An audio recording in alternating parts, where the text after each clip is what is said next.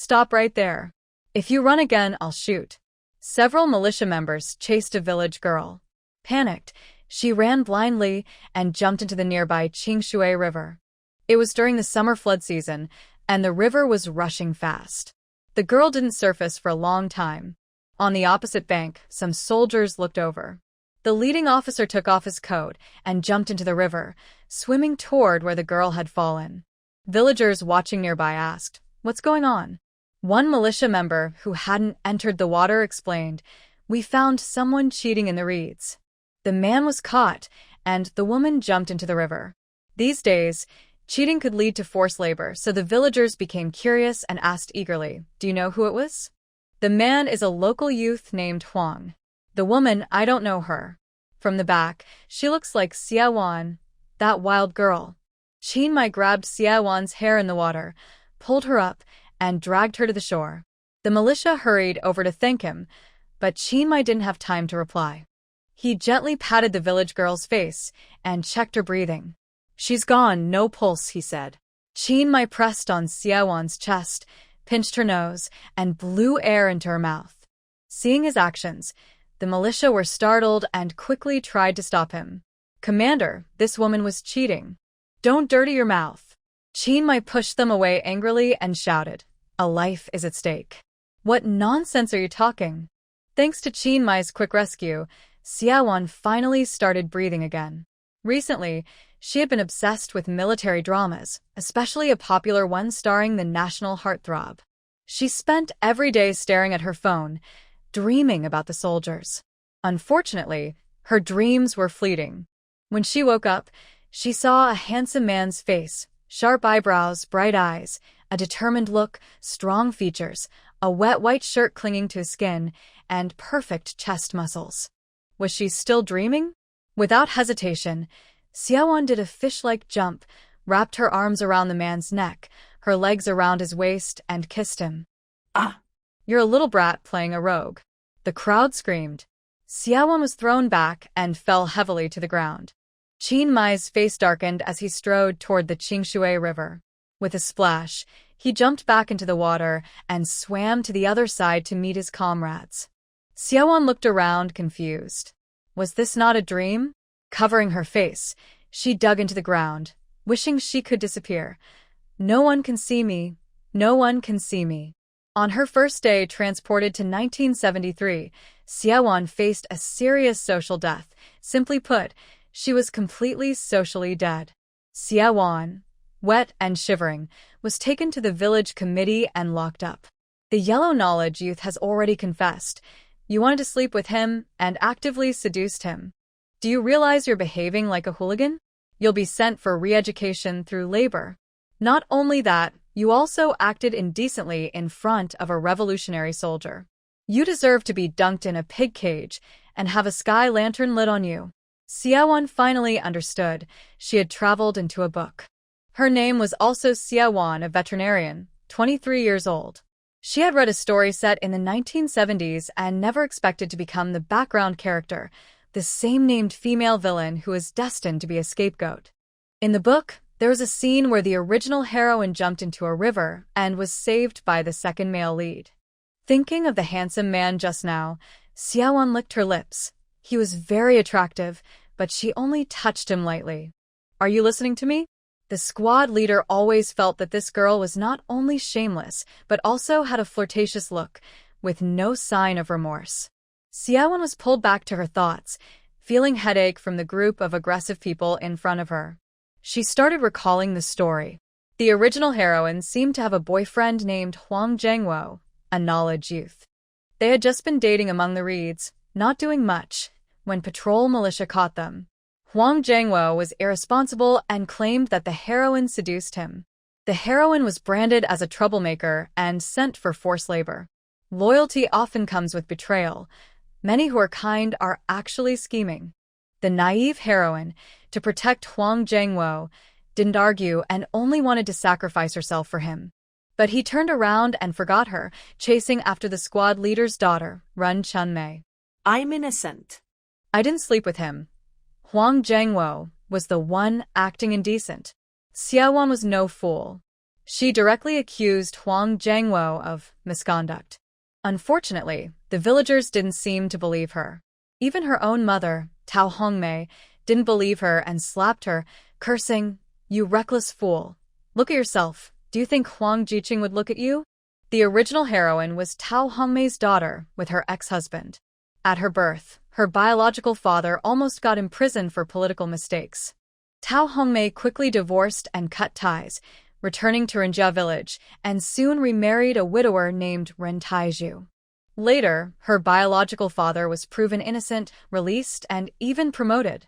Tao Hongmei deeply regretted it. She believed that the daughter was a disaster, a curse. Xie Wan, tied with ropes, pushed her head against Tao Hongmei, knocking her to the ground. "I didn't sleep with him. Huang Jiangwo was the one acting indecent. It was he who invited me to the reed marsh. If you dare to hit me again, I will tell my father not to send you any support money." Tao Hongmei initially wanted to make a scene, but when she heard Xie Wan mention the support money from her real father, she immediately stopped talking. Xie Wan knew that Huang Jiangwo approached the original owner because he discovered she had a father who was a high-ranking officer in the military.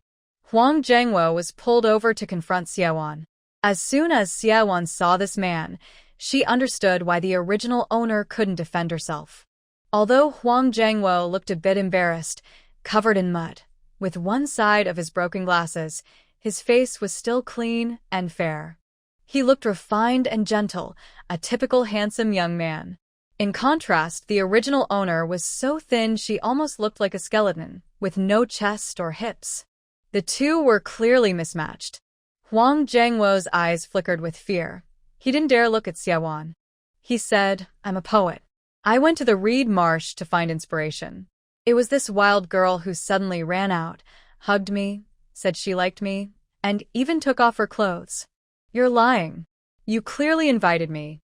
Huang Jiangwo trembled, clenched his teeth, and spat at Xie Wan. "How could I possibly like you?" To prove he didn't like Xie Wan, he looked at Ren Chunmei, the daughter of the squad leader standing among the crowd. His gaze seemed to say he was interested in her instead. Many girls in the village liked Huang Jiangwo, and Ren Chunmei was the most enthusiastic. In private, Huang Jiangwo often flirted with Ren Chunmei because her father was the squad leader. When Ren Chunmei received Huang Jiangwo's gaze, her heart fluttered, and her face turned a little red. Without hesitation, she pushed through the crowd and ran to her father, defending Huang Jiangwo. "Dad, Huang Jiqing likes me. He doesn't like Xie Wan, this wild girl. You can't wrong Huang Jiqing." The squad leader looked at his daughter, and then at Huang Jiangwo, and decisively declared, "It's clear now. Xie Wan is harassing Huang Jiqing. Tomorrow, I'll send her to the reform camp." Xie Wan was panicked. Why did they automatically assume she was the harasser? Seeing herself being accused, Xie Wan remembered what she read about Huang Jiangwo in a book. She quickly thought of a way and shouted, "I suspect Huang Jiangwo is a spy." The word spy was extremely serious in any era. Suddenly, the lively courtyard fell silent. Everyone instinctively stepped back, creating distance from Huang Jiangwo. "I was going to the reed marsh to catch a spy. I didn't do anything inappropriate," Xie Wan emphasized again.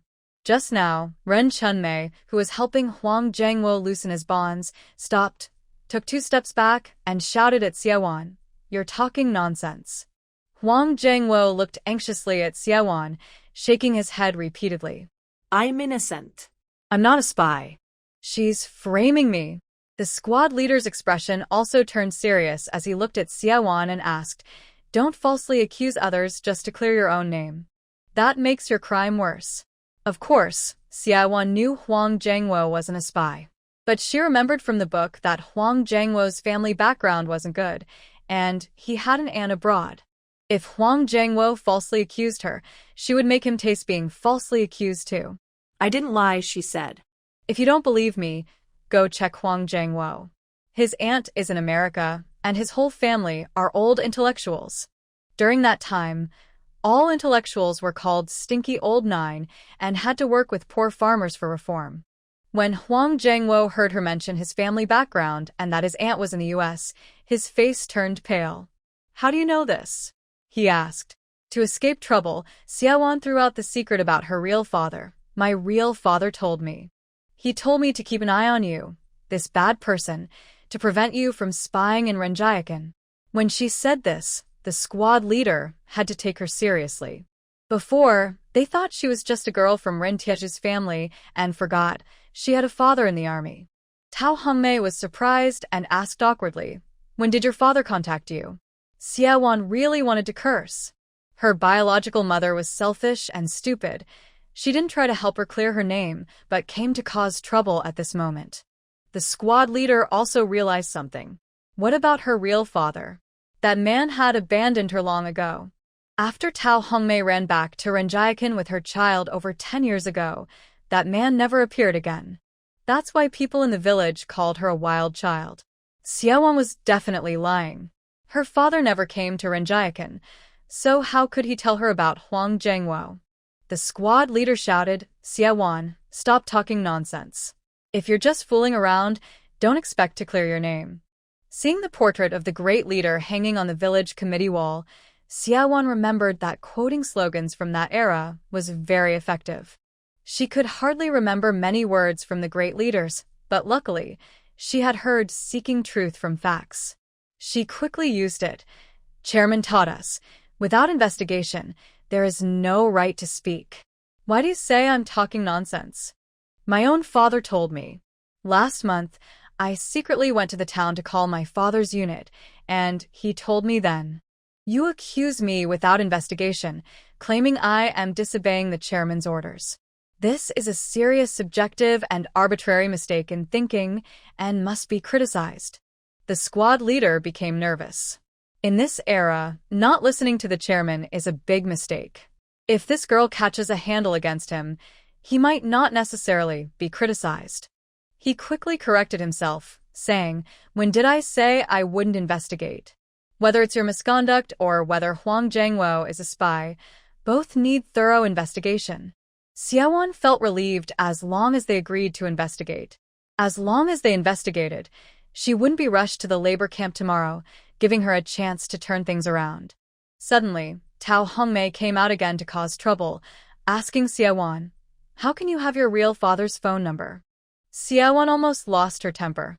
This isn't her real mother. It's clearly a hateful enemy who wishes her dead. She sneered, "My father sends me 5 yuan every month, and there's a phone number on the remittance slip.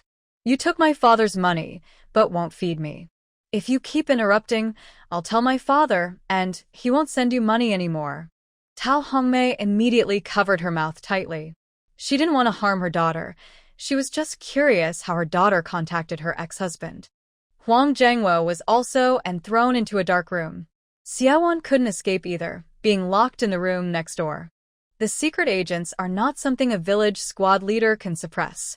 The squad leader hurried to the town to report to the Revolutionary Committee, asking them to send someone for questioning. The villagers dispersed, guarded outside the door by militia. Xiaowan was hungry, her stomach growling loudly, but no one brought her food. It seemed she would have to endure the night hungry. Now she calmed down and thought carefully. Even if the Revolutionary Committee came to investigate tomorrow, she wasn't afraid. She would insist she was there to catch spies. Even if Huang Zhengwo wasn't a spy, having overseas connections was enough to arouse suspicion in this era. She kept a close eye on Huang Zhengwo. What's wrong with that? In the middle of the night, Xiaowan was startled by a noise near the wall. She heard a voice saying, "Squeak, there's a girl in this room. I wonder if she's dead. If she's dead, there's meat to eat." Xiaowan was so frightened she sat up straight. The room was dark, and she couldn't see who was speaking. "Squeak, the girl is alive, but no more meat," the voice said again. Xiaowan adapted to the darkness in the room. Using the moonlight coming through the window, she looked around but saw no one. Xiaowan finally realized that it was a mouse speaking. In her past life, she could understand animals, which is why she chose to become a veterinarian. "I didn't expect to transmigrate into a book, and my special ability is still active." This was a surprising and happy discovery. Xiaowan didn't discuss it with the mouse but decided to try her luck. She made a few squeaking sounds toward the corner where the mouse was, probably meaning I want to eat meat. I have a way. The mouse was startled and quickly ran away through the hole. After a while, since no more sounds came from inside, the mouse couldn't resist the temptation of meat and came back, staying alert. Xiaowan sat on the ground, motionless, but used a very tempting tone to coax the mouse. Squeak, don't run. These days, people don't have much meat to eat. If you want meat, help me with something, and I promise to bring you meat tomorrow. The mouse, probably craving meat so badly, didn't run away again. It didn't dare get too close to Xiaowan and tiptoed out a little head to ask, "Do you know where there is meat?" Xiaowan had no idea. She had read that book, but it didn't say where each family's meat was stored. Besides, meat was very rare these days. Ordinary people only had a limited amount of half a gene of meat each month. Even with meat coupons, they were reluctant to buy meat and instead bought fat back or rendered it into lard. But that didn't stop Xiaowan from convincing a mouse. After a tense negotiation, the mouse finally agreed to help her. Not just this mouse, but all the mice in the village committee's nest worked hard all night under Xiaowan's command. The next morning, when the squad leader arrived at the village committee, he heard the guard say that Xiaowan wanted to see him alone. The squad leader's surname was Run, and his name was Dazhuang. Xiaowan was so hungry her eyes were shining. As soon as she saw Dazhuang come in, she shouted, "Uncle Dazhuang, I'm hungry. I want soy milk and fried dough sticks." Dazhuang scolded, "Are you crazy? Where would I find soy milk and fried dough sticks for you? I'll have someone call your mother to bring you food." Dazhuang was a bit annoyed. Yesterday, busy with the Revolutionary Committee, he forgot to ask Tao Hongmei, Xiaowan's mother, to bring her food. Tao Hongmei was Xiaowan's biological mother. Normally, he should have reminded her, and she would have thought to bring food herself, but apparently she didn't. As for Huang Jiqing, he had his own ration, so he should have handed in his grain coupons and arranged for someone to deliver his meals. Dazhuang was about to go out and call a guard to handle this when Xiaowan, behind him, threatened ominously, "Uncle Dazhuang, I only want soy milk and fried dough sticks. The widow Qian's family has fried dough sticks, and she secretly sells tofu. Her family definitely has soy milk, so ask her to bring some to me." Dazhuang was so startled, he nearly staggered. How did this girl know that widow Qian's family had soy milk and fried dough sticks? He had been secretly delivering fried dough sticks to her.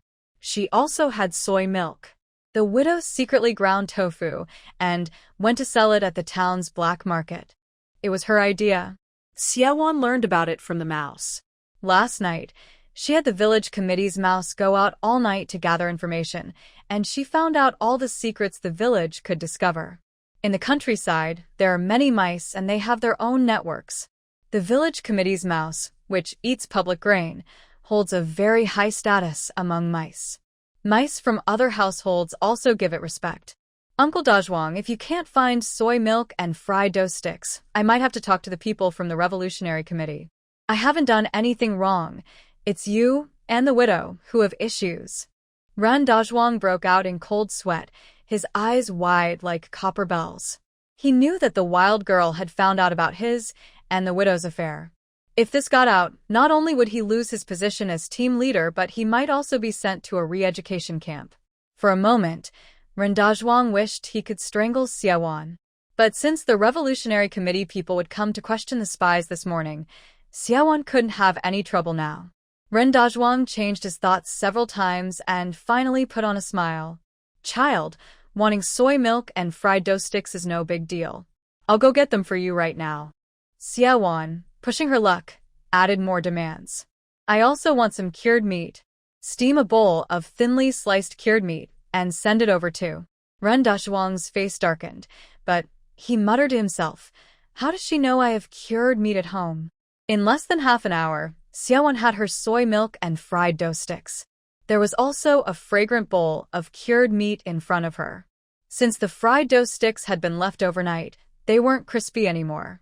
Xiaowan tore them into pieces and soaked them in the hot soy milk to eat. The taste was still good. The cured meat was fatty, but not greasy, sliced thin and shiny. Really hungry, Xiaowan wolfed down 2 fried dough sticks and a box of soy milk quickly. She also ate a few pieces of cured meat, and Rendazhuang packed the rest in oil paper. Her stomach, probably used to long periods of hunger, felt a bit stretched after eating so much suddenly. She let out a burp. Uncle Dazhuang, I didn't do anything wrong. I really suspect Huang Zhangwo is a spy, so I approached him on purpose, she said. Ren Dazhuang didn't actually believe Huang Zhangwo was a spy. But yesterday, when he went to the town's revolutionary committee, Secretary Gao was unusually excited. The town's revolutionary committee hadn't caught any bad elements in a long time. If they could catch a spy, it would be a great achievement. Huang Zhangwo was a young intellectual, not from their town. Even if he was a spy, they wouldn't be responsible for him.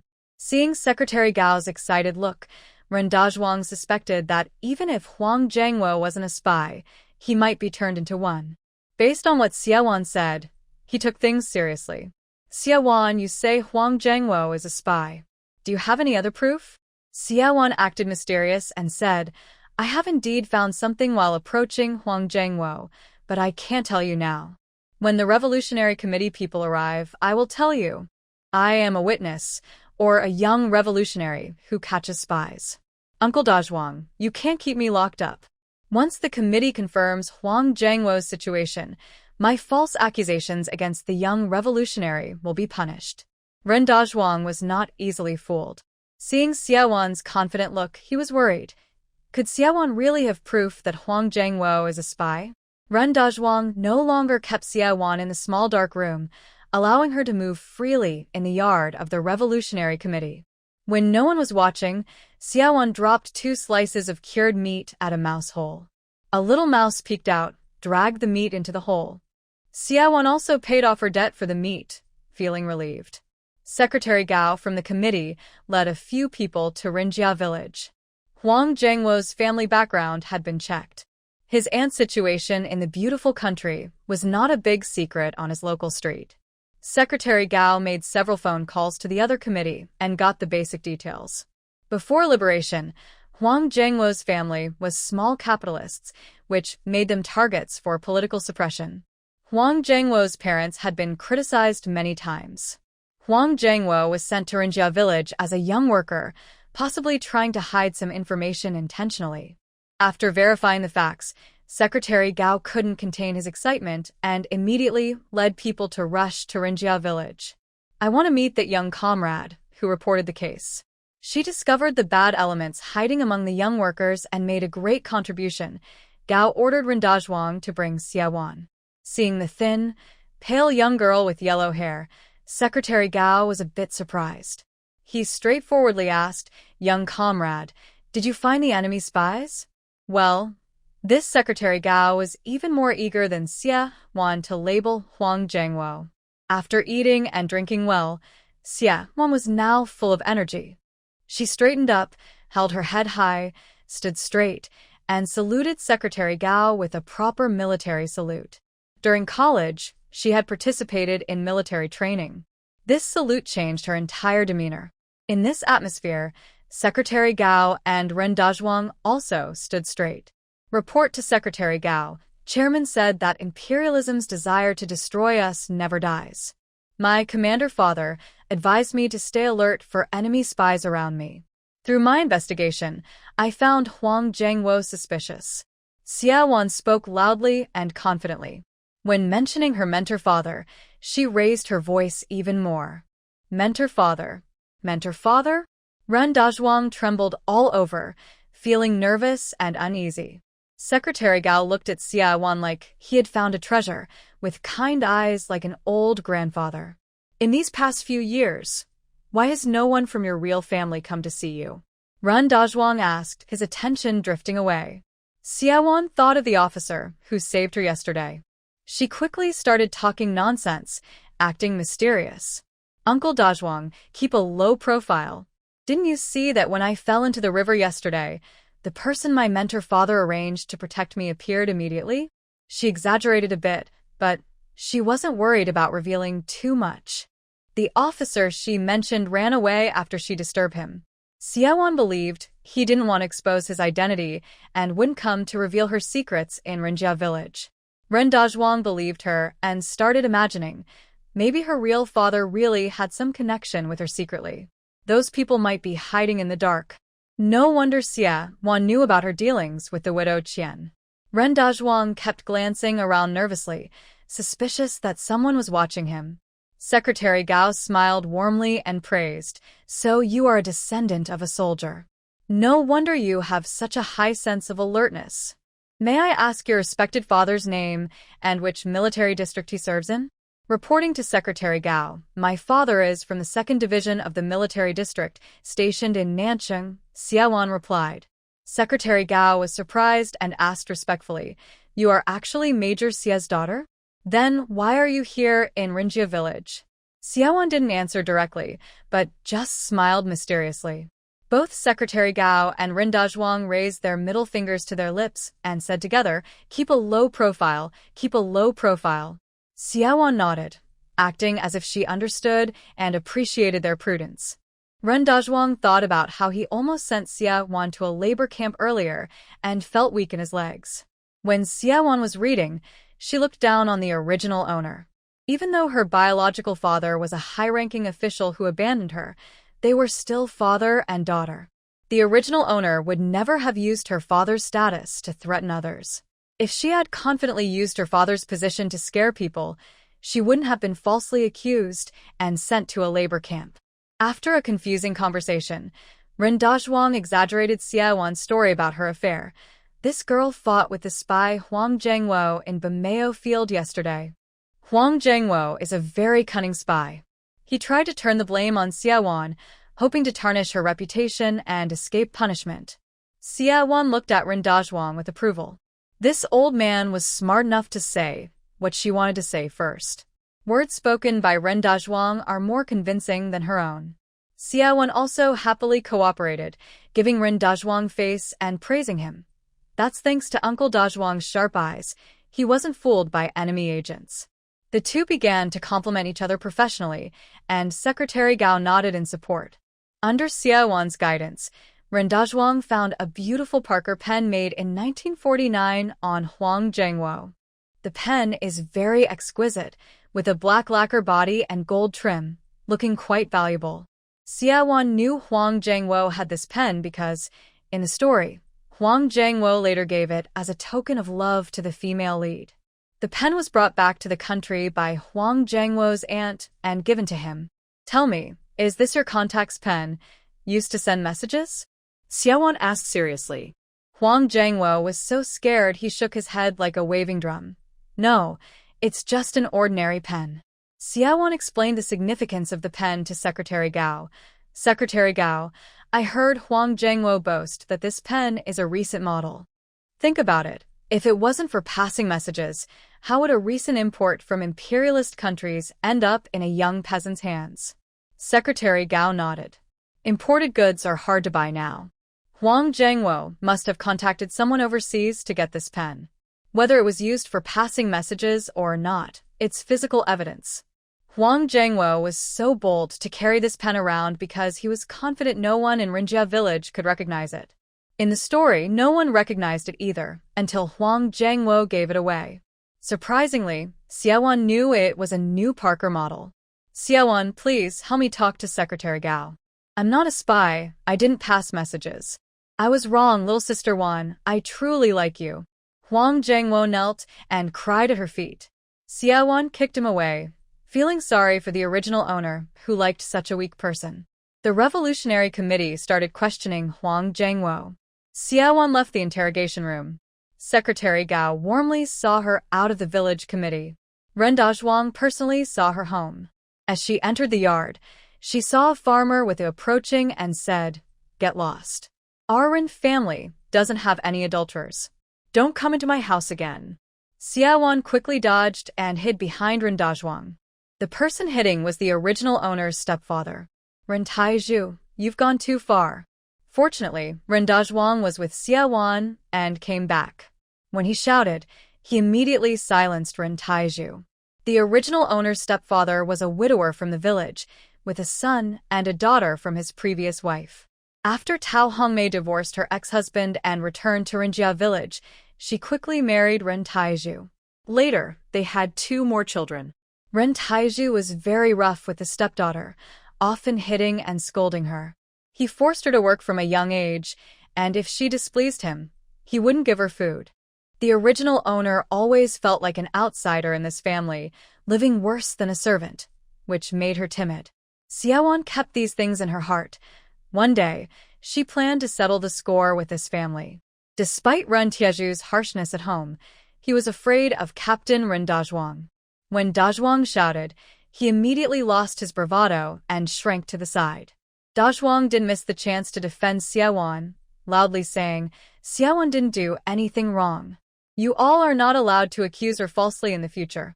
Anyone who dares to accuse her again will be taken to the village committee and punished." Seeing Xiaowan being released, many villagers followed her to Ren Tieju's house. At this moment, hearing Dazhuang's words, some villagers started to murmur. Some brave ones asked loudly, "She jumped into the river yesterday. How come she's not a troublemaker?" Dazhuang was stunned. He had forgotten about this incident and began to have doubts. But now, with Huang Zhengwo being a spy, from Secretary Gao's tone it was certain. He couldn't pursue Xiaowan anymore to avoid causing trouble. Xiaowan quietly explained to Dazhuang, "Yesterday, I wanted to seize Huang Zhengwo's pen as evidence and argued with him. When he saw his identity was exposed, he wanted to kill me to silence me. I started to run. I didn't know the militia was chasing me. I just accidentally fell into the water while escaping, not because I wanted to commit suicide." Perfect. Xiaowan had already prepared this explanation but hadn't had the chance to say it. Since she had just moved out from her father's house and the scandal was basically resolved, she didn't bother explaining further. Dazhuang believed her immediately. He loudly explained the situation to the villagers. When they heard that Huang Zhengwo was truly a spy, the villagers couldn't believe it. Really a spy? There are actually American imperialist spies among us. That's terrifying. Dazhuang's daughter, Ren Chunmei, cried. She genuinely liked Huang Zhengwo and was shocked to learn he was a spy. Ren Chunmei was the daughter of the captain, and the children in the village were afraid of her. She often bullied the original owner. The reputation of was created by Ren Chunmei. When she was young, Ren Chunmei often gathered other children from the village to bully the original owner. Once, she tricked the original owner into the back mountain and pushed him into a wild boar trap, nearly causing his death. Ren Chunmei didn't believe Huang Zhengwo was a spy. She rushed over, tore at Xiaowan's clothes, and fought with her, shouting, "It's you, that shameless person, who is the troublemaker. You're the one spreading rumors about Huang Jiqing." Xiaowan refused to tolerate her just because she was the daughter of the team leader. With a slap, she struck Ren Chunmei across the face. Feeling unsatisfied, Xiaowan kicked her down to the ground. Seeing her daughter being hit, Ren Dazhuang stepped forward to stop her, almost losing control and raising his hand to slap Xiaowan. His hand was raised in midair because of her mentor father. Angrily, Ren Dazhuang shouted, "Why are you hitting Chunmei?" Xiaowan was not afraid of him. "Uncle Dazhuang, you can't take sides. Everyone saw it. Your daughter Chunmei was the first to attack. I was just defending myself." Ren Chunmei never expected that the once timid and weak Xiaowan would dare to hit her now. She was lying on the ground, still in shock. When she saw her father step in to stop Xiaowan and shout, "Dad, arrest her and put her in detention," Xiaowan looked down from above at Ren Chunmei, her eyes filled with deep disgust as she remembered the bullying she had endured before. She turned and seriously told Ren Dazhuang, "Uncle Dazhuang, I was just helping you discipline your unfilial daughter so she can wake up and not be fooled by a spy and bring trouble to our village." Ren Dazhuang shivered and realized the truth. His daughter really deserved to be punished. Associating with enemy agents was a terrible crime that could bring disaster to the whole family. This stubborn girl, Ren Chunmei, was deceived by a young man, and now she was still trying to defend him? Thinking of this, Ren Dazhuang stepped forward and kicked Ren Chunmei hard in the waist, shouting, "You little brat, get lost." Ren Chunmei cried out even louder.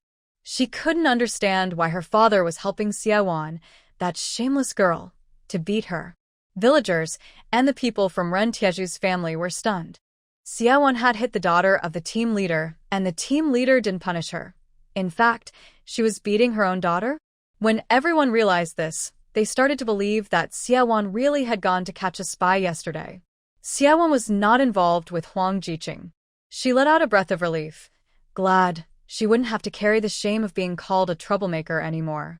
The original owner was known for being unfaithful, which caused everyone to look down on her and refuse to forgive her, even until her death.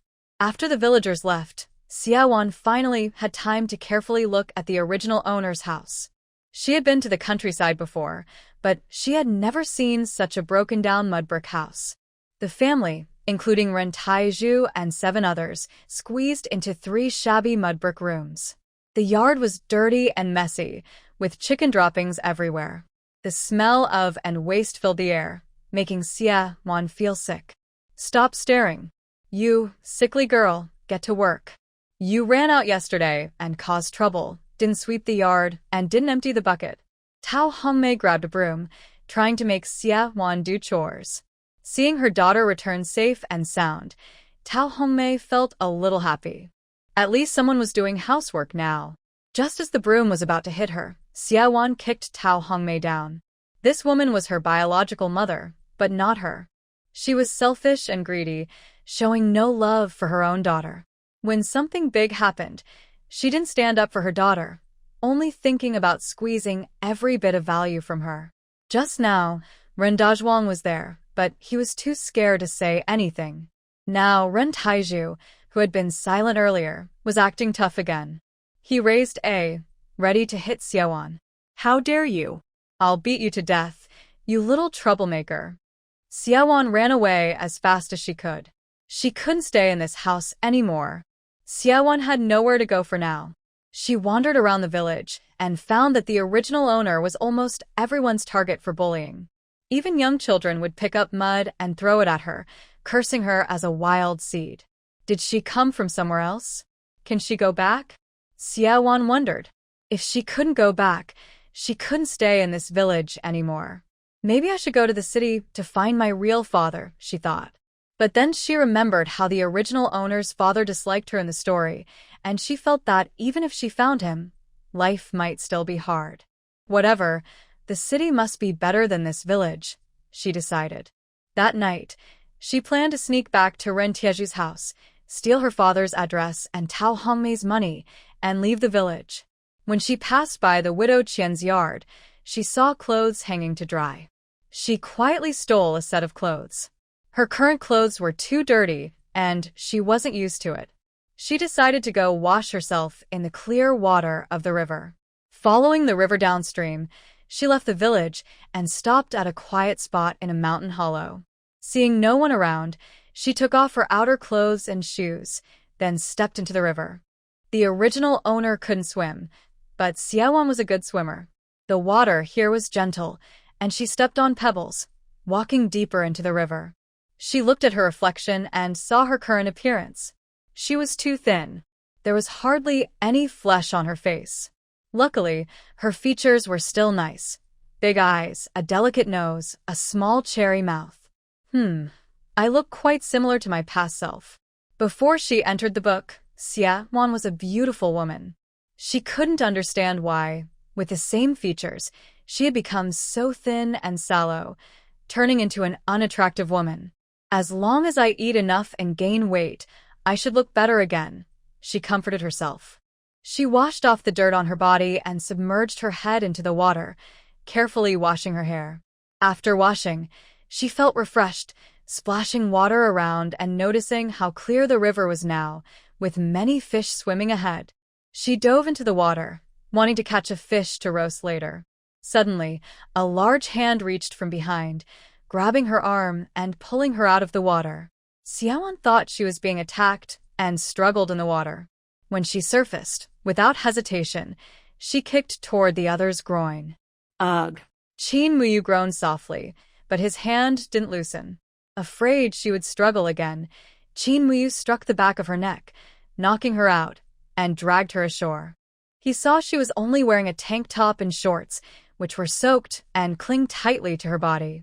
The tank top had a tear, revealing a bit of pink skin, and Qin Muyu's face turned red.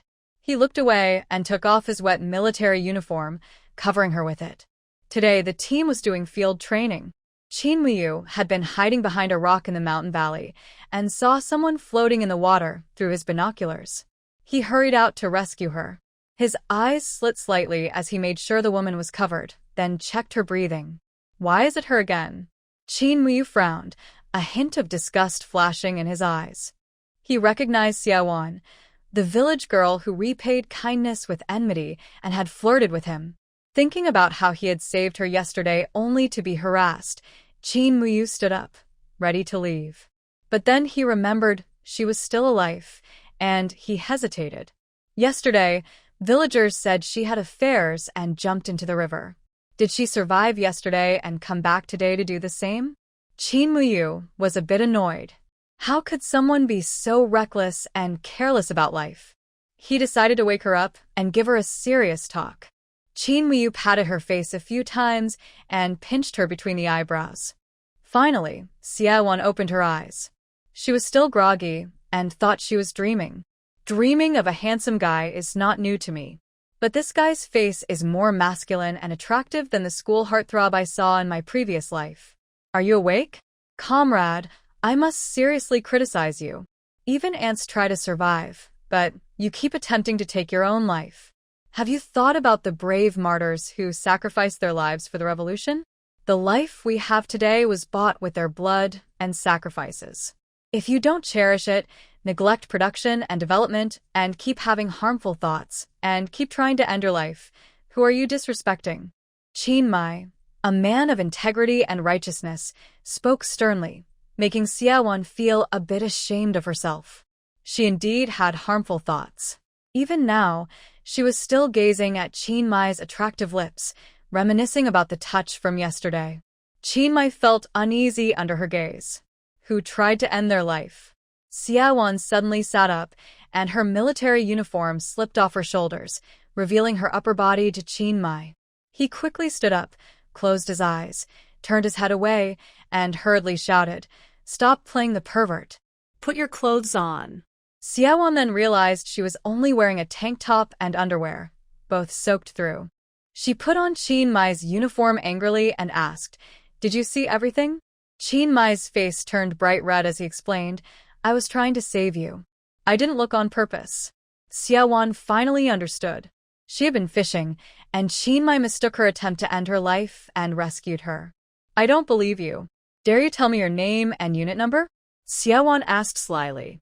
Qin Mai honestly told her his name and unit number to prove his innocence. When Xiaowan heard his name, she felt it sounded familiar.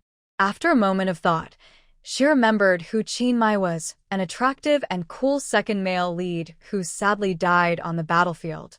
He was the heroine's white moonlight, and when she saw him sacrifice, Xiaowan almost put down her book.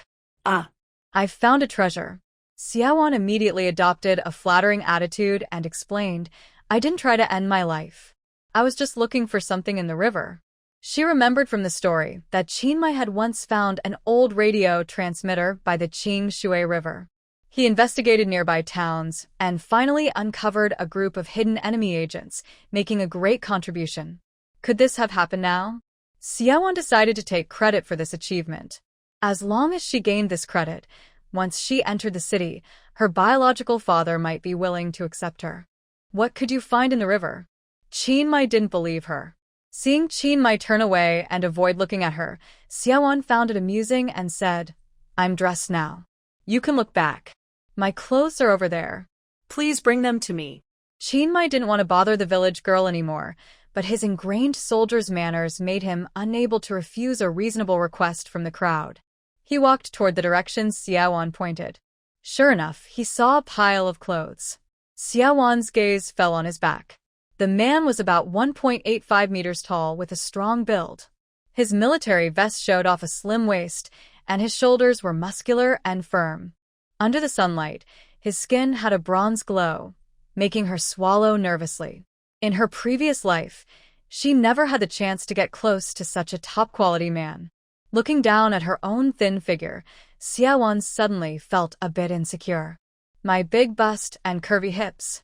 She silently lamented, secretly vowing to make her body gain weight soon. Qin Mai returned with the clothes. Xiaowan told him to turn around, then changed into the outfit she had stolen from the widow Qian and returned the military uniform to Qin Mai. As Qin Mai was about to leave, Xiaowan couldn't let him go. She hurried 2 steps forward, grabbed his sleeve, and said, "Wait a moment. I'm tracking a spy and need your help." Qin Mai stopped and looked at Xiaowan with suspicion. Xiaowan stood up and realized how tall he was compared to her. The original owner was only 18 years old and less than 1.6 meters tall. Xiaowan started to wonder if she still had a chance to grow taller. "You saved me yesterday, thank you. I found some clues about the spies. To thank you for saving me, I want to share the credit with you." Originally, the credit belonged to Qin Mai, but Xiaowan, who was planning to take advantage, shamelessly said she wanted to split the credit. She didn't feel guilty at all. Once she became stronger and found a way to prevent Qin Mai from sacrificing himself on the battlefield, she would consider it her way of repaying him. That was her plan. No need, Qin Mai thought for a moment and believed Xiaowan was probably talking nonsense. He turned to leave. Xiaowan, anxious, shouted after him, "I was fighting a spy yesterday, which caused me to slip into the river." Qin Mai paused again, turned around, and asked, "Did you find any clues?" Xiaowan said, "The spy I caught yesterday was lurking nearby. I suspect he hid his spying tools around here." Qin Mai was no longer calm. He started analyzing whether Xiaowan's words were true and asked suspiciously, "Did you just find the spy's tools in the river?" In fact, Xiaowan was just pretending.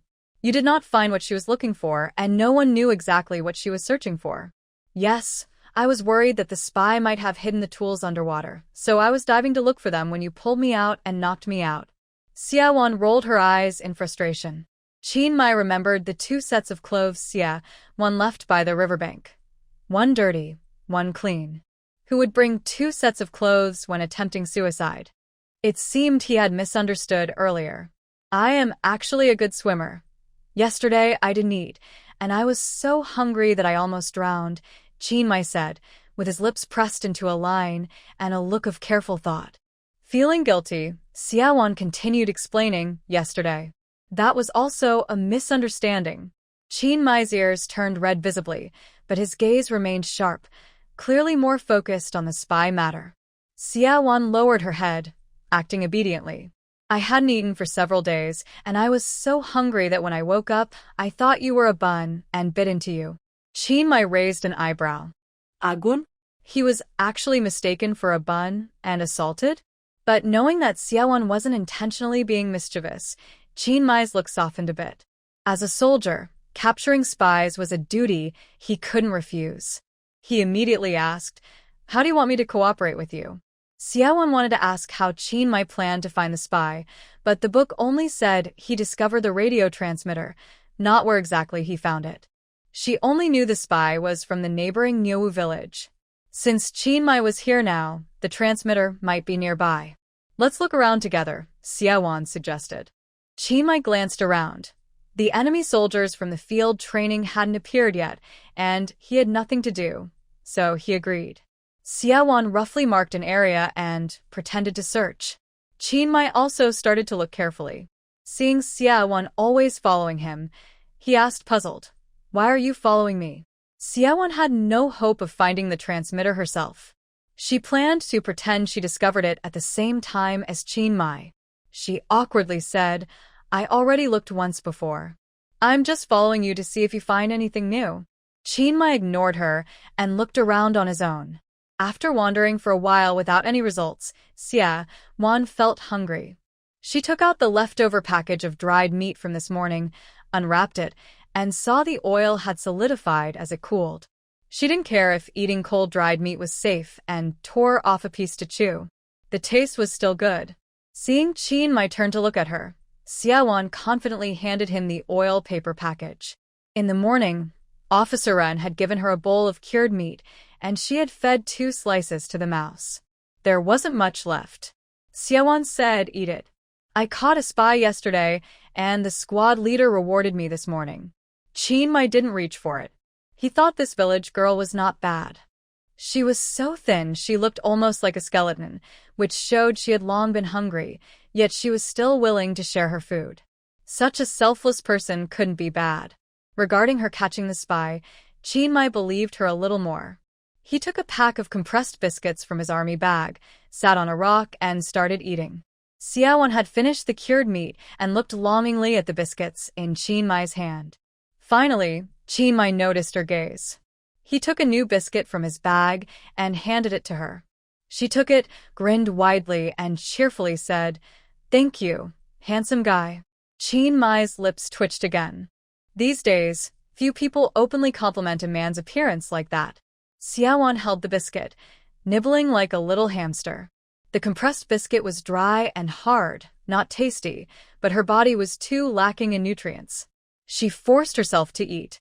A military water bottle was handed to her, and without hesitation, she took it and drank straight from it. Suddenly, Chiang Mai's ears twitched. He stood up and pulled Xiaowan to run toward the mountain hollow. They reached a hidden spot behind a pile of rocks.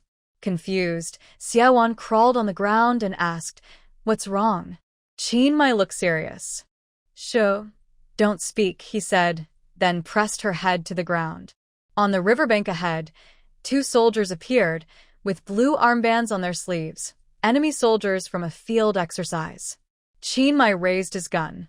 Xiaowan lay bored on the ground, fiddling with the dirt. Suddenly, her fingers stopped. She saw rust in the soil. Her heart leaped with joy. The radio transmitter was hidden right where Chiang Mai was lurking. "Who are you really? How do you know there is a radio transmitter here?" Chiang Mai asked seriously. Xiaowan couldn't help but feel proud. She puffed out her flat chest, waved her thin little hands, and tried to look brave and confident, saying loudly, "Ha! Don't look at me with such admiration. I'm just a legend in the martial world."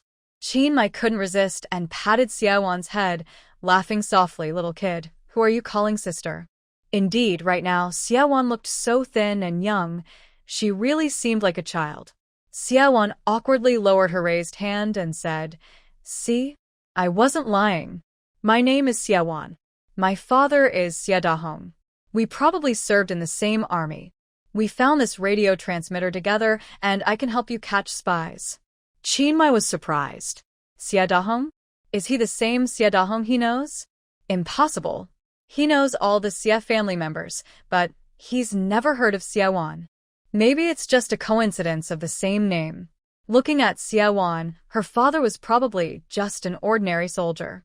But it's understandable that the child of a soldier would have such a strong revolutionary spirit.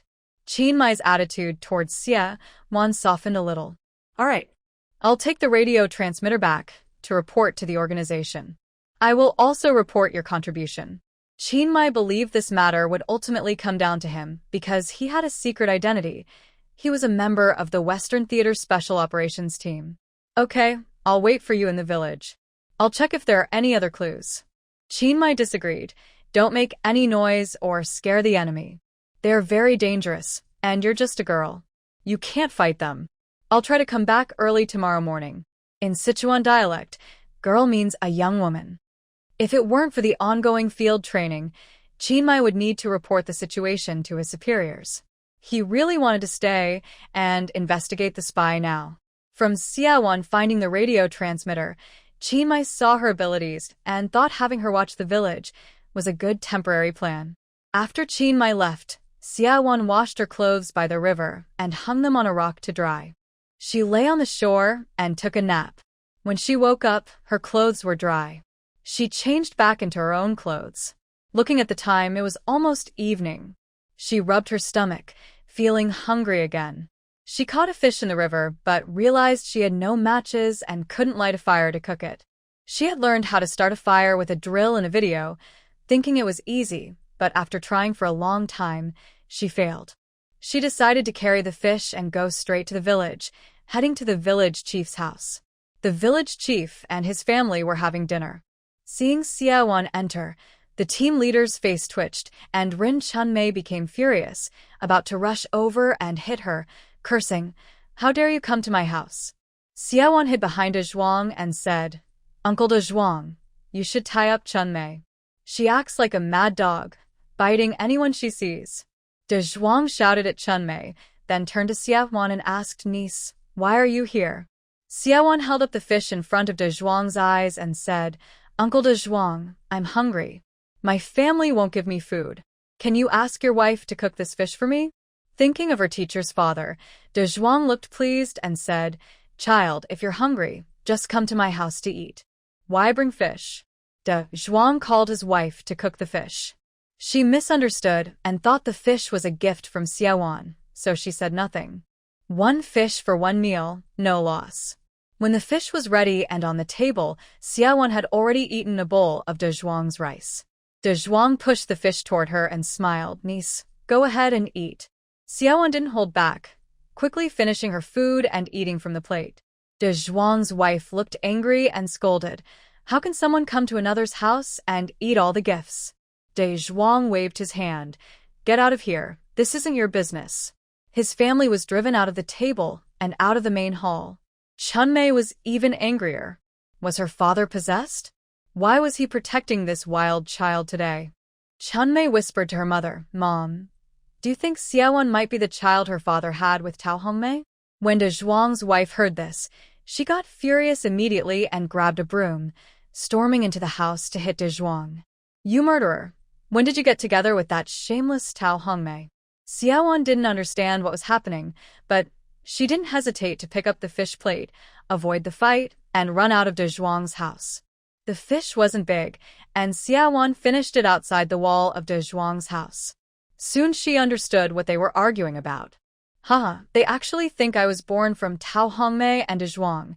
How imaginative of De Zhuang's wife. Xiaowan placed the empty fish plate at the door of De Zhuang's house and shouted inside, Dad, I'm done eating. I'll stay at the village committee for the night. Inside, De Zhuang finally explained to his wife why he was so eager to please Xiaowan. But when Xiaowan called him Dad, De Zhuang's wife became furious again and grabbed the broom, hitting her fiercely. You say you have nothing to do with Tao Hongmei, but now that wild child calls you Dad? Ren Dazhuang couldn't defend himself, running away while shouting, I don't know what she's so crazy about.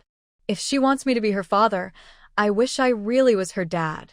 Ren Dazhuang hoped to become a military officer, but his wife misunderstood and thought he wanted to marry Tao Hongmei. When his wife couldn't catch up with Ren Dazhuang, she grabbed a broom and stormed into Tao Hongmei's house, grabbing her hair and hitting her. She yelled, You wicked woman, you who sleep around with many men, tell me, when did you start seeing my Dazhuang? The noise at Tao Hongmei's house drew the attention of the villagers. They remembered how Ren Dazhuang had defended Xiaowan that morning, and now they believed he was having an affair with Tao Hongmei. Hearing that his wife accused him of cheating, Ren Taizhu couldn't stand it and went to fight Tao Hongmei too. When his daughter was falsely accused of being unfaithful before, Tao Hongmei didn't defend her. Now she was experiencing the same unfair treatment.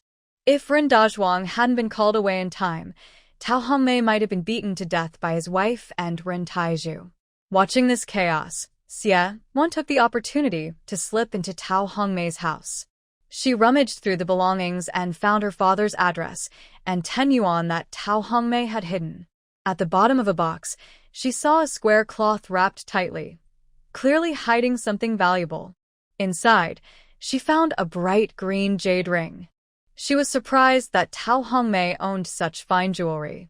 Without hesitation, Xiaowan tried to put the ring on her finger. It was a bit large because she was very thin, so she used a string to hang it around her neck. Then she sneaked into the kitchen, unlocked the top cabinet, which was poorly stocked. Only a piece of cured meat caught her eye. She took the meat and, while Dazhuang's wife was still fighting Tao Hongmei, quietly slipped away. She headed to the village committee, planning to stay overnight. Huang Zhangwo had already been taken back to town by Gao, the secretary of the Revolutionary Committee, and no one was at the village committee. Xiaowan climbed over the wall into the yard, broke open the room where she had been held earlier with a stone, and lay down to sleep. In the middle of the night, she was awakened by a mouse squeaking. The scene contains family conflict and village disputes but no explicit content. Xiaowan took out the half-piece of cured meat she had hidden and held it in midair.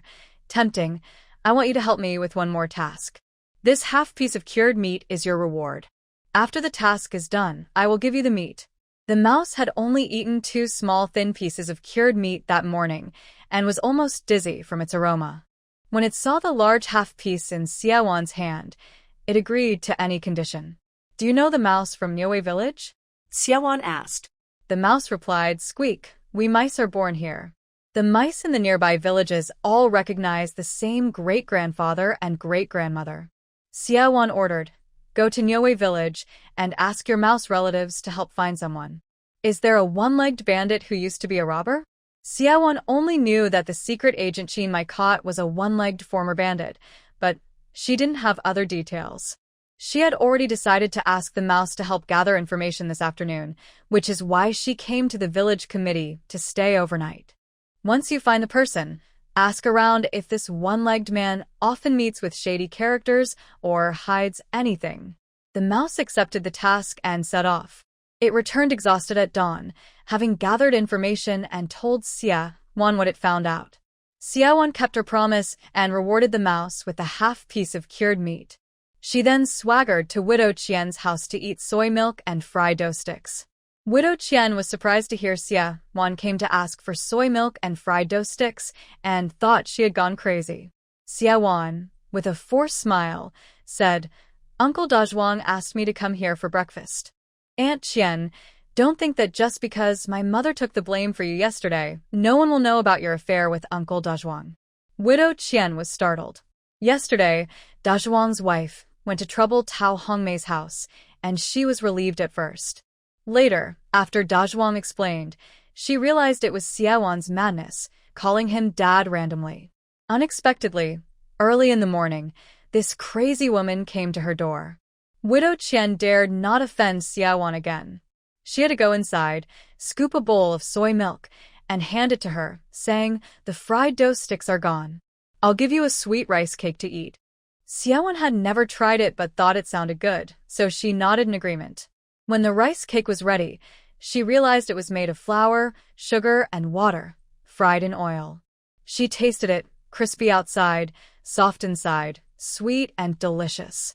Flour was quite precious these days, and it seemed Widow Qian was quite well off thanks to Uncle Dazhuang. After breakfast, Xiaowan left the village and headed to Niue village. Last night, she had asked the mouse to find out that there was a one-legged man named Gua in Niue village who used to be a bandit. Moreover, there was gold buried behind Gua's house. Upon hearing about the gold bars, Xiaowan immediately confirmed that Gua the Lame was the person she was looking for. Usually, ordinary families don't have gold bars. It must be a spy. Xiaowan's second aunt married into Niue village. She treats the original owner well, often advising Tao Hongmei not to mistreat her own daughter. Several times, at the border between 2 villages, she met the original owner, who had no food to eat, and brought her home, giving her something to eat. The original owner doesn't remember much, but she remembers her second aunt's kindness. When Xiaowan entered the village, she was recognized by the villagers. She was going to see her second aunt but didn't think much of it. She didn't go to her second aunt's house first. Instead, based on Laoji's description, she found Gua the Lame's house. Gua the Lame looks fierce and is limping, so he hasn't married, but he has affairs with several widows, supposedly paying for it. His house is a simple mud brick building located in a remote spot at the west end of a village. Xiaowan sneaked nearby and waited in the grass for a long time until she saw Gua the Lame leave. When he was far away, she crept behind the house to a yellow fruit tree and started digging with her hands. Soon, she dug up a small jar containing 5 gold bars. I'm rich now. Xiaowan was very happy. She picked up the jar and then noticed an iron box underneath. She pulled out both the jar and the box, but it was locked, and she didn't have the key. After thinking for a moment, she buried the box back, restoring the soil. Holding the jar of gold bars, she ran into the nearby woods. She couldn't take the gold bars with her now because it was inconvenient to carry, so she buried them again in a marked spot. After finishing, she went to visit her second aunt's house. Her second aunt was also struggling. Her 3 children wore ragged clothes, and they all looked pale and thin. When she saw Siawan, her second aunt took half a sweet potato from the kitchen and handed it to her, saying, "Eat this." Siawan didn't take the sweet potato. Not because she disliked it, but she thought it was Tao Hongying's lunch. If she ate it, Tao Hongying would go hungry at noon. "Second aunt, I've already had breakfast. I just came to see you. I'm planning to go to the city to find my father. When I have money, I will send you some grain," Siawan said. Tao Hongying gently stroked Siawan's pale hair and sighed, "Your father, as long as he's willing to stay with you. You can go find him. Your mother was unfaithful. When she saw someone in trouble, she ran away. But your father isn't a good person either. He couldn't accept your mother's words, and in the end, he didn't want you either. He's heartless. When you go, try to be patient and flatter him. As long as he gives you food to eat and talks about marriage, a man with good military conditions is more important than anything else." Siawan thinks Tao Hongying genuinely cares for her and nods politely. "Yes, second aunt, don't worry. I will marry a soldier and eat well." After leaving her second aunt's house, Siawan heads straight to the riverbank where she met Chin Moy yesterday. By noon, Chin Moy hasn't appeared yet. Feeling hungry, Siawan catches 2 fish in the river. This time, she has matches stolen from home, and she also secretly took some salt. She finds a thin stone on the ground, cuts open the fish's belly, removes the guts, washes them, and then seasons the fish with salt. She gathers some firewood and starts a fire to grill the fish. Soon, a delicious smell fills the air. Just as she is about to eat, she sees Guo limping onto the shore. Seeing the fish in her hand, his eyes turn fierce. Oh no, has he discovered her stealing his gold bars? What are you trying to do? Stay back. Siawan is worried that Guo has found out about her digging for gold. She waves a burning stick to stop him from approaching. But Guo's real target isn't her. He keeps staring at the 2 grilled fish on the fire. Siawan secretly curses her bad luck. When Guo bends down to grab the fish from the fire, her blood boils. She suddenly swings the burning stick at his head. The stick is about the width of her arm, with the tip still burning. It hits Guo's head, sparks flying everywhere. Guo yelps in pain, turns angrily to look at her, and tries to grab her. But he smells something burnt and realizes his hair is on fire. His head is almost caught, and his hair is burned off in large patches, leaving his scalp blackened. Now Guo is furious. He picks up a large pebble bigger than his palm and hobbles towards Siawan. She has already taken the 2 grilled fish off the fire. Quick and agile, she taunts him as she runs. "You crippled fool. You dare to steal my grilled fish? Are you tired of living?" Though lame, Guo's speed isn't slow. Several times, he almost catches her. Siawan relies on her agility, running in circles around him. She spots a large, half-human-sized stone and climbs onto it. Guo tries to grab her, but can't reach. Siawan mischievously bit her tongue, but it was too hot.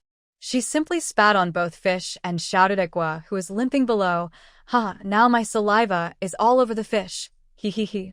Guo, angered by this provocation, became even more furious and threw a pebble at Siawan.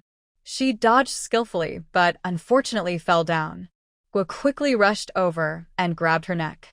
Siawan struggled, but her breath was getting shorter, and she gradually grew weak. Perhaps Guo didn't want to cause a fatal injury, so he loosened his grip. Seeing Siawan collapse to the ground, Guo suddenly had evil thoughts, tore at her clothes, and pounced on her. Summoning all her strength, Siawan picked up a stone from the ground and struck Guo from behind, hitting him on the back of his head. This was her last effort in a desperate situation.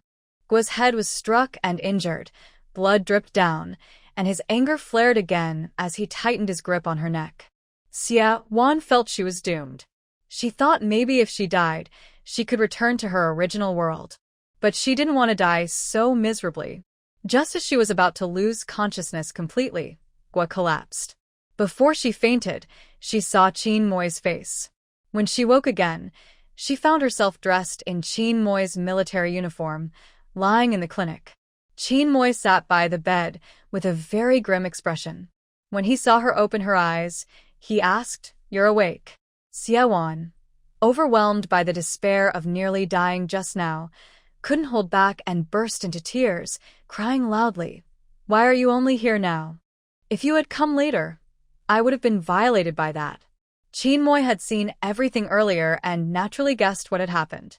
Feeling sympathetic, he gently comforted her. That has been by me and my comrades.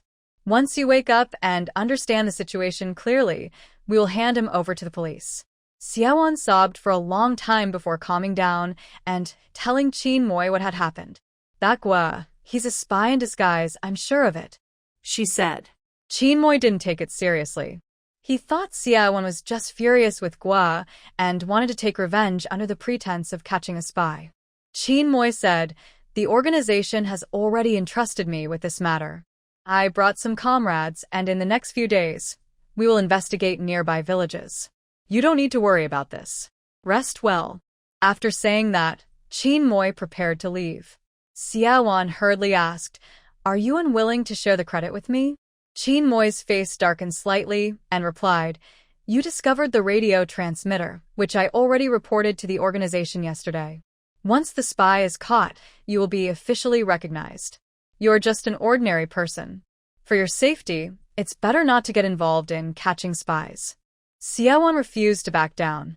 She had already discovered that Gua the Lame was a spy, and she wanted to claim the credit. She wasn't seeking recognition. She just wanted the fame to give her extra protection. When she saw her real father in the city, she wanted to stand tall and brave. I said Gua the Lame is a spy, and I have proof. I'll take you to search his house. Siawan blurted out. Chinmoy had to reconsider her words. After a moment of silence, he finally agreed. When they found the iron box under the yellow fruit tree at Gua the Lame's house, Chinmoy directly unlocked the lock with a gun. Inside the box were a pistol, 3 grenades, and a miniature camera. Wu Jun, a soldier with Chinmoy, exclaimed, this guy really is a spy. Another soldier, Ding Wang, enthusiastically said to Siawan, big sister, you've made a great contribution now. Siawan looked at Chinmoy provocatively and proudly snorted. Why didn't Chinmoy believe her before? She hadn't wanted to be so obvious at first. She planned to let Chinmoy and the others search Gua the Lame's house and accidentally lead him to the yellow fruit tree, where he would find the box. That would seem more natural. Also, in the original story, Chinmoy deserved the credit, and sharing it was fair. Now, all the credit belonged to her. Chinmoy looked deeply at Siawan, feeling very surprised. He even considered recommending her to the special task force. This village girl was incredible. She was a real expert at catching spies. With this evidence, it was certain that Gua the Lame was a spy. They returned to the house and started questioning Gua the Lame, trying to get him to confess his accomplices. At first, Gua the Lame denied everything, saying he didn't know what was buried under the tree. Siawan, remembering the injuries she had suffered earlier, was furious. She lunged at him and began to beat him fiercely. Wu Jun wanted to step in and stop her. Chinmoy pulled him back. Ding Wang, being clever, whispered to Wu Jun, are you stupid? We can't use torture, but since the big sister is the victim, hitting him isn't wrong. Siawan vented her anger passionately. Later, she even complained about her hand hurting and swung an axe. Chinmoy, worried she might kill him, cleared his throat. Siawan shouted fiercely, today, I will definitely punish this. Gua the Lame was scared now. He had already been beaten into a pig's head by Siawan and mumbled to Chinmoy and the others, you soldiers shouldn't abuse private punishment. Take me to the police. Chinmoy pretended not to hear. He had just seen Siawan wink at him and guessed that she was definitely threatening Guaquazi. Siawan acted very wildly. When the axe was about to cut Guaquazi's neck, she finally lost control and shouted, I confess, don't kill me. According to Guaquazi, he was a secret agent left behind during the retreat of the National Army. He initially hid in the mountains as a bandit, but after the crackdown on bandits, he left the mountains and hid among the people. He also revealed that 2 of his accomplices were in the neighboring village. Chinmoy immediately led a few comrades to the nearby village and captured them. After arresting everyone, Qin Muyu and the prisoners prepared to leave in a military truck. Today, they arrived in a large truck, and after the prisoners were loaded, Qin Muyu thanked Xiaowan, saying, "Thanks to you, Comrade Xiaowan, we managed to catch these hidden enemies today. I will report this to the organization as soon as I get back. They will surely recognize your contribution." Seizing the moment, Xiaowan asked, "Comrade Qin Muyu, can I ride with you into the city?" Qin Muyu misunderstood her, thinking she was afraid he would take credit for the arrest, and his face darkened. He assured her, "Comrade Xiaowan, you must believe me. The credit for this arrest belongs to you. I will not take your credit." Xiaowan waved her hand and said, "Comrade Qin Muyu, you misunderstood. I want to ride with you into the city to find my biological father. Although he abandoned me, I've never forgotten that I am a soldier's descendant. I hope the organization will let my father listen when they commend me." After speaking, Xiaowan lowered her head, looking aggrieved. Qin Muyu was stunned. He understood too well the feeling of wanting his father's approval. At that moment, he empathized with Xiaowan. He quickly agreed, "All right, get in the car." The military vehicle was too tall for Xiaowan to climb in, so Qin Muyu lifted her and helped her up. The other soldiers saw Xiaowan and greeted her warmly. They knew she was the one who provided the main clue that led to capturing the spy. They had planned to stay nearby for a few days to find more spies, but unexpectedly, they completed the task in less than a day. On the way, Xiaowan's stomach started to rumble. The 2 fish she baked at noon had been ruined by guaquazi, and she hadn't eaten anything. A compressed biscuit was handed to her. She smiled gratefully at Qin Muyu and took it to eat. Next to her, Dingwang offered his military water bottle to Xiaowan. However, Xiaowan was staring at the water bottle in Qin Muyu's hand. Qin Muyu's expression froze for a moment, and he handed his water bottle to Xiaowan. Xiaowan took Qin Muyu's water bottle. Dingwang, as if discovering a big secret, felt excited and asked, "Little sister, have you known our company commander for a long time?" Xiaowan grinned and said, "Yes. Comrade Qin Muyu is my lifesaver." Seeing her playful look, Qin Muyu suddenly remembered their first meeting when she had repaid his kindness with a kiss. He shivered and quickly moved a little farther away. The roads in this era were poor and bumpy. Xiaowan was shaken so hard she almost fell out of the vehicle several times. Using inertia, she was pushed back next to Qin Muyu. He moved again, giving her space, but she kept being thrown back. Qin Muyu strongly suspected that Xiaowan was doing it on purpose. In the end, he was too tired to move anymore. The soldiers in the vehicle were all exhausted and asleep. Xiaowan also fell asleep, her body leaning awkwardly, almost hitting the guardrail with her head. Qin Muyu, feeling helpless, sat between her and the guardrail to prevent her from hurting herself or accidentally falling out. When the vehicle returned to the army late at night, Qin Muyu woke Xiaowan. "We're here. Which company is your father in? I'll take you there." Sleepily, Xiaowan took out her father's unit information. Qin Muyu looked at it and became unsettled. He asked, "Are you really Major Xia's daughter?" Xiaowan also woke up fully. She pouted, looking like she was about to cry, and said, "My dad is Xia Dahong, but I was abandoned by him when I was very young. My stepfather and biological mother can't stand me and rarely feed me. I had no choice but to come find him." Seeing her clearly malnourished appearance, yet thinking of her bravery and intelligence in catching spies, Qin Muyu felt mixed feelings and developed an opinion of Xia Dahong. "Come on, I'll get you a room at the guest house. Stay there for tonight. Tomorrow, I'll go with you to find him." Qin Muyu accompanied Xiaowan to the guest house. Then, an awkward situation happened. Xiaowan had no introduction letter and couldn't stay at the guest house. She patted her head in frustration, feeling annoyed. She was still unfamiliar with the rules of this era and forgot that an introduction letter was needed to go out. "Forget it. I'll just stay outside the guest house wall for the night. This is a military zone. The security should be fine," she said pitifully. Qin Muyu shook his head. "No, that's not safe. There will be patrols at night. Without an introduction letter, you might get caught." With no other choice, Qin Muyu stayed with Xia Won, and knocked on Major Xia's house late at night. Major Xia lived in the officers' dormitory area, which had a small yard. Outside the yard, the two people repeatedly pounded on the iron gate, making loud banging sounds. After waiting for a long time, the maid finally came to open the door. Seeing Qin Moi in military uniform, looking for Xia Dahong, the maid thought it was official business and didn't dare delay. She immediately went inside to call someone. Xia Dahong came out dressed in uniform, saw Qin Moi, and asked with a look of displeasure, "Qin Moi, what urgent matter can't wait for a phone call?" Throughout, Xia Dahong did not notice Xia Wan. Qin Moi pointed to the yard and asked, "Commander Xia, aren't we going inside?" Xia Dahong, who had just been woken up and was a bit irritable, was now cooled by the breeze. Thinking of Qin Moi's strong background, he put on a smile and shifted to the side, saying, "Come in."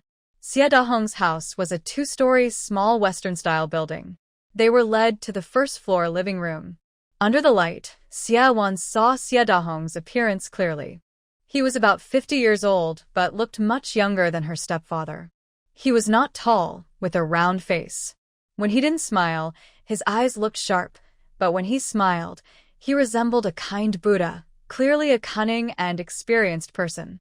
Xia Wan's gaze moved away from Xia Dahong's face, as she curiously looked around the room. On the white wall of the living room, there were portraits of Chairman Mao and Commander Zhu. Qin Moi pointed to Xia Wan and introduced, "Commander Xia, this is your daughter, Xia Wan.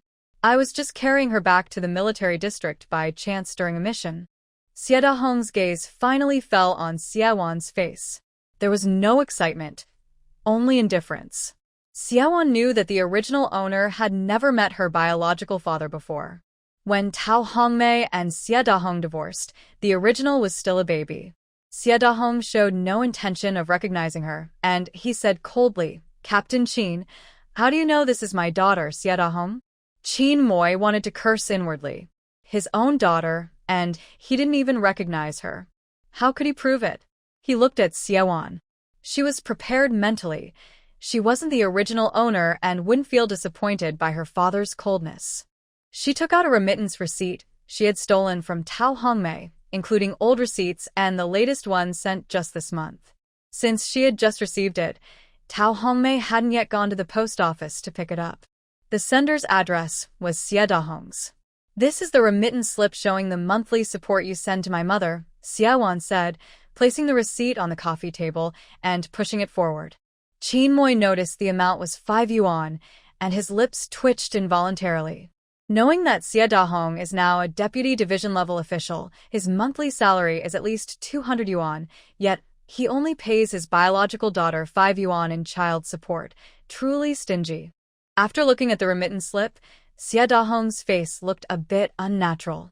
He was also aware that he had been somewhat cold to this daughter. Actually, he had already recognized Xia Wan just now. Although he only saw her once when she was a baby, Xia Wan looks very much like Tao Hongmei when she was young. Xia Dahong has been married 3 times. Tao Hongmei is his second wife, and they met through an introduction. When she was young, Tao Hongmei was very beautiful. Although she was just a village girl, Xia Dahong, who had lost his wife, still married her.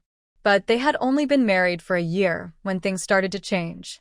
An old leader he followed got into trouble, and Xia Dahong was also implicated, labeled a rightist and imprisoned. Tao Hongmei, under some people's suggestion, wrote a report to expose him to distance herself. She divorced him, took all the family's belongings, and ran away with the child. Luckily, Xia Dahong was fortunate enough to be saved by someone, and he was released. He has always held a grudge against Tao Hongmei for betraying him, which is why he ignores the daughter born from her. If it weren't for Tao Hongmei bringing the child to find him last time, he wouldn't even want to give 5 yuan in child support. "Why are you here to see me?" "I have an agreement with your mother. You deal with her. I pay 5 yuan a month in child support. I have fulfilled my responsibility. Go back." Xia Wan felt a cold shiver. Her biological father was truly heartless. In the original story, after escaping from the labor camp, the protagonist ran to her father's house. At first, Xia Dahong refused to acknowledge her. With nowhere to go, she knelt outside his door all night. Afraid of causing trouble, Xie Dahong reluctantly let her stay temporarily. Xiaowan would never kneel to him. She should have stood up with dignity and left, but she didn't want to let Xie Dahong have such an easy victory. Born but not raised, regarded as an enemy, she secretly decided to seek justice for herself. But first, she had to find a way to stay. Her aura suddenly changed. She stood up and passionately declared, "I know you are my father. My mother kicked me out, and I have nowhere to go. I could have chosen to starve outside, but a great person once said that everyone has one death, either lighter than a feather or heavier than Mount Tai. I don't want my death to be so meaningless. I will stay here for a while. If you disagree, I will go to your workplace tomorrow and ask the organization to judge." At this moment, Xiaowan's presence was commanding and meaningful, making the two men in the room look at her with some surprise. Qin Muyu was moved. Comrade Xiaowan has had a hard life, but still keeps her ambitions high and never forgets the chairman's teachings. He thought of the girl in front of him. She's hungry, cold, and risking danger to catch enemies. She shouldn't be treated this way. Qin Muyu looked at Xie Dahong with a hint of challenge. If Xie Dahong dares to drive Xiaowan away, Qin Muyu would take her to see the political commissar for mediation tomorrow. Xie Dahong's expression was also very interesting. Xiaowan was very different from what he imagined. She's brave, clever, and articulate, nothing like an ordinary village girl. Could it be that a good bamboo grows from a bad stalk? Unfortunately, she's a girl. If she were just an uneducated village girl like Tao Hongmei, Xie Dahong would handle her easily. He just needed to act cold enough and scare her a little, and she would probably run away. But for someone like Xiaowan, Xie Dahong felt he needed to think carefully. He asked, "Did you go to school?" Xiaowan replied, "I finished elementary school, but my mother didn't let me continue. Still, I secretly studied on my own and completed middle and high school courses." The two men in the room didn't believe her, thinking she might be lying. How could she have finished high school on her own? Because classes were suspended, Qin Muyu didn't have a high school diploma either. But from Xiaowan's way of speaking, Xie Dahong felt that even if she was lying, she had really studied. Someone who has studied can't be easily fooled. Xie Dahong frowned and started to consider whether to let Xiaowan stay for now. Her words just now carried a threat, and it hit the core. Xiaowan had thought about this too. The law against abandonment was only enacted in 1997. She couldn't accuse Xie Dahong of abandonment, but luckily, the organization now is very humane. She could go to Xie Dahong's unit. Neither father nor daughter said anything more. Qin Muyu broke the silence and said, "Commander Xie, no matter what, Comrade Xiaowan is your daughter. It's already late today. She has no introduction letter and can't stay at the guest house. You can't just leave her on the street, right?" Xie Dahong had already given up on the idea of driving Xiaowan away now. He said, "Then let her stay for a few days." Xiaowan let out a breath of relief. As long as she was allowed to stay, it wouldn't be so easy for them to send her away later. Qin Muyu left. Xie Dahong told Xiaowan to stay in a room with the housekeeper for the night. The next morning, Xiaowan was woken up by the housekeeper. Everyone in the family had gone to work, and Xie Dahong was not there. The housekeeper brought her breakfast, porridge, steamed buns, and a dish of pickled vegetables. Xiaowan was eating while chatting with the nanny.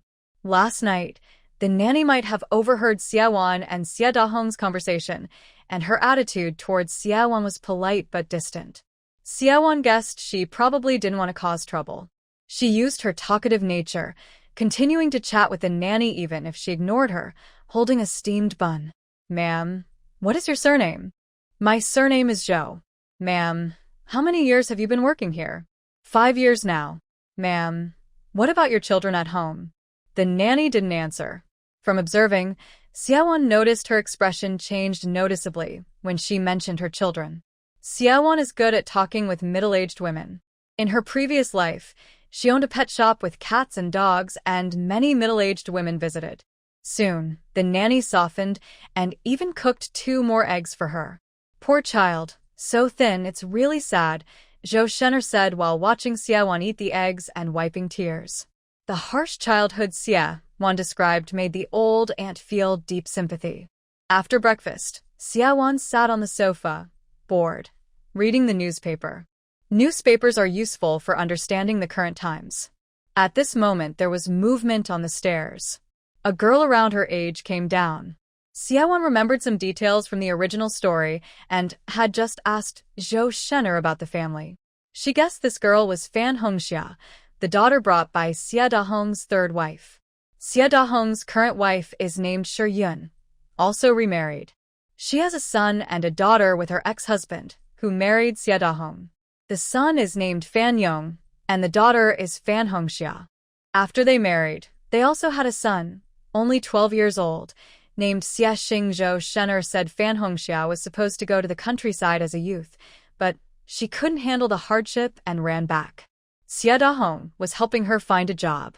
Hearing this, Wan sneered inwardly. Xia Dahong was truly selfless, eager to raise others' children, but ignored his own daughter.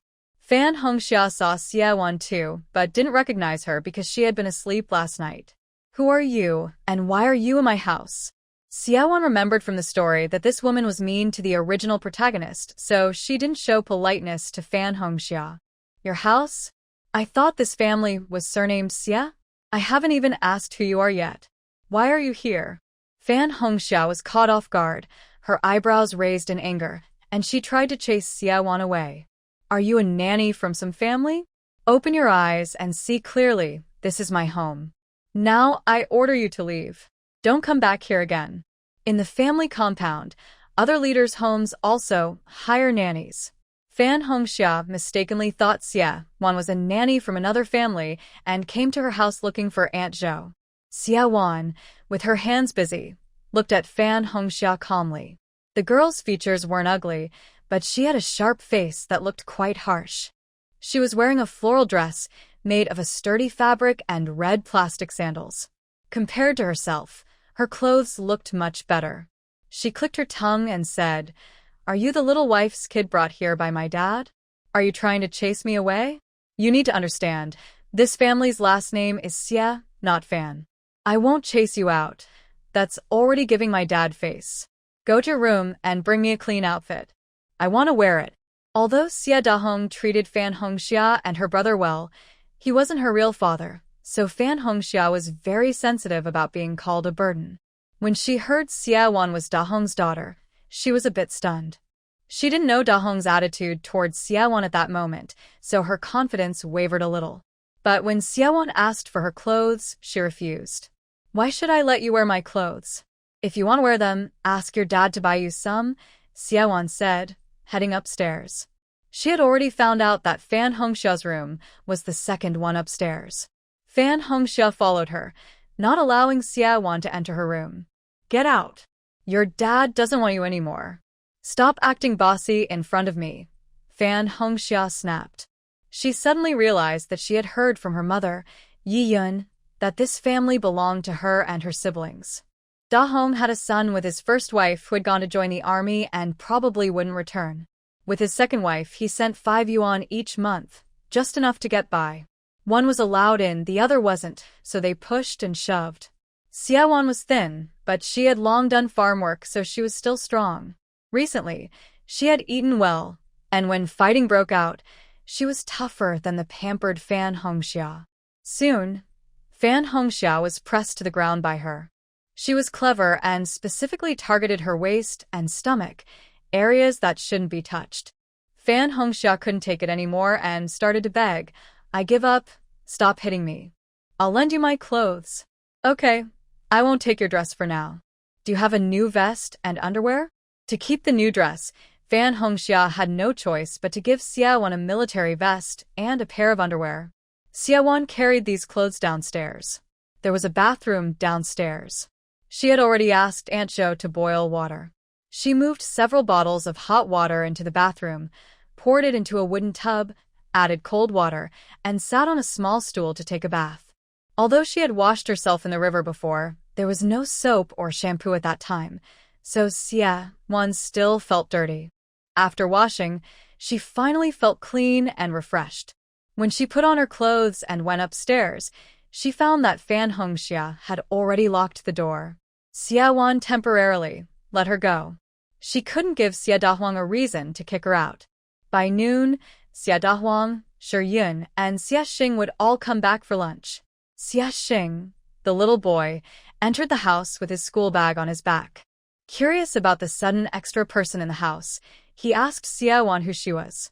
Xia Wan was his half-sister from the same father. She bent down and said, "I am your sister." Xia Xing didn't believe her. "My sister is Fan Hongxia." Xia Wan started to persuade the boy like a kind grandmother. "Her last name is Fan, so she's not really your sister. We share the same father, and both have the last name Xia. I am your real sister."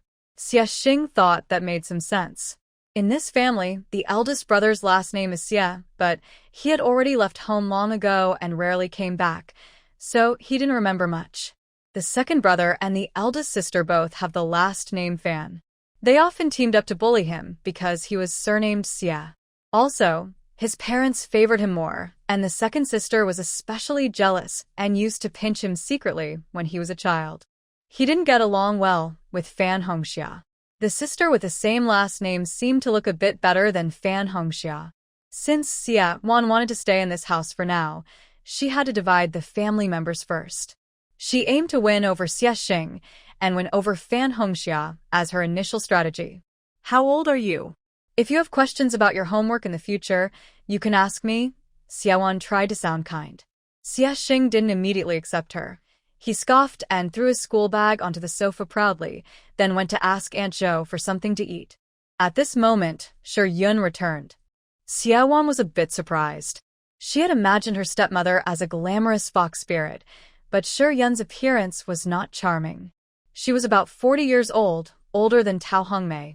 Her skin was well-maintained, fair, with a short bob haircut, dressed in a gray linen suit, looking a bit like a school principal, somewhat stern. Shi Yun's sharp eyes fixed on Xia Wan, and her expression was serious as she said, "You're Xiao Wan, right? Your father already told me about you. Since you've come to the city, stay and play for a few more days, and treat this place like your own home." Xia Wan immediately understood that she was dealing with a very difficult person. If Tao Hongmei's fighting strength was 100, Shi Yun was at least 90. Just from her first words, she had already judged Xia Wan's arrival. When it's your own home, it doesn't mean it's her home. This statement is confusing. Anyone with a clear mind would understand that it's about pushing someone out. Xia Wan grinned and said, "Little mom, don't worry. This is my home too, and I won't be polite." When she called her little mom, Shi Yun looked uncomfortable and emitted a cold aura. "Xiao Wan, we are now in a new society. After liberation, we follow the one-wife, one-husband rule. I am your father's legally married wife. If you don't want to call me mom, you can call me Aunt Shi. I heard that Shi Yun is now a political officer at the cultural troupe, so she's quite good at lecturing." Xia Wan smiled, but didn't call her anything. Da Hong Xia returned. He looked at Xia Wan with a frown and said, "Eat first. I have something to talk to you about after dinner." The four of them sat at the table. Shi Yun asked Aunt Zhou, "Where is Hong Xia?" Aunt Zhou looked at Xia Wan hesitantly and said, "Upstairs." Shi Yun got up and went upstairs to call Fan Hongxia for dinner. After a while, she came down with a stern face, standing and questioning Xia Wan. "Xiao Wan, did you hurt Hongxia?" Xia Wan knew that Fan Hongxia didn't come down to eat because she was trying to report her. Xia Wan calmly replied, "There was a fight. She said my dad doesn't want me anymore." Shi Yun didn't expect Xia Wan to admit so straightforwardly. She frowned and scolded, "Even if Hongxia said something wrong, you shouldn't hit her." Xia Wan scoffed and said, "You want her to come down and confront me? Did I hit her? Or did she fight with me and lose? That's a completely different matter." Shi Yun didn't need to call. Fan Hongxia had already come down. She was waiting for Xie Hong and Shi Yun to return and support her. She shouted, "You were the first to attack." Xia Wan looked down on this coward. She was scared of getting hit earlier and had already backed down. Now that someone was supporting her, she straightened up. "What if I was the first to attack? This is my home. If you want to kick me out, can I fight back?" The original owner had also lived in this house before but was bullied by Fan Hongxia and mistreated by Shi Yun. The mother and daughter teamed up to make Xie Dahong dislike the original owner even more, eventually forcing her out. Xie Wan was not so easy to bully. She would definitely not let this mother and daughter get their way. Shi Yun told Xie Dahong, "Old Xie, Xiao Wan is so rude. You should control her." Xie Wan looked at Xie Dahong with disdain and asked, "Dad, are you going to control me? You've never controlled me since I was little. Are you planning to do so now because of your young wife's troublemaker?" Xie Dahong was about to scold Xie Wan but was cut off and had to change his words, saying hitting people is wrong anyway. Xie Wan ignored him and started serving herself food. Although there was no meat on the table, there was green pepper eggs, cold bean noodles, stir-fried vegetables, and tomato egg soup. The rice was plain white rice. Life at Dahong Xie's home was much better than at Tao Hongmei's. Xie Wan ate without caring about her manners, feeling she was not doing herself any favors. Seeing her ignore him, Dahong Xie felt disappointed and told Shi Yun and Fan Hongxia, "Eat first. If you finish, we'll talk about more." Xie Wan ate quickly, especially the plate of green pepper eggs, almost all of it ending up in her bowl. Fan Hongxia looked down on her and said, "Do you have any manners? Acting like a starving ghost, do you still want others to eat?" Xie Wan swallowed her bite and retorted, "I really am a starving ghost. My own father spends all his money on supporting others' burdens." Her words upset everyone at the table. Dahong Xie rubbed his temples in frustration. Curious, Xie Xing looked around and asked, "Aunt, you said you're my sister, right? Why doesn't Dad let you eat enough?" Since he was a child, his question made Dahong Xie lose face. He pounded the table and shouted, "No talking during the meal." The meal became tense and uneasy. After the meal, Fan Hongxia started complaining, saying Xie Wan took her clothes. Xie Wan looked at Dahong Xie and Shi Yun and asked, "Can I choose not to borrow her clothes? Did you prepare any clean clothes for me?" Dahong Xie asked, "You didn't bring any clean clothes?"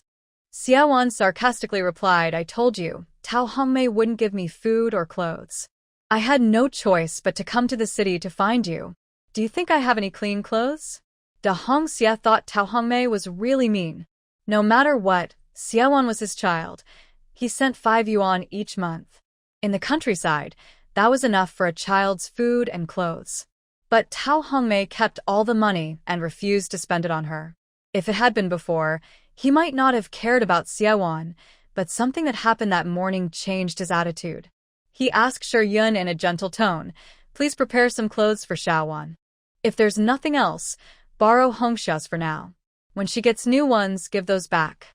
Although Shi Yun didn't want to, she didn't want to lose face, so she didn't oppose Dahong Xie directly. She turned to Fan Hongxia and said, "You can lend her clothes to Xiao Wan. Why are you arguing?" Fan Hongxia felt wronged. She originally thought that her mother and Xie Dahong would support her, but in the end, they only asked her to borrow clothes. She was so angry she stomped her feet and cried as she ran upstairs. Xie Dahong called Xie Wan into the study. Looking serious as he asked, "What is your relationship with Qin Moi? Why does he keep crediting you for catching spies?" Xie Wan finally understood why Xie Dahong's attitude toward her was much better today than last night. It was because of her work in catching spies. She said, "It doesn't matter. I discovered the spies and helped find evidence. I live in Rinjia village and noticed some strange things, so I paid attention. Don't forget, even if you don't acknowledge me, I haven't forgotten I am from a military family." Her words were both heartfelt and subtly complimented Xie Dahong. Hearing this, Xie Dahong thought of Commissar Su's admiration for Xie Wan, and he felt a faint sense of pride as a father.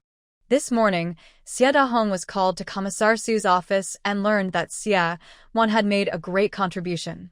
Commissar Su praised him for having a brave daughter and wanted to hold a ceremony to honor her. The organization valued this success highly because they had captured a long-term spy hiding in Nancheng. Qin Moi reported Xie Wan's achievements to Commissar Su and praised her spy skills and strong political awareness. Qin Moi even recommended her to join the army, saying such talent should not be wasted. Before liberation, Commissar Su had done undercover work behind enemy lines for a long time. Hearing about such talent, he was curious and wanted to meet Xiaowan. Xie Dahong was caught off guard. He kept denying, saying children don't understand much and that it was probably just a coincidence. But Commissar Su showed him Qin Moi's report. Xie Dahong thought Qin Moi probably helped Xiaowan because he saw him trying to send her away last night, and he deliberately credited her with the achievement. What exactly happened between these two? Did Qin Moi fall for his daughter? Xie Dahong's mind moved. If that was true, he needed to reconsider her value. If he could arrange a marriage with the Qin family, it would greatly benefit his career. So, when he returned at noon, he decided to keep Xiaowan for now. This afternoon, come with me to the army. There are some documents you need to sign as proof. Also, the leaders want to meet you. Get ready, and don't embarrass me. Xiaowan asked, are you not kicking me out anymore? Xie Dahong looked a bit awkward and said sternly, you are my daughter. This is your home. You can stay as long as you want. Xiaowan curled her lips into a smile. As she expected, her biological father was a practical man. Once he realized she wasn't useless and could bring him glory, he would keep her. Seizing the moment, Xiaowan made a request. I can stay, but I want to live in Fan Hongxia's room. Xie Dahong looked a bit uncomfortable and said, why do you need to take Hongxia's room? Your older brother is rarely home, so you can stay in his room. Xiaowan had already checked earlier in the morning. She knew that Xie Chongqing, the son of Xie Dahong's first wife, had once lived in this house. But his room had long been turned into a storage closet. Xiaowan definitely didn't want to live in a storage room. She said, I've lived in a small shed all my life. I just want to experience a bright, clean room and feel what it's like to have a father. If I don't get this wish, I can't promise what I might say when I face the army leaders this afternoon. Xie Dahong took a deep breath to control his temper. This child was so difficult, daring to threaten him again. Yet, he could only accept her threat. Xie Dahong could only go out to discuss with Shi Yun. Soon, Xiaowan heard the sound of their argument. She chuckled happily. She remembered a phrase from her past life. She wasn't here to break up this family but to join it. Yeah, right. A good line. Xiaowan perked up her ears and heard the sound of things being smashed. She hoped Xie Dahong wasn't a pushover. When Shi Yun left the room to tell Fan Hongxia to move rooms, her face was full of anger. Xie Dahong only showed himself briefly, nodding at Xiaowan. Xiaowan's sharp eyes caught a scratch on Xie Dahong's neck. Then, upstairs, Fan Hongxia's hysterical crying could be heard. She didn't know how Shi Yun finally persuaded Fan Hongxia to start moving. Aunt Zhou helped pack the storage room. In fact, it was cleaned out enough to live in, though a bit small. Fan Hongxia, with red-rimmed eyes, was moving her things into the storage room. Xiaowan pretended to help kindly.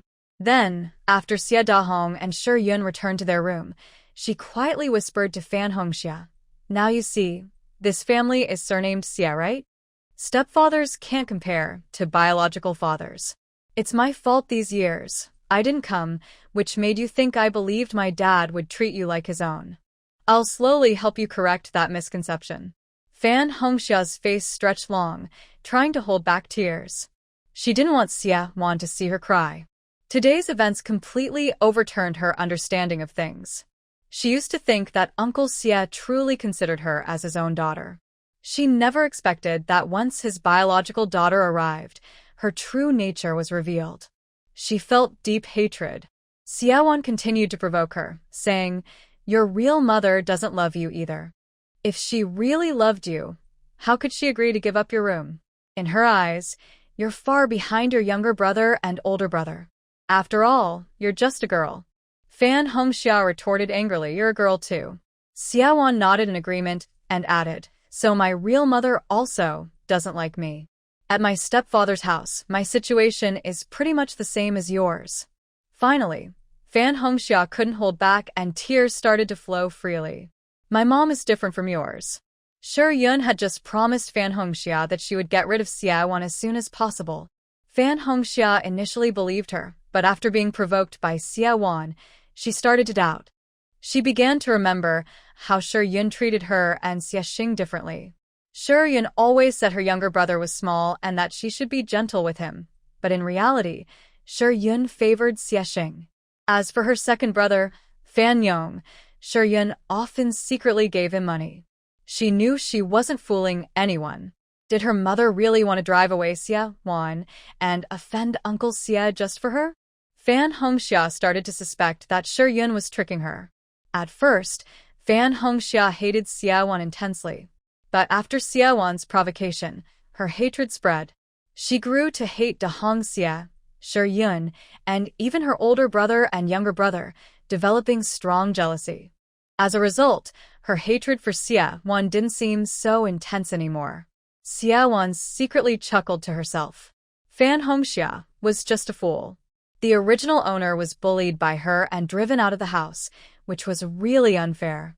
Fan Hongxia often falsely accused the original owner of stealing her things and even hired a bunch of thugs to bully her, claiming she was promiscuous and had caused trouble outside. But in reality, it was because the original owner was too weak and considered worthless in Da Hongxia's eyes. Da Hongxia didn't want to offend Yun for her sake, so he didn't investigate and just blamed everything on her. Now, things were different. Xia Wan was valuable, and Da Hongxia would support her. She didn't even need to steal. Da Hongxia would help her take back what Fan Hongxia had taken. Xia Wan thought to herself, people need to be strong. If you want others to see your worth, you must stand firm. The summer lunch break was long. During the break, Fan Hongxia moved her room upstairs, and Xia Wan happily occupied the south-facing room. When it was time to go to work, Da Hongxia took Xia Wan to the unit. On the way, he repeatedly warned her to follow the rules and not to speak carelessly. Xia Wan listened passively, observing the military district environment carefully. Walking across the playground and past the shaded path in front of the office area, Xia Wan heard dogs barking. She asked Xia Dahong, "Why are there dogs here?" He replied, "Beyond the wall is a dog pen, where some military hero dogs are kept." Xia Wan became interested. In her previous life, she was a veterinarian and loved cats and dogs very much. She was eager to see these heroic dogs. Xia Dahong urged her to hurry, pointing to a small 3-story red building nearby, and said, "First, go to the Special Affairs office. I promised someone this morning that I would bring you there after work." Not wanting to upset Xia Dahong, Xia Wan followed him to the Special Affairs office. The head of the office, Pei, greeted them warmly and said to Xia Dahong, "Commander Xia, this case is very important to our superiors. If we follow the clues carefully, we might catch the spies hiding in the South City." Xia Dahong smiled gently and patted Xia Wan's shoulder, saying, "Little Wan, you stay here and cooperate with Uncle Pei's work. After it's done, please call me, and I will come to pick you up." To outsiders, Xia Dahong seemed like a very kind father. Xia Wan felt a shiver and made a face, trying to hide her disgust. She played along, pretending to be a caring daughter and a loving father. Pei said, "Don't worry, Commander Xia. We will just ask your daughter about what happened. Once we have all the documents, she can leave." The case involving Guo Kuai and others was temporarily handled by the Special Affairs Office. After the files were complete, it would be handed over to the local police. Pei asked his staff to pour tea for Xia Wan and asked her to sit on a wooden chair. Then he began official questioning, with someone recording. "Comrade Xia Wan, according to Comrade Qin Mai's report, he saw you by the Qingshui River looking for a radio transmitter. How did you determine that enemy agents had left a transmitter there?" Pei's questions were direct and targeted at any possible flaws in her actions. Xia Wan realized that her discovery of Guo Kuai and others was somewhat illogical. She couldn't say that the rat from Niuwei village helped her find out, right? At this point, the importance of Huang Zhengwo became clear. She shifted the blame onto him, saying, "I first suspected Huang Jiqing. He has good conditions in every way, yet he pursued me, a simple village girl with nothing. That didn't seem right. After testing him repeatedly, I found out he was interested in my father. I immediately suspected that Huang Zhijing wanted to get close to my father to gather military secrets." This was partly true and partly false. Huang Zhengwo's interest in Xia Wan was indeed because she had a father who was a military officer. Coincidentally, Huang Jiangwo's home is on the same street as Shiyun's family. Huang Jiangwo is even childhood friends with Shiyun's niece, Xiu. At this time, Xiu is the main female character in the original story, a reborn person. After learning that Huang Jiangwo was sent to the countryside at Renjia village, she told him about Xia Wan's existence. These details were probably already disclosed by Huang Jiangwo during interrogation by the Revolutionary Committee. It matches what Xia Wan said. Xia Wan continued, "The chairman said that enemies may be hiding among us, but true heroism is about standing up at critical moments to protect the people." So, I started investigating Huang Jiqing. The village's team leader, Rendaju, and the secretary Gao from the town's Revolutionary Committee can testify for me. Huang Jiangwo has been caught. Director Pei and the recorder looked at Xia Wan with respect. Director Pei said he would contact the Revolutionary Committee to handle the case together. Xia Wan knew Huang Jiangwo was doomed. She considered this her first revenge for the original owner. If Huang Jiangwo hadn't falsely accused her of seduction, she wouldn't have been branded as a troublemaker for life. After handling the special case, Xia Wan was taken to Xia Dahong's office, where she saw Qin Mai. Qin Mai was brought in by Xia Dahong. As soon as Xia Wan entered, Xia Dahong kept glancing between the two. He suspected that his daughter had a special relationship with Qin Mai. He deliberately arranged this chance encounter. Both parties were kept in the dark. Qin Mai had already reported his work to Xia Dahong. He found Xia Dahong somewhat strange. Why was he suddenly concerned about their unit's equipment decommission rate? Qin Mai thought Xia Dahong might give him a hard time, but instead, Xia Dahong was very kind and friendly. After discussing work matters, he even thanked Qin Mai for bringing Xia Wan into the city. Just then, Xia Wan entered. Seeing Qin Mai, she smiled happily. Qin Mai was a bit surprised. How had this village girl changed so much after just one day? She still looked thin, but she appeared fresh and energetic, very different from her disheveled appearance yesterday. "Comrade Qin Mai, thank you." Director Pei said he would record my merit. Xia Wan was genuinely happy because earning merit would make her future easier. She reached out to shake Qin Mai's hand. However, Qin Mai did not extend his hand but stepped back and said, "Reporting the situation truthfully is my duty, Comrade Xia Wan. You don't need to thank me." Xia Wan withdrew her hand, suspecting that Qin Mai was unwilling to shake her hand because he still saw her as a troublemaker. She deliberately said seriously, "Comrade Qin Mai, I apologize again for mistakenly thinking you were a steamed bun." Qin Mai had been trying not to think about that day for the past few days. The incident caused him a lot of mental stress. Although Xia Wan explained she was starving and mistook him for a bun, for people of this era, a kiss was not a small matter. Recently, Qin Mai couldn't even look directly at steamed buns. Hearing Xia Wan mention buns again, Qin Mai's ears turned red. He hesitated and said, "You've already explained. No need to apologize again." Dai Hong, observing their interaction, was sure there was some secret between them. This is great. In the Southwest Military District, others might not know Qin Mai's background, but he was one of the few who knew the inside story. His daughter was promising, and he had to support her. If Xia Wan could marry Qin Mai, that would be perfect. Dai Hong was secretly making plans, but he appeared calm on the surface. He casually asked about Xia Wan. When Qin Mai wanted to leave and avoid further talk, he said, "Captain Qin, I have a meeting later. Please help me send Xiao Wan back to my house.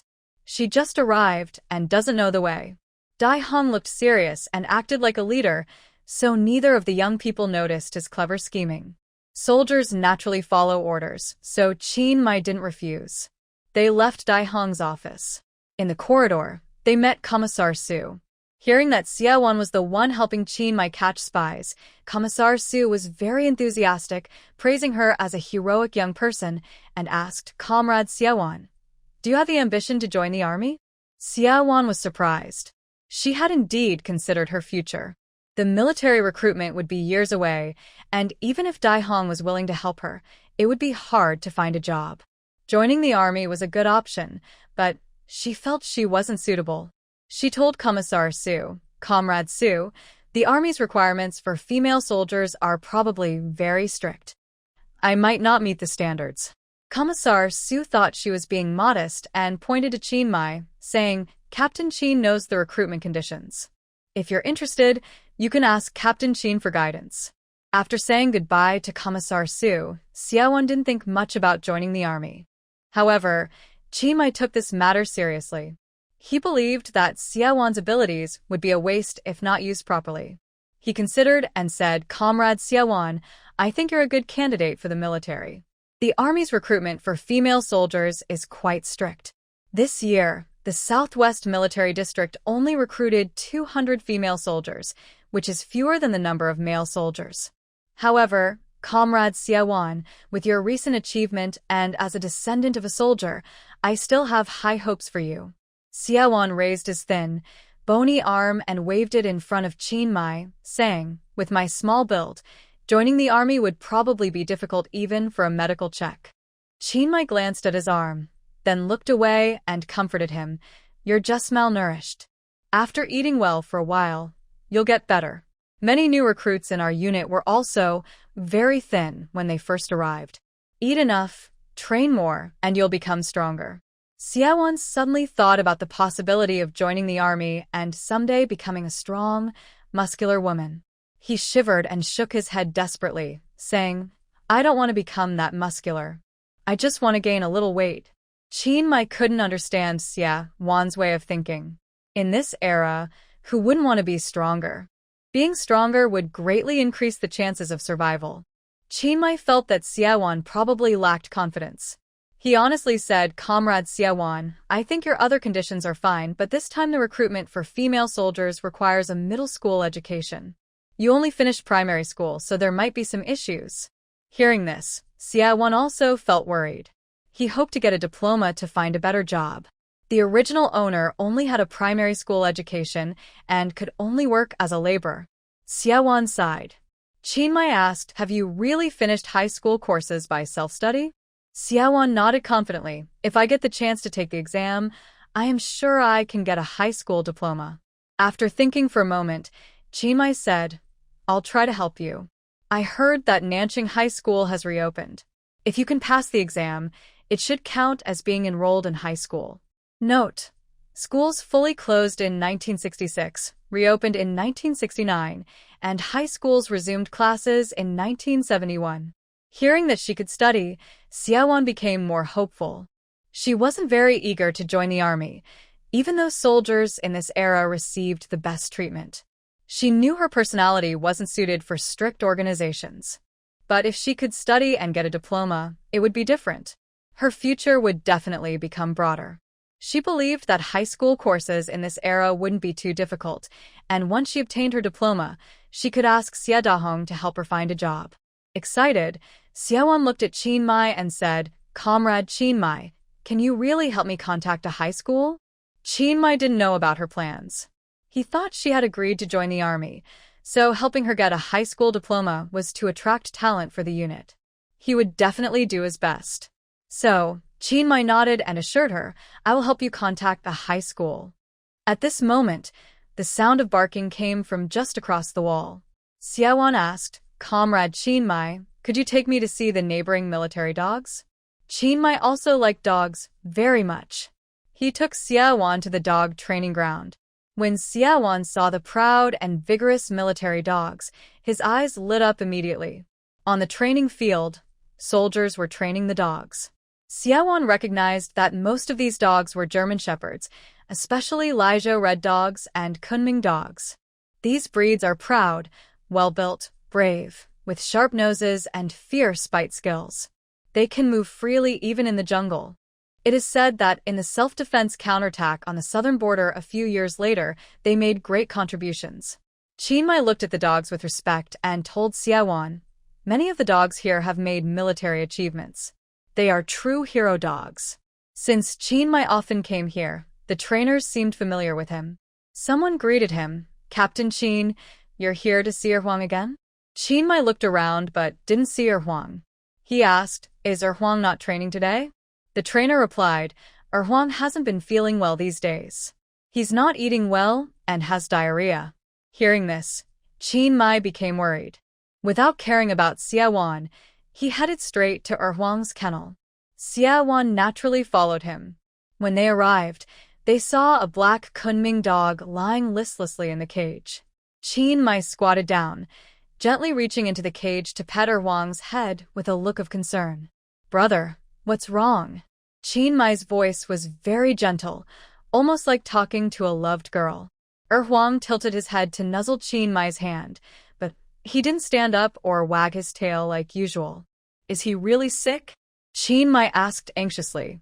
He opened the cage and let Huang out, then examined him carefully. He found no wounds and couldn't understand what was wrong. Could it be a cold? Qin Mai muttered to himself. Suddenly, a voice behind him said, "It's not a cold.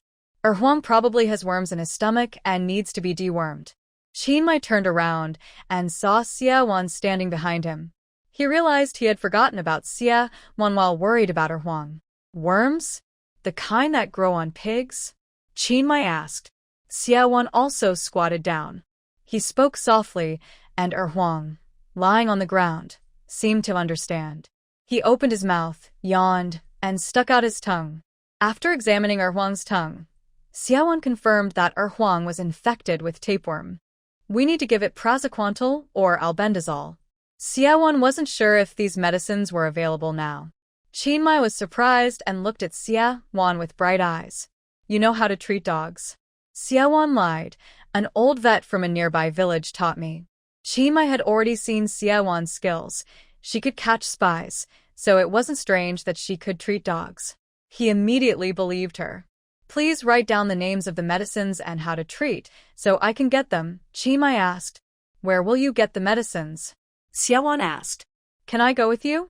If these two medicines aren't available, I can check if there are substitutes." Qin Mai first took Xia Wan to the health clinic but couldn't find the medicines. Then he borrowed a jeep, and they headed to the city hospital. Sitting in the car, they hardly spoke. Qin Mai seemed focused on driving, while Xia Wan felt a bit carsick. She used to not get carsick before, but now the bumpy roads and the strong gasoline smell in the jeep made her force herself to pretend to sleep to stop her stomach from churning. Luckily, the city hospital wasn't far. When they got out, Xia Wan couldn't hold it anymore and ran to by the roadside. After finishing, she tried to wipe her mouth with her sleeve, but a clean white handkerchief was handed to her. She took it and wiped her mouth, then shyly said, "I'll wash it and return it to you." Inside the hospital, Qin Mai took Xia Wan to find a familiar person, Director Zhao, to ask about the medicines. He took the medicine names to the pharmacy, and they waited in the corridor. At this moment, a nurse saw Qin Mai and ran over happily, asking warmly, "Muni, are you here to see me?" Qin Mai's face was calm as he replied, "No." The girl paused and then noticed Xia Wan standing beside Qin Mai. A flicker of displeasure flashed in her eyes. She asked Qin Mai, "Who is this?" Qin Mai introduced the two. "Comrade Xia Wan, this is Comrade Shiryu. Comrade Shiryu, this is Comrade Xia Wan." Both Xia Wan and Shiryu looked at each other in surprise. Xia Wan was shocked because Shiryu was the heroine from the original story. It was clear Shiryu knew who Xia Wan was. Xia Wan knew that Shiryu was her stepmother, Shiryun's niece, and in the original story, she was a reborn character, which made Xia Wan wary. After a moment of hesitation, Shiryu warmly extended her hand. "Little Wan, nice to meet you." Xia Wan stared blankly and asked, "How happy are you?"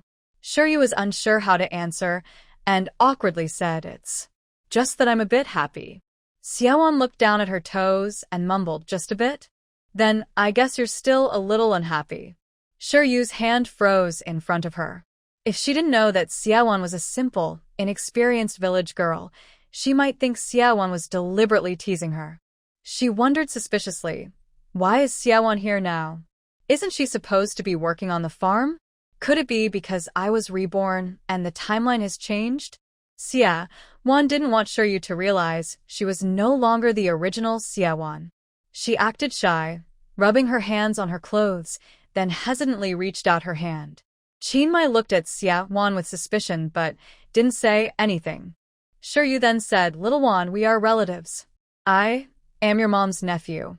Of course, Xiaowan knew that Shuri was talking about her stepmother, Yiyun, but she pretended to be naive and curiously looked at Shuryu.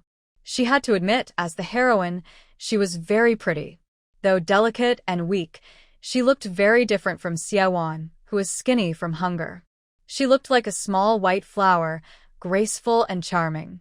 Shuryu felt her gaze was strange and asked, "Little Wan, is there something on my face?" Xiaowan shook her head and said innocently, "No. I heard my mom say that my cousin married a divorced man from the city's supply and marketing cooperative, and she gets beaten every day. I just wanted to see if you were hurt." Shuryu was surprised. "Your cousin? Are you mistaken?" Xiaowan lowered her head, nervously tugging at her sleeve, and said, "My mom's name is Tao Hongmei. My cousin's name is Tao Dia. My mom didn't tell me you changed your name after moving to the city." Shuryu's face couldn't help but show a smile. She wasn't sure if Xiaowan was truly naive or pretending. If she was pretending, Xiaowan was secretly insulting Yiyun by refusing to admit she was her mother. Shuryu didn't want to lose her composure in front of Qinmai, so she patiently explained, "My aunt is your stepmother, not the one from your countryside." Xiaowan pretended to suddenly understand and awkwardly said, "Oh, so you're from the stepmother's family." Who is she calling stepmother's family? Shuryu's expression darkened. She didn't want to talk to such a fool anymore. She turned to Qinmai and asked, "Mai, is anyone sick? Why are you with little Wan?" Qinmai explained that he was there to get medicine but didn't mention that Xiaowan would treat the dog. He only said that Master Xia asked him to send Xiaowan home on the way. Shuryu was confused. Your trip was so far out of the way? Qinmai remained silent and didn't explain. He was thinking that if he needed to recruit comrade Xiaowan into the special duty unit for counter-espionage work in the future, he would have to keep Xiaowan's abilities as secret as possible. Xiaowan explained to Qinmai, I haven't been to the city before. I only asked comrade Qinmai to take me there." Xiu felt a warning in his mind, but recalling Xiaowan's foolish death in his past life, he thought he was overthinking. Xiaowan, this really silly person, is not to be feared. Xiu had a fixed idea about Xiaowan from his past life. Xiaowan's disguise was fairly successful, so Xiu relaxed his guard around him. Xiu pretended to be friendly and held Xiaowan's arm, saying, "Little Wan, after you go home, please help me pass a message to Hong Xia. I plan to visit her this weekend. Mai, would you like to come too?" Xiaowan didn't like being too close to strangers, so he subtly pulled his arm away. When he heard Xiu inviting Qinmai, Xiaowan remembered that Xiu had indeed been engaged to Qinmai before. Qinmai declined, "I have plans this weekend." Xiu's expression froze. Then she quickly covered her awkwardness, saying, all right, I understand you're busy.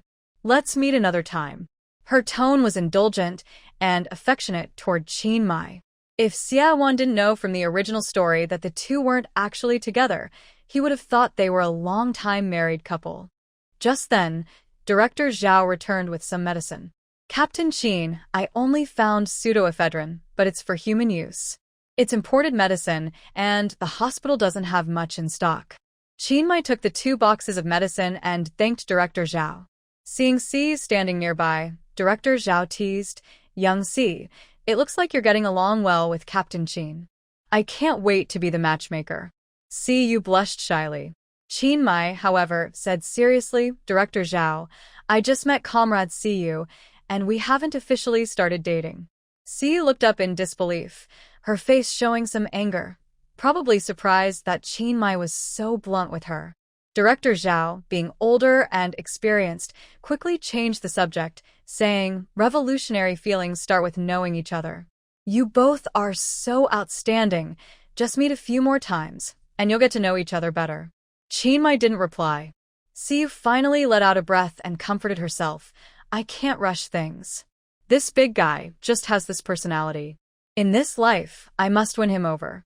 Xiaowan looked on with curiosity, watching the interaction among the three. The heroine was reborn. In the original story, she knew Qinmai would die early in battle, so she chose not to be with him. Xiaowan felt a bit sympathetic toward Qinmai. She wanted to find a way to save Qin Muyue because she owed him for helping her. She couldn't let Qin Muyue die. Shiryu's thoughts were similar to Xiaowan's. This was actually her third life. In her first life, she lived a very hard life. In her second life, she was reborn with special abilities, following the plot of the original story Xiaowan read. She knew Qin Muyue had a short life, so she didn't choose him back then. But this time, she changed her mind. Shiryu felt she was familiar with all the timelines and believed she could stop Qin Muyue from going on that mission, so he wouldn't die. In her previous life, she only learned about Qin Muyue's noble background after he sacrificed himself. It was a pity for him to die. Xiaowan and Qin Muyue left the city hospital. Qin Muyue wanted to take Xiaowan back to her residential area first. Xiaowan refused. "I'd rather go with you to the dog shelter. Since Sir Huang might have tapeworm, I want to check the other military dogs too. Tapeworm infection usually comes from food and water. If the dogs eat the same food, I worry the others might also be infected." Qin Muyue understood how serious the problem was and was very grateful. "Comrade Xiaowan, thank you for your hard work." Xiaowan sat in the front passenger seat this time, feeling a bit less carsick. She shook her head and said, "No need to thank me. If you can help me contact the school, you'll be my great benefactor." She was still worried about her diploma.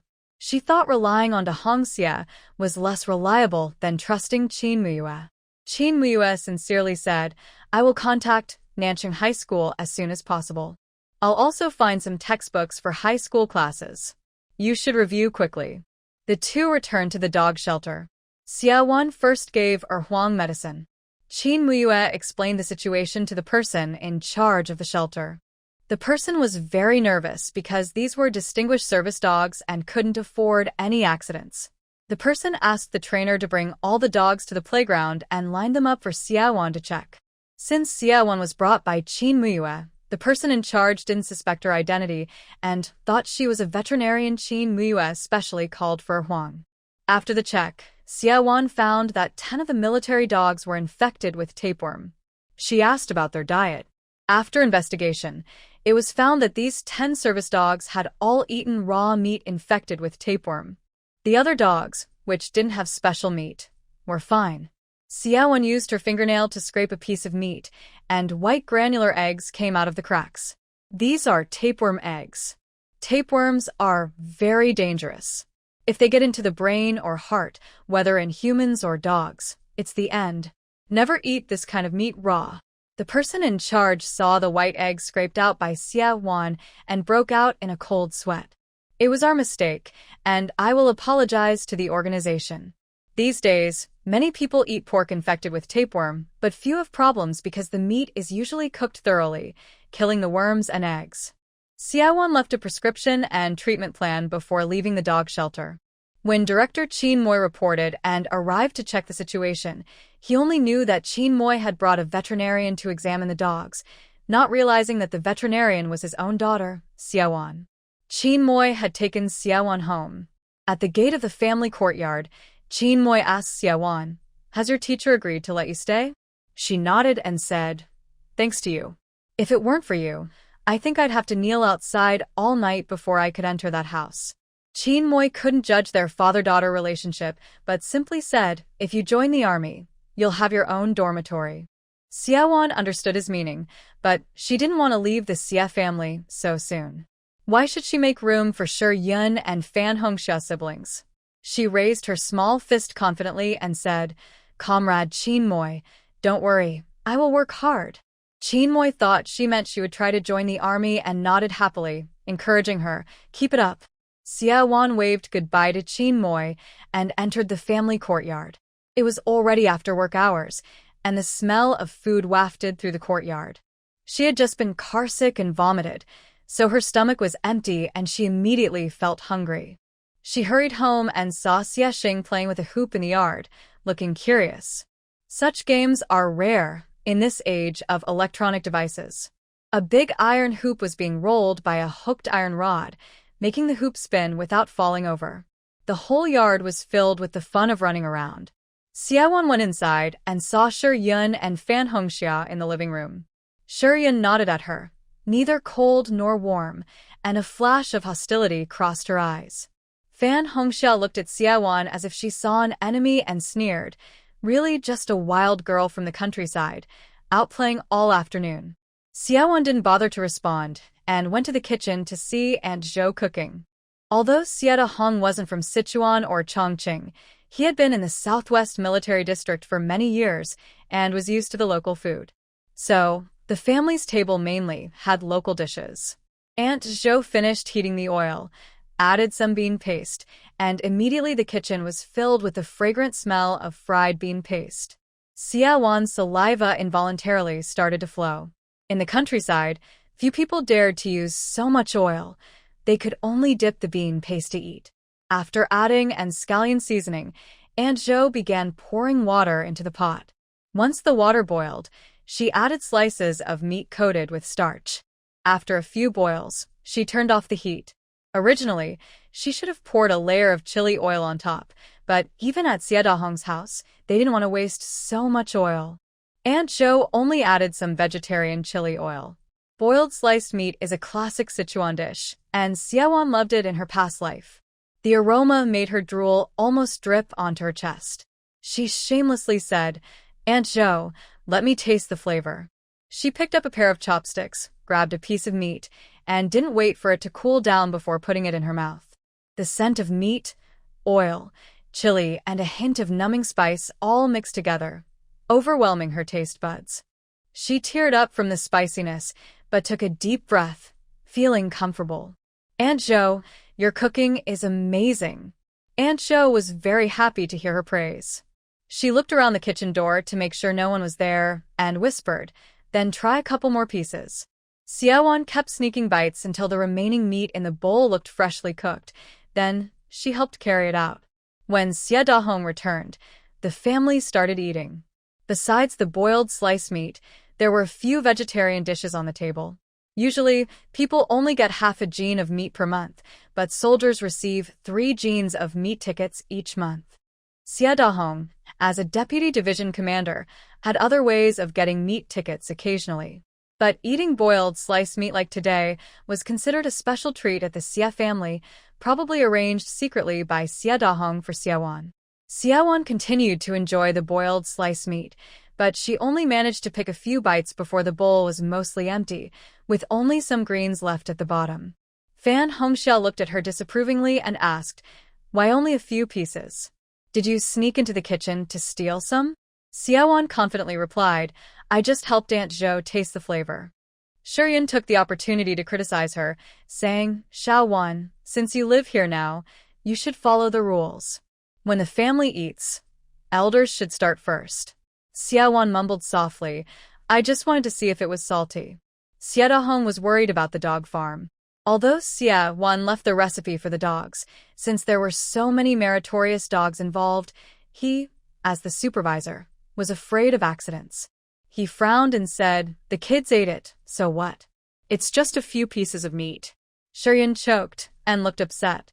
She didn't expect that after just one day, Xie Dahong would start favoring Xiaowan and even specially asked Aunt Zhou to make meat for her. After a while, Xie Xing curiously asked Xiaowan, "Will you live at home forever?" Xiaowan smiled and replied, "Of course. I said I am your older sister, and we both have the surname Xie." This comment again upset Shuryan and Fan Hongxia. Shuryan finally couldn't hold back and criticized, "Xiaowan, you're welcome to stay at home, but I hope you won't affect the family's harmony." Xiaowan sarcastically replied, "How am I affecting harmony? I'm just speaking the truth. Maybe you should let Fan Hongxia change her surname to Xie, and that would be fine." Shuryan was actually tempted. After her remarriage, she had considered letting Fan Yong and Fan Hongxia change their surnames, but her ex-husband's family disagreed.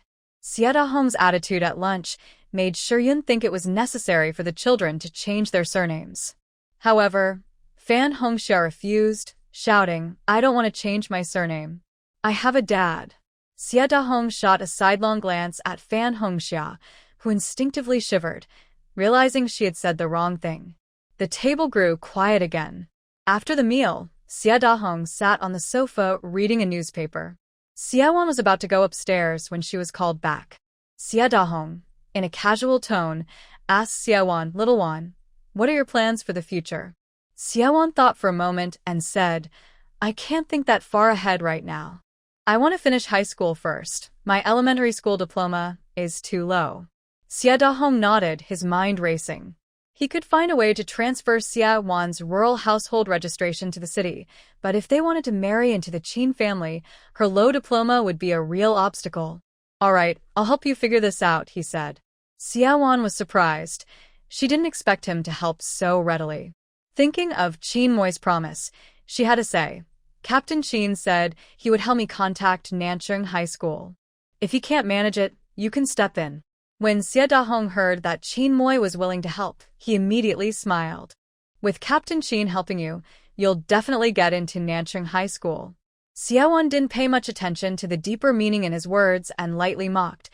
Captain Qin sees I have no mother, only a father, and helps out of kindness. You should thank him. Xia Dahong found her words sharp and his face darkened. He scolded, little one, it's not that I didn't want to take care of you before. It's because you gave your responsibilities to Tao Hongmei. Let's not talk about the past. Since you're back home, I will take care of you from now on. Xiaowan felt that delayed love was worthless and didn't take it seriously. Instead, she wanted something practical. She reached out and said, Dad, you know I have nothing. Give me some money and cloth tickets. I need to buy some daily supplies tomorrow. Xia Dahong's salary was high, plus allowances, totaling 220 yuan a month. He gave 150 yuan to Shiyin for household expenses and kept 70 yuan for himself. When Xiaowan asked for money, he didn't hesitate and immediately gave her 50 yuan, saying, You should buy some clothes and daily necessities. There are cloth tickets at home. I will ask your aunt to give you some later. Seeing how generous Xia Dahong was to Xiaowan, Si Yun and Fan Hongxia looked even more displeased. Fan Hongxia angrily said to Si Yun, Mom, I want to go to high school too. I want to buy clothes. Give me some money. Fan Hongxia is a middle school student. It's normal for her to want to attend high school, but she ran back home secretly from the countryside where she was sent as a young worker. The street office is trying to catch these young workers who returned illegally, ready to send them back. She can't possibly go to high school now. Xiaowan has a rural household registration, so she doesn't need to be sent as a young worker. Her status stays at home, and she can continue studying without breaking any rules. Xian was very annoyed and scolded her indirectly, shouting, What high school are you talking about? Look at yourself. What level are you at? Asking for money. Asking for money. You're just here to borrow. Both Xiaowan and Xia Dahong understood what Xian meant. Xia Dahong was unhappy and threw the newspaper on the coffee table, then went to the study. Xiaowan, with a fake smile, said to Si Yun, Aunt Si, your eyesight is sharp. Yes, I am here to borrow money. Without waiting for Si Yun to reply, she hurried upstairs. Once in her room, she locked the door and comfortably lay on her bed with a cool mat. She looked around. Fan Hongxia had taken everything out of the room, but the furniture was still there. The mat and bedding, pillows, were helped by Aunt Zhou to redo. They were a bit old but clean, said to be left by her cheap older brother. Xiaowan didn't mind. These conditions were much better than at Renjia village with Tao Hongmei. After staying a few days at the Xia family, her face finally looked fuller, and her skin turned a little whiter. Xian took several days to give her some cloth tickets and industrial tickets. Xiaowan pocketed the money and tickets and went to the department store in the city. The store had 3 floors and was quite large. On the first floor, she saw Phoenix and Flying Pigeon bicycles, each costing over 150 yuan and requiring bicycle tickets. That was like a luxury car today, comparable to BMW or Maserati.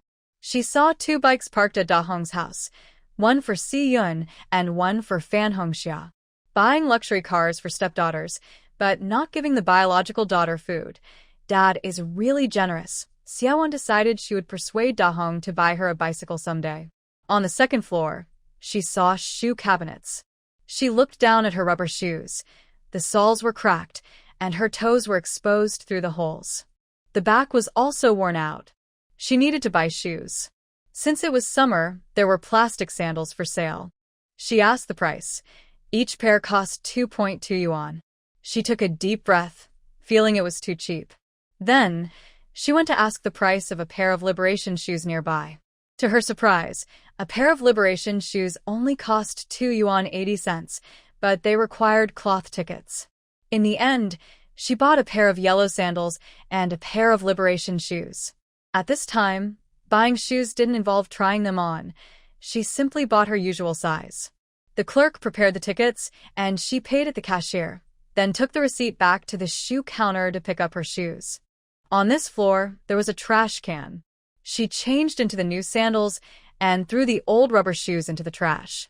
Just as she turned around, an older woman came over to rummage through the trash. She picked up the old shoes she had thrown away, looked at them briefly, and scolded disdainfully, "Poor girl, how can you wear shoes until they're torn before changing?"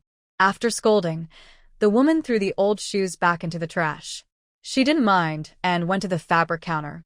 The fabrics there were mainly gray, black, green, and a few patterned fabrics, like the kind that Fan Hongxia wore, made of fine cotton fabric but only one bolt. Compared to fine cotton, she preferred cotton cloth because it was breathable.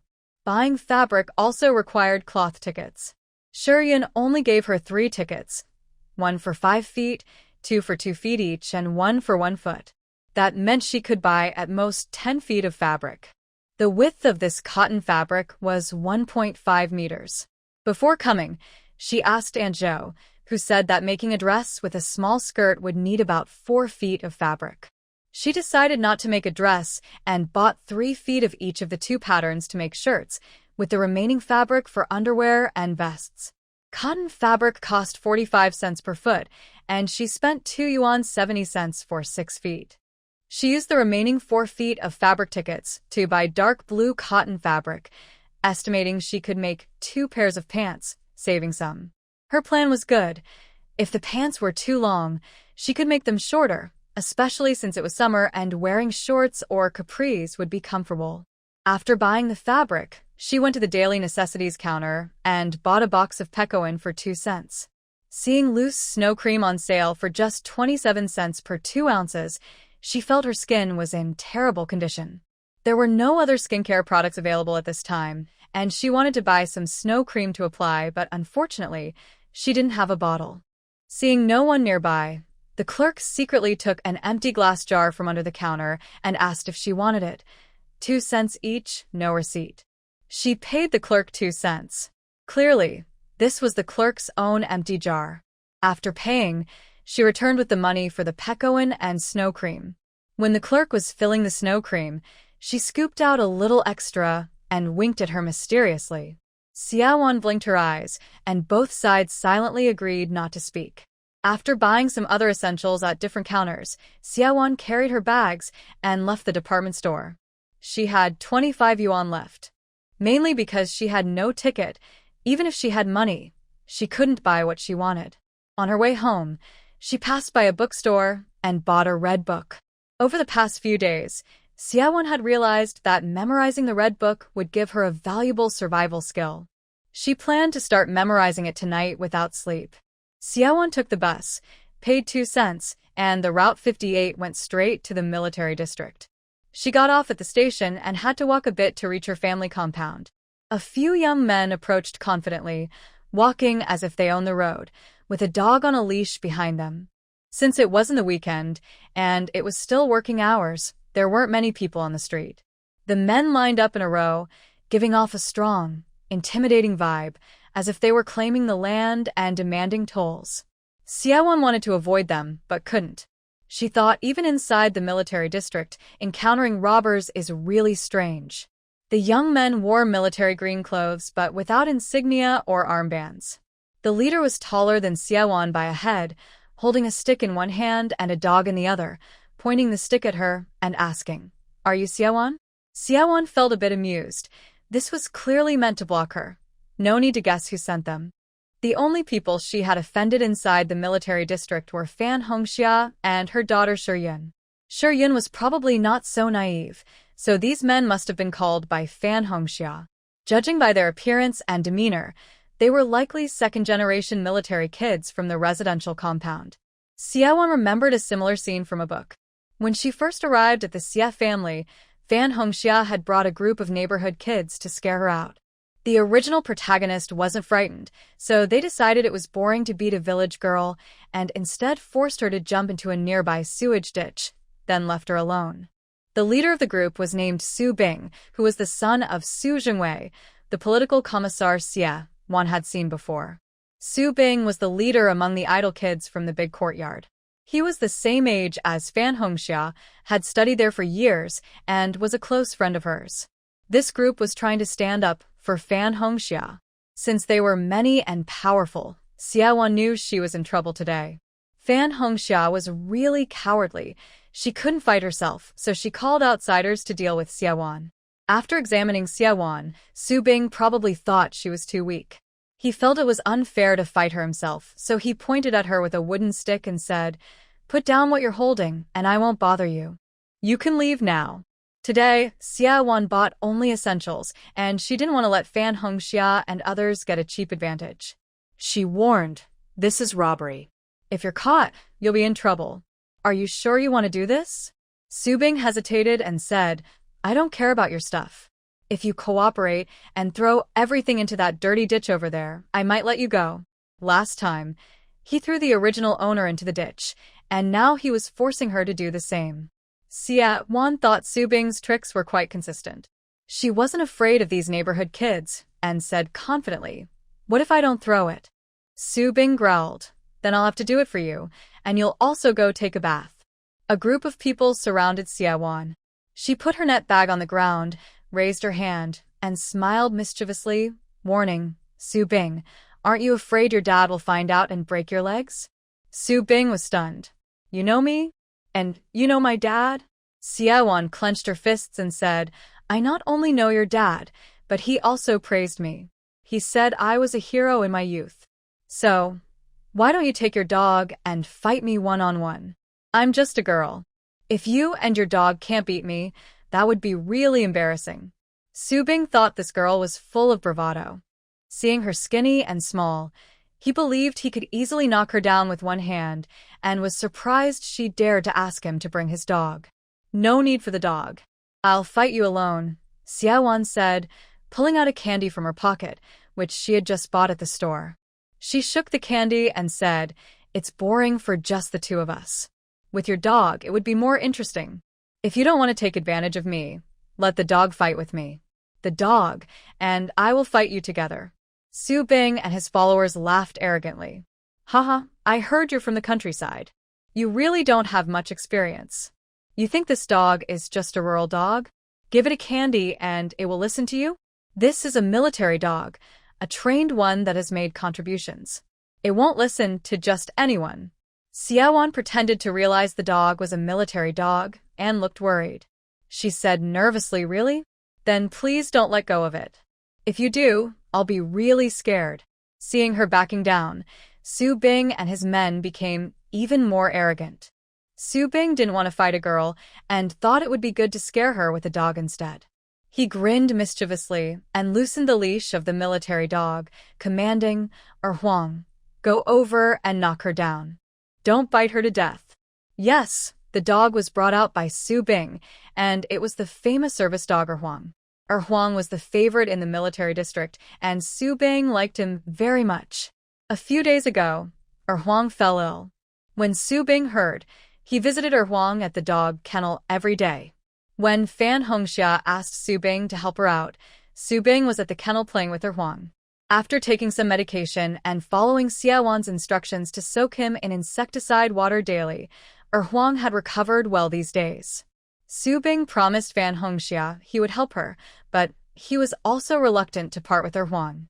So he told the kennel manager he wanted to take Huang for a walk nearby. Su Bing's father was a political officer in the army, and he truly loved Huang. The kennel manager thought nothing would happen and gave a tacit approval for him to take Huang out. Everyone was watching Huang as he trotted over to Xie Wan. His excited, bouncy manner was not imposing at all, but rather a bit adorable. Su Bing thought Huang must have been affected by his illness to act like this. Someone nearby was a bit worried and advised Su Bing, "Brother Bing, Huang won't bite her, right? It might be hard to explain later." Su Bing whispered confidently, Huang is a well-trained military dog. He won't hurt anyone casually. The other young men cheered excitedly, shouting, "Go, Huang! Bite her! Bite her!"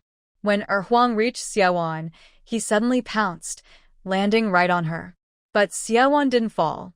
She was prepared, quickly holding Huang and stuffing a piece of candy into his mouth, asking, "I haven't seen you these past 2 days. Are you better now?" Huang ate the candy in one gulp and barked happily. Xiaowan said, "Good boy. You said you'd thank me. So can you do me a favor?"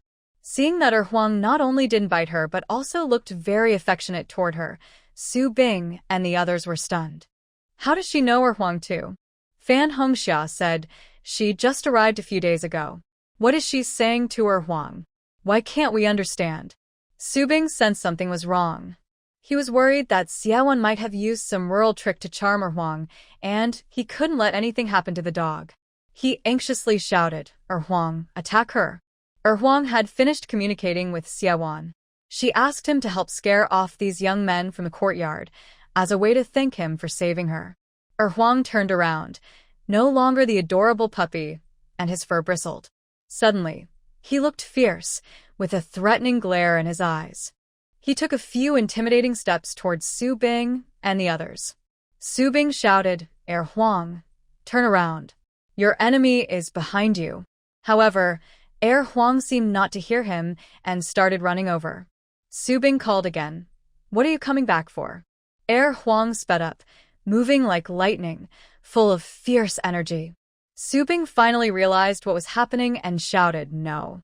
Huang has been turned against us." Huang is crazy. Huang was one of his own dogs, and he had to catch him and bring him back. Anxiously, Su Bing yelled, Huang, stay calm." As he spoke, Huang reached him, jumped and pounced, knocking him to the ground. Huang did not bite Su Bing. Instead, he turned to attack the people around Su Bing. The young men from the big courtyard ran in fear. Huang chased after them, knocking down several more. Meanwhile, Xiaowan was not idle. After Huang knocked Su Bing down, she rushed over, stepped on Su Bing, grabbed his stick, and started hitting him wildly.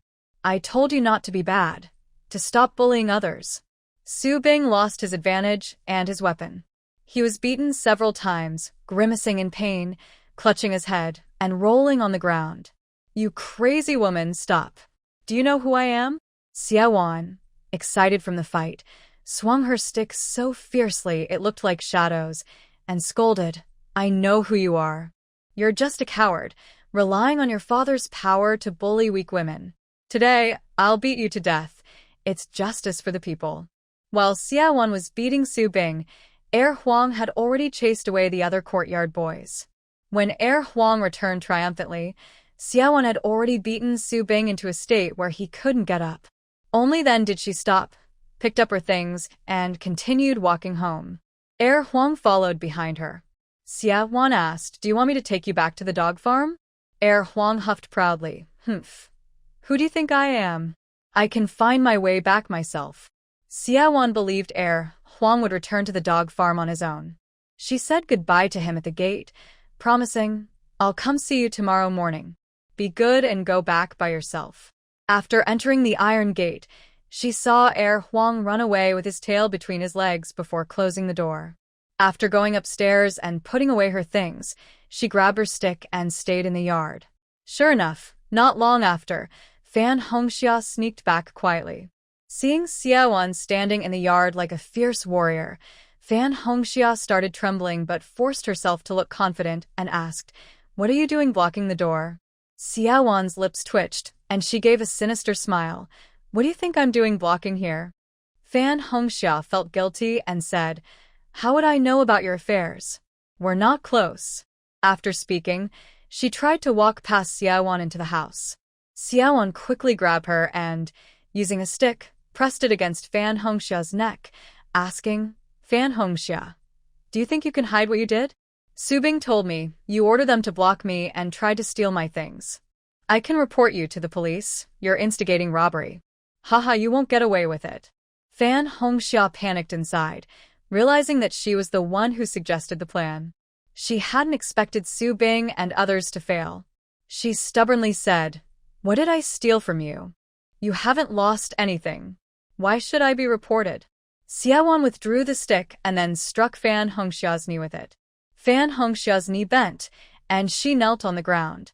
Xiaowan said, "Are you admitting it was you? Good.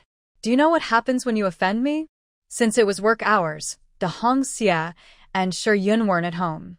Fan Hongxia thought she wasn't there when it happened, so Xiaowan didn't realize she was the mastermind, and she dared to go home. Aunt Shou had gone out shopping, so no one was at home.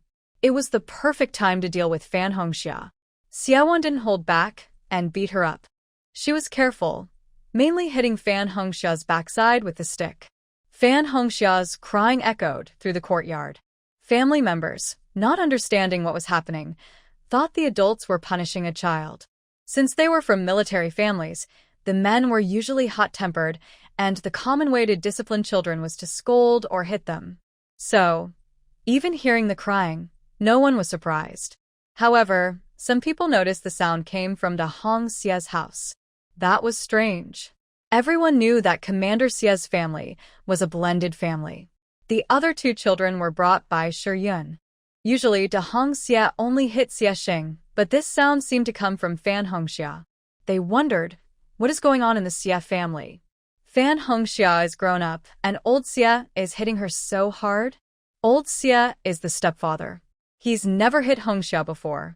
Looks like Hongxia must have done something really wrong to get this punishment. Because De Hongxia usually seemed like a very responsible stepfather, no one suspected anything wrong with the hitting. Everyone thought Fan Hongxia must have done something very bad to deserve it. So, the women in the courtyard and the nannies didn't come to stop it. Fan Hongxia was truly in pain. She felt her backside was swollen from the beating. She finally couldn't take it anymore and started to beg, "I'm sorry, stop hitting me. I shouldn't have told someone to steal your things." Only then did Xiaowan stop. She asked, "Sorry alone isn't enough. You need to write a confession so you won't do it again." Fan Hongxia didn't want to write it because she knew she would be caught with evidence. But if she didn't write, Xiaowan would keep hitting her. With no other choice, she agreed to write the confession. Xiaowan helped her up, and they went into the room. In Fan Hongxia's room, she took paper and a pen. Fan Hongxia wrote down what happened, admitted her mistake, signed her name, and pressed her thumbprint.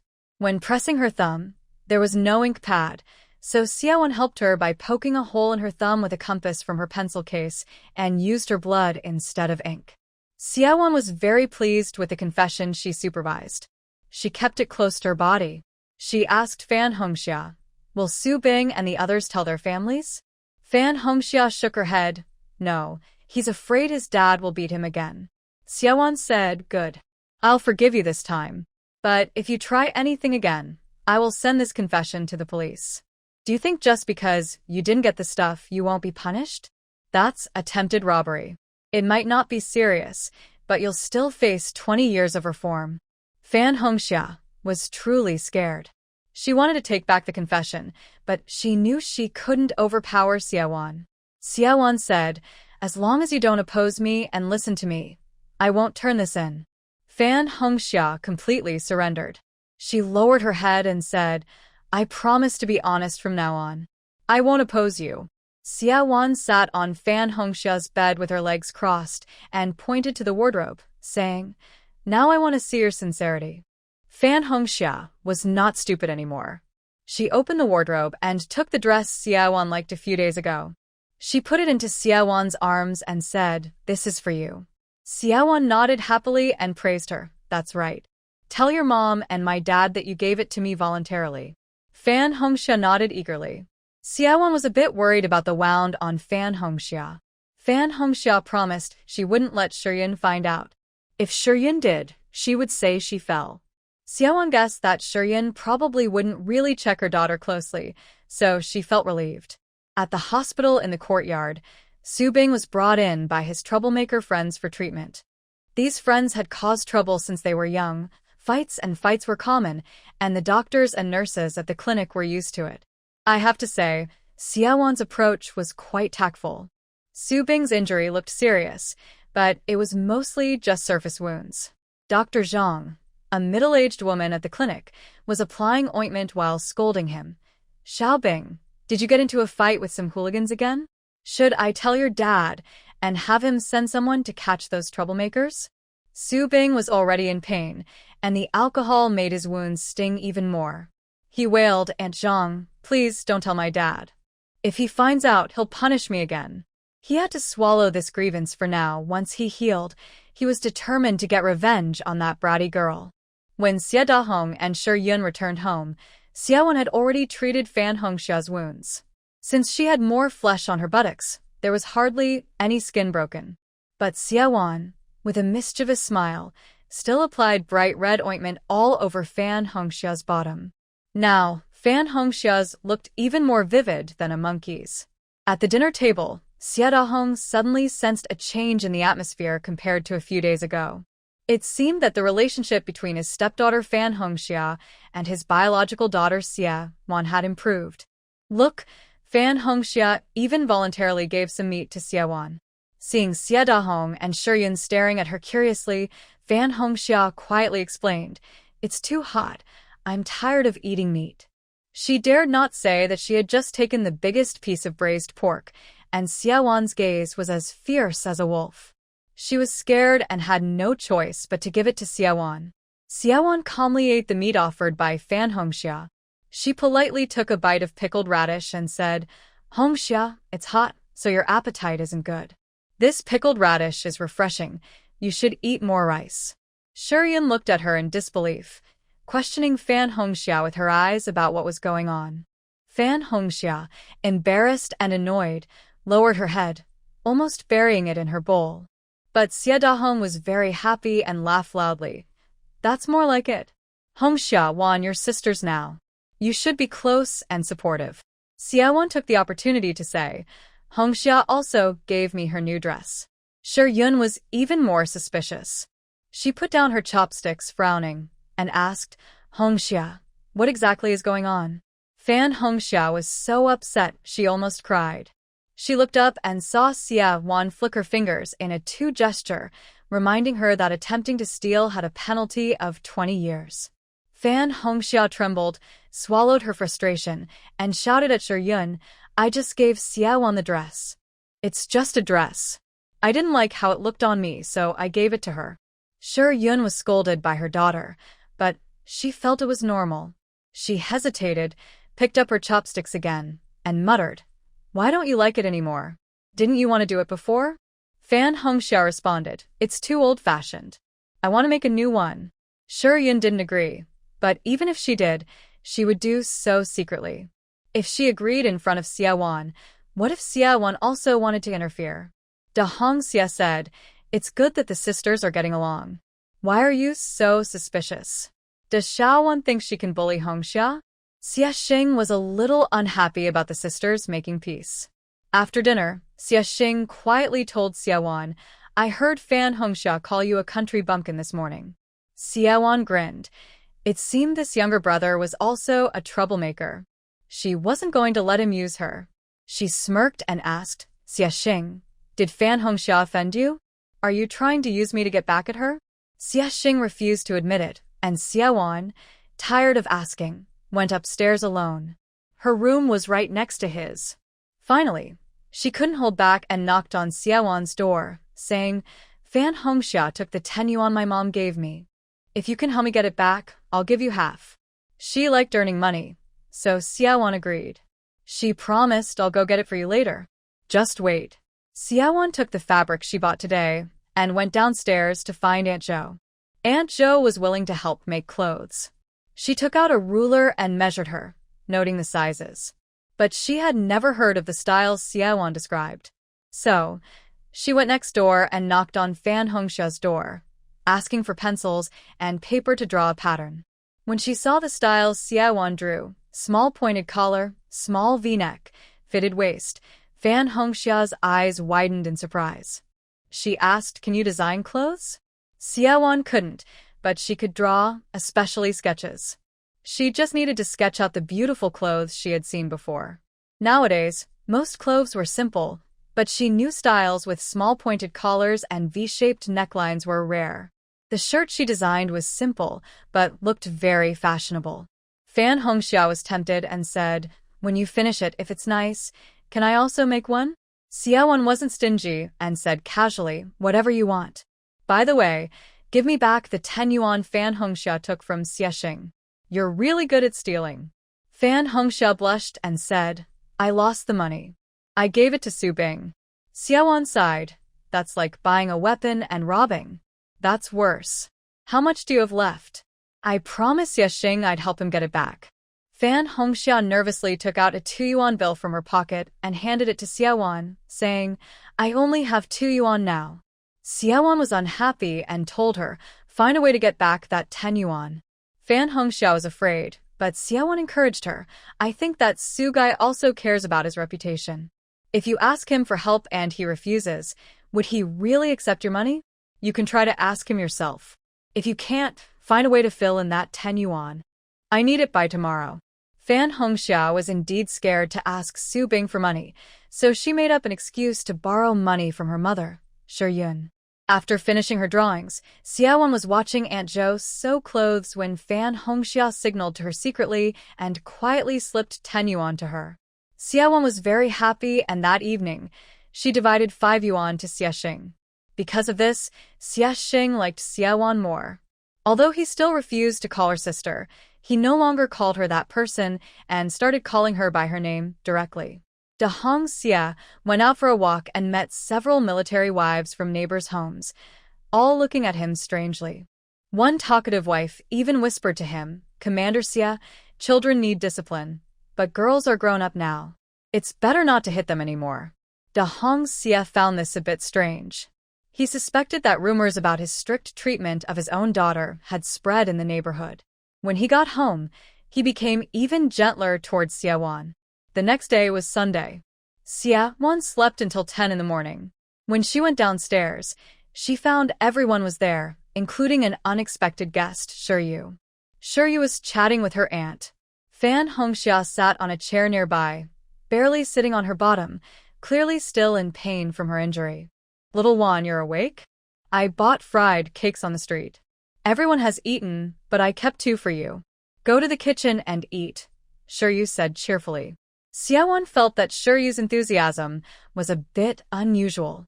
While she was eating in the kitchen, Shiryu even came in to chat with her. When she saw the string around Xiaowan's neck, Shiryu's eyes lit up and asked, "Little Wan, what's that hanging around your neck? Can I see it?" Xiaowan's heart skipped a beat. The necklace was a jade ring she had stolen from Tao Hongmei. Suddenly, she remembered the original story, where Shiryu had a special ability, like a magic power. It seemed to be related to that ring. Could it be the same ring? But if it belonged to the heroine, why was it in Tao Hongmei's box? Xiaowan didn't want Shiryu to recognize it, so she pretended, "It's nothing, just a small pouch." Shiryu insisted on seeing it, but Xiaowan awkwardly said, "It's too old and worn out. I don't want to show it." Afterward, Xiaowan clutched her stomach, pretending she needed to go to the bathroom, and slipped away into the toilet. She squatted in the bathroom for a long time, making sure you wouldn't keep waiting outside before slipping out. She quietly sneaked into Aunt Zhou's room. Aunt Zhou wasn't there, but there were some leftover scraps of cloth from last night's sewing.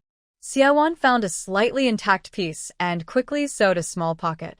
As a veterinarian, stitching up small animals' wounds was routine for her, so sewing a pocket was quick work. She ran back to her room, stuffed her remaining money and tickets into the cloth bag, and hung it around her neck with the original string. Just then, there was a knock on the door, and Yu's voice came from outside. "Little Wan, may I come in?" Wan quickly hid her ring in the corner of the wardrobe before opening the door. "Little Wan, you only eat fried snacks, so you're probably thirsty. I made you a cup of malted milk." Yu's voice was very gentle, full of concern. If Xiaowan weren't naturally alert, she might have thought Yu truly cared for her and saw her as a little sister. That malted milk was quite expensive. Xiaowan had never seen it at the Xia family, so she guessed Aunt Yu kept it hidden. Only when her niece Yu came did she dare to take it out and prepare it for her. Surprisingly, Yu didn't drink it herself, but brought it upstairs to give to Xiaowan. Wan thought, showing kindness without reason usually means ill intent or theft. But why isn't there any mention in the original story of you getting the ring from the protagonist?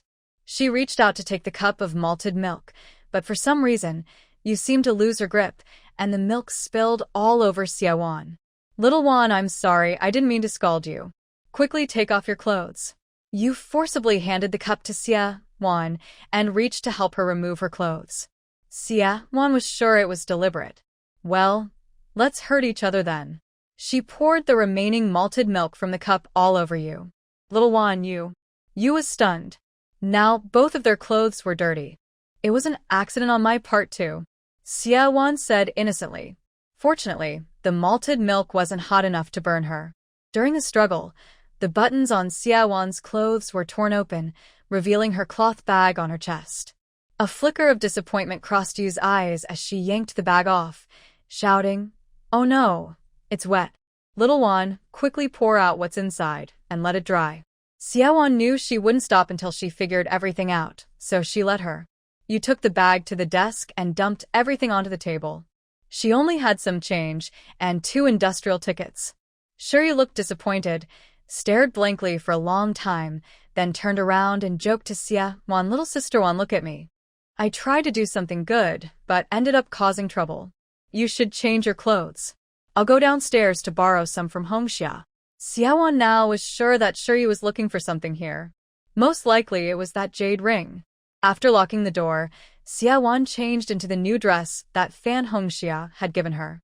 She took out the ring and started to examine it. Her first thought was to use blood to recognize the owner. She poked a tiny hole in her finger with a needle, letting a thin drop of blood appear, then dabbed it onto the ring. Her body was often undernourished, so she didn't have much blood, and she was reluctant to waste it. After waiting a while, the ring showed no reaction. She then recited various strange spells to the ring. "Open sesame, spirits of heaven and earth, mommy, mommy, boom, twinkle, shiny, stars in the sky, blah blah, little magic fairy transformation." She kept reciting until her lips were dry, but the ring still didn't respond. Feeling frustrated, she cursed the author of the original story for not writing how the heroine activated her special powers. She had no choice but to put the ring into a cloth bag, hang it around her neck, and hide it inside her skirt. She guessed Shiryu wouldn't come to pull on the string around her neck again. After tidying up, she went downstairs. Zhou Shen'er was just bringing in vegetables. Seeing her carrying a big grass carp, Wan happily ran over to help Zhou Shen'er with her basket. Zhou Shen'er quickly declined, saying, "Little Wan, you don't need to help. I can carry it." Wan gave up her basket and happily carried the fish to the kitchen. On her way past Fan Hongxia's room, she saw Shiryu come out of the door. Shiryu, probably annoyed by the fish's smell, habitually covered her nose and avoided it. Wan pretended to be hurt and lowered her head as she entered the kitchen. Shiryu followed and explained, "Little Wan, I don't dislike you. I just don't like the fishy smell." Curious, Wan asked, do you eat fish? If you dislike the smell, you can eat more vegetables at lunch." Shiryu didn't dislike the fish she had prepared. She loved eating it, but she didn't want to say so. Although Shiryu was older than Wan, she didn't like being called that. She asked confusedly, "Little Wan, you're not from the capital, so don't call me that." Wan threw the grass carp into a large wooden basin, preparing to help Zhou Shen'er kill the fish. As soon as she made a move, she would have an excuse to eat a little more. While sharpening her knife, she casually asked, "What does Erhuai mean?" "Where I'm from, we call an older girl Jay." Shiryu had never personally visited Rinjia village, and didn't know if the local accent was really like that. Still, she found the way they called her disgusting, sounding like old-time kiln girls.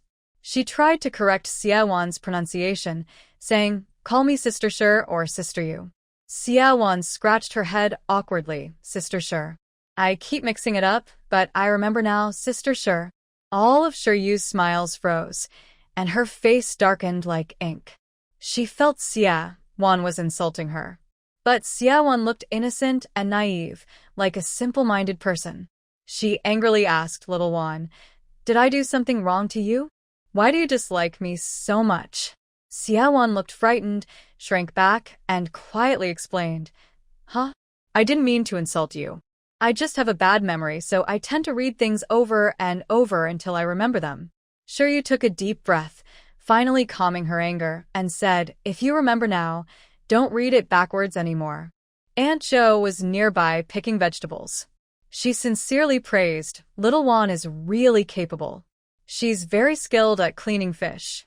Xiaowan muttered to herself, because fish don't have thoughts. Fish and poultry are animals she can kill herself. Turning around, she saw Shiryu hadn't left and asked confusedly, "Sister Shiryu, you're not helping? Why are you just sitting in the kitchen?" Shiryu wanted to find out more from Xiaowan. She thought it was strange that Xiaowan appeared so early. Also, she wasn't sure if that thing was still with Xiaowan, so she had to investigate. Shiryu said she wanted to help and initially planned to help Aunt Zhou pick vegetables. But Xiaowan said, "Sister Shir, you should help by taking out the charcoal from the stove. The fish needs a strong fire." Shiryu was reluctant. Taking out charcoal was really dirty. But she couldn't refuse, so she took the tongs and pulled out the burning briquettes from the stove, squatting down to scoop out the broken charcoal at the bottom. This task was a bit choking, and the ash could easily get all over her.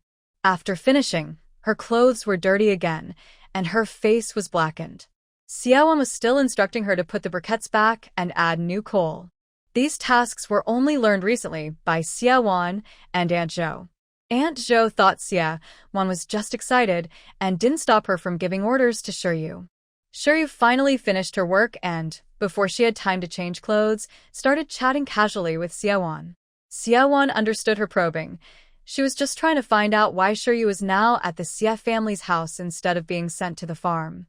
Xiaowan Xiong thought that if Shiryu hadn't told Huang Zhengwo that her biological father was Xie Dahong, Huang Zhengwo wouldn't have tried to flirt with her, and she wouldn't have gained a reputation for being unfaithful. Although the story in the book says Shiryu's mistake was unintentional, her scheming nature doesn't seem so innocent. Perhaps Shiryu deliberately told Huang Zhengwo to get back at her aunt. Huang Zhengwo and Shiryu used to be neighbors. Huang liked Shiryu, but she didn't like him. Another possibility is that Shiryu wanted to cause trouble and told Huang Zhengwo about her hometown, knowing Huang would try to pursue her. She might have planned that Huang would try to flirt with Xiaowan. For Shiryu, it might have just been a game, but it ended up ruining her life. Xiaowan just couldn't get close to Shiryu. She made up a reason and avoided her. Anyway, Shiryu didn't know about her work as a spy. That secret was still safe, even from Dahong. Shiryu didn't find any useful information and had to leave the kitchen. As she stepped out, she saw Dahong bringing Qin Muyu into the living room. Shiryu forgot her dark face and ran over, looking up at Qin Muyu and asking Muyu, "Are you here to see me?" Qin Muyu honestly asked, "Comrade, may I ask who you are?" Shiryu went to wash her face. Dahong, curious, asked, "Muyu, I heard you are dating Xiaoyu?" Dahong just learned this from Shiryun today. Hearing this, Dahong felt a bit disappointed. Although Shirwan was his niece by marriage, if they became a couple, he would be related to the Qin family. But a son-in-law wasn't as close as a son-in-law by blood. Dahong thought that Shirwan had no chance against Shiryu in the competition, so he just felt a little regretful inside. Just after finishing a chess game with his comrade, he saw Qin Muyu outside the yard. Qin Muyu said he came to see Shirwan, which confused Dahong again. Now was not the time for romantic entanglements. Dahong was sure Qin Muyu wouldn't be unfaithful. He needed to ask clearly what was going on. Qin Muyu, always straightforward, explained, "Director Zhao from the city hospital arranged a blind date for me with Comrade Shiryu. That's all. We just know each other, no relationship confirmed." Dahong breathed a sigh of relief. "Oh, I see." Then he started shouting loudly, Xiaowan, come down quickly. Captain Qin is here to see you." His loud voice was so strong that even the neighbor, Leader Zhai, could probably hear it. Shiryu also heard it. She ran out of the bathroom, still with a wet face, and said to Brother Xie, "Brother-in-law, you got it wrong. Captain Qin is here to see me." After saying that, she shyly twisted her body. Qin Mai corrected her seriously, "No, Comrade Shiryu, you misunderstood. Today, I am here to see Comrade Xiaowan." Just then, Xiaowon also hurried out of the kitchen, wearing an apron and holding a spatula, anxiously asking, "Comrade Qinmai is here?" The scene became a bit awkward. But only Shiryu felt embarrassed. Qinmai, being a straightforward man, thought he had something important to say and didn't feel embarrassed. Xiaowon wouldn't be embarrassed either. She shouted, "I'm learning how to cook homemade fish from Aunt Zhou. Wait for me." Brother Xia was amused, patting Qinmai's shoulder and inviting him to stay for lunch. Qinmai wanted to refuse, but he really had something to discuss with Xiaowon, so he stayed. To ease the awkwardness, Shiryu went to see Fan Hongxia. Fan Hongxia glanced at Shiryu's clothes and scolded, "Cousin, you're not serious. I just lent you a set of clothes, and you've already stained them?" To show she was responsible, Shiryu explained in a moderate voice, "I was helping in the kitchen and accidentally got it dirty." After being scammed for 2 sets of clothes by Xiaowon, Fan Hongxia didn't have many clothes left to change. She muttered gloomily, "You can even burn eggs. Why are you messing around in the kitchen?" Brother Xia also said, "Little you, your enthusiasm for helping is good, but next time don't help." Shiryun was in the bedroom. With no one to help Shiryu now, she suddenly felt that everything in the Xia family seemed different today. Before, whenever she came here, she felt comfortable and the family treated her well. Today, it was as if luck had turned bad. Everything was going wrong. She shyly slipped back into Fan Hongxia's room. Fan Hongxia, worried she would ruin her only nice dress, followed her inside. Brother Xia chatted casually with Qinmai, mostly about military matters, and they got along quite well. Xiaowon finished cooking the fish and came out of the kitchen, already removing her apron. She was now wearing Fan Hongxia's new floral dress, which made Qinmai and Brother Xia both look surprised. Xiaowon had been staying at the Xia family for several days, and she was getting fairer. Her face was starting to gain some flesh, so she didn't look so thin anymore. Her beautiful features became more visible. Brother Xia nodded with satisfaction, knowing that Tao Hongmei's daughter might not be outstanding in other ways, but she definitely wouldn't be unattractive. Qinmai's ears turned a little red. Previously, Xiaowon's appearance made it hard to believe she was a woman. She looked more like a thin, young child. But today, when she wore this dress, her feminine charm showed. Qinmai thought about their intimate moment and wondered if he should take responsibility. He couldn't blame Qinmai. People in this era believed that kissing someone meant marriage unless it was inappropriate. Xiaowon didn't care about Qinmai's strange looks. She walked over, pulled a stool, sat across from him, and asked, "Comrade Qinmai, what do you want to talk to me about?" Qinmai's father, De Hong, also listened carefully, not leaving any space for the young people to have privacy. Qinmai took out a folder and placed it on the coffee table, saying, "I've arranged for you to attend Nancheng High School. You just need to fill out the application form. Starting next week, you can go there as a transfer student. Once your household registration and food relationship are transferred to the city, you'll officially be a first-year student at Nancheng High School." Xiaowon happily said, "Comrade Qinmai, you're so straightforward. I will definitely repay you." De Hong picked up the folder, looked at the forms inside, and confirmed it was real. He said, "Xiaowon, you don't need to transfer as a student. I'll arrange for your household registration and food relationship to be transferred from Rinjia village." Xiaowon wanted to say she didn't need that. Qinmai then took out some books from his military bag and placed them on the table, saying, "These are the textbooks I borrowed for you. Some are middle school level, others are high school. Nancheng High School is a key school and there might be exams for admission. Xiaowon, you need to reach middle school graduation level to be accepted." Xiaowon didn't think this was a problem. She wondered if, in case they tested her skills, she could just ask to skip a grade. De Hong, however, was a bit worried and asked, "Xiaowon, have you really finished all the middle school courses by yourself? Do you need Dad to find someone to tutor you?" Xiaowon said no, but she also thought it would be best to review high school courses quickly. Maybe she could convince them to let her skip to the second year, so she could graduate in a year. Note: high school is 2 years at this time. Having De Hong send someone to help transfer her household registration and food relationship would save her time studying, so she didn't insist on returning to Rinjia village. After finishing the arrangements, Chin Mai stood up to leave. Xia Dahong suddenly had a bright idea.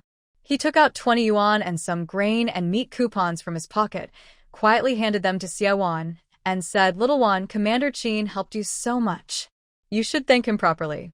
Go, take Commander Chin to the state-run restaurant for a nice meal." Xia Wan's eyes widened like a cow. She couldn't understand why Xia Dahong suddenly became so generous.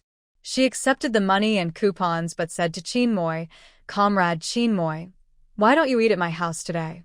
I made the fish myself, and it tastes very good. I'll invite you out again in a few days." Chin Moi shook his head. "No need for you to treat me." Seeing Xia Wan's eager expression, he unexpectedly softened again. Thinking that they might become revolutionary comrades in the future and shouldn't hurt each other's feelings, he changed his mind and said, "I'll treat you." Chin Moi stayed at the Xia family for lunch, mainly because Xia Wan couldn't bear to see her own cooked fish and insisted that Chin Moi try her cooking. Xia Wan swore she wasn't trying to take advantage of the 20 yuan from Xia Dahong. The table was full of dishes. Since there were guests, Xia Dahong temporarily asked Aunt Zhou to add 2 more dishes. There were 8 dishes and a soup, fish and meat and vegetables. The most eye-catching was a large bowl of homemade fish in the center of the table. Because the fish was big, it was cut into pieces, coated with starch, fried in oil, and then taken out. Then, fragrant bean paste and Sichuan pepper, along with scallions and other seasonings, were stir-fried in oil. Water was added to cook the mixture. Then the fried fish pieces were put in to simmer for a while, and garlic sprouts were added to thicken the sauce. Xia Wan operated all this under Aunt Zhou's guidance. Xia Dahong first tasted a bite and praised, "I didn't expect little Wan to have such skills. If anyone marries my little Wan in the future, they'll be lucky." Then he naturally picked a piece of fish for Chin Moi and said with a smile, "Moi, try little Wan's cooking." Under the watchful eyes of Xia Dahong and Xia Wan, Chin Moi carefully tasted and honestly said, "It tastes good." Hearing this, Xia Wan beamed with pride and hurried everyone to eat. Fan Hongxia had temporarily given up on bothering Xia Wan. As long as Xia Wan didn't cause trouble for her, she would be content. Shiryan rolled her eyes at Xia Dahong and started serving dishes to Xia Xing and Shiryu. Because Xia Wan helped Xia Xing recover the money that Fan Hongxia had taken, he also complimented her, saying, "Xia Wan, your fish is really delicious." Shiryu frowned, feeling something was strange. Why did Xia Wan feel so accepted in this family? This was completely wrong. In her past life, Xia Wan was in this family, but no one paid attention to her, especially her uncle. In her previous life, he didn't seem to like his own daughter very much.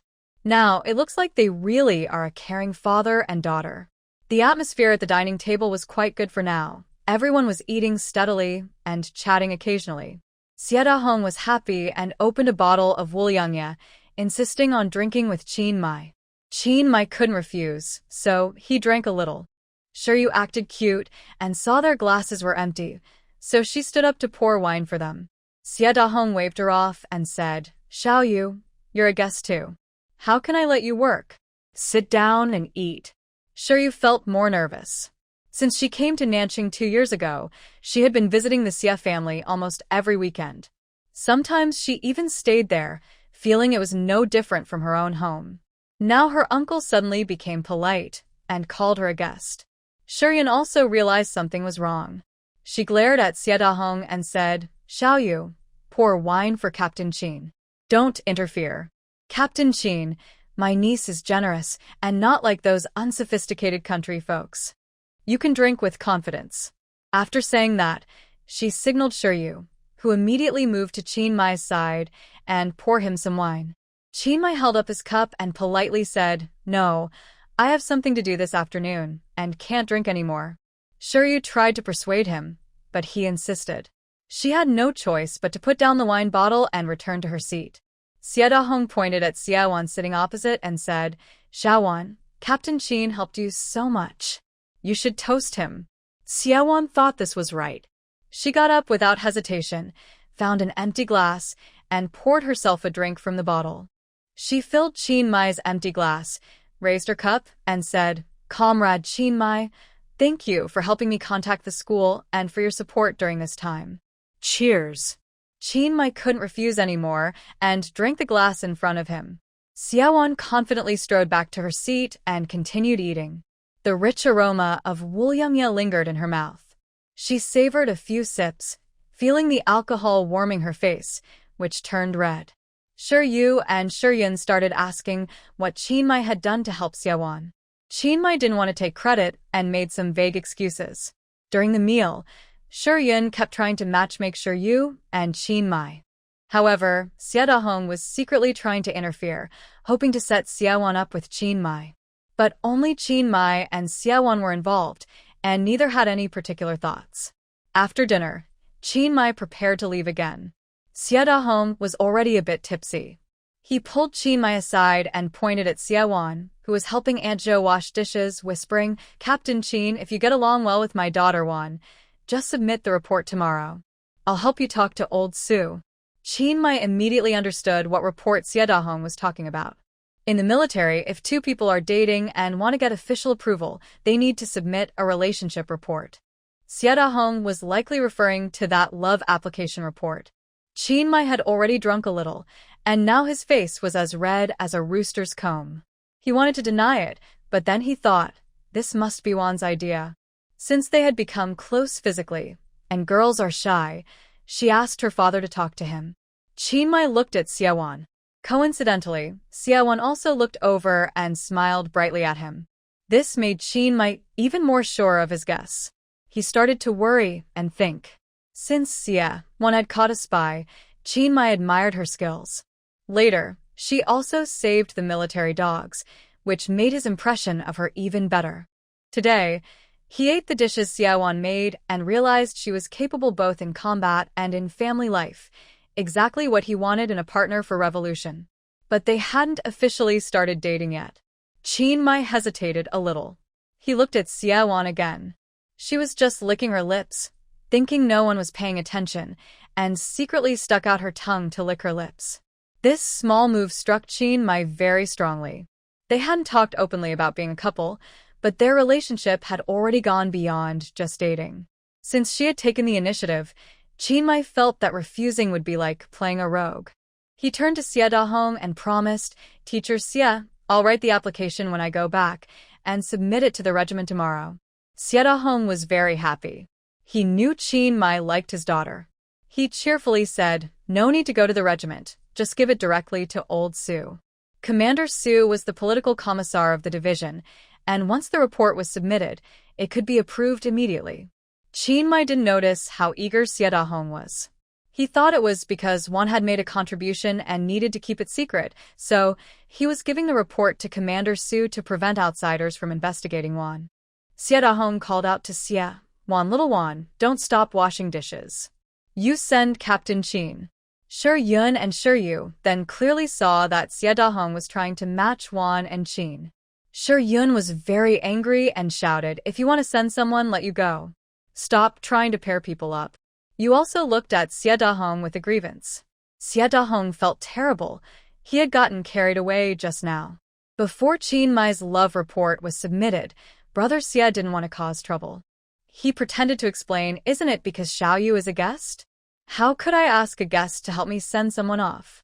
Fine, let Xiaoyu see Captain Chin out." After saying this, he quietly whispered to Chinmai, "Since you were engaged to Xiaoyu before, it's better to clarify things with her. For now, don't mention your relationship with Xiaowan to avoid affecting their sisterly bond." Chinmai had some opinions about Brother Xia before, feeling he was too harsh on Xiaowan. But today, he realized that Brother Xia seemed to be considering Xiaowan's feelings. His words also made sense. He should indeed clarify things with Shiryu first. So, when Yu Hong blushed and saw Chinmai off the house, Chinmai invited, "Comrade Shiryu, let's walk a bit further. I have something to talk to you about." Since they were in the military family compound with many people around, Chinmai took Shiryu outside. They found a nearby battalion's playground. Chinmai planned to clarify things with Shiryu there.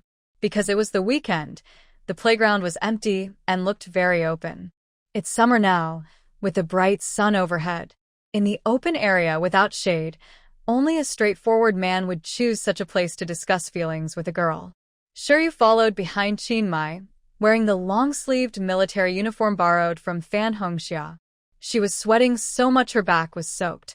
She used her hand to shade her forehead, but it still hurt her eyes. Still, looking at Chinmai's back made her feel he was tall and strong. Today's events were beyond Shiryu's expectations, especially Brother Xie's behavior, which made her feel uneasy. My uncle actually wants to match Xiaowan and Chinmai? This never happened before.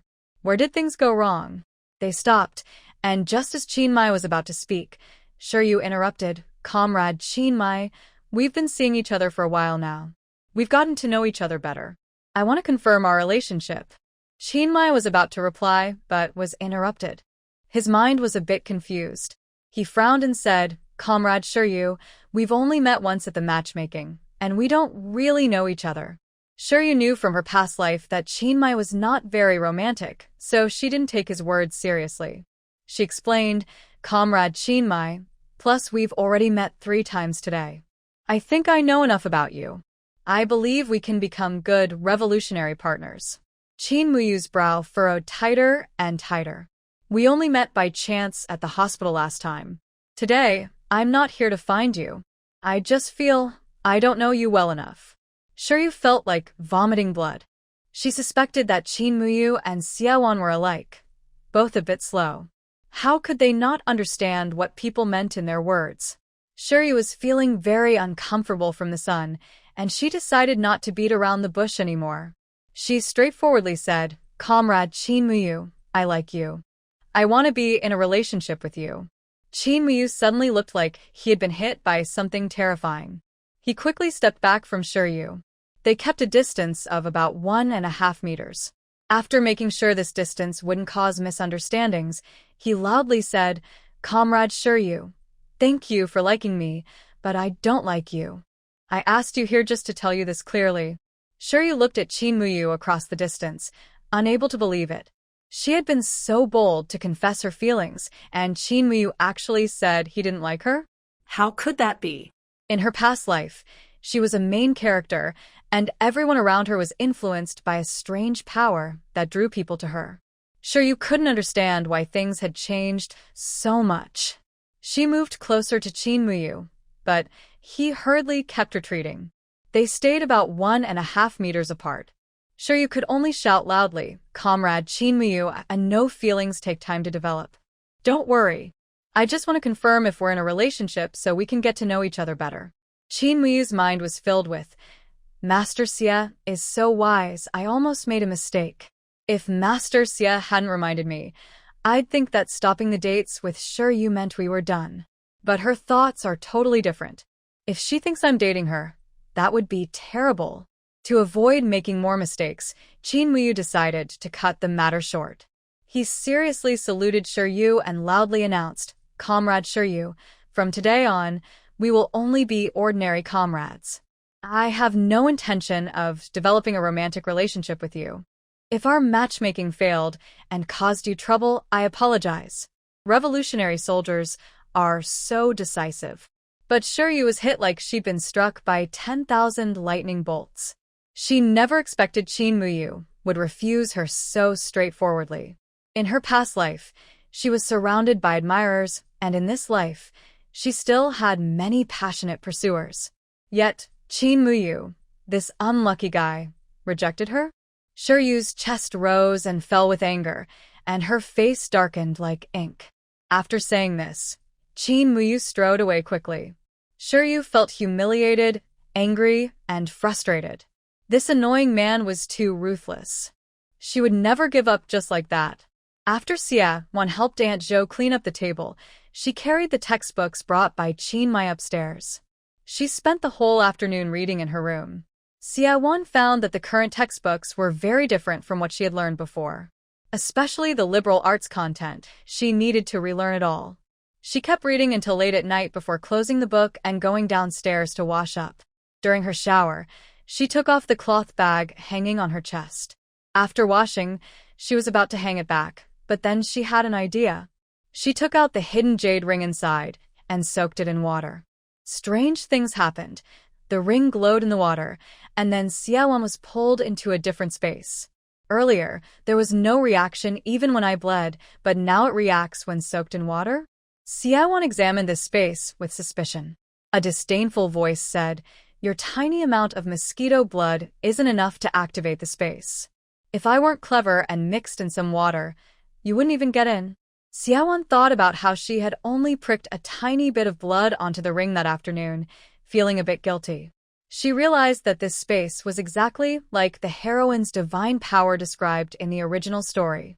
In front of her was a vast black land. At the edge, there was a small house with black tiles and white walls. In front of the house was a spring.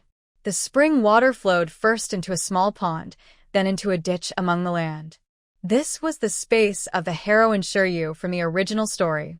Shiryu was indeed looking for this jade ring. But in her previous life, how did this ring end up in Shiryu's hands? In the original story, Shiryu planted some crops inside the space. In this material-scarce era, it was very helpful.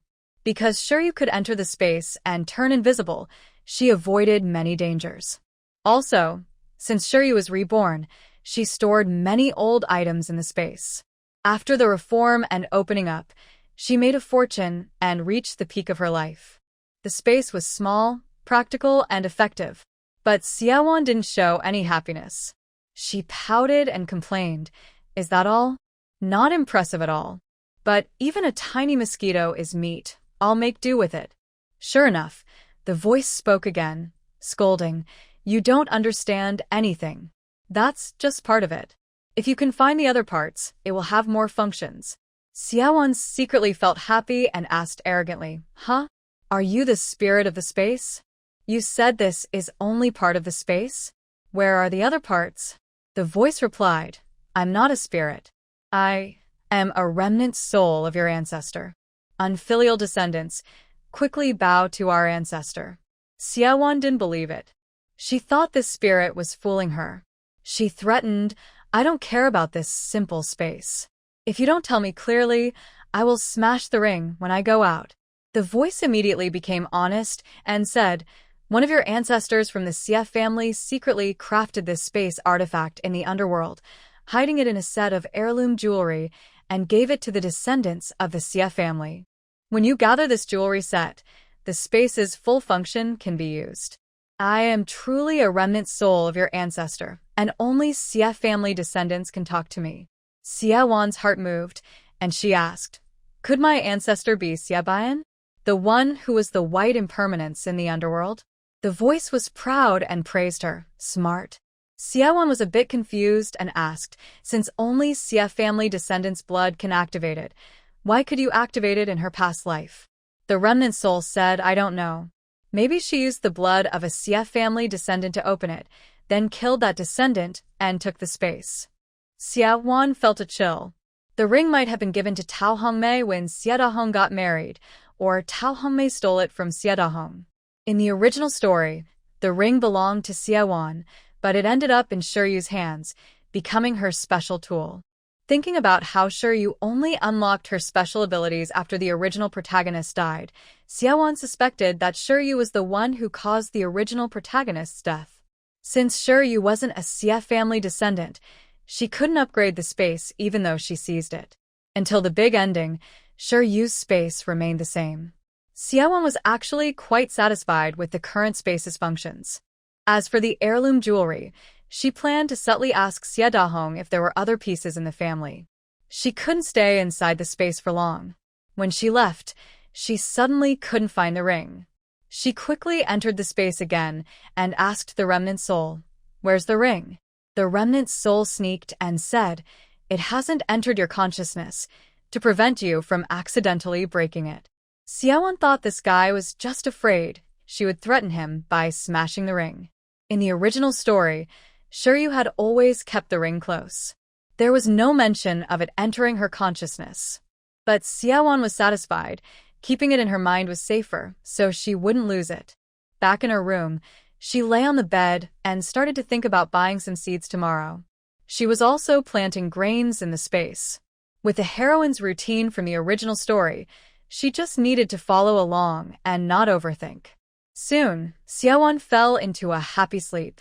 She didn't know, but over at the nearby military barracks, Qin Mai was tossing and turning, unable to sleep. During the day, Yu's confession had frightened Qin Mai. After returning to his dormitory, he kept thinking about it and felt more and more scared. He believed that if it weren't for Commander Xie Dahong's reminder, he might have made a serious mistake in his conduct. People might think he was involved with 2 women at once or engaging in inappropriate relationships. The consequences would be very serious. Qin Mai didn't want to wait any longer. He immediately started writing a love report in his dorm. Once it was finished, he was worried that the night might bring trouble, so he quickly went to the instructor to get it signed.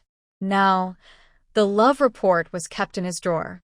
Qin Mai decided to go see Commander Su early the next morning to submit the report.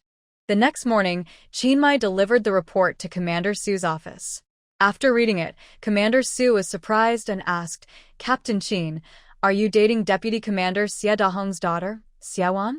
Qin Mai thought for a moment and decided that since they had kissed, they should be considered dating. So he nodded firmly. Commander Su then asked, "Did she agree?" Qin Mai remembered the report he was asked to write by Xie Dahong in front of him, and Xiaowan had also smiled and hinted at him. It must mean she agreed. Girls are usually shy, so he couldn't expect her to tell him directly, right? She agreed, Qin Mai said confidently. Seeing his simple expression, Commander Su chuckled. Qin Mai, you used to praise Xiaowan so much, I thought something was wrong. Turns out she's your girlfriend? Qin Mai was worried that Commander Su might misunderstand, so he hurried to explain, Xiaowan is very capable. In official matters, I haven't mixed any personal feelings. Commander Su laughed even more. You're defending her now? Looks like you really like Xiaowan. Qin Mai scratched his head. He admired Xiaowan, but he didn't feel much more than that. Now that they had officially become a couple, Qin Mai thought he appreciated Xiaowan. With more contact, he believed he would come to like her more. He said, Commander Su, I think Xiaowan's political awareness, sense of duty, and ideals are very suitable for me to develop as a revolutionary partner. I hope the organization approves our relationship. Commander Su lao ghét lao li. Of course, I approve. Xiaowan's background just went through a political check, and there are no issues. She's a hero in counter-espionage, perfect for you. After that, Commander Su signed the love report quickly. The report was kept in the political department's files and wasn't returned to Qin Mai. Soon, Xie Dahong found out about the report. Xie Dahong has been acting very excited these days. As soon as he gets home, he looks at Xiaowan with a very kind and loving gaze, which makes Xiaowan feel very uncomfortable. Little Wan, how is your review going? Little Wan, I've already arranged your household registration and grain and oil relations. Someone will handle it for you. You need to report to school next week. Do you want Dad to take you there? Little Wan, have you met Mai these days? Xiaowan doesn't understand what's wrong with Dahong. She also doesn't realize that under her biological father's control, she has officially become Qin Mai's partner. Love should be based on mutual agreement, but the army has its own rules. Since Xiaowan isn't in the army, Qin Mai just needs to report it. Usually, no one would report a relationship without the woman's consent. If the woman disagrees, the relationship can be ended at any time. After 3 months of the report being effective, the army will send a letter to the woman's unit for an official check. Xiaowan had already been checked before, so that step was skipped.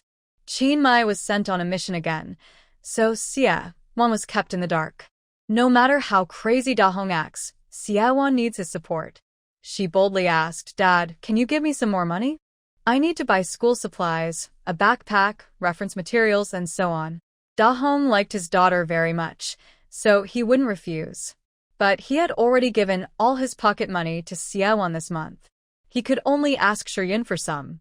Of course, Shiryun didn't want to give any.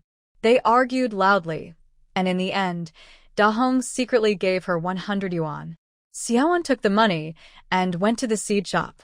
At the seed shop, she learned that seeds must be bought with special seed tickets, not grain coupons as she thought. She didn't have seed tickets, and she believed Dahong probably didn't have any either. These tickets should be given to farmers. She asked the clerk where she could get seed tickets. The clerk was a woman in her 30s. When she saw Xiaowan, her face changed, and she quickly drove her away. Without tickets, you can't buy anything. What are you doing? That's called speculation and illegal trading. Leave quickly. Xiaowan thought the clerk was probably reselling seed tickets and was afraid she was there to investigate, so she acted very fiercely. She first went to the supply and marketing cooperative and used the industrial coupons Dahong gave her to buy farming tools like hoes and sickles. Then she returned to the seed shop and waited outside. When the clerk finished work, she followed her, watched her leave with her colleagues, and then stopped her, calling out, "Miss, wait a moment." Zhang Shufan recognized Xia Wan and asked unhappily, "What's wrong with you, little girl? Are you still bothering people? I told you I don't have any seed tickets." Xia Wan slyly moved closer and said, "Big sister, someone told me to find you to buy seeds. Whether I have tickets or not, can you help me think of a way? Money is not a problem." Zhang Shufan pulled Xia Wan to the street corner and asked quietly, "Who told you that?" Xia Wan whispered mysteriously, "They're afraid you'll blame them if you find out, so they didn't want me to reveal their name. Big sister, my yard is empty. I want to turn the soil and plant some grains. Can you help me?" "I promise not to tell anyone." Zhang Shufan looked around carefully, making sure no one was following, then believed Xiaowan. She said, "It's already after work hours. Where can I get seeds for you now?" "Well, I still have 5 kilograms of Shanyu 652 at home. It's a new variety. If you want, come with me." Shanyu 652, a new corn variety promoted in the late 1960s and 1970s, gradually replaced older varieties like Liaodong White and Golden Queen. Xiaowan thought, since it's her first time planting, she might as well pay a bit more. She asked the price, which was 10 yuan per kilogram. She remembered that corn seeds in seed stores sold for 5 yuan per kilogram, but Zhang Shufan said that was an old variety and the new one yields much more. They walked several streets together. Zhang Shufan told her to wait at the intersection while she turned into an alley. After a long while, she came out carrying a burlap bag. Zhang Shufan asked if Xia Wan had a bag. She hadn't brought one, and Zhang Shufan impatiently said, "Burlap bags sell for 2 mao." Xia Wan paid 50 yuan plus 2 mao to Zhang Shufan, then said, "Big sister, thank you. When I grow some millet, I'll bring you some fresh ones to try." Hearing this, Zhang Shufan felt Xia Wan wasn't so annoying anymore and politely said, "That's good. If I get the chance, I'll help you look out for more vegetable seeds." Xia Wan thanked her and carried the bag of millet seeds away. Only when she was somewhere nobody was around did she hide the bag in her space. That night, Xia Wan went into her space to turn the soil. Unfortunately, she had never farmed before. Her planting knowledge was all from videos she watched in her past life, so turning the soil was very difficult. The spirit of her ancestors started mocking her again. "With this method, you'll never finish turning the soil in your lifetime." Xia Wan was very stubborn and said, "If I don't do it this way, do you have a better way to make the move by itself?" As soon as she finished speaking, her flew out of her hand and landed in the dirt, then chopped a couple of times by itself. Xia Wan was very happy and said, "Wow, it can turn the soil automatically?" Just as she finished speaking, the fell back to the ground. A voice spoke, "Grandpa, I am just a faint remnant soul and can't support myself for long. You need to learn how to control objects with your mind." Xia Wan scratched her head. "This is a historical story, not a cultivation novel. Where would I learn to control objects?" The voice replied, "It's not that mysterious. This space already recognizes you as the owner. Here, you are the master of the inner world, and you can control objects with your thoughts." Guided by that voice, Xia Wan experimented several times and finally learned to use her mind to control all the items inside the space. This made things much easier.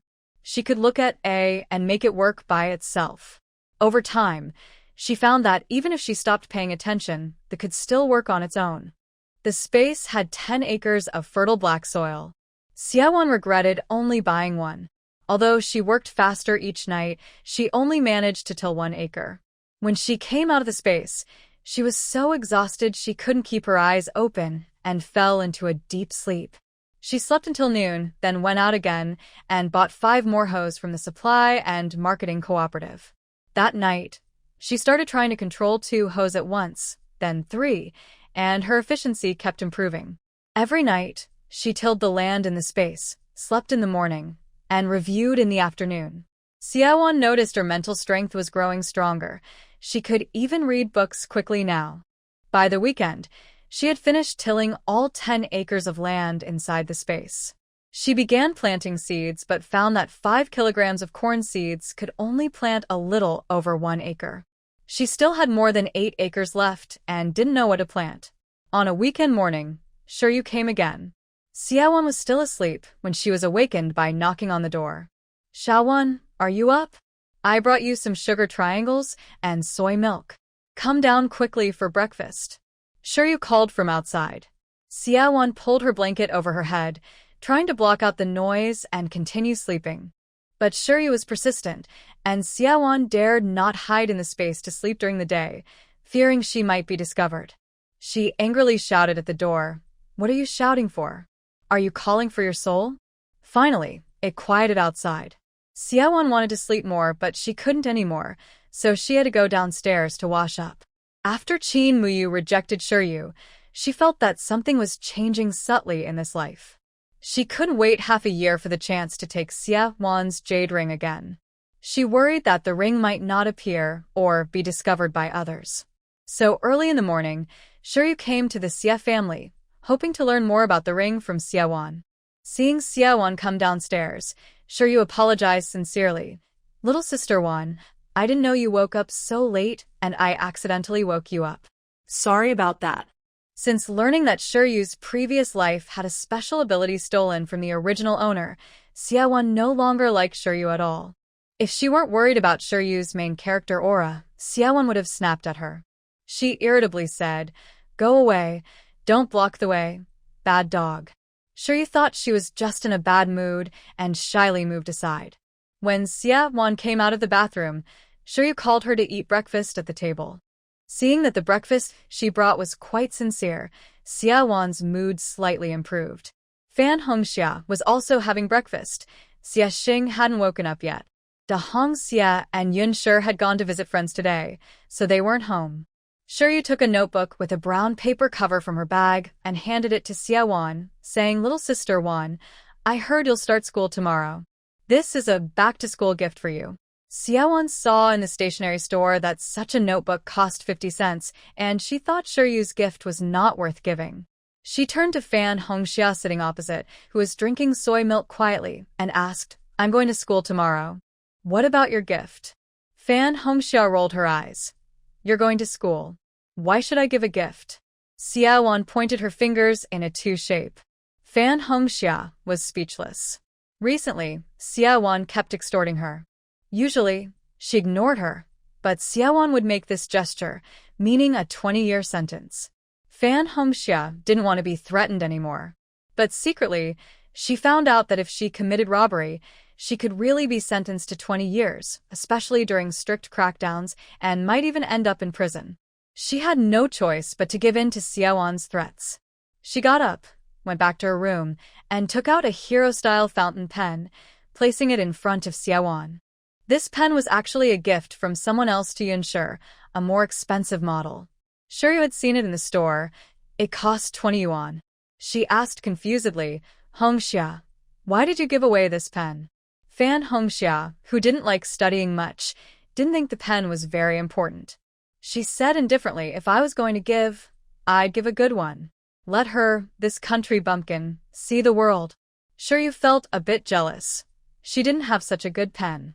Xiaowon, a girl from the countryside, didn't seem worthy. Looking at her own notebook, she felt Fan Hongxia was mocking her. The relationship between Fan Hongxia and Xiaowon also seemed strange. In her previous life, Fan Hongxia hated Xiaowon intensely and didn't even want to sit with her at lunch. Fan Hongxia often bullied Xiaowon, so now it seemed their relationship was okay. Fan Hongxia actually gave Xiaowon a gift. Shiryu's suspicion grew deeper. She couldn't help but ask Xiaowon, "Little Wan, when you came to the city, Did your mother bring you anything valuable? Xiaowan knew she was asking about the jade ring. She shook her head and said, My mother is very poor. She probably doesn't have anything valuable. Shiryu observed Xiaowan's expression, which didn't seem fake, and asked again, Then how much luggage did you bring into the city? Fan Hongxia chuckled nearby. Just her. She might as well have come. And she even stole my clothes. Xiaowan thought Fan Hongxia's words were funny, as they helped her dispel Shiryu's doubts. She didn't mind Fan Hongxia's tone.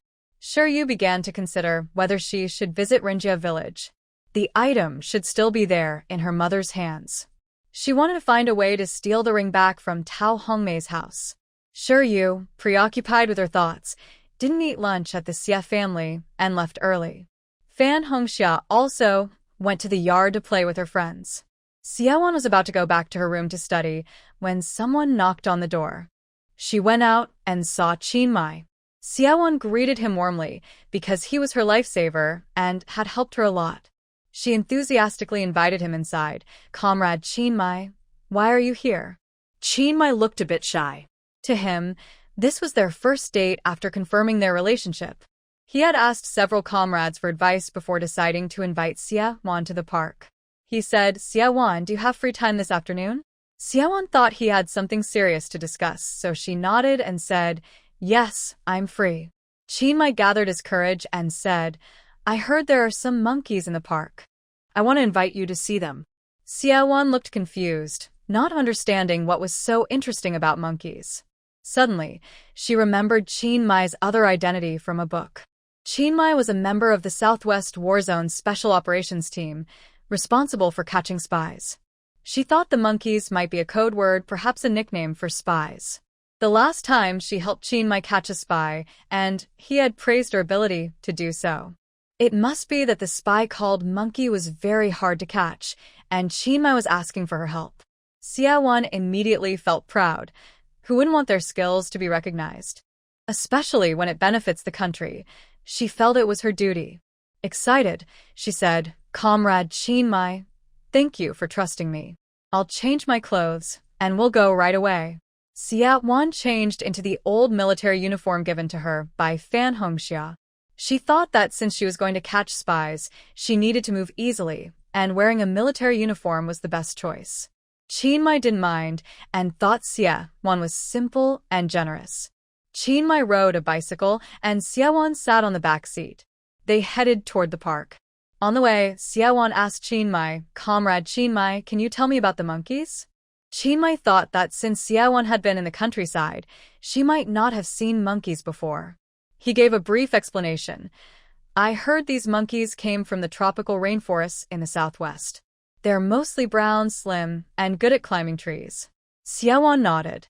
She thought about how the Vietnam War was still ongoing. The monkeys in Saigon, supported by the United States, might have sneaked into the country to spy on military secrets. She mused, those people over there do look a lot like monkeys. Their skin is mostly brown and slim. Climbing trees is basic for them. I didn't expect those monkeys to be so bold, coming deep into the inland. Sigh. Now we're helping Hanoi to defeat Saigon's monkeys and drive out the Americans. But in a few years, Xiaowan sighed deeply, feeling a bit down when she thought about the self-defense war against the monkeys that would happen in the future. After a long silence, she asked again, Any other information? Qinmai thought for a moment and added, Lots of hair. Xiaowan nodded, as thick hair was also a trait. Seeing that Qinmai didn't say more, she guessed it was to keep things secret. She didn't ask further, but secretly decided, no matter what, I will help Qinmai catch those monkeys. I took credit last time, so I should return the favor. The road was bumpy, and Xiaowan naturally held onto Qinmai's waist. Qinmai's muscles tensed, his heart pounding, and he pedaled faster and faster. Xiaowan believed that Qinmai was rushing to catch the spies and didn't complain, even though his backside was sore from the bumps. When they reached the park, Qinmai, with his military ID, entered for free. He bought a ticket for Xiaowan and saw a stall selling popsicles at the entrance. He bought her one. The white popsicle was just sugar water frozen, and Xiaowan licked it, feeling very cool. Seeing sweat on Chiang Mai's forehead, she took out 5 cents and insisted on buying him one too. Chiang Mai didn't really like sweets and shyly said, "You shouldn't spend money on me." Xiaowon generously replied, "Men and women are equal. If you invite me, I'll invite you. Isn't that right?" Qin Muyu smiled as he took the popsicle, feeling happy inside. He parked his bike and took Xiaowon into the park, heading straight to Monkey Mountain. Seeing the monkeys running around on the fake rocks with their bottoms exposed, Xiaowon felt a bit confused and asked, "Comrade Qin Muyu, are you really taking me to see monkeys?" The area around Monkey Mountain was a big circle, with a fake mountain in the middle. There were dozens of monkeys on it, some playing, some eating, and others making funny faces, begging for food from visitors. Qin Muyu nodded sincerely. "Look, aren't these monkeys lively?" Xiaowon held back her eye roll. Who enjoys watching monkeys in the blazing heat? If she had known they were real monkeys, she'd rather stay at home fanning herself and reading. She forced a smile and said, "Yes, they are lively. But I think you are even more lively." How could she not think of that activity in the hot sun? She looked around and realized she might be out of touch with the times. Surprisingly, there were quite a few people watching the monkeys. Xiaowon became alert, thinking maybe spies were hidden among the crowd. She looked around suspiciously, especially at a thin man with black-rimmed glasses, who looked very much like a monkey herself. Maybe Qin Muyu's words about monkeys are a double meaning. People in special forces definitely wouldn't share their plans with an outsider like me. The man looked back at Xiaowon. To hide her suspicion, she looked at Monkey Mountain. She saw a little monkey in its mother's arms, peering out. She understood that the little monkey was saying to its mother, "Mom, why are all the monkeys outside wearing clothes? I want to wear clothes too." The mother monkey comforted her baby. "They have no fur, so they wear clothes to pretend. We have fur, so we don't need clothes." Xiaowon was amused and made a strange sound, which the monkeys seemed to understand. She said, "Your mom is lying. You don't have fur on your bottom, just your showing." The little monkey burst into tears, crying, "I don't want to show I want to wear clothes." Qin Muyu didn't understand what Xiaowon was saying and asked, "Are you talking to the monkeys?" Xiaowon immediately became alert. She was too relaxed next to Qin Muyu and almost revealed her special ability. She shook her head with a fake smile and said, "I was joking. It sounds like they are calling each other that." To cover up, she continued, "Actually, there are monkeys in the big mountain behind Rinjia village." Qin Muyu suddenly understood. No wonder Xiaowon was unhappy about him taking her to see monkeys. It turned out he had chosen the wrong activity. He felt some resentment toward his comrades who gave him advice. Xiaowon kept watching the man with glasses, and the more she looked, the more she thought he was acting suspiciously. She pulled Qin Mai closer to the man with glasses. Qin Mai's face turned even redder. Although Xiaowon was holding onto his arm, he felt it was too close. "Comrade Xiaowon, let's take things slowly and proceed step by step, okay?" Qin Mai rarely spoke with such uncertainty, his voice low and timid. Xiaowon understood immediately. It was probably the man with glasses and his accomplices nearby, coordinating. Qin Mai was trying to catch a big fish by playing the long game. That made sense. She had been too impulsive. She stopped walking just as the man with glasses looked over. To hide her nervousness, Xiaowon held onto Qin Mai's arm, turned her head, and gave him a bright smile. She softly said, "You're right, I was too impatient." Huh? She was saying he was right, but then moved even closer. It seemed that Xiaowon was truly anxious. But Would this be inappropriate?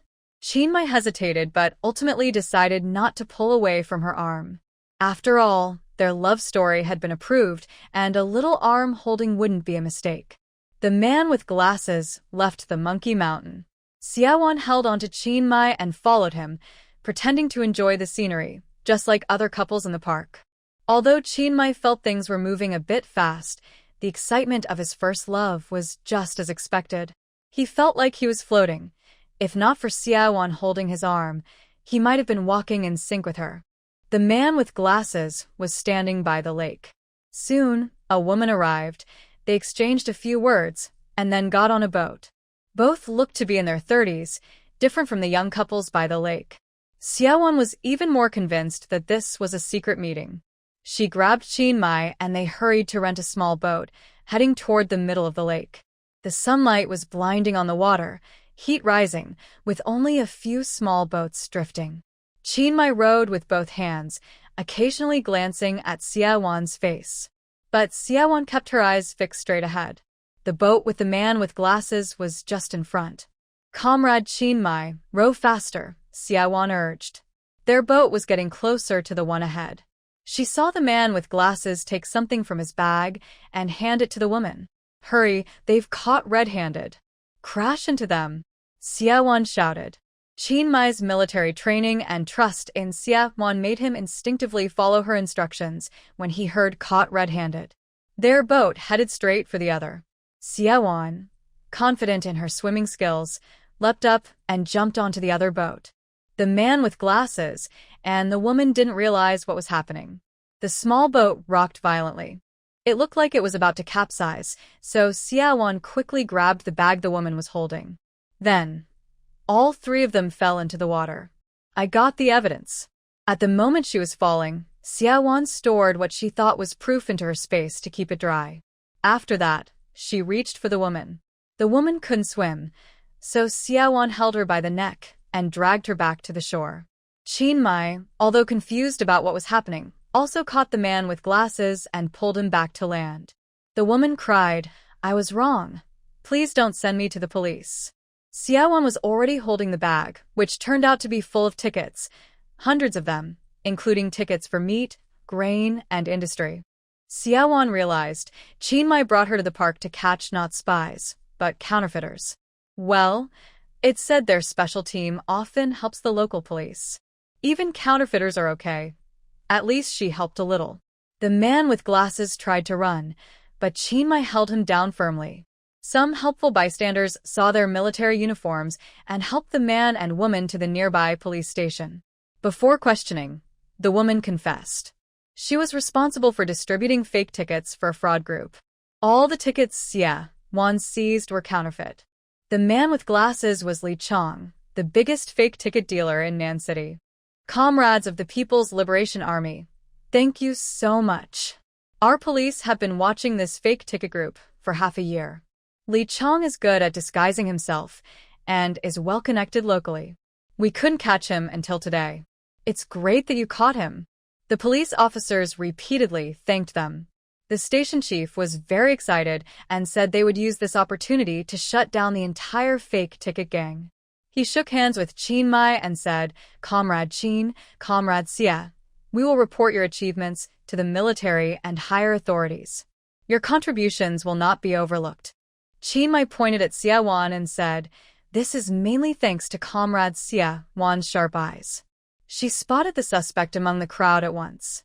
"I was just helping with the arrest." Xiaowan felt proud but also thought Qin Mai was a decent person. He didn't seek credit. Even though he was the one who brought her to catch the criminals, he gave her the credit. Both Qin Mai and Xiaowan were soaked from the water. After making their statements and leaving their contact information, they departed. On the way, Qin Mai sincerely praised Xiaowan, saying, "Comrade Xiaowan, you are truly excellent at special operations. I really admire you." Xiaowan's clothes were soaked and uncomfortable, so she had no energy to boast further, but she felt very proud inside. Qin Muyu took Xiaowan home. When they parted, Qin Muyu said, "Comrade Xiaowan, tomorrow morning I will go with you to South City High School to handle the procedures. How are you preparing for the entrance exam?" Xiaowan confidently replied, "No problem, I will definitely pass the exam." They agreed on the plan for tomorrow.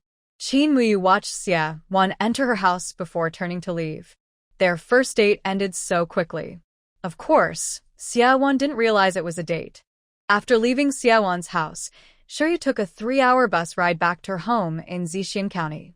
Shuri's family lives in the county seat, close to the bus station, but Shuri didn't have time to go home. She went to the agricultural machinery factory and found a man named Zheng who in the factory staff area.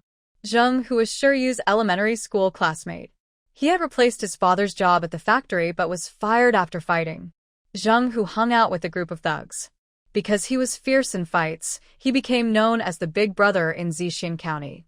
When they first met, Zheng Hu's eyes lit up, and with a roguish smile, he said, "Little you, you're back. Come on, let's find a place to hang out." He reached out to try to put his arm around Shiryu. Shiryu sidestepped and shook off Zheng Hu's hand, saying, "Zheng Hu, just talk. Don't touch me. I have something important to ask you." Zheng Hu had liked Shiryu since they were kids. The fight that got him fired was actually because he was jealous of her. Despite paying such a big price, Zheng Hu had no regrets. He dated other girls, but his heart still belonged to Shiryu, though he knew she didn't like him back. Basically, Zheng Hu was completely devoted to Shiryu. He could be aggressive with anyone, but Shiryu could scold him, and Zheng Hu still felt happy. He didn't understand why. "Zheng Hu, I need your help with something important," Shiryu said. Zheng Hu, still smiling playfully, replied, "Your problem is my problem. Just tell me, do you need money or tickets? I just got some cloth tickets yesterday, and I have 10 yuan. I'll give it all to you." Shiryu declined. "I have a job now, so I don't need money or tickets from you. I need you to go to Rinjia village in County." Shiryu couldn't wait any longer.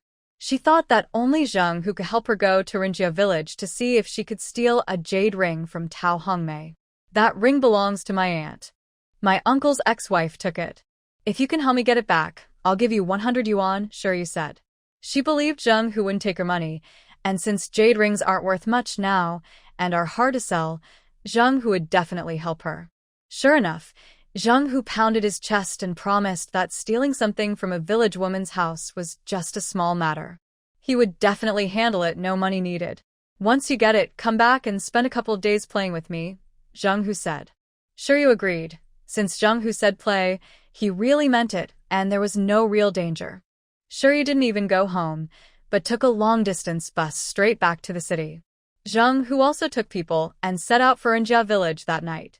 Xiaowan didn't expect Shiryu to be so bold as to go to petty criminals in society and steal from Rinjia village just because she couldn't find the jade ring at her place. But even if she knew, she wouldn't stop her. Xiaowan didn't care about Tao Hongmei's family's life or death. Before going to sleep, she looked into her space and was happily surprised to see that the corn seeds had already sprouted. Normally, corn takes at least 7 days to sprout after planting. It seemed that plants in her space grew much faster than outside. Xiaowan watered the 1-acre cornfield and then went to bed early. The next morning, Aunt Zhou woke her up. When Xiaowan went downstairs, everyone except Fan Hongxiao was sitting at the table eating breakfast. After a while, Qin Mai arrived. Xia Dahong happily greeted him. "Mai, about Xiaowan, thank you for your trouble." Facing Xia Dahong, Qin Mai showed more respect and answered seriously, "Rest assured, Teacher Xia, I will take good care of Comrade Xiaowan." Shiryu still didn't know about Qin Mai and Xiaowan's relationship. She thought it was a favor from Teacher Xia to Qin Mai. She felt a bit jealous. She had already warned Teacher Xia that she supported her niece Shiryu dating Qin Mai, but Teacher Xia said Shiryu and Qin Mai weren't suitable.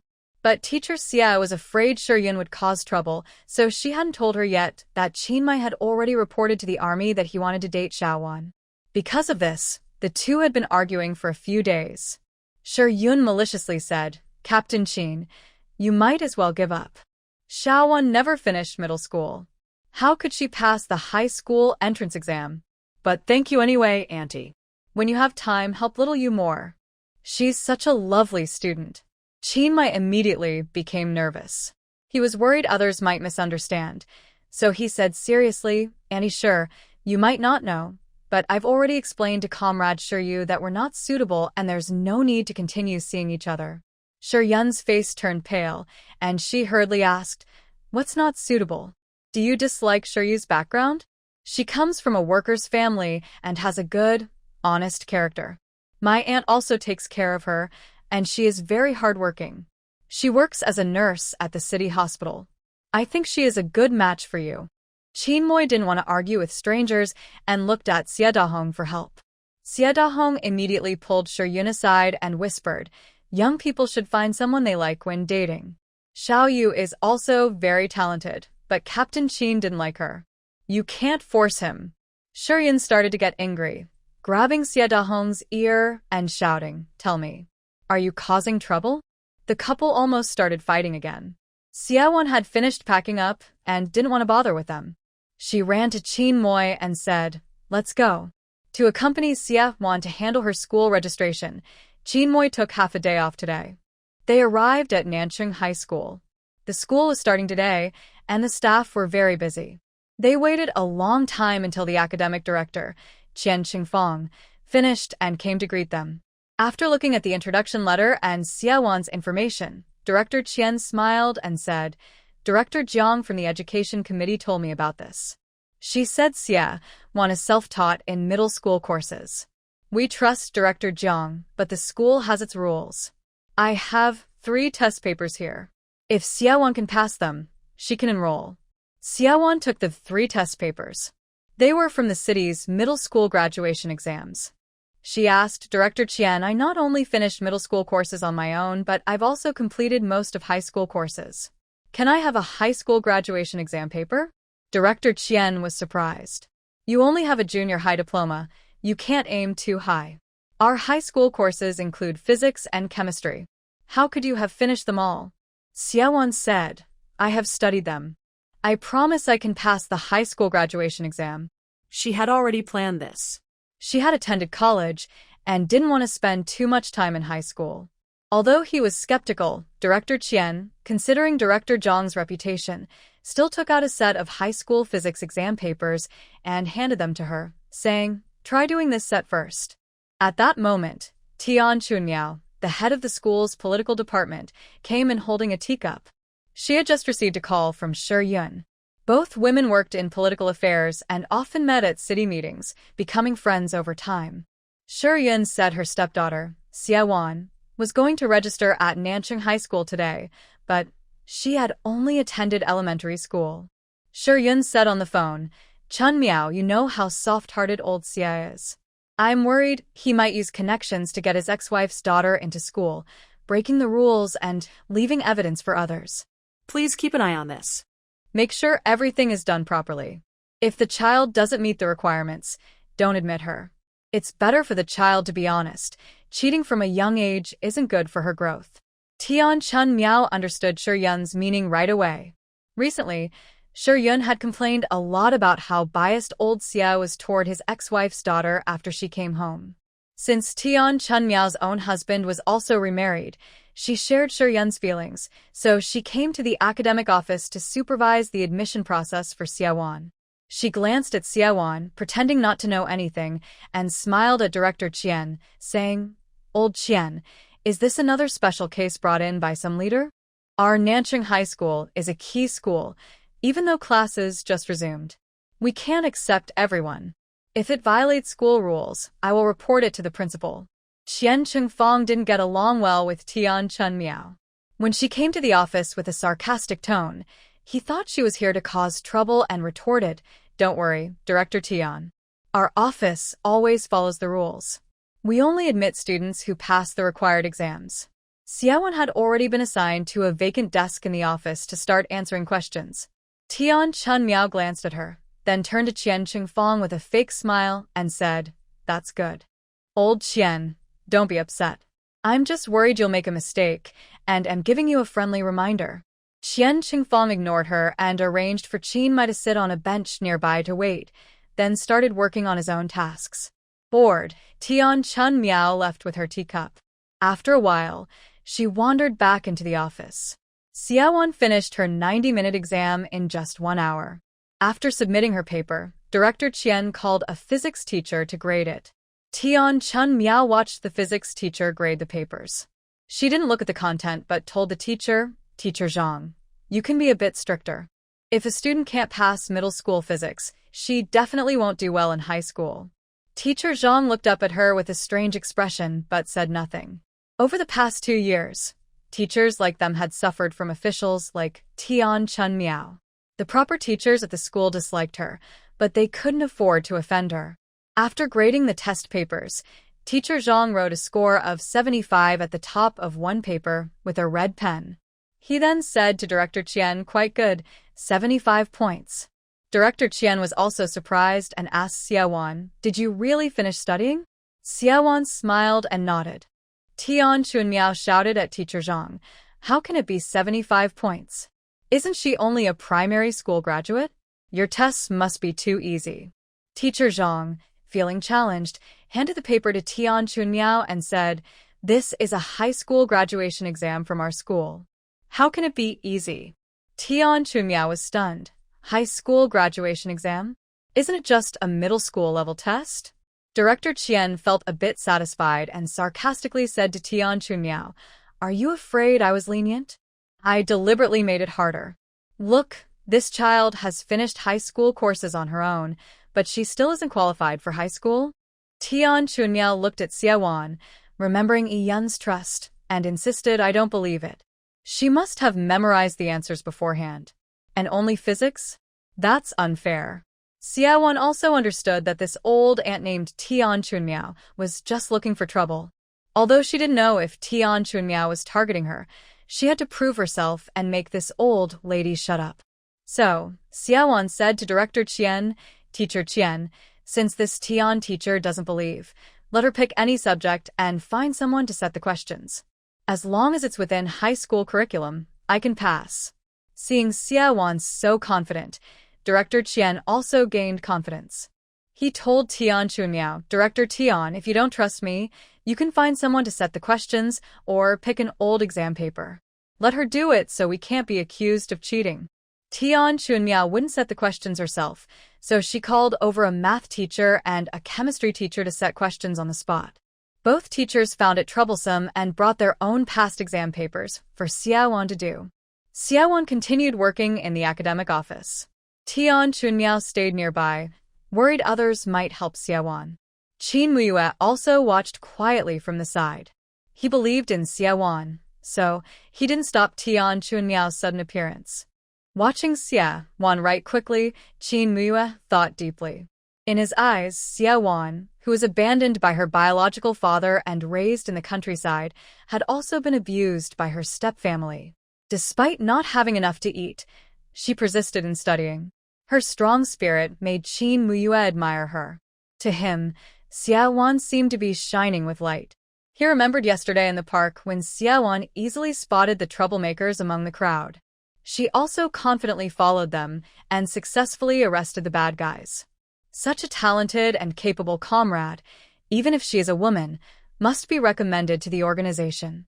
Qin Mui secretly decided that as soon as he returned to the army, he would recommend Comrade Xiaowan to join the Special Forces team. By noon, just before the end of work, Xiaowan finished her math and chemistry exams. Tian Chunmiao, worried about others swapping papers, insisted on grading them immediately. Director Qian had to ask someone to bring everyone's meals from the cafeteria, including 2 packed lunches for Xiaowan and Qin Mui. After eating, the math and chemistry teachers began grading the exams. The results were 85 points for math and 98 points for chemistry. Tian Chunmiao was completely stunned. Director Qian deliberately asked the 2 teachers Tian Chunmiao called, "Based on your judgment, what level has student Xiaowan reached in our school?" The math teacher, Mr. Lin, who was quite young, honestly said, "This exam covers all the difficult points of high school math. I think Xiaowan doesn't even need to attend high school. She already has the math level of a high school graduate." The chemistry teacher also said, "Xiaowan's chemistry skills are also at high school graduate level. Very impressive. It's a pity. It would be great if she studied medicine or chemical engineering in the future." Director Qian asked Tian Chunmiao, "Director Tian, I've recruited such a top student for the school. Is that against the rules?" Tian Chunmiao, feeling embarrassed, quickly said, "Being good at studying isn't enough. When we recruit students, we also look at their political awareness." Qin Mui only took half a day off and didn't want Tian Chunmiao, the political officer, to waste more time. He took out Xiaowan's application materials, which included her file, and said, "Director Tian, hello. I am Qin Mui, the battalion commander of the 7th Company, 2nd Military District Southwest. I can guarantee that Comrade Xiaowan has a very high political awareness and qualities. Her family background is spotless. Her father is also a senior officer in our unit. If you have any other questions about her political qualities, you can call our unit, and they will cooperate with you for a detailed understanding. Tian Chunmiao naturally knew that Xia Wan's background was fine. With Qin Moi, a soldier, vouching for her political qualities, what else could she say? She secretly blamed Shi Yun, thinking, Commander Xia sent a battalion commander to handle her daughter's admission. Why did you call me here to cause trouble? Isn't that offending Commander Xia? Tian Chunmiao's confidence waned, and she awkwardly said, Captain Qin, sorry, I have no more questions. Turning around, she said to Director Qian, Old Qian, please help student Xia enroll. Look at how complicated you made the process. How much time did you waste for commandering? Qian Qingfang was so angry, he almost spat blood. Was it his fault for wasting time? No, it was Tian Chunmiao causing trouble all morning. Tian Chunmiao quietly slipped away. Director Qian was about to handle Xia Wan's enrollment. He asked Xia Wan, since you have already finished high school courses on your own, why do you need to repeat high school? Xia Wan shyly said, but I only have a high school diploma. I want to get a high school graduation certificate. Director Qian hesitated and said, our school can't issue diplomas directly. You need to study at least 1 year of second-year high school here and take the graduation exam next year to get a high school diploma. Xia Wan felt a bit disappointed but expected this. Studying for 1 year and getting the diploma later is a good plan. Qin Mai pulled Director Qian aside and quietly told him about Xia Wan's plan to join the army. He also mentioned that Xia Wan is a special talent urgently needed by the military and hoped the school could make an exception and issue her a diploma directly. After thinking, Director Qian gritted his teeth and said, let her enroll and study second-year high school directly. As long as we get a letter from the military confirming she is a specially recruited soldier, we can issue her the diploma early.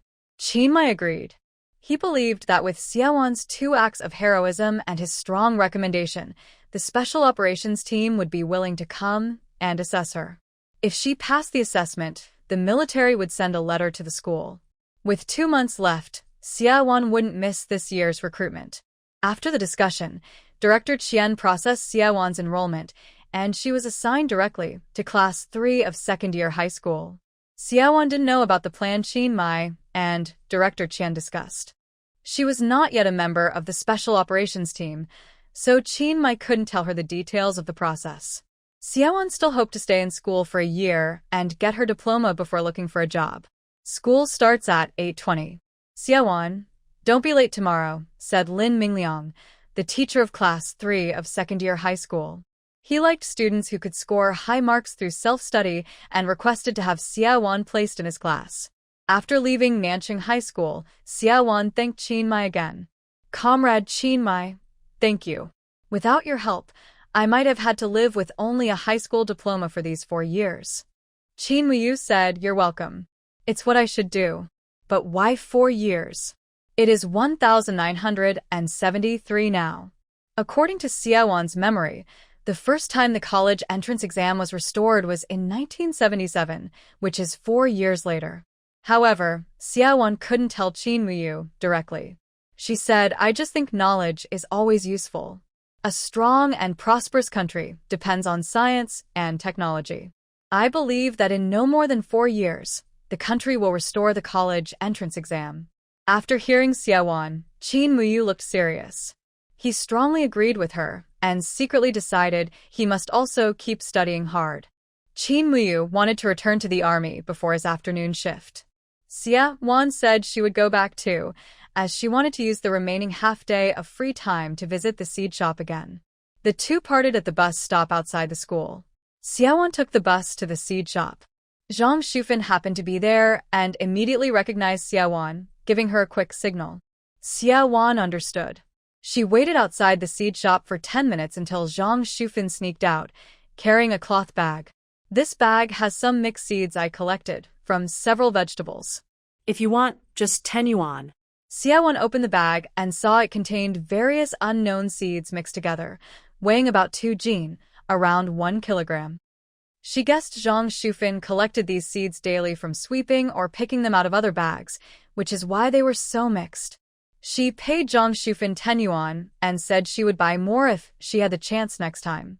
After leaving the seed shop, Xiaowan suddenly thought that since she could enter her space, she could probably raise animals like chickens and ducks, and even sell their eggs. She went to the grocery store but found no live chickens or ducks for sale. She saw eggs for sale but wasn't sure if they could hatch chicks. Plus, her space had no temperature control, so hatching chicks might be impossible. Xiaowan planned to visit Rinjia village next weekend. The easiest way was to get wool from the team leader's sheep. The next morning, Xiaowan took the bus to school.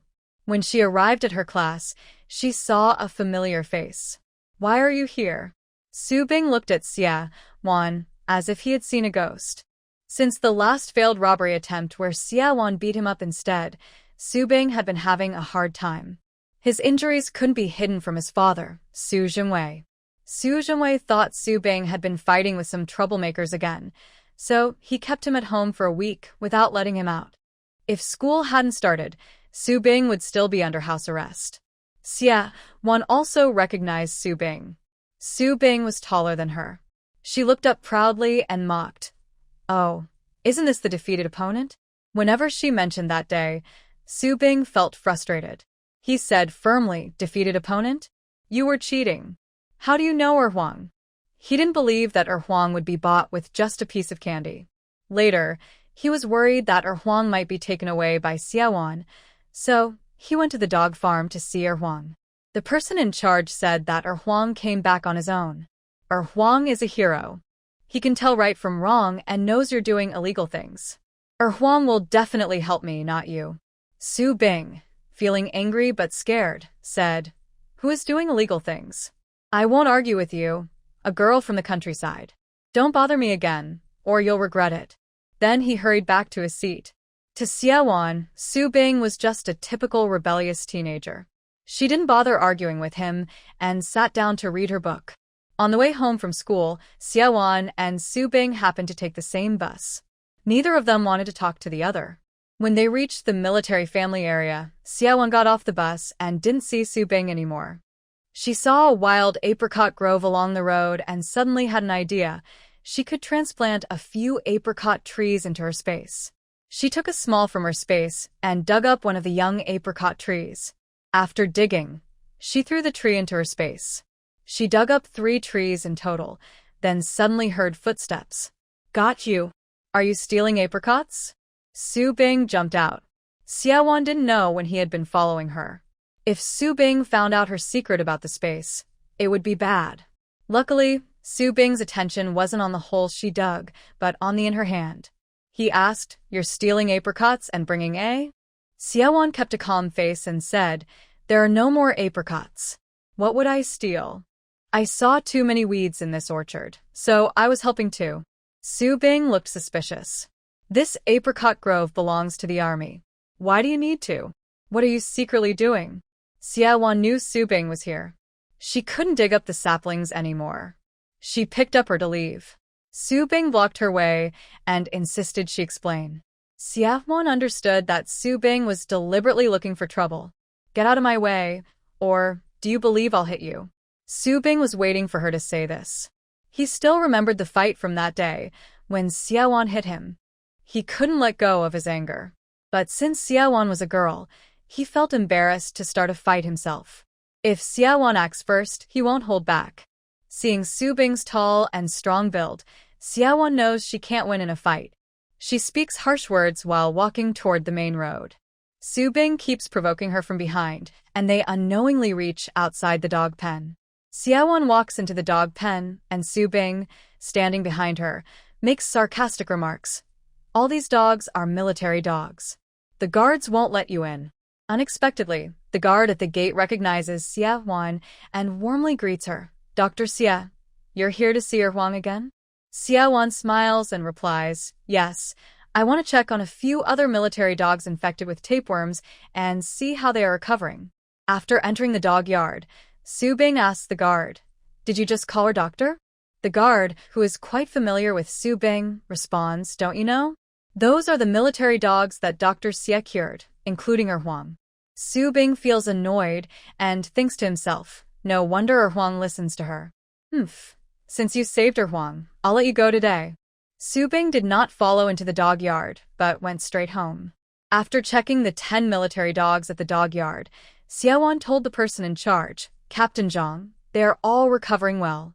In the future, the dog yard must pay attention to hygiene, especially the diet and feces of the military dogs. Management needs to be stricter. Captain Zhang was very grateful to Xiaowan. If it weren't for her, even one of the meritorious dogs dying could have led to punishment for him. Xiaowan asked Captain Zhang, did you prepare the medicine box I mentioned last time? Captain Zhang happily ran back to his office, took out a medicine box, and handed it to Xiaowan, saying, Dr. Xia, thank you for helping us treat these dogs. This medicine box is for you. You can keep it in my office or take it with you. Taking advantage of the military dog's illness, Xiaowan agreed to become an unofficial veterinarian at the dog yard on the condition that the materials and equipment be provided by the yard. Captain Zhang reported this, and only then did Xia Dahuang realize that the person treating the military dogs was his daughter. Since his daughter was so capable, Xia Dahuang had no reason to oppose and immediately approved. The military leaders also discussed giving Xia a monthly subsidy of 20 yuan and 10 jin of grain coupons. Although she was just a temporary, unofficial worker, Xiaowan now had a salary. She checked the contents of the medicine box and was very satisfied. The types and quantities of medicines were quite good, especially considering the scarcity of supplies during that time. When she saw the anesthetic needles inside, Xiaowan smiled happily. These were good items, useful not only for dogs but also effective for humans. Xiaowan took a small amount of necessary medicine and an anesthetic needle, planning to carry them with her for future use. The rest remained in the medicine box, kept safe by Sergeant Zhang. After leaving the dog farm, Xiaowan intended to give Su Bing an injection of anesthesia but found that Su Bing had already left. Meanwhile, in Rinjia village and county, chaos was unfolding. Captain Rindazhuang had been having a tough time recently. Because of Xiaowan's frantic shouting that he was her father, his wife argued with him constantly. His wife not only went to Tao Hongmei's house to cause trouble and injure her, but also argued with him every day at home. No matter how he explained, she refused to believe that he was innocent with Tao Hongmei. She wanted to bring Xiaowan over to clear things up, but the girl ran away. It wasn't until a few days ago, when the military sent people to Rinjia village to transfer Xiaowan's household registration and grain and oil relations, that they learned she had gone to the city to find her biological father. Now that the girl had a father, Rindazhuang, the so-called father, finally felt his innocence was cleared. However, today, Tao Hongmei, who was recovering at home, suddenly died. The people from Rin Tieju's family all came to his house crying, accusing him that his wife had killed Tao Hongmei. When Rin Dazhuang and his men went to Tieju's house, they saw that Tao Hongmei had been strangled to death, right in the room where she and Taiju slept. The house was ransacked, looking like it had been robbed. Seeing the scene, Dazhuang immediately knew it wasn't his wife who did it. Taiju, stop mourning. This definitely wasn't my wife. I think it might have been you. Taiju was usually timid, but he wouldn't admit to something he didn't do. At this moment, Tieju's house was surrounded tightly by villagers. Taiju shouted, I was working in the fields all day, and the children were helping out in the fields too. When I came home, my wife was already dead. How could I have done it? Everyone in the village knows your wife kept coming to my house to cause trouble. If not her, then who else could it be? Taiju hated Dazhuang deeply. Recently, because Dazhuang's wife kept causing trouble, he believed that Dazhuang and Tao Hongmei were having an affair. He had beaten Tao Hongmei many times in secret. But he didn't want Tao Hongmei to die. He was poor, and if she died, where would he find another wife? That's why he firmly believed it was Dazhuang's family who killed Tao Hongmei. The villagers watched the drama unfold, each with their own opinions. Some thought Dazhuang's family was responsible. Others believed Taiju himself had killed his wife. Rumors spread everywhere, and the scene was left in chaos. Only then did someone think to report to the police. It took 3 days for Xiaowan to learn that Tao Hongmei had died. It was Secretary Gao from the Revolutionary Committee who specially called the military unit to inform Xia Dahong. Xie Dahong then told Xiaowan at home. Hearing this news, Xiaowan was a bit stunned.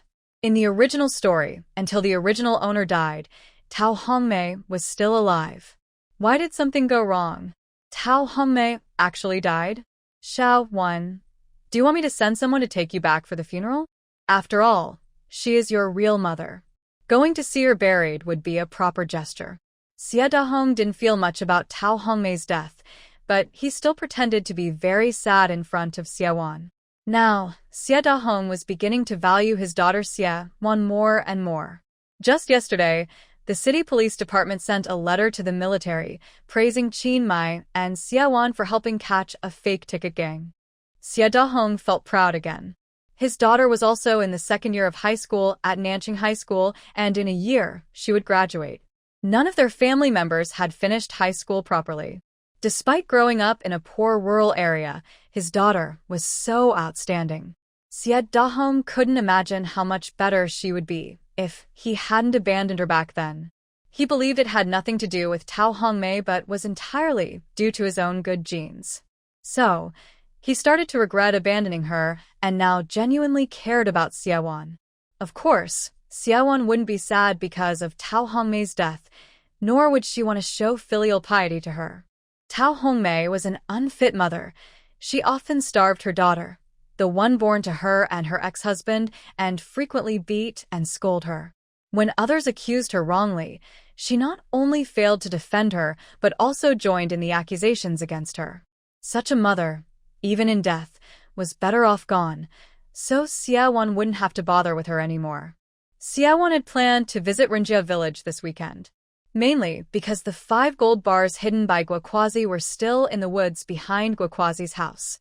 Plus, she needed seeds and poultry for her space, which were hard to find in the city, but easier in the countryside.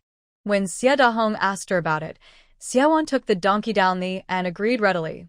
Then I'll go back and see her off. Xie Dahong thought of something and took Xiaowan to the study, closed the door, and quietly said, Xiaowan, after you bury your mother, remember to search her belongings. Xiaowan was startled and roughly understood what Xie Dahong was looking for. Xiaowan pretended not to understand and asked, all my mother's belongings must have been taken by Ren Taizhu. She only had a few dozen yuan and some old clothes. I want them, but I doubt Ren Taizhu will give them to me. Xie Dahong hesitated, looked at Xiaowan for a moment, and, feeling fond of his daughter during this time, told her the truth. Check if among your mother's belongings there is a jade ring. That was our Xie family's item. Your mother took it away long ago. Xiaowan thought to herself. Sure enough, she guessed that Tao Hongmei took the ring during the investigation of Xie Dahong. She asked, Jade? My mom took such a valuable thing? Didn't you ask her for it? Xie Dahong bitterly replied, Of course I asked her. She denied taking it, said she never saw it. But I am sure she took it. If she had left it for you, I wouldn't mind. Anyway, such things are not allowed to be shown now. But she is gone. Leaving it to outsiders, I still feel uneasy. After all, it was left to us by your grandfather. Xiaowan continued to ask, Our family has been poor for 3 generations. How could grandfather have such a thing? Xie Dahong shook his head and said, We are poor. The ring has been passed down in the family. No matter how hard times are, our ancestors' family rules didn't allow selling it, so it was kept. Seizing the opportunity, Xiaowan asked, Dad, did grandfather only leave this ring? Xie Dahong was stunned and smiled. What else do you want to keep? Just this ring. Our family keeps it because it was risky to keep. During the Cultural Revolution, anything suspicious was checked. That's why I didn't dare to ask your mother to hand it over. Xiaowan also wanted to ask if Xie Dahong knew where the other items in the jewelry set were. Hearing this, she guessed that this branch of the family only had this ring. She could only pretend to say, I'll look into it. If I find anything, I'll bring it back to you. Xie Dahong said, Xiaowan, you're the only daughter in the Xie family. If I find it, I'll give it to you as a dowry. Consider it my way of making up for you. At that moment, Xiaowan felt a little touched. She sighed inwardly. It seems that even between father and daughter, there isn't pure love. Xie Dahong isn't without fatherly love, but his love won't be given to a useless child. As for school lessons, Xiaowon didn't really care whether she learned them or not. She already knew everything. The next day, she took a leave from school. Xie Dahong arranged for his driver to take her to Jiejie village. The drive took over 3 hours, and they finally arrived. When the villagers saw a jeep entering the village, they all gathered around to watch the excitement. This jeep is said to be only for high-ranking officials, so how did it come to our village? Maybe it's the police? Police cars aren't like this. This one is green and looks like a military vehicle. Truly lacking in knowledge. Few people from our village serve in the army, and who has become a high-ranking official. The car stopped outside Ren Tieju's house, and dozens of people had already gathered behind it. Even the village head, Ren Dazhuang, was alarmed. When villagers saw Xie Wan step out of the car, they were stunned. Who is she? She's really beautiful. Look at her clothes, so fancy. Did I see wrong? Why does this girl look like that wild child from Ren Tieju's family? I think so too. Oh, she really is that wild child. How did she come down from a high official's car? Could it be that she married a big official? Look at her clothes, brand new. The wild child has gained weight and looks better. This girl isn't ugly at all. She's quite pretty. Ren Chunmei also stood among the crowd and saw Xie Wan. Jealous of Xie Wan's changes, she immediately started spreading rumors. This probably went to the city to be someone's mistress. That's why she's dressed so well. Because Huang Zhengwo was arrested, Ren Dazhuang was worried that Ren Chunmei liked Huang Zhengwo and might get into trouble, so he quickly arranged a marriage for her. The match was with a clerk from the county supply and marketing cooperative, a woman with a child, over 30 years old. Recently, some villagers mocked her, saying she was going to be someone's mistress. Someone said, "Look at how grand the wild child looks now. If I were married to a second wife, I'd do it too." Everyone believed it. Their curiosity was hard to suppress. When they saw the village head, Ren Dazhuang, rushing over, they grabbed him and asked what is happening. "Village head, your wife said that Xie Wan is your daughter with Tao Hongmei, and you sent her to the city." Ren Dazhuang shivered and slapped the villager who asked him, "How can you say such things?" He was afraid that if Xie Wan's father, her military officer, heard this, he would be furious. Xie Wan had already entered Ren Tieju's yard and saw Ren Chuan, the eldest son of the family. Ren Chuan is about 21 or 22, not good-looking, resembling his father. He still hasn't married. Ren Tieju's family is too poor and has a bad reputation, so no one nearby is willing to marry their daughter to him. Ren Chuan once had thoughts about the original girl, since they weren't related by blood. But the original girl refused. Tao Hongmei also refused. She wanted a bride price when she married off her daughter. Ren Chuan looked at Xie Wan's eyes, like looking at prey, which made Xie Wan very uncomfortable. But actually, Ren Chuan didn't recognize Xie Wan at all because she had changed so much. Whenever Ren Chuan saw a pretty young girl, he would give her this kind of look. Who? "Who are you looking for?" Ren Chuan asked. "Is Tao Hongmei buried?" Xie Wan didn't answer, but instead asked about Tao Hongmei. Ren Chuan was intimidated by the person's aura in front of him and honestly replied, "The weather is hot, and she smelled bad, so she was buried." A girl came out of the house, wearing patched clothes. She was Ren Arya, the second daughter of the Ren family. The clothes belonged to Tao Hongmei. It seemed Tao Hongmei had died, and her belongings had been divided among the family. Ren Arya recognized Xie Wan and covered her mouth in surprise. "Third sister, you're back? Your mother has passed away." In this family, the only one who bullied the original owner a little less was Ren Arya. After all, she was also a loser with little capital to bully the original owner. But Ren Arya was not a kind person either. She was sneaky and always pushed the original owner to take the blame. Half of the beatings the original owner received were to cover for her. Xie Wan was not polite to her either, coldly saying, "I heard about it. Where is Tao Hongmei buried? I want to see." Seeing Xie Wan's current clothes, Ren Arya suddenly cursed. "You little brat, I knew it was you who stole the family's money. Your mother was wronged. Hand over the money." Before Xia-wan left home, she had indeed stolen 10 yuan from Tao Hongmei. Maybe because the original owner was used to being timid, Tao Hongmei didn't think she dared to steal her money and instead suspected Renaria. Xia-wan would never admit it. What money? I don't know, she said. She also found it strange that she didn't see her stepfather, Ren Taizhu. At this moment, the village chief happened to come into the yard.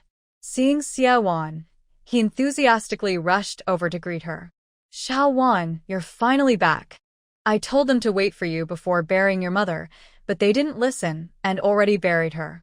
Uncle will take you to the graveyard to pay respects. Xia-wan said, Uncle Dazhuang, there's no rush to visit the grave. Tell me, how did my mother die? Ren Taizhu told Xiao-wan the story. Your mother was strangled to death. The police have already investigated and took Ren Taizhu away, suspecting he killed Tao Hongmei. That day, everyone was working in the fields. Your mother was injured and was alone at home. The villagers checked and found no suspicion. Only her stepfather, Ren Taizhu, who returned home midway, and no one else. Xiao-wan was surprised. Did Ren Taizhu really have the courage to kill Tao Hongmei? As she continued to listen, she learned that there was a reason why Ren Taizhu was arrested. Because there were fresh injuries on Tao Hongmei's body. Ren Taizhu had already confessed after police interrogation. He did return home that day, reportedly suspecting Tao Hongmei of cheating on him and coming back to catch her in the act.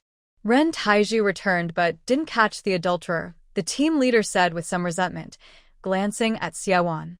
Xiao-wan felt somewhat guilty, for no clear reason. Taizhu disliked Tao Hongmei for staying at home instead of working to earn points, and after a few scoldings, they started to fight each other.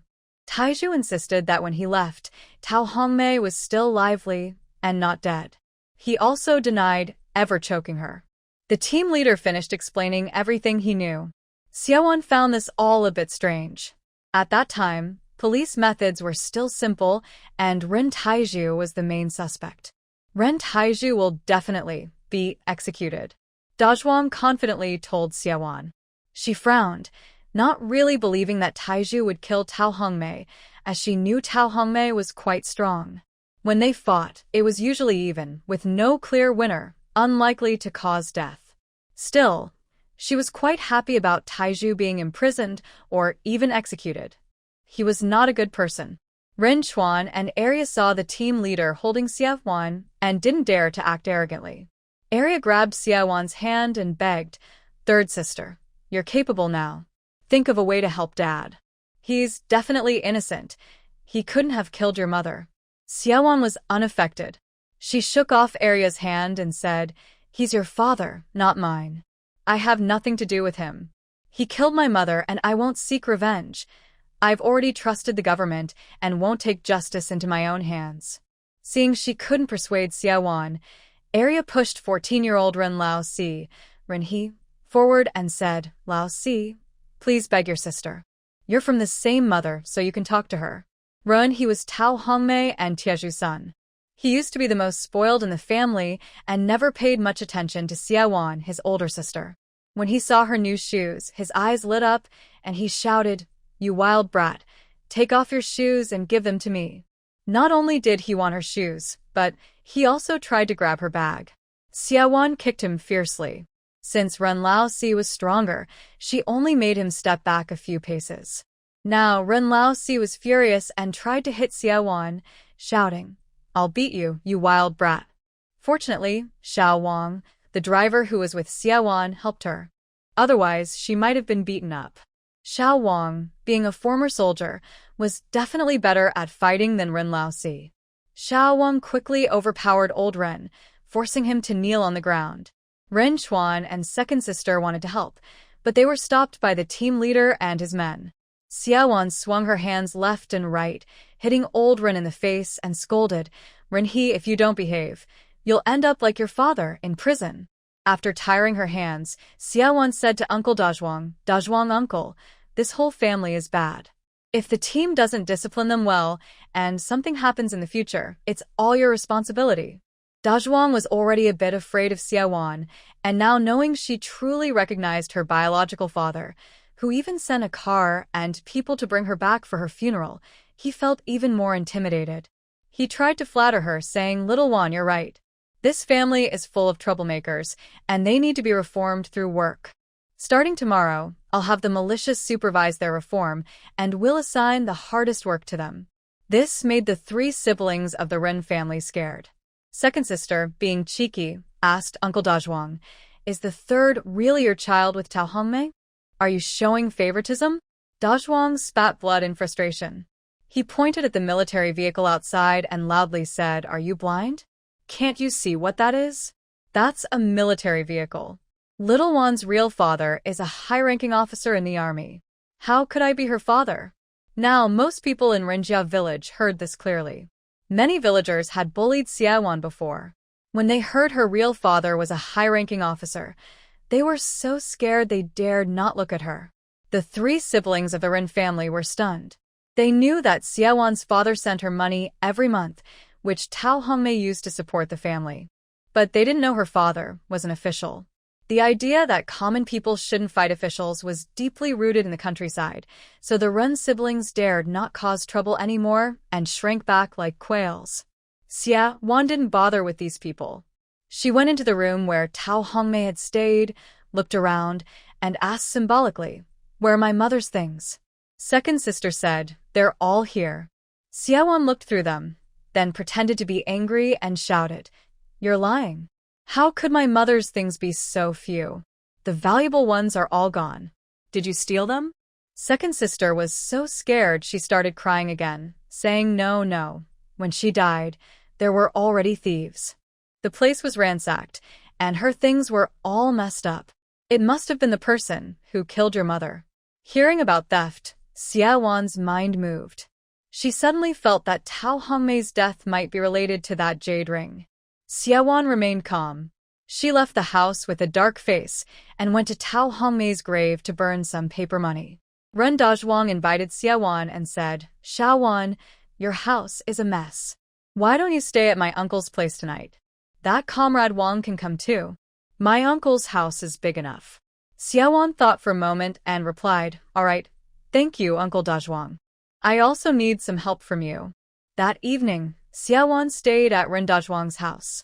Ren Dazhuang's wife learned that Xiaowan's father was a military division commander, so she didn't dare to argue anymore and prepared a hearty dinner for Xiaowan. Ren Chunmei, feeling jealous, whispered to her mother, "Mom, do you really believe her father is a high-ranking officer? Maybe he's just lying to you." Dazhuang's wife also started to doubt. But when she saw the jeep parked outside the house, she slapped Ren Chunmei and said, "You troublemaker. Do you really want to cause a rift between your father and me? Look at that big car. If you sell your father out, he can't even afford to buy something like that." Dazhuang's wife finally showed some cleverness. Ren Chunmei wasn't allowed to go into the main room to eat. Seeing Xiaowan happily eating alongside her father, she felt jealous and ran out of the house to wander around the village. She thought that if it weren't for Xiaowan, Huang Jiqing wouldn't have been arrested, and she could marry him instead of having to marry a man in his 30s. Ren Chuan, her brother, saw her. He was afraid to provoke her but couldn't help stealing glances at her chest rising and falling, which made him anxious. Ren Chunmei felt a bit proud. She was different from the thin girl Xiaowan, whose chest was flat as a plane. "What are you looking at? If you keep staring, I'll tell my dad and have your eyes dug out." "Chunmei, is that wild child living in your house?" After Xiaowan left, Ren Chuan and his sister decided they shouldn't let her get away with everything. They thought she should at least give some money, since the Ren family had raised her for over 10 years. It's a pity there was no adult at home. They were also afraid of the driver around Xiaowan. They worried Xiaowan might leave Rinjia village, so Ren Chuan was just wandering outside the captain's house. When Ren Chunmei heard Ren Chuan ask about Xiaowan, she got very angry and shouted at him, "If you have time to flirt here, why not settle that wild girl? Isn't your father hoping you'll marry her? If you marry her, her high-ranking father will become your father too." Ren Chuan's mind suddenly exploded like a bomb. He seemed to see a path to rise to success. "Chunmei, you have to help me." Ren Chuan no longer cared about being afraid of Chunmei. He rushed forward and grabbed her, asking, "Tell me, how can I do it? That wild girl doesn't even come home, so I have no chance. Now, Chunmei was blinded by hatred. She just wanted to ruin Xia Wan and thought that if she could get Xia Wan and Rinchuan together, it would be even better than marrying a divorced man in his 30s. Chunmei thought for a moment and whispered to Rin Taidan. Rinchuan hesitated and asked, if I do this, what if that girl reports me? Will I get into trouble? Chunmei persuaded him, no. Just say your parents already arranged your marriage. If you really succeed, that girl will be afraid of ruining her reputation and won't dare to cause trouble. If she starts yelling, just say she asked you to go into the room and I will testify for you. With Chunmei saying this, Rinchuan's courage grew. They discussed the details and Chunmei went home to prepare. That night, Xia Wan stayed in Chunmei's house. Chunmei was sent to share a room with her sister. Around midnight, Chunmei sneaked out and opened her yard gate. Rinchuan was brought in by her, and they went to the room she usually stayed in, pushing the door open. The door was locked from inside. Chunmei then took Rinchuan to the window, which was open since it was summer. She pointed at the window, hinting for him to climb in. Rinchuan crawled inside. Xia Wan, who was already awake, saw a figure climbing through the window. At first, she thought it was Chunmei since it was her room, and maybe she was just grabbing clothes or something. She didn't make a sound, but when she listened carefully, she realized there was someone outside the window. Xia Wan immediately sensed something was wrong. She shrank into the corner of the bed and quickly moved into a hidden space. From there, she grabbed A. She then came out of the space and saw the shadow lift her quilt. Definitely a man. Xia Wan swung her and struck him on the head. With a muffled groan, the person collapsed. It was dark, so I couldn't see who it was, but I was sure they had fainted. Xia Wan smelled blood and quickly checked inside her space, finding it was Rinchuan. She was furious. Luckily, she reacted fast. Probably not much blood was spilled outside, only inside her space. Xia Wan was a bit worried she might have hurt him too much. Although it was self-defense, this was still a tricky situation. She checked his breathing and saw he was still alive. She examined Rinchuan's wound, and it seemed he wouldn't die soon, so she didn't bother to stop the bleeding. Rinchuan had a partner, whom Xia Wan guessed was Rin Chunmei. Without Rin Chunmei's help, Rinchuan wouldn't have been able to get into the captain's yard. Xia Wan tiptoed to the window and looked outside. The moonlight was brighter than inside. She didn't see anyone in the yard but heard breathing. She was sure Rin Chunmei was hiding under the window. Was she trying to listen for something? Xia Wan quietly moved to the door, slowly opened the latch. She waited until she was behind Rin Chunmei, who didn't notice her. Xia Wan took out the anesthetic needle she had used at the dog farm last time from her space. She covered Rin Chunmei's mouth and stabbed her with a precise shot. Rin Chunmei struggled twice and then stopped moving. Xia Wan thought for a moment and understood their malicious plan. They wanted to ruin her. She couldn't tolerate this. She decided she had to teach them a lesson. She also put Rin Chunmei into her space. With both of them, Xia Wan slipped out of Rin Dazhuang's house, stripped their clothes, and threw them into the reed marsh. She even deliberately left Rin Chunmei's shoes on a noticeable path. After finishing all this, Xia Wan returned to Rin Dazhuang's house. She went to Rin Chunmei's room, turned on the light, and used water from her space to wipe away the few drops of blood spilled on the bed. Early the next morning, Dazhuang's wife got up to cook and called Rin Chunmei to help, but she was nowhere to be seen. She asked her daughter, Rin Yaomei, who said she didn't know. Dazhuang's wife noticed the yard gate wasn't locked and started scolding. That useless girl, sneaking out early in the morning to slack off. When she comes back, I'll beat her to death. After preparing breakfast, everyone got up to wash up and eat. A simple meal of sweet potato porridge and a steamed bun was considered a good breakfast. Xia Wan acted as if nothing was wrong, leisurely drinking her porridge, and told Dazhuang she planned to visit her second aunt in Nui village in the morning. Xiao Wang, the driver, was taking her there. Xia Wan brought 2 baskets of chicks. At the entrance of Nui village, she got off the car and asked Xiao Wang to wait outside the village. She carried the 2 baskets of chicks into the village. When she reached a quiet, deserted place, she stored the little chickens in her space. The chickens could indeed survive inside. Xiaowan sprinkled some prepared corn kernels on the ground, and the chickens happily waddled around eating. She saw that the vegetable seeds she bought from Zhang Shufang had already sprouted, although they were messy, and she couldn't tell what vegetables they were. Xiaowan arrived at Niu village and first sneaked into the woods behind Guokezhi's house.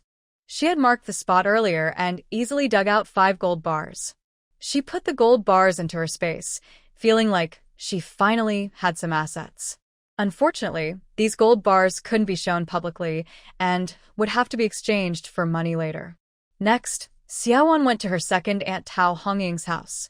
When Tao Hongying saw her, her eyes reddened and she choked up, saying, "Your mom was unlucky. How could she die so young? That murderous man, Ren Taizhu, deserves 100 death penalties, and I still can't forgive him." Only Tao Hongying, her real sister, seemed truly heartbroken over Tao Hongying's death. Xiaowan comforted Tao Hongying for a while. Tao Hongying knew she had now gone to the city with her biological father and was happy for her. Xiaowan took out 10 jin of grain coupons and 50 yuan, handing them to Tao Hongying. "Second aunt, this is all I have now. Keep it." Without Tao Hongying, the original owner might have starved to death long ago. So, Xiaowan wanted to repay her kindness. Tao Hongying was surprised. "Little one, where did you get so much money and grain coupons?" Xiaowan replied, "My dad gave them to me." Tao Hongying firmly refused. "If your dad gave them to you, don't give them to me. Keep them for yourself to improve your health." Xiaowan insisted, "Second aunt, I don't need them. If I need something, my dad will buy it for me. Keep this and buy more food for your cousins. When I have more in the future, I'll send you some." Tao Hongying's children were still young, and her family was indeed struggling. With Xiaowan's insistence, Tao Hongying finally accepted the gifts. Tao Hongying wanted her to stay for lunch, but Xiaowan was eager to return to Rinjia village to watch a show and politely refused. When Xiaowan returned to Rinjia village, she immediately noticed the villagers' faces full of excitement. It was obvious that Ren Chunmei and Ren Chuan in the reed marsh had been discovered. They said both had been at the village committee, and Xiaowan also went there. Outside the village committee, she overheard Lu Tsuehua loudly describing how she had found Ren Chunmei and Ren Chuan having an affair in the reed marsh earlier that morning. "Oh dear, I went to the river to do laundry and found a shoe. When I looked into the tall grass, I saw something shocking. 2 people were completely, and their voices were very loud and lively. I must say, Lu Tsuehua is very good at storytelling, describing a vivid scene that sounds almost like a romantic story." Some older women nearby kept asking for details. Lu Tsuehua, getting excited, used her imagination to describe details she couldn't have seen, making everything sound very mysterious. Seeing the expressions on everyone's faces, all blushing, I knew they were all imagining the scene. Luckily, Dezhuang's wife rushed over and grabbed Lu Tsuehua, scolding her. "Lu Tsuehua, if you keep talking nonsense, I'll tear your mouth apart." Usually Lu Tsuehua is a bit afraid of Dezhuang's wife, but now she wasn't. She crossed her arms and retorted, "Your Chunmei is having an affair with her cousin in the tall grass, and you call her a troublemaker? Why can't people talk about it?" Xiaowan was sure she had been given an anesthetic, not an aphrodisiac. So she doubted Lu Tsuehua's words. She pushed through the crowd and stood on the doorstep. She saw the village militia captain, Lu Laozhan, squatting outside the chief's office, looking very pleased. A few other militiamen surrounded a man who was kicking him occasionally and cursing. Lu Laozhan kindly welcomed Xiaowan into the yard. Other villagers also wanted to go in, but were stopped by the militiamen. Lu Tsuehua, feeling upset, shouted at Lu Laozhan, "Dad, I was the one who found Chunmei having an affair. Why can Xiaowan go in but not me?" Lu Laozhan glared at his daughter and scolded, "Go outside and chat. Don't bother your father. You've already said the same thing 7 or 8 times." The man on the ground was only wearing underwear, tightly, with a stinky sock stuffed in his mouth. It must be Ren Chuan. Xiaowan crouched down to look, noticing Ren Chuan's eyes looked dull, and even when he saw her, he didn't react much. She wondered Could he be mentally slow?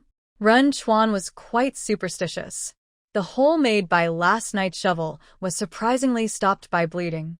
She didn't see Chunmei, but she could hear Dazhuang shouting and Chunmei crying. Dazhuang must have pulled Chunmei into the office alone to scold her. Xiaowan smiled and asked Lu Laozhan, Uncle Laozhan, I just heard Sister Tsuehua say outside that I didn't expect our in family village to have such shameful things. Did Uncle Dazhuang say how to handle it? Last time, Lu Laozhan led the effort to catch Xiaowan for having an affair. Later, Xiaowan became a hero for catching spies. Lu Laozhan kept his distance from Xiaowan. Now, face to face, Lu Laozhan is very polite to Xiaowan. He quietly approached and whispered, Chunmei is his own daughter. Do you think he would really send her to a reform camp? I suspect your older brother might be sentenced to death. Xiaowan was confused. They had an affair. How could only Ren Chuan be punished? Lu Laozhan said, from what Chunmei said, Ren Chuan was the one who assaulted her. Xiaowan looked curious and asked, did they get together? Lu Laozhan replied, of course they did. Tsuehua saw them and was excited too. Xiaowan was stunned. She swore she only gave them medicine, not an aphrodisiac. Besides, Ren Chuan was injured. How could they have gotten together? In the office, Chunmei dared not admit she planned to trap Xiaowan, so she claimed she was sleeping at home and knew nothing. She woke up in the barley field, being assaulted by Ren Chuan. Ren Dazhuang slapped Chunmei and scolded, who are you fooling? Last night, you were in the same room with Yao Mei and you ran out yourself. Who could have taken you to the barley field? Chunmei shouted. It was Xiaowan.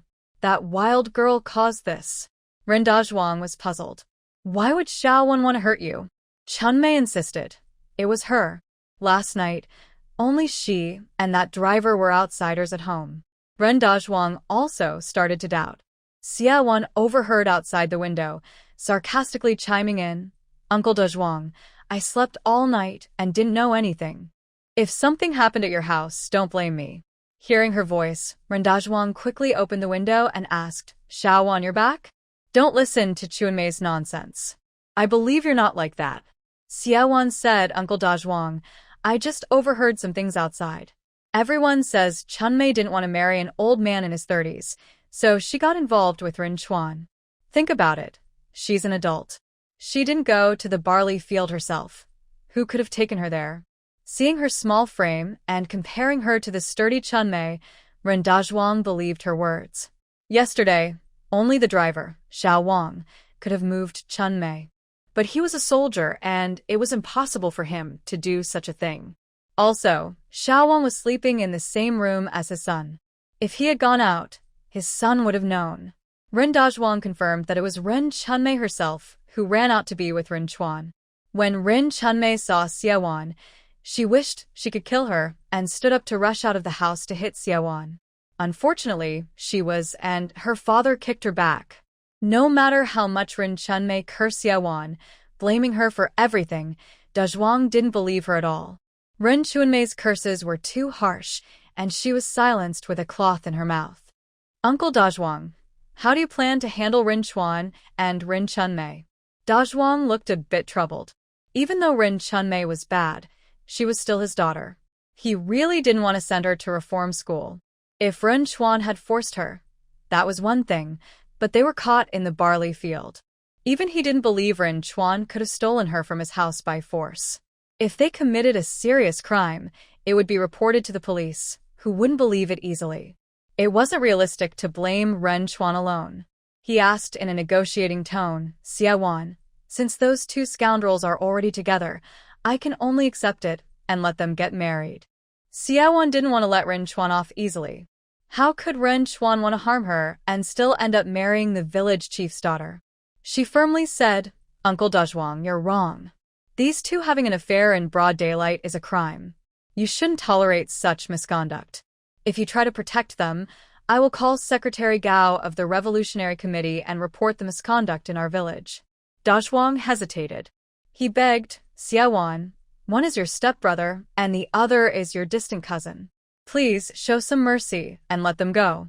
Xiaowan refused. Dazhuang clenched his teeth, unlocked his desk, and took out an envelope. He called Xiaowan into the small dark room where she was once held and spoke to her alone. He handed her the envelope and said, "Xiaowan, if you agree to let Chunmei go, I will give you this money and some grain coupons." Xiaowan opened the envelope and saw at least 50 or 60 yuan and various tickets. It seemed that Dazhuang, as the village chief, was quite well off. She hesitated for a moment before nodding and saying, "All right, I won't call Secretary Gao. But, Uncle Dazhuang, you must punish and educate those two. If not, even if I say nothing, the villagers won't agree. If it gets out, you will be involved too." Dazhuang knew it wouldn't be easy to solve this problem. But as long as he kept Xiaowan quiet, he had ways to deal with the others in the village. After calming her down, Dazhuang went out to speak to the villagers himself. Chunmei and Rin Xuan are already engaged. Their actions in the barley field are truly inappropriate. But they are an unmarried couple, and they're getting married tomorrow, so it's not considered inappropriate behavior. Lu Tsuehua was upset and led the protest, shouting, "Uncle Dazhuang, your daughter Chunmei clearly promised to marry Accountant Zhou from the City Supply and Marketing Cooperative. She is also a cousin of Ren Chuan, not even distant relatives. How can they be engaged?" Dazhuang's wife also didn't want her daughter to marry the poor and humble Ren Chuan. She tried to pull on Dazhuang's sleeve to oppose, but Dazhuang glared at her and warned, "If you don't want Chunmei to die, shut up." Dazhuang's wife could only stay silent. Dazhuang then said, "Chunmei is not our biological daughter. She was found by my wife and me on the back mountain, so she and Rin Chuan are not really close relatives." Dazhuang's wife was even more upset. She couldn't understand how her own daughter, who was clearly her biological child, could be described as found. Hearing this, Ren Chuan's voice was loud enough for everyone in the office, including Chunmei, to hear. It was like a thunderclap. She was adopted? She had always mocked Xiaowan as a wild child, but now she realized she was the real wild child. Xiaowan didn't have time to watch the fuss. After Ren Dazhuang left the small dark room, she took out a small piece of meat from her space and placed it at the mouse hole. This meat was stolen from Ren Dazhuang's house last night.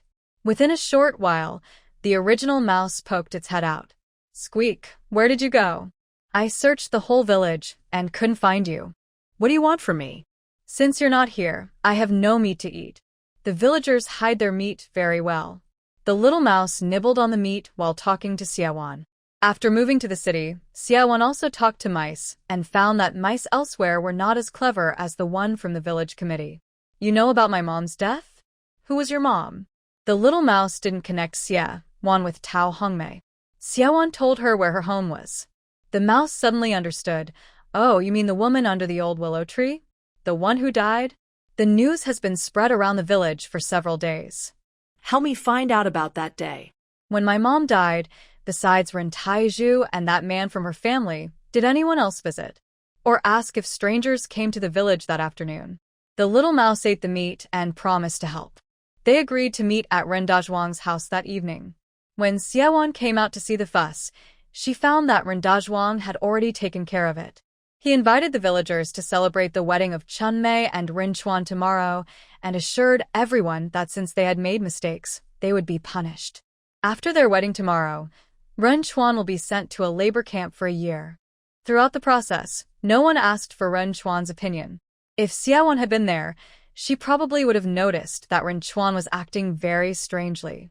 Ren Arya was also in the crowd, but didn't dare to speak up. After everything was settled, Ren Dazhuang finally told Ren Arya to take Ren Chuan home. Ren Chuan was untied, and Ren Arya pulled out the dirty sock from his mouth. Ren Chuan kept smiling foolishly. Everyone thought he was happily crazy. Some single men in the village even envied him for marrying a wife. When they got home, Ren Arya noticed something was wrong. "Brother, since you're getting married to Ren Chunmei tomorrow, what should we prepare?" She had no idea what to do because there were no adults at home, so she asked Ren Chuan. But he only smiled foolishly and drooled. "Brother, what's wrong with you?" Suddenly, Ren Chuan went completely crazy, jumping around and shouting, "Getting a wife, getting a wife. I have a wife now." Ren Arya thought her brother couldn't be this happy, could he? With Renhe's help, they finally managed to hold Ren Chuan down. Then they noticed the wound on his head. Did Ren Chunmei hit him? Ren Arya felt something was very wrong. Ren Chuan's behavior was becoming more and more foolish. She wanted to take him to the health clinic, but Renhe stopped her. We can't let outsiders know that brother is crazy. Ren Arya understood and asked, Are you saying that if Ren Chunmei finds out, she won't marry him? Renhe nodded. Yes, since she made brother act foolish. Let her marry him and take care of him for life. The brother and sister were clever and managed to hide the fact that Ren Chuan was acting crazy. But that night, Xia Wan found out. Mainly because the rat that was sent to find out about Tao Hongmei's death brought back the news. Xia Wan gritted her teeth. So stupid? Serves her right. Thinking that Ren Chuan being foolish could still force Tao Hongmei to marry him, she shivered at how cruel he was. Neither of them was a good person, which made Xia Wan feel better. None of her enemies would have a good ending. However, the rat's report said that on the morning Tao Hongmei died, 3 young men from outside the village had come. This caught Xia Wan's attention. The rat who provided the information was from the village entrance, and another from Tao Hongmei's home. The rat from the village entrance said that those 3 outsiders had sneaked into the village that morning, avoiding people. He described what they looked like. Xia Wan confirmed she had never seen such people nearby. Tao Hongmei's mouse said that after Ren Taizhu and Tao Hongmei finished their fight that day, Tao Hongmei was sleeping alone at home. Then, a thief entered the house. Tao Hongmei woke up, shouted twice, and then fell silent. The intruders searched the house, and then left. From this information, Xia Wan was sure that someone else was involved in killing Tao Hongmei. These people were looking for something. Xia Wan guessed it was related to the jade ring from the Xia family, since Tao Hongmei only had that valuable item. But Xia Wan couldn't be sure if these people were connected to Shiryu. Maybe someone else was also looking for the jade ring. Now that the jade ring was hers, she felt that the people behind it might figure it out soon, and she sensed danger. She didn't share this information with the police because she couldn't explain how she knew it. Xia Wan asked the mouse from the village committee, Since I will live in the city from now on, do you want to stay in the village or come with me? The mouse's eyes lit up. Squeak, squeak. Can I go to the city with you? Of course. I said I would take you as my little brother. If you follow me, I promise you'll eat better than in the countryside. Xia Wan admired the mouse's intelligence. She had also contacted the mice in the courtyard of the Xia family, but they seemed only interested in food and had no gossip awareness, so she couldn't get much useful information. Xia Wan decided to bring this mouse to the Xia family to improve the intelligence network in the military compound. Of course, no mouse in the city would refuse to do this. The mouse tearfully said goodbye to its aunts and uncles, promising that once it made a name for itself in the city, it would come back to bring them in. Listening to the mice say goodbye, Xia Wan held back her urge to speak. She didn't plan to bring all the mice from Rinjia village into the city. That would cause a mouse plague. In the end, she accepted the mouse into her space. Once inside, the mouse was a bit scared. Xia Wan also entered the space. Then, she suddenly felt a bit foolish. She noticed that her space had changed. Although the size and contents inside didn't change much, the house in her space was now wide open at the front. It used to be locked tightly and couldn't be pushed open. Xia Wan pushed the door and found 3 rooms inside. One room was filled with books, all written in traditional Chinese characters. She guessed and understood the titles. Most of these books were medical texts. A small number of them were about cultivating energy, fitness, and martial arts. She liked the medical books very much. She even saw the complete versions of Jin Kui, Yao Lu, and Huangdi Neijing inside. With these books, she could teach herself traditional Chinese medicine. Xia Wan went to push another door, but it wouldn't open. The door was locked tight. The neighboring door was also locked. Was only one door open? Xia Wan asked the remaining spirit, What's going on? The spirit seemed very weak and replied feebly, Think for yourself. Grandpa is almost done for and needs to sleep to survive. Xia Wan pondered for a while and suddenly realized that the 5 gold bars she stole from Wakazi had disappeared.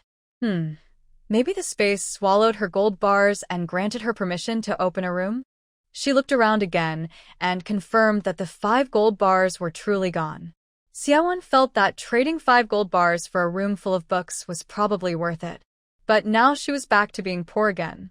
She left the house and saw the mouse happily running in the cornfield. Xiaowan called the mouse back.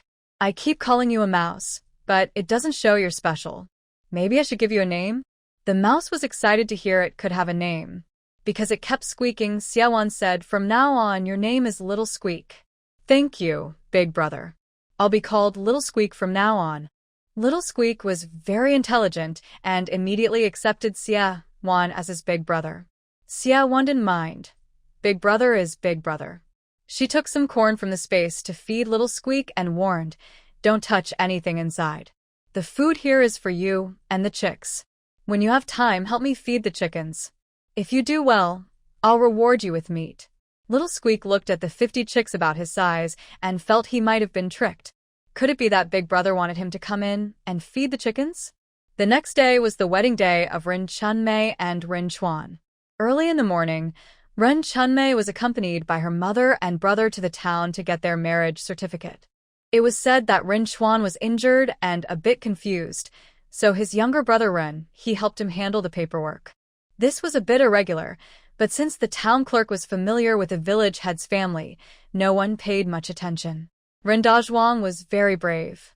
He took out the stored grain from his house, harvested many vegetables from the fields, and also bought 10 jin of meat. He gathered the village's aunts and uncles to help, and they managed to organize a wedding at Ren Tiezhu's house. The villagers said Ren Chuan was very lucky, marrying a wife, and even the wedding feast was arranged by his father-in-law. Xiaowan didn't go to watch the wedding procession. She went up the mountain. Behind Renjia village, there was a large mountain with many plants and animals.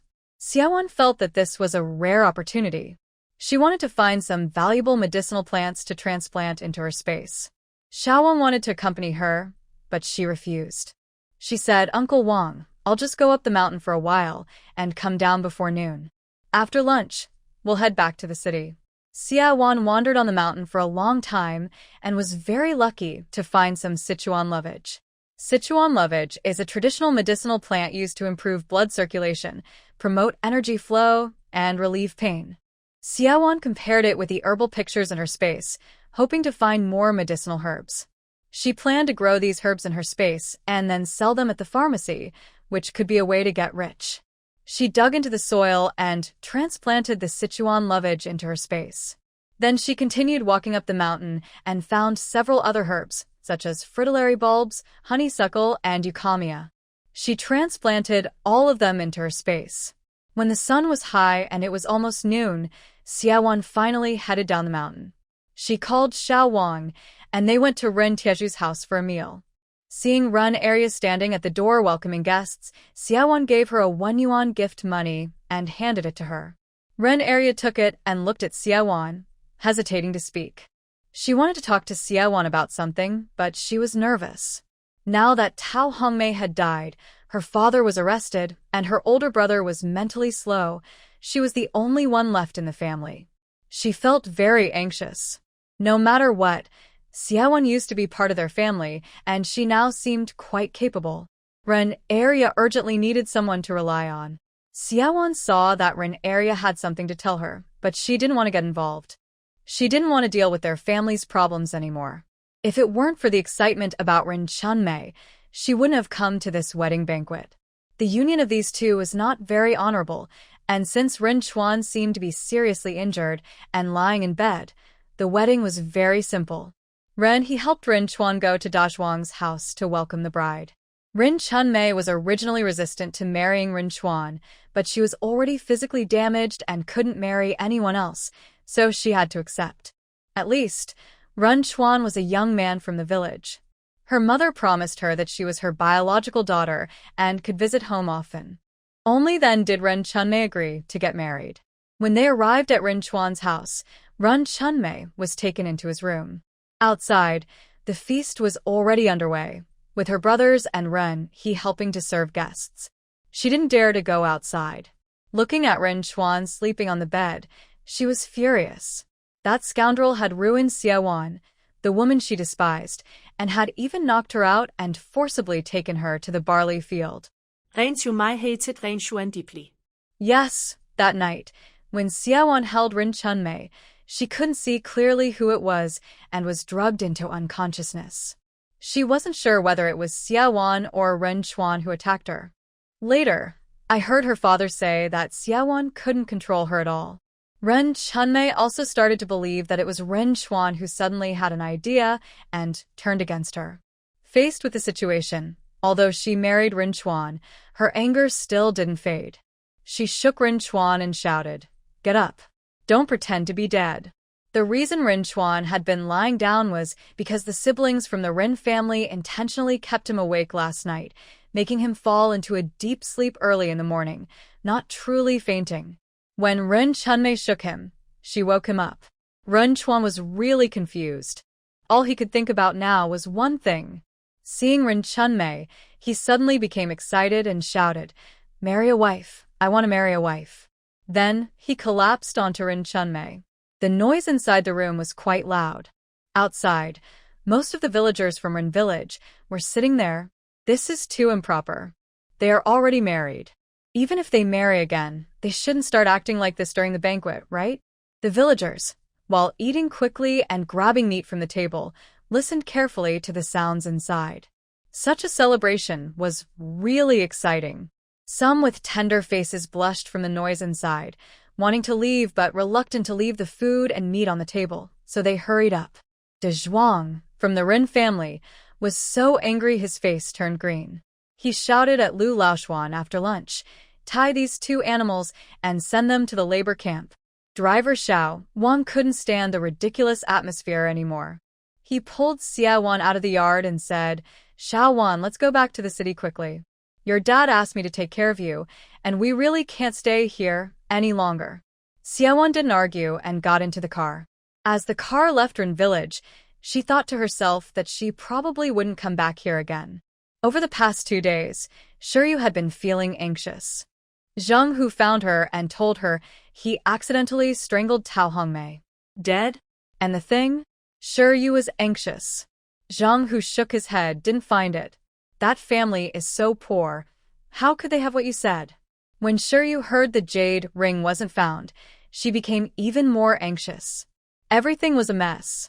Could it be that her rebirth this time had disrupted the timeline? She didn't have time to figure it out now. She scolded, "Since you killed someone, why did you come to the hospital to find me? Hurry up and leave. Don't let anyone see you." Zheng, who was a bit unhappy. If it weren't for trying to find something for Shiryu, how could he have accidentally killed someone? He said, "Shiryu, I can't go back for now. Can you lend me some money? I need to hide outside for a few days and listen for any news." Shiryu gave Zheng Hu 10 yuan and 5 jin of grain coupons, saying, "This is all I have. Please leave quickly." Zheng Hu took the money and coupons and was about to leave when Shiryu called him back and asked, "Besides you, does anyone else know about this?" In fact, 2 other people went with Zheng Hu to Rinjia village. But Zheng Hu was worried Shiryu might get upset, so he didn't say. He shook his head and replied, "Only I know." Shiryu felt a little relieved. She believed Zheng Hu would not betray her. Feeling anxious after work, Shiryu went to the Xia family to find out news. She learned that Xiaowan had returned to Rinjia village for a funeral. Tao Honghua had indeed died. Shiryu felt very nervous.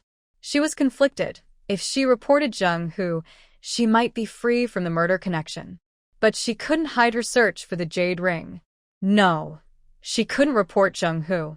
However, if she didn't and the police found out about Zheng Hu, would she get involved by not speaking up? Also, Zheng Hu was afraid to return to Zixian County and had no income, so he would definitely come to ask her for money. She might get entangled with him, which was another problem. Shiryu spent several restless days waiting for Xiaowan to return. It was not surprising that she went to the Xia family every day. When Shiryu first moved to the city, she had also stayed at the Xia family's house before. The Xia family thought she was having conflicts at the hospital dormitory, which is why she kept visiting. Xiaowan arrived in the evening, and the Xia family was all at home. Shiryu was there too. When Xia Dahuang saw Xia Wan, he wanted to help her carry her luggage, but she avoided him. Xia Dahuang patted her shoulder and said, "Xiao Wan, even though your mother is gone, you still have a father." Xia Wan suddenly felt a wave of bitterness. She thought that if the original owner heard this, she would be deeply moved. But she couldn't. As the saying goes, late love is worse than grass. If her biological father hadn't ignored her, she wouldn't have died. "Dad, I'm tired and want to go upstairs to rest," Xia Wan said, and went up to her room. When Xia Wan returned home, she found her room had been disturbed. It didn't seem like it was cleaned by Aunt Zhou. Aunt Zhou wouldn't go through her closet. Someone knocked on the door. When she opened it, Shiryu was standing outside with a cup of milk powder. "Xiao Wan, you've worked hard. You probably didn't have dinner. I made you a cup of milk powder," Shiryu said. This time, Shiryu didn't spill the milk powder on Xia Wan but placed it steadily on the table. Xia Wan picked up the cup and drank. She was sure that at this moment, Shiryu wouldn't dare poison her. Besides, the taste of milk powder in this era was quite good, similar to le kou fu, which she had tasted in later years. After exchanging a few polite words, Shiryu took the opportunity to ask Xia Wan, "Little Wan, have you found the person who killed your mother?" Xia Wan looked directly into Shiryu's eyes and asked, "Sister Shir, I didn't say that my mom was murdered." Shiryu's tense expression flickered briefly, and she hesitated, saying, "You didn't say that? Then I must have heard it from Uncle Gu." The police from An County had informed Xia Dahong, which was understandable. "They haven't caught him yet," Xia Wan replied calmly. In fact, the police had already arrested Ren Taizhu, and most people outside considered him a suspect in Tao Hongmei's death. But Xia Wan didn't plan to tell Shiryu. In this time without the internet, news spread slowly. If the killer didn't realize someone had taken the blame, they might slip up. Sure enough, when Shiryu heard that the suspect hadn't been caught, her face turned pale, and she asked again, "Is there no clue at all?" Xia Wan lowered her head deliberately, pretending to recall, and said, "The villagers say that on the day my mom was killed, a stranger from outside the village came." Shiryu grabbed Xia Wan's arm and asked, "What kind of stranger?" Xia Wan described based on what Laozi told her. He seemed quite young. "Oh, and he was bald." Shiryu was stunned. Zhang, who was bald. Xia Wan had been watching Shiryu's expression and now was sure. Shiryu was definitely involved in Tao Hongmei's death. Did she really conspire with others to kill her mother? Although her mother was not a good person, she was still her mother, and no one had the right to kill her. Xia Wan clenched her fists tightly. For a moment, she wanted to punch Shiryu's hypocritical face. But she held back. She didn't have solid evidence yet. Since Shiryu had already shown her hand, Xia Wan needed to find her weakness and make her pay. "Sister Shir, I'm a bit tired. I won't talk to you anymore," Xia Wan said, trying to send her away. She didn't want to face Shiryu's hypocritical face so closely anymore, afraid she might lose control of her temper. After Shiryu left, Xia Wan lay on the bed, almost guessing the whole story. It was probably Shiryu who, to find that jade ring, sent someone to Rinjia village. That person then encountered Tao Hongmei, who was recovering at home. These days, breaking into a house was a serious crime, so the intruder, instead of stopping, killed Tao Hongmei. Sure, you would likely still be in contact with that person. As long as she knew who that person was, she could handle it. Tonight, Shiryu was staying at the Xia house. Xia Wan decided to start following her tomorrow. She entered her space and saw little Ji running around with the chickens, occasionally chasing a chick that wandered into the vegetable garden. You are not allowed to peck at the vegetable leaves or damage them.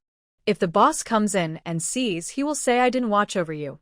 Xia Wan smiled gently. It seemed this little mouse was truly special, with above-average intelligence. Xia Wan called the small mouse over and said, "We are now in the city. This is a military compound. You can go out and explore, make friends with the mice here. When you're tired, come back to me. But be careful. Don't get caught or hurt." Hearing that they were in the city, the little mouse was very excited. In its mind, every household must be eating meat, and now it could finally satisfy its craving. As soon as it left the space, it climbed onto the table, followed the window, and ran out. Xiaowan took a sip of the spring water from the spring in the space. It was very refreshing. After drinking, she felt much less tired. She went to the study room, picked up a book on cultivating energy, and sat cross-legged, trying to follow the instructions. Since her ancestor was a ghost officer from the underworld, the books in this space must be good. Although Xiaowan believed in science, she also believed in the long history of Chinese civilization. These methods of nourishing energy and self-cultivation must be beneficial for health.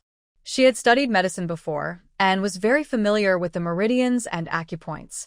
She followed the instructions in the book, raising her 5 hearts upward, imagining a flow of energy moving through her meridians. Unconsciously, she actually felt a warm current faintly flowing inside her body. Could this be Taoist energy cultivation? Xiaowan felt like she was touching a whole new world. She was not tired at all and decided to meditate all night. In the morning, the little mouse returned. Seeing its belly was round and full, Xiaowan didn't ask about its gains.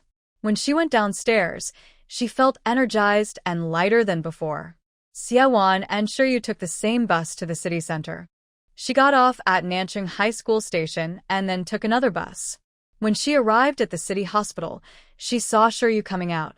It seemed Shiryu had taken leave from the hospital. Xiaowan guessed that Shiryu was going to find the person responsible for killing Tao Hongmei. She wanted to follow Shiryu but was disappointed because Shiryu was riding a bicycle. She ran after him on foot for a while but couldn't keep up and had to stop to catch her breath. Just as she thought she might lose him, a voice called from behind, "Xiaowan, what are you sneaking around for?" Su Bing was riding his bicycle, dressed in a military green short-sleeved shirt, with a 2-finger-wide military belt tied around his waist, tucking the shirt into his military pants. His green cloth backpack was slung diagonally behind his back. He confidently stepped forward and stopped next to Xiaowan. Hey, what are you doing here instead of going to school? Causing trouble?" Su Bing reached out to grab Xiaowan's braid. Su Bing? "Quickly, give me a ride." Xiaowan dodged his hand, ignored everything, and jumped onto the back of the bicycle. She directed Su Bing to follow the direction where Shiryu had gone. "Who are you chasing? Why should I listen to you? Just chase her. Catch the murderer, and you'll get half the credit." Su Bing, being a typical rebellious teen, immediately forgot his grudge with Xiaowan when he heard about catching the murderer. He pedaled hard. After a long chase, Xiaowan saw Shiryu's back and finally relaxed. She patted Su Bing on the back and said, "Follow that woman up front. Just don't let her see you." Su Bing slowed down a bit and asked, "Are you tricking me? Why is it a woman?" Xiaowan replied, "She's involved with the murder. Following her should help us find him." Su Bing then pedaled harder. At this moment, Xiaowan realized and asked, "Su Bing, you're not in school right now. Why are you here?" Su Bing replied irritably, "Why are you asking me? Why aren't you at school?" Xiaowan was surprised. "You're following me?" Su Bing didn't answer. He really was following her. Earlier, when Xiaowan changed buses at Nanchang High School, Su Bing saw her. When he saw her get on another bus, he found it strange. He thought this was a good chance to catch her, so he rode his bike and followed her bus all the way. Shiryu turned several corners and finally stopped at an alley entrance, slipping inside. Xiaowan told Su Bing to stop the bike and they followed, but at the alley entrance, they were stopped by someone. "Pay the entrance fee, 50 cents each." Xiaowan was caught off guard. Su Bing nudged her and said, "Hurry up and pay." Xiaowan clenched her teeth and paid $1, feeling a bit upset. She wondered what kind of place Shiryu had gone to that required money. "Go inside," the person said. Xiaowan and Su Bing entered the alley, where everyone wore masks. Xiaowan asked, "What kind of place is this?" Su Bing scoffed, "Don't you know about black markets?" Xiaowan suddenly understood. In this era, everything needs a ticket and the black market exists so people can trade privately. But it's illegal. Xiaowan had masks in her space, which she got from the dog farm. She pretended to reach into her bag, but actually took out a mask from her space. She shared a mask with Su Bing. Su Bing glanced sideways and said, "You're quite prepared." Both of them put on masks. Xiaowan asked cautiously, "It's daytime and no one is checking?" Su Bing replied, "Do you think these people can just set up a black market easily? They must have good connections." Xiaowan shrank behind Su Bing, looking around. She saw some vendors selling sausages, eggs, and many people with nothing in front of them. When customers passed by, they would quietly whisper what they were selling. She heard someone ask for grain ration tickets and really wanted to buy one. But then she noticed Shiryu. Shiryu was standing in front of a young man selling things. The important thing was, the young man was bald. They exchanged a few words and Shiryu left. The bald man followed behind her, heading out of the alley. Xiaowan stomped her foot and pushed Su Bing to follow. "Let's go." Su Bing was also watching the black market vendors with interest. When Xiaowan pushed him, he muttered, "Really? You spent a yuan to get in, and didn't buy anything?" Xiaowan said, "Forget it, important things come first." They followed Shiryu and Zheng, who as they left the black market. Not long after, the two entered a simple hut that looked like a shed. Xiaowan released Xiaoji from her space and let him listen in. Su Bing saw a rat appear out of nowhere, jumped in fright, almost shouting. Luckily, Xiaowan quickly covered his mouth. But they still made some noise, and the door of the hut opened. Zheng, who came out fierce-looking, shouting, "Who's there?" Xiaowan and Su Bing had already retreated behind a pile of trash and debris at the alley corner. Zheng, who looked around but didn't find them. When he turned back and heard footsteps, he probably returned to the hut. Xiaowan finally exhaled. She shot a glance at Su Bing and said, "You're a grown man and you're afraid of rats?" Su Bing looked embarrassed and argued, "Who's afraid? It was just that the rat appeared so suddenly, I was startled." Xiaowan told Su Bing, "Let's wait here." Su Bing was confused. "Didn't you say that might be a murder? Why aren't we reporting to the police and just hiding here? Also, I think that woman looks like a relative of yours. Are you tricking me?" Xiaowan didn't expect Su Bing to recognize Shiryu. She thought it was fine. If they caught the person who killed Tao Hongmei, Su Bing could testify, and Shiryu wouldn't be able to deny her connection. Xiaowan said, "I don't have solid proof yet. If we report to the police now, they probably won't take me seriously." Su Bing looked at Xiaowan as if she were crazy. "You have no proof, and you're calling him a murderer? Who did they kill?" Xiaowan said, "My own mother." Su Bing originally thought Xiaowan was joking, but when he heard it was her own mother, he took her seriously. "Your mother is dead?" Xiaowan nodded. Su Bing said nothing more and quietly sat with her behind the trash heap. The smell of summer garbage is very bad, imagine that. Even though both of them wore masks, they still felt sick from the stench.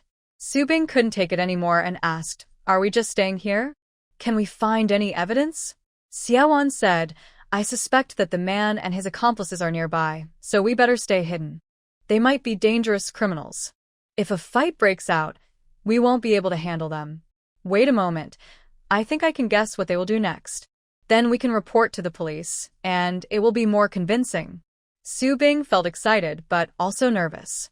Just thinking about catching the murderer made him endure the terrible smell. After a while, Shiryu and Zheng, who came out. Xiaoji also ran out. This time, Xiaoji didn't notice Su Bing and went straight into Xiaowan's space. Xiaowan used her mind to enter the space and heard Shiryu and Zheng, who talking from Xiaoji. From their conversation, Xiaowan learned that the man was Zheng Hu, and he was the one who killed Tao Hongmei. Shiryu told Zheng Hu to escape from Nancheng. Zheng Hu was reluctant. He thought the police might not find him, since he had no connection to Tao Hongmei. Zheng Hu wanted to listen to the situation in Nancheng a bit longer. If things got tense, he could escape later. The information from Lao Zi made Xiaowan shiver. Shiryu said, "Since you didn't find what I want at Rinjia village, help me kidnap someone. It's likely the item is with her. As long as you force her to give up that thing, I'll agree to anything." Xiaowan guessed that the she Shiryu mentioned was definitely herself. Was Shiryu planning to kidnap her? Shiryu wanted to kidnap her? Xiaowan felt things were getting serious. But she also thought this was a good chance to catch the criminals.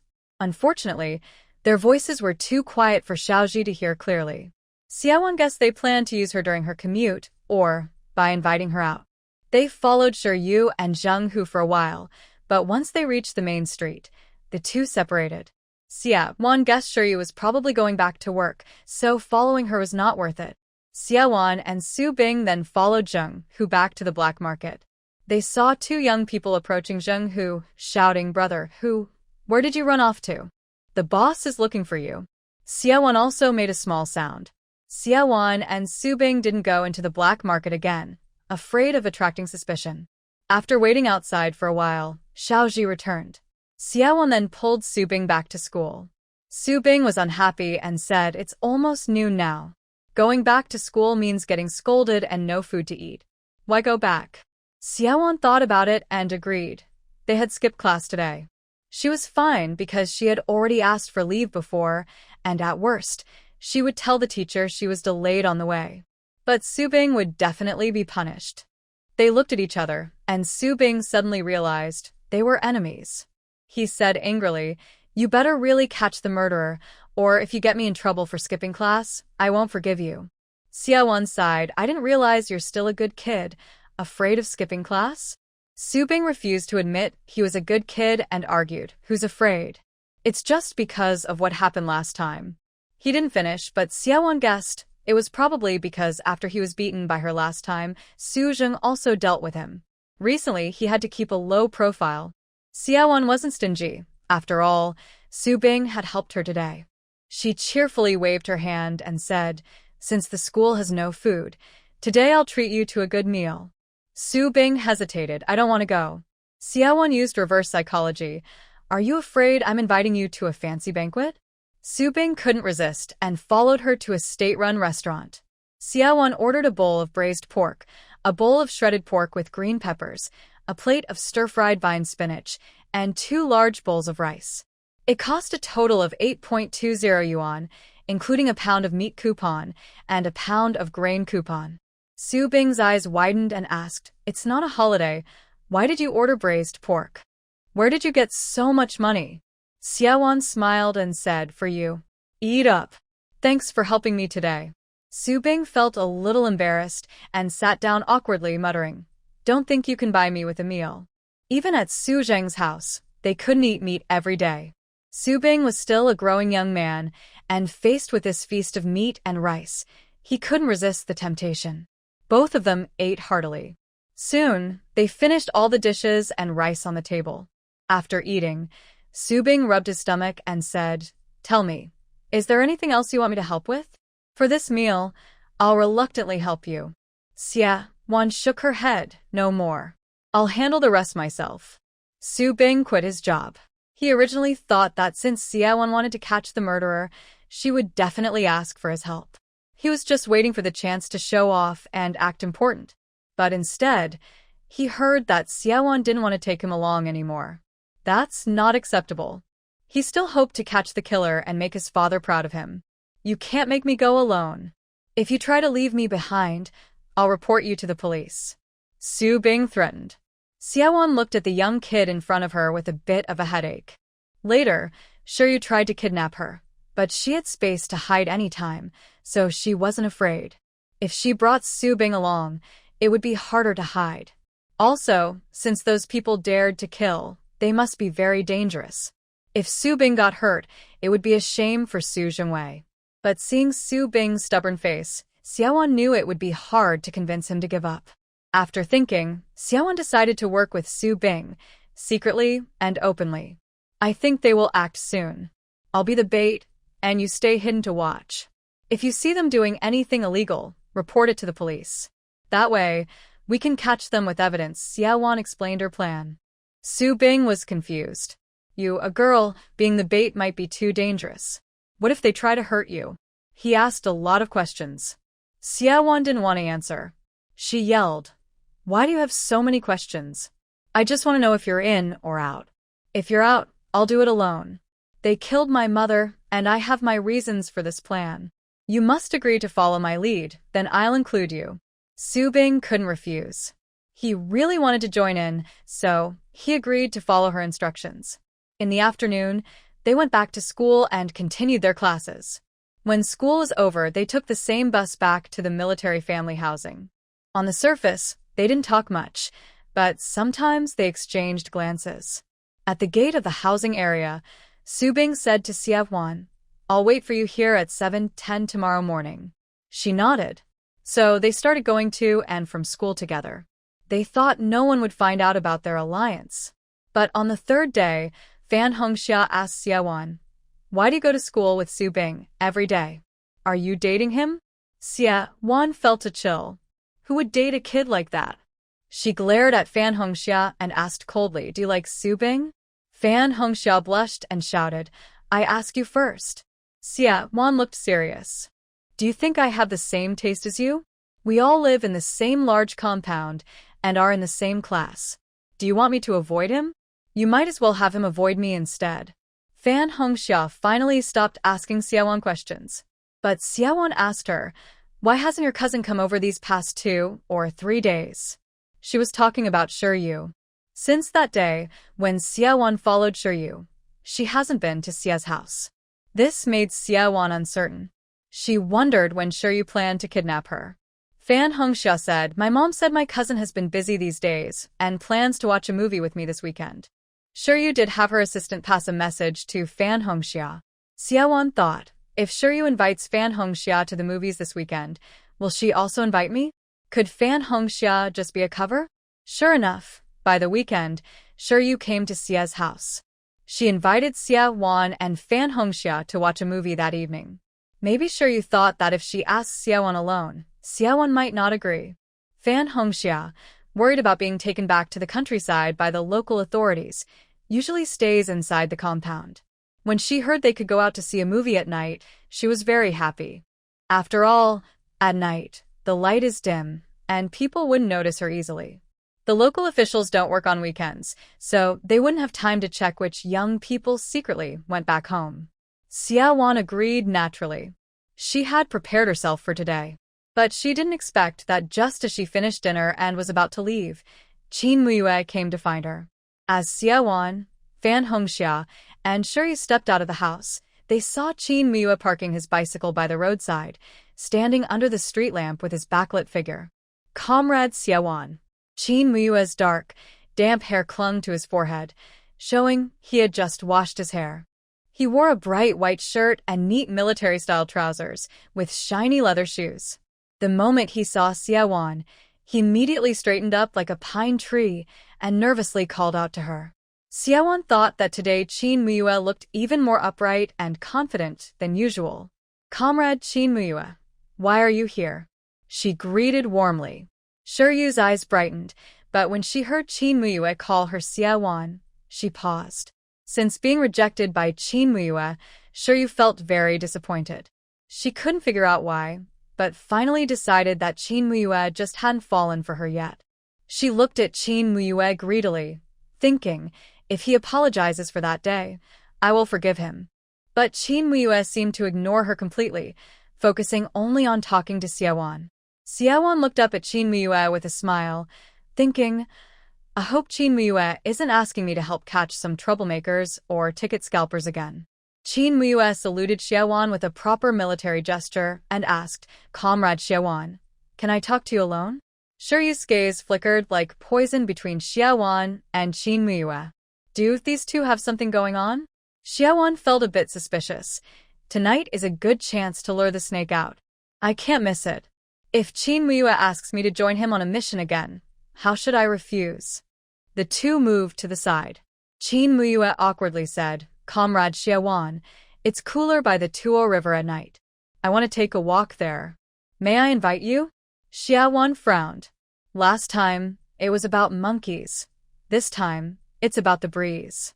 What does Qin Muyue mean? Could there be trouble at the river again? She hesitated and said, Thank you, Qin Muyue, but tonight there's a movie at the cinema. The Flower Girl. Tickets are hard to get. Plus, I already promised Shiryu and Fan Hongxia. She felt her words sounded too petty and selfish. She added, Qin Muyue, I believe you can handle things at the river perfectly without me. Qin Muyue felt disappointed at being rejected and murmured, Nothing's wrong at the river. Just then, Su Bing's figure flickered under the streetlight ahead. Seeing him sneaking behind a tree made Siawan a bit annoyed. Her attention shifted, and she didn't catch Qin Muyue's explanation clearly. Fan Hongxia called from behind, Xiaowan, hurry up. The movie has started. In a rush, Xiaowan said to Qin Muyue, let's meet another day. Then she turned and ran toward the gate to catch Shi Yu and Fan Hongxia. After a few steps, she suddenly stopped, thought for a moment, then ran back and whispered something into Qin Muyue's ear. Qin Muyue, who was feeling regretful for not inviting Xiaowan earlier, he had just returned from the provincial city and barely had time to eat or wash up, nervously hurried to invite her. His comrades reminded him that starting a relationship and seeing each other weekly was necessary, but he was too busy. He had tried his best. When she refused, he felt no anger, only a hollow feeling when he saw her running away. Unexpectedly, Xiaowan came back and said something to him, which instantly lifted his spirits. He promised, okay. After final reminder, she turned and left. Shiryu had been watching Xiaowan and Qin Muyue from afar, his heart full of jealousy. For tonight's mission, Xiaowan was still wearing the old military uniform borrowed from Fan Hongxia. Recently, she has gained a little weight, but her back still looks slim and neat. Shiryu looked at herself in her floral dress and was confident she was more beautiful than Xiaowan. Why can't Qin Mai see her? Although Xiaowan changed a lot in this life, Shiryu had doubts before. She thought it was because of her rebirth that things changed. Today, Shiryu realized that Xiaowan had also changed quite a bit. She still remembers that in her previous life, that village girl was a silly, naive person before she died. But now, Xiaowan is studying, and both Xie Dahong and Qin Mai are very kind to her. Her overall aura is completely different from before. Could it be because Xiaowan already received the jade ring in advance? Shiryu's mind sounded a warning. Even with her past experience, even if the jade ring has recognized Xiaowan as its owner, she still has ways to take back her space from her. But with Xiaowan having the space, she's not so easy to deal with. Shiryu quietly planned her tonight's scheme. If the jade ring already recognizes her as the owner, she won't give Xiaowan any chance to escape. Shiryu and Fan Hongxia rode bicycles, with Fan Hongxia bringing Xiaowan to the cinema. They watched a North Korean film called The Flower Girl. Everything went smoothly until the movie ended. When they left the cinema, Shiryu volunteered to take Xiaowan home. Fan Hongxia was happy to agree, but Xiaowan looked a bit reluctant. Shiryu gave Fan Hongxia a quick wink, and Fan Hongxia immediately pretended to have a stomach ache. Xiaowan said, since your stomach hurts, I can ride the bike instead? I actually know how to ride a bike. Fan Hongxia quickly handed her the bicycle. Xiaowan was sure that Fan Hongxia didn't know Shiryu's plan. She just wanted to be lazy. Shiryu was a little worried. Suddenly, she saw a young man in a green short-sleeved shirt in the crowd. Shiryu grabbed Fan Hongxia and whispered something in her ear. Fan Hongxia's face immediately turned red. She grabbed the bicycle back and said to Xiaowan, I'll ride myself. You can go back with your older sister. After that, Fan Hongxia pushed her bike and ran toward the young man. Xiaowan felt frustrated. Wasn't Su Bing supposed to be hidden in the shadows, as Shiryu and Fan Hongxia warned? Shiryu said to Xiaowan, little one, I'll take you back. It looks like Hongxia ran into someone she knows in the courtyard. Xiaowan had no choice but to reluctantly sit on the back of the bicycle. She looked around and saw Fan Hongxia talking to Su Bing. Shiryu was riding very fast, and soon she couldn't see Su Bing and Fan Hongxia anymore. At first, there were many people leaving the movie theater together, but gradually, the street became less crowded. The military family area was in the suburbs. After leaving the city center, the streetlights became sparse. Xiaowan silently sighed. It seemed she could only rely on herself tonight. Luckily, she had her space. A bright full moon shone on the road, and on both sides, there were wastelands and woods. Without streetlights and no pedestrians ahead or behind, it was quiet. Suddenly, her bicycle tilted to one side. Shiryu and the bicycle both fell to the roadside. Xiaowan was a step behind but rolled over and landed on Shiryu. Little one, please move aside quickly. You're pressing on me and it hurts, Shiryu called out. Xiaowan was prepared and alert throughout. When the bike tilted, she jumped off. She intentionally pressed down when Shiryu fell. She moved her hips to one side and pretended to hold her foot, exclaiming, Ouch.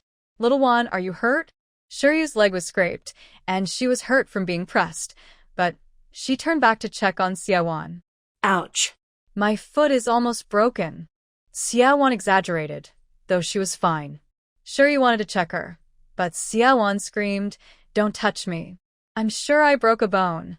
Shiryu secretly felt pleased. If her bone was broken, Xiaowan wouldn't be able to run away no matter what. Shiryu stood up, helped the bicycle up, and pretended to check it. "Oh no, the bicycle is also broken. I can't ride it anymore," she said. Xiaowan played along with her act. What should we do now? In fact, she could fix small problems like this herself. Shiryu looked troubled and said, "Little one, maybe you wait here for a moment. I'll ride back home and call someone to pick you up." Shiryu wanted to leave Xiaowan alone here. Xiaowan understood her plan. It seemed her accomplices were nearby. She carefully looked at the dark woods behind her.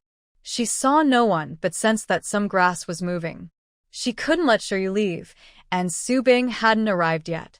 Xiaowan pretended to be pitiful, delaying time. "Sister Shi, don't leave me alone here." "I'm scared," she said. Shiryu comforted her while pushing her bicycle onto the road. "Little one, this place isn't far from the army, and the security is good. Don't worry. I'll be back soon," she said. Xiaowan didn't want her to leave.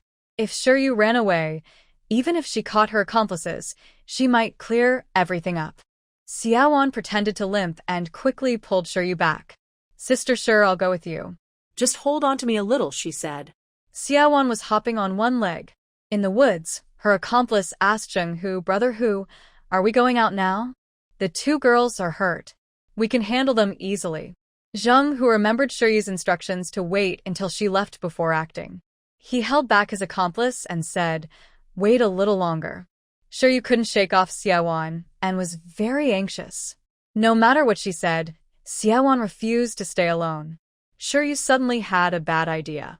Since the jade ring had already identified the owner, she had to kill Xiaowan.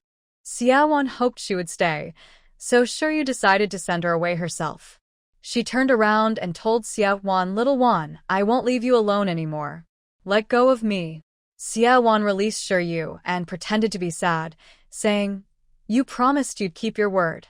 Shiryu pointed to a tree nearby and said, "Little one, let's sit over there and wait.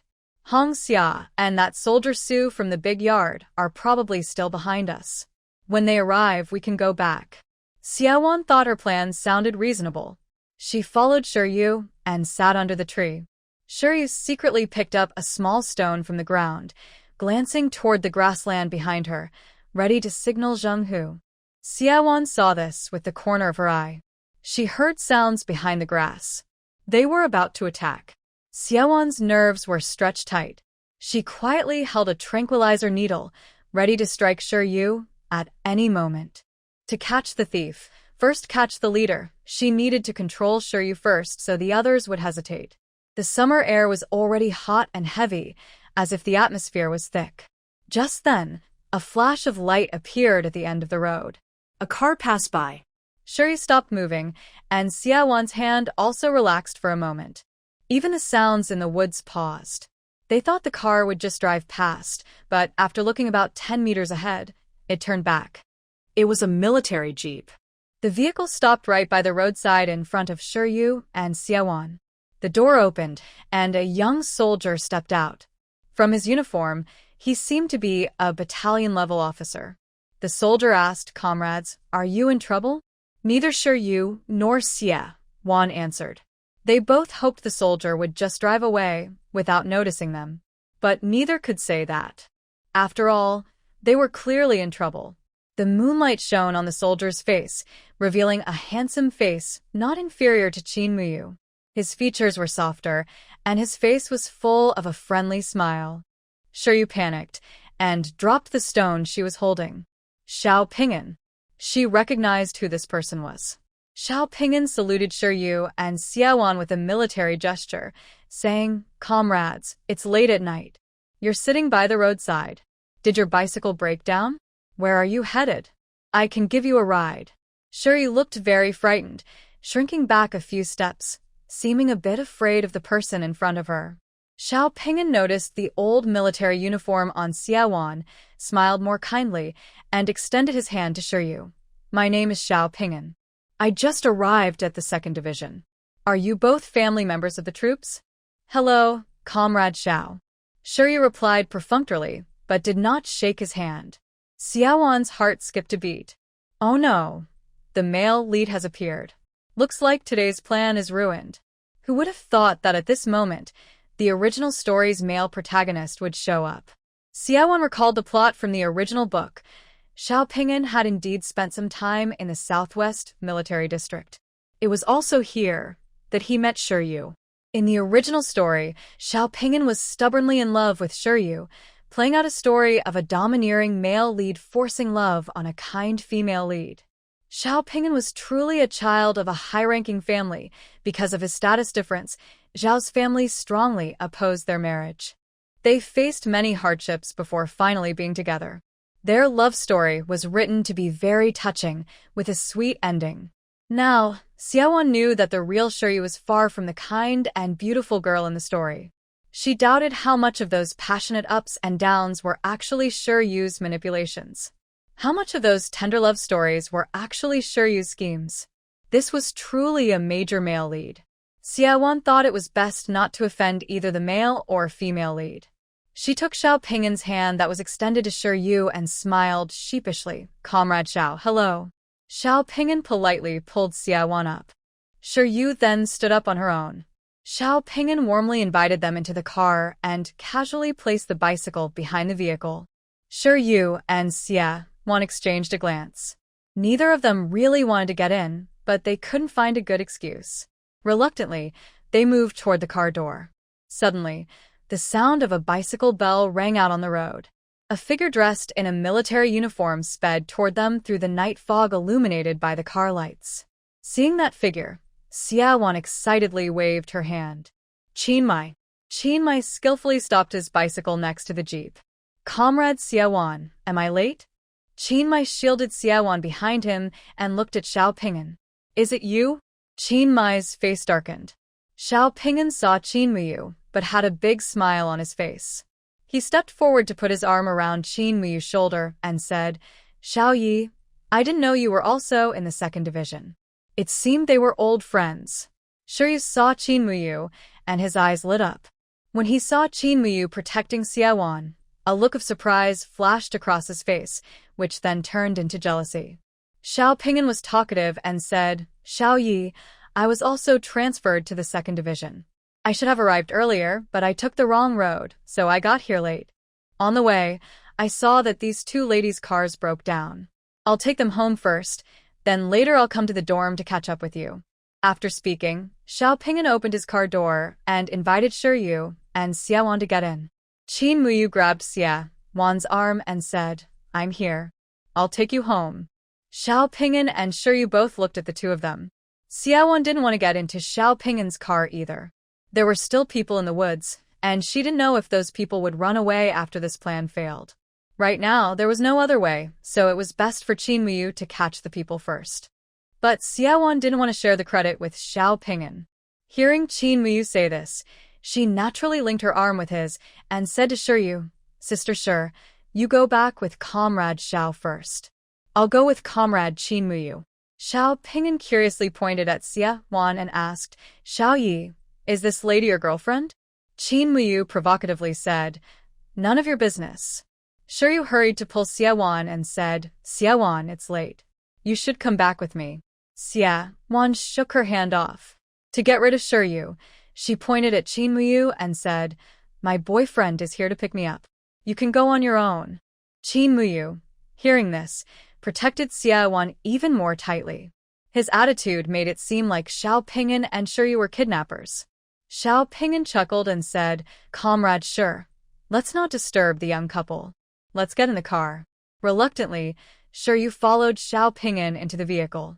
In the woods, Zhang Hu, Zhang San, and Li Si saw the car leave and two figures remaining on the roadside. They discussed quietly, Brother Hu, one girl left, but there's a soldier with her. What should we do? Zhang Hu thought for a moment and said, Let's wait a bit. If it doesn't work, we'll retreat. After the car's lights disappeared, Xiaowan pointed to the woods and said to Qin Muyu, thank you for coming to pick me up. I don't have time to explain now, but there are some bad guys in the woods. Can you help me catch them? Earlier, at the gate of the Xia family, Xiaowan had a quick idea. If Qin Muyu was safe, maybe he could wait until the movie was over and come to pick her up. This was just her way of being cautious, casually mentioning it. She didn't expect Qin Mai to actually come. What a true comrade in revolution. She never thought that Qin Mai would see her as a girlfriend needing to be picked up, so he would definitely come to help no matter what. Qin Mai heard that there might be troublemakers. Without thinking much, he immediately prepared for action. He trusted comrade Xia Wan's judgment 100%. Since Xia Wan said there were bad people, there definitely were. Under Xia Wan's command, the two of them moved forward a little, planning to surround from behind. They crouched behind Zheng Hu and the others. Both were dressed in green military uniforms, making them look more like comrades in arms at this moment. Comrade Xia Wan, there are 3 people. I can handle them alone. So don't come closer, Qin Mai said seriously with a low voice. Xia Wan felt warm inside, knowing Qin Mai wanted to risk himself alone to keep her safe. Ahead, Zheng Hu, Zhang San, and Li Si thought the two had already left. They stood up and Zheng Hu said, forget it. Plans have changed. Let's go too. Zhang San said, brother, Hu, are we just going to sit here all night? The street is quiet. Maybe someone will be alone later. If we grab someone, we can make some money and leave Nanching. Zheng Hu remembered when Shiyu told him to leave Nanching temporarily. He didn't have much money. Recently, he had found someone to help watch the black market to get by. Zhang San's idea tempted Zheng Hu. The people on this street were probably family members of soldiers passing by. These people usually had more money than ordinary civilians. If they could steal some money, he could leave the city to hide for a while. So, the 3 of them crouched down again. Qin Mai casually picked up a stick from the roadside and quietly approached, hitting Zhang San on the back with it. Zhang San fell to the ground. Zheng Hu and Li Si rushed at Qin Mai. Each had a knife in hand, one a dagger, the other a kitchen knife. Qin Mai kicked out, knocking the dagger from Zheng Hu's hand. But Li Si's kitchen knife was about to land on Qin Mai's body.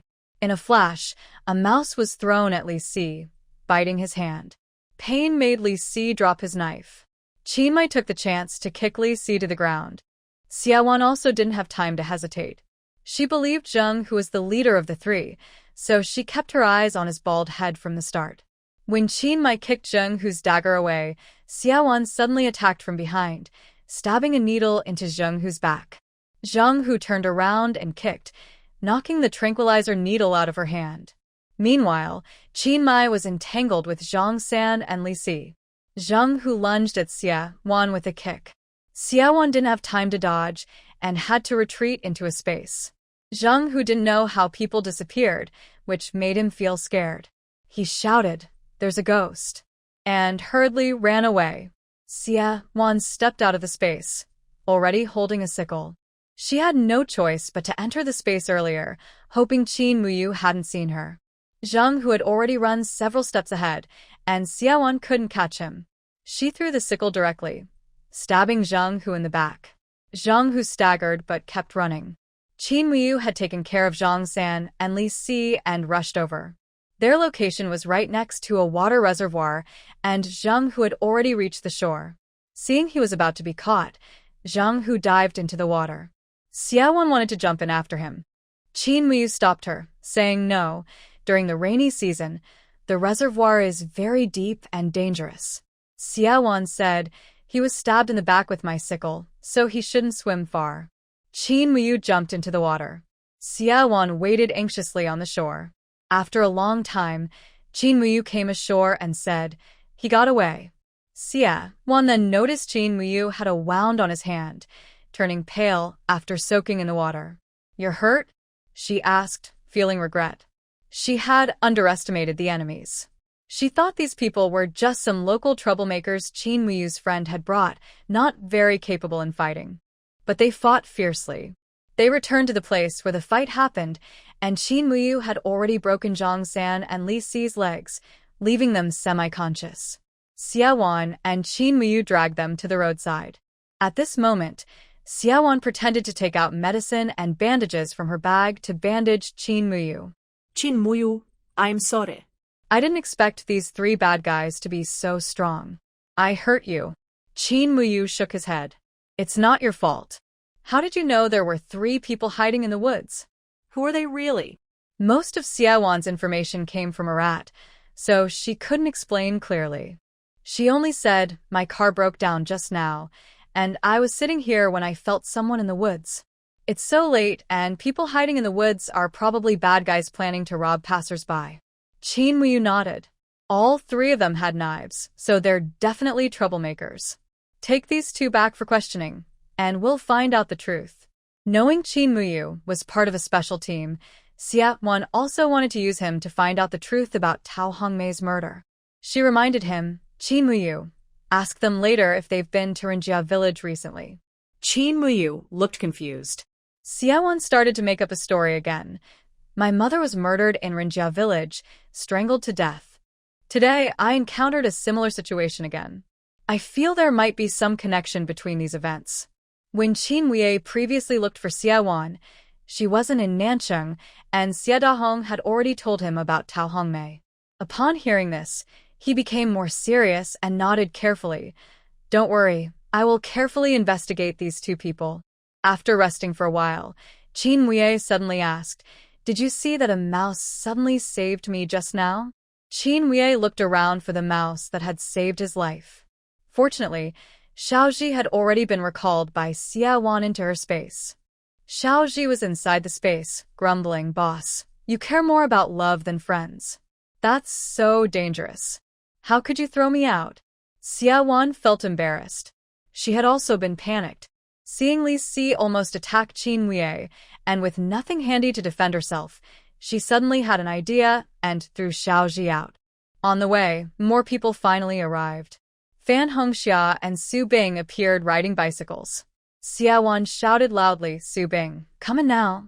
Su Bing stopped his bike and ran into the woods. Seeing the 2 villains on the ground, he was furious. You already caught the person? I arrived too late? When Xia Wan learned that you wanted to invite her to watch a movie tonight, she immediately informed Su Bing. Su Bing also went to the cinema. He had been excitedly looking forward to tonight's plan.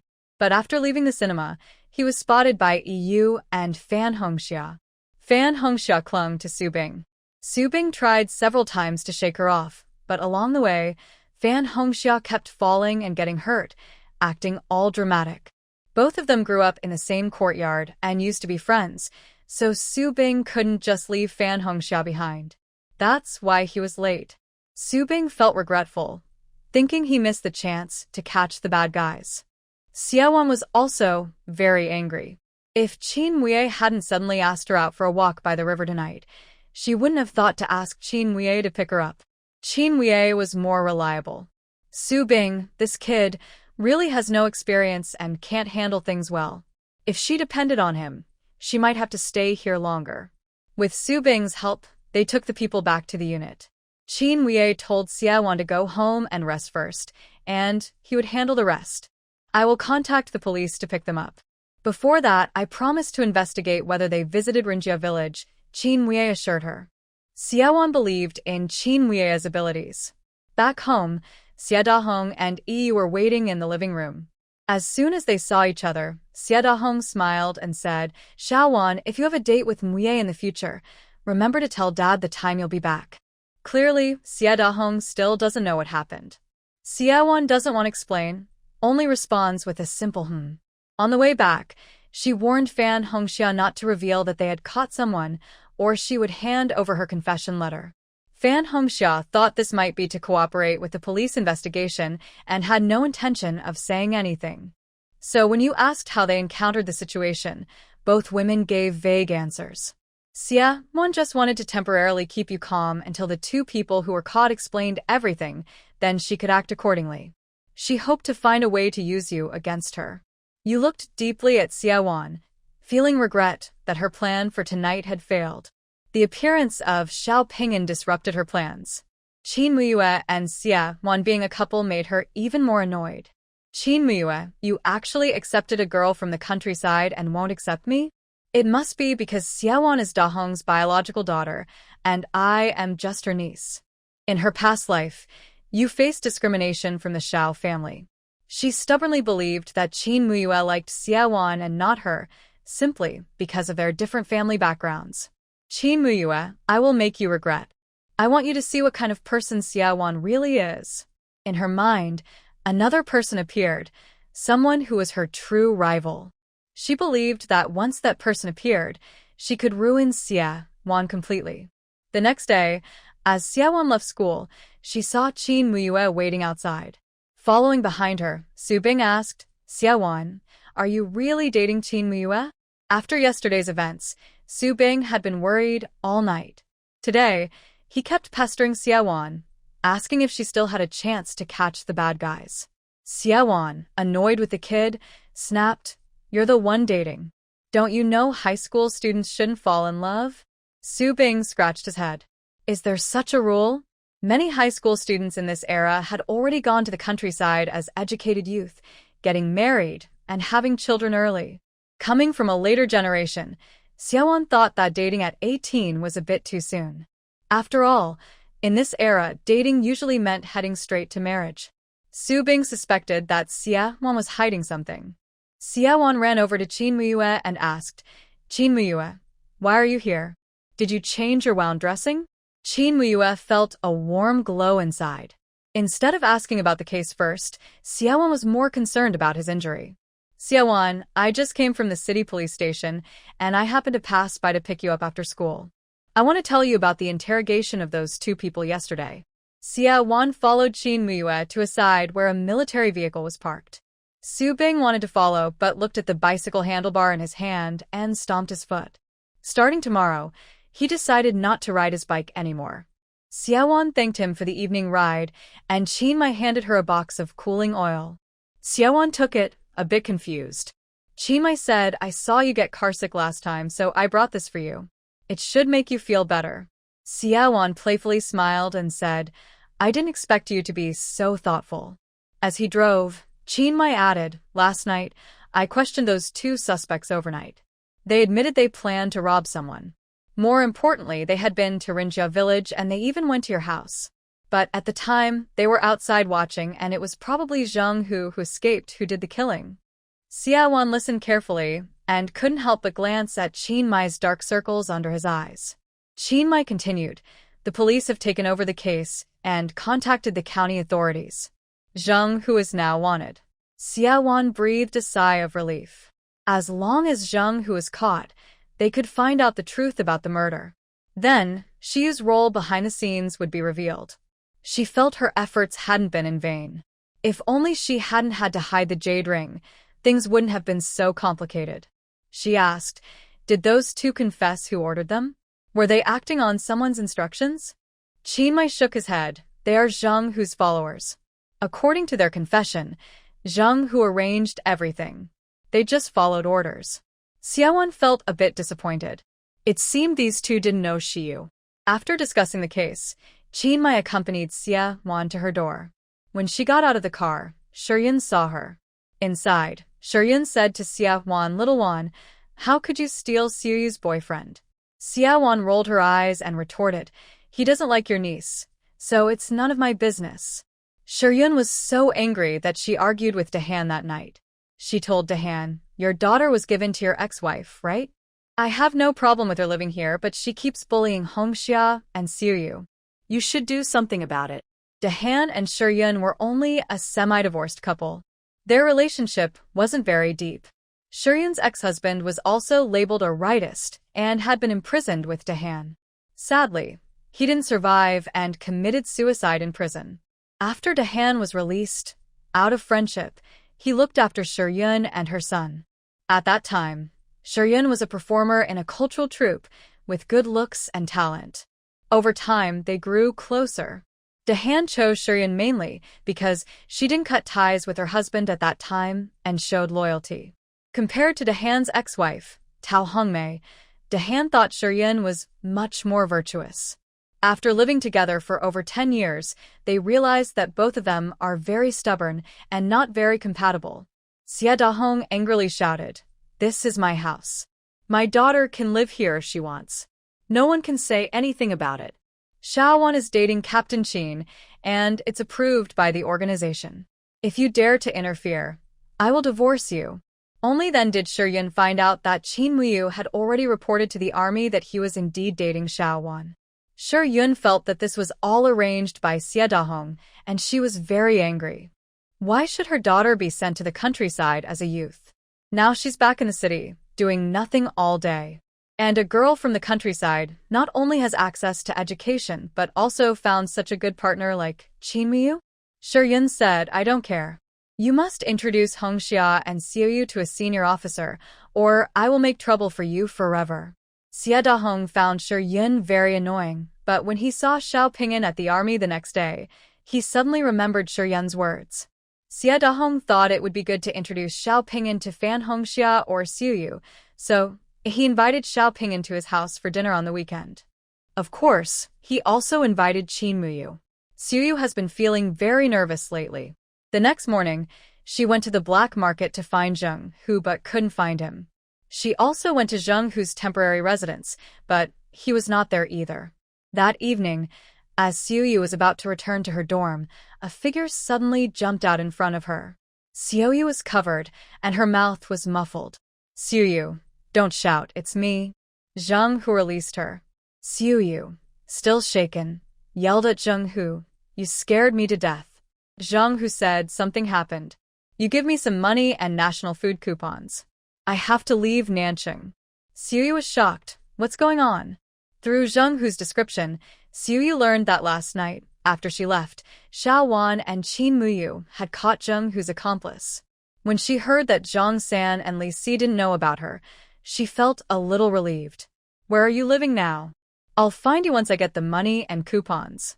Xiaoyu knew that only when Zheng Hu disappeared would she be safe. She agreed to help him get money and coupons. Thinking about how Xiao Wan and Qin Muyu could catch Zheng Hu's accomplices, Xiaoyu felt even more anxious. She didn't know how much Xiao Wan knew. Luckily, Zheng Hu had committed murder, so he didn't have much to do with her. She only asked Zheng Hu to retrieve the jade ring, but she was sure she would also have to face justice. After a couple of days, Xiaowan was suddenly called to the academic affairs office at school. Director Qian pointed at two soldiers in uniform and said, "Xiaowan, these comrades are here to see you about something. You don't need to attend your class today. Go with them first." Xiaowan was mysteriously taken away and boarded a military vehicle. She felt a bit nervous during the ride.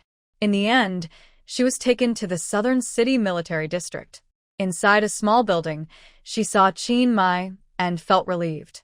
Standing with Qin Mai was a senior officer with the rank of colonel, a company-level leader. Since arriving in this world, Xiaowan noticed some differences from her original world.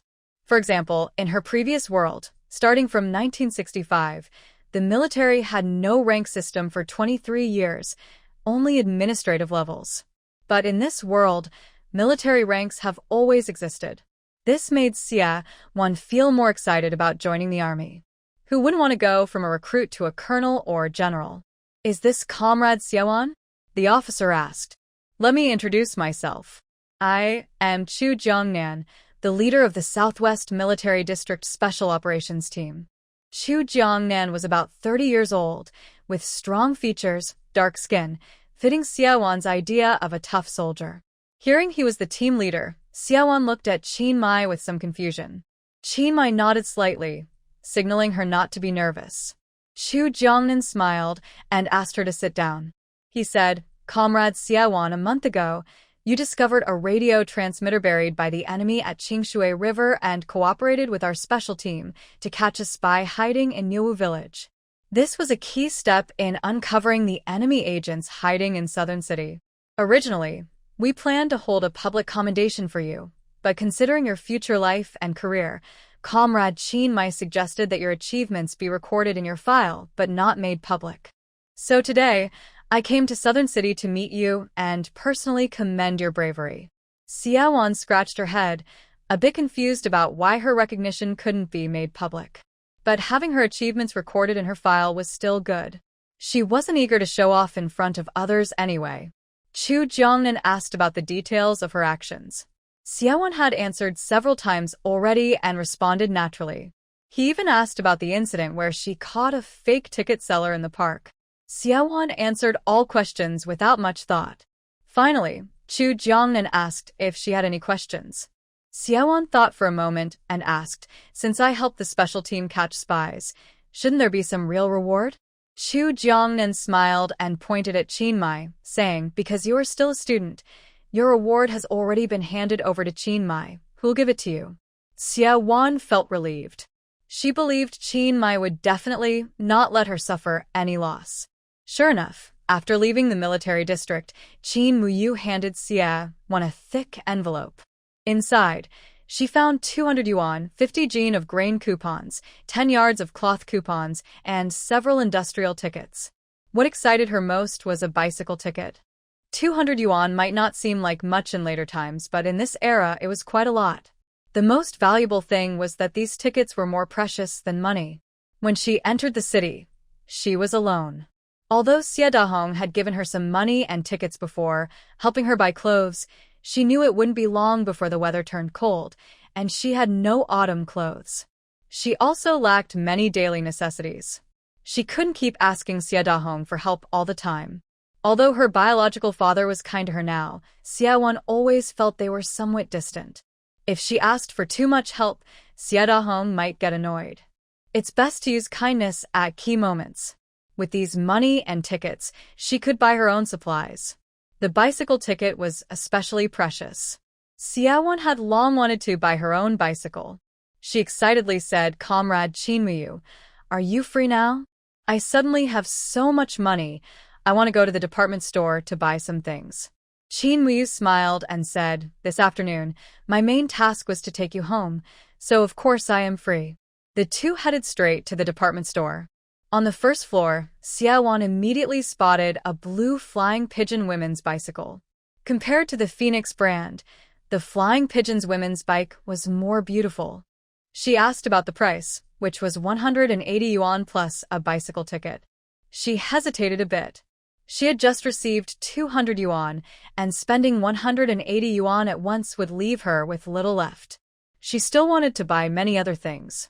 Xiaowan said to Qinmuyu, "Let's go upstairs and look at other items first." Upstairs, she saw Qinmuyu looking down and silent, as if he had something on his mind. She said, "Qinmuyu, I know you men don't like shopping, so you wait over there. I'll buy the things and come find you." Unexpectedly, Qinmuyu said, "Comrade Xiaowan, could you lend me that bicycle ticket for a moment?" Xiaowan was a bit confused. She hesitated, but "I've already set my heart on this bike." Halfway through, she saw Qinmuyu's sincere gaze. Her heart softened again. Anyway, she was tight on money now, and buying a bicycle was difficult. It might be better to lend it to Qinmuyu first, and when she had more money later, she could buy her own. So, Xiaowan handed over the bicycle ticket to Qinmuyu. He took the ticket and went downstairs. The sales clerk saw Qinmuyu in his military uniform and immediately became enthusiastic.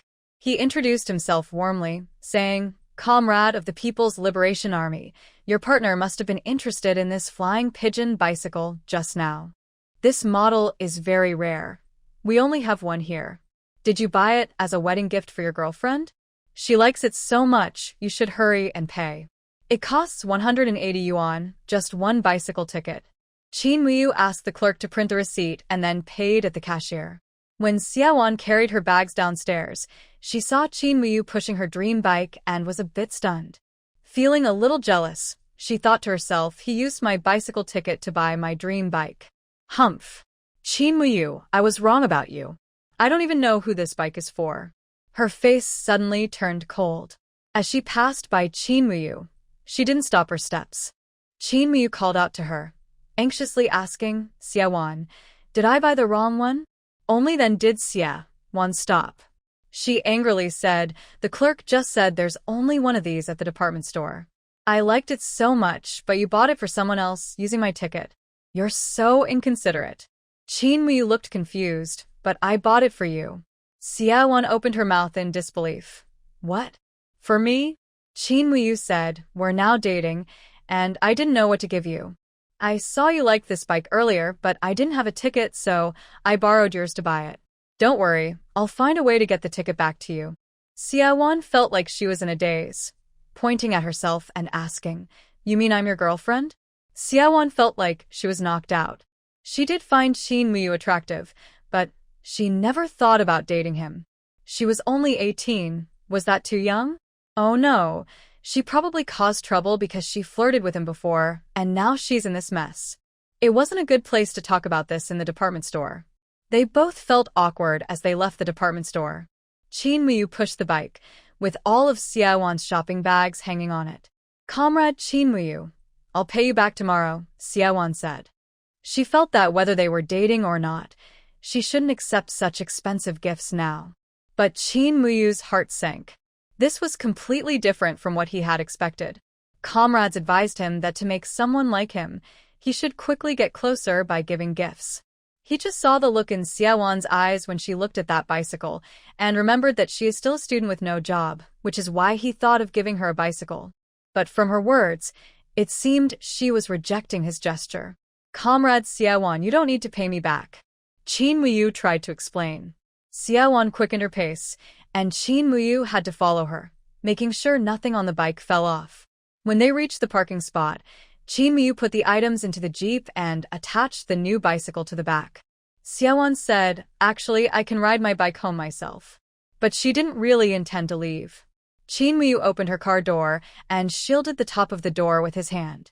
Half of Xiaowan had already slipped into the passenger seat, but suddenly felt it might be awkward to talk inside the car, so she quickly stepped back. Because of the sudden movement, she bumped into Qin Muyu's chest. Her nose hit his strong chest. Since it was summer, Qin Muyu had just taken off his jacket and was only wearing a short-sleeved military shirt. Standing in front of him, surrounded by a masculine scent, Xiaowan suddenly felt liquid flowing from her nose. She was nosebleeding. She swore she was just bumped, not overwhelmed by any inappropriate thoughts. Xiaowan felt she had just made another embarrassing mistake. He had just said they could be a couple, and now she was standing in front of him with a nosebleed. Qin Muyu didn't think much, took out a tissue, and said, Quick, cover it. This interruption at least eased the awkwardness. Xiaowan obediently got into the car. Her mind was a mess. She kept sneaking glances at Qin Muyu. He asked if she had cooling ointment in her bag. She said yes. Qin Muyu went to the back seat, grabbed her bag, found the ointment, and sat back in the driver's seat. He applied some ointment on his hand and told her, Move forward a bit, I'll help you put some on the back of your neck. It might help you feel better faster. Xiaowan moved forward obediently. Qin Muyu held her shoulder with one hand and used his fingers to gently touch the back of her neck. Xiaowan felt a tingling sensation and became a little nervous. Qin Muyu said, I heard there's a point here that, when pressed, can help stop bleeding. Xiaowan couldn't think clearly. She was wondering whether her neck looked good or not. Perhaps because of long-term training, Qin Mui's fingertips are slightly rough. When rubbing against Xiaowan's skin, the sensation feels completely different from touching himself. Also, since Qin Mui is leaning to the side and very close to Xiaowan, she smells a pleasant male hormone scent. Unlike sweat, it is faint but makes her inexplicably restless. Xiaowan sniffed, worried that if this continues, she might faint from a nosebleed. Comrade Qin Mui, that's enough. She called to stop this strange medical help. Qin Mui also felt a bit embarrassed. He had never been so close to a female comrade before. He was just anxious to help stop Xiaowan's bleeding. But once he started pressing on the acupoints, he realized it might not be appropriate. Luckily, they had already reported their relationship. When Xiaowan called to stop, Qin Mui immediately let go, sat back in a seat, and blushed so much he dared not look at her. Seeing his face turn red, Xiaowan's confidence grew. She pretended to rest, but secretly stole glances at Qin Mui. Qin Mui started the car. They drove in silence for a while. After some time, Xiaowan felt better. The nosebleed stopped. Qin Mui is really good. Being his girlfriend is not a bad thing. Xiaowon decided she was willing to date him. When they neared the military base, Xiaowon asked Qin Moi to stop the car by the roadside.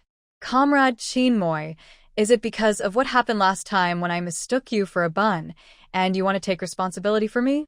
There's no need. If you want me to take responsibility, I also need to think about it. Xiaowon thought it was better to ask clearly about some things. Qin Moi, a strong man who is brave and fearless in front of enemies, now felt a bit nervous. After thinking for a moment, he looked directly into Xiaowon's eyes and said firmly, "Comrade Xiaowon, I like your revolutionary spirit. I think we are suitable to be revolutionary partners, so I decided to pursue a relationship with you. When Commander Xia asked me to report our relationship, I already decided that as long as you don't oppose, I am ready to report marriage at any time." Xiaowon suddenly became anxious and shook her head repeatedly. No, we haven't even dated and you're talking about marriage? Wouldn't I be at a disadvantage? Qin Moi seriously told Xiaowon, any relationship not aimed at marriage is just playing around. Comrade Xiaowon, you wouldn't want to play around with me, right? But in the 1970s, falling in love really meant heading straight to marriage. Usually, as long as people shared similar values and liked each other, they would start thinking about getting married. Xiaowon was so shocked that her mouth couldn't close. How did she become a troublemaker? She had only just found out she was dating someone today. Because she was too nervous, she didn't notice the clever glint in Qin Mai's eyes. No, I didn't mean to be inappropriate with you, Xiaowon hurriedly denied. Qin Mai asked again, Comrade Xiaowon, the love report you submitted earlier was requested by Teacher Xia. I didn't ask you in person, and that's my mistake. Now I ask you seriously. Are you willing to date me? Without hesitation, Xiaowon nodded. Of course I am. Qin Mai asked further. Are you willing to marry me? Xiaowon shook her head. No. He responded, then isn't that also being inappropriate? Feeling guilty, Xiaowon realized that she was just admiring his good looks. According to the standards of that time, it seemed like she was being a troublemaker. In her view, sleeping together was okay, but marriage was really out of the question. After all, marriage is for a lifetime. She didn't know much about Qin Mai's personality, family, or hobbies, and there was no love between them. Seeing her nervousness, Qin Mai's lips twitched, and suddenly he smiled. Xiaowon reacted and pointed at him, asking, Are you joking with me? Trying to hold back his laughter, Qin Mai said seriously, No, Comrade Xiaowon. After fighting alongside you a few times, I am serious about dating you. As for the feelings you worry about, I think we can develop them slowly after marriage. Besides, since we've already fought together, there's no stronger or more precious bond than revolutionary friendship. Qin Mai had indeed been teasing Xiaowon earlier, especially since she called him a bun when she first kissed him. Xiaowon, meanwhile, was thinking to herself, since it's a bond formed through shared struggle, why not swear an oath of brotherhood? She tried to explain love to Qin Mai, but she remembered that nowadays, people consider talking about love to be a harmful bourgeois idea. Even the word love between men and women was considered embarrassing in this era. She didn't know how to explain it. After some thought, Xiaowon said, Comrade Qin Mai, I agree to date you. But I really feel too young. I want to spend more time and energy improving myself and serving the country. I am a bit afraid of marrying early and getting caught up in family life. Hearing this, Qin Mai understood. Thank you, Comrade Xiaowon, for agreeing to be my partner. Don't worry about the marriage. We can take our time. Qin Mai felt relieved. He thought Comrade Xiaowon still needed some time to get to know him better. He believed he could prove himself. At this moment, Qin Mai's feelings were similar to when he wrote his application to join the party and was waiting for the organization's review. This way, they officially became a couple. On the way home, Qin Mai was driving, and Xiaowon kept sneaking glances at him, feeling happy and a little proud. She looked down at her slightly rising chest, feeling a bit discouraged. She had gained a lot of weight recently, but her figure hadn't changed much. Xiaowon decided to spend tonight studying her herbal recipes in her space, looking for something to enhance her curves. Now that she had a partner, she couldn't just eat meat herself. She wanted to give Qin Mai a nice gift instead. Recently, Xiaowan was feeling a bit elated. A handsome partner, who was also a soldier, made her feel special and walk with confidence. She finally accepted the bicycle Qin Mai gave her. But since he gave her such a valuable gift, she thought she should give something in return. When Qin Mai returned her a bicycle ticket the next day, Xiaowan had an idea. She decided to take the ticket to the black market to exchange it for a watch ticket. That way, she could give Qin Mai a watch. On Thursday, the school had no afternoon classes. After school, Xiaowan rode her bike out of the campus with her bag. At the gate, Su Bing stopped her. Xiaowan, why are you riding your bike again? Su Bing looked a bit annoyed. Xiaowan felt confused. Did I bother you by riding? Su Bing usually saw Xiaowan taking the bus every day. Today, he intentionally didn't ride his bike, wanting to follow her and take the bus home together. But unexpectedly, she rode her bike, and he was left behind. Su Bing moved aside, feeling upset. Xiaowan headed toward the black market. Su Bing saw she wasn't heading home and became suspicious. He thought she might be going to catch some troublemakers again. Just then, Su Bing's friend Ding Jiang rode up on his bike. Su Bing snatched his friend's bike and chased after Xiaowan. Seeing her slip into the black market again, Su Bing felt even more excited. Last time, Xiaowan had taken him to the black market to follow some bad guys. Su Bing paid 50 cents and followed her into the black market. This was Xiaowan's first serious black market transaction, and she was a bit nervous. She was also just trying her luck. She originally thought that the police had already detained Zheng Hu's two accomplices and were investigating the black market. However, the black market was still open and not shut down. Xiaowan also checked carefully, but didn't see Zheng Hu's figure. She guessed that since Zheng Hu was on the run, he probably wouldn't dare to appear in the black market again. An old farmer, dressed simply, saw Xiaowan passing by and blushed, whispering, "New rice for old rice," or exchange for food coupons. Next to the old farmer, there was a middle-aged man in a Zhongshan suit, with several old items in front of him. These included an old radio, an antique enamel cup, mostly household items, and some old books. It seemed the middle-aged man was desperate and had brought out everything from his home to sell. Xiaowan's gaze casually swept over the items, but suddenly, something in the corner caught her eye and made her eyes light up. It was a bronze statue of a Buddha seated on a lotus throne, holding a pipa with a kind and gentle face. Xiaowan remembered this bronze piece. According to the original story, it was called the Lotus Seat Guardian King Buddha statue. When Shiryu first collected it, it was valued at several million yuan later. Xiaowan squatted down and asked the middle-aged man, "How much for this?" The man was startled when he heard her inquire about the price of the Buddha statue. He looked up at her nervously and said, 100 yuan. That day, Xiaowan bought many things at the department store, but she only spent 80 yuan. Her bonus was 200 yuan, plus 50 yuan she got from Rindazhuang, totaling 250 yuan. She still had 170 yuan left. This amount was enough to buy the Buddha statue, but she also wanted to buy a watch for Qin Muyue, and the money wouldn't be enough. She asked, "Can I give you 20 yuan and 50 jin of food coupons?" The middle-aged man was delighted. The value of 50 jin of food coupons exceeded 100 yuan. Xiaowan was willing to give him 20 more yuan, making the deal worthwhile. "All right, take it," he agreed. Xiaowan handed him the 50 jin of food coupons awarded by the army and added 20 yuan. Just as she held the Lotus Seat Guardian King Buddha statue in her hand, someone patted her shoulder. Su Bing looked down at her with disdain and said, "Why are you buying this junk?" Seeing it was Su Bing, Xiaowan felt a bit speechless and guessed he was probably following her. "None of your business," she replied, putting the Buddha statue into her bag, which was actually a space storage. The old farmer, who was exchanging old rice for new rice, suddenly asked, "Miss, do you still need this kind of Buddha statue? I have one at home too." Xiaowan thought that the old farmer must have just seen her exchange 50 jin of grain coupons for the middle-aged man, and she felt a bit envious. She guessed the farmer thought she liked Buddha statues. She said, "I don't want ordinary Buddha statues, only those with some age." The farmer replied, "I really have one. My grandfather found it in the fields. If you want, come tomorrow, and I'll show it to you.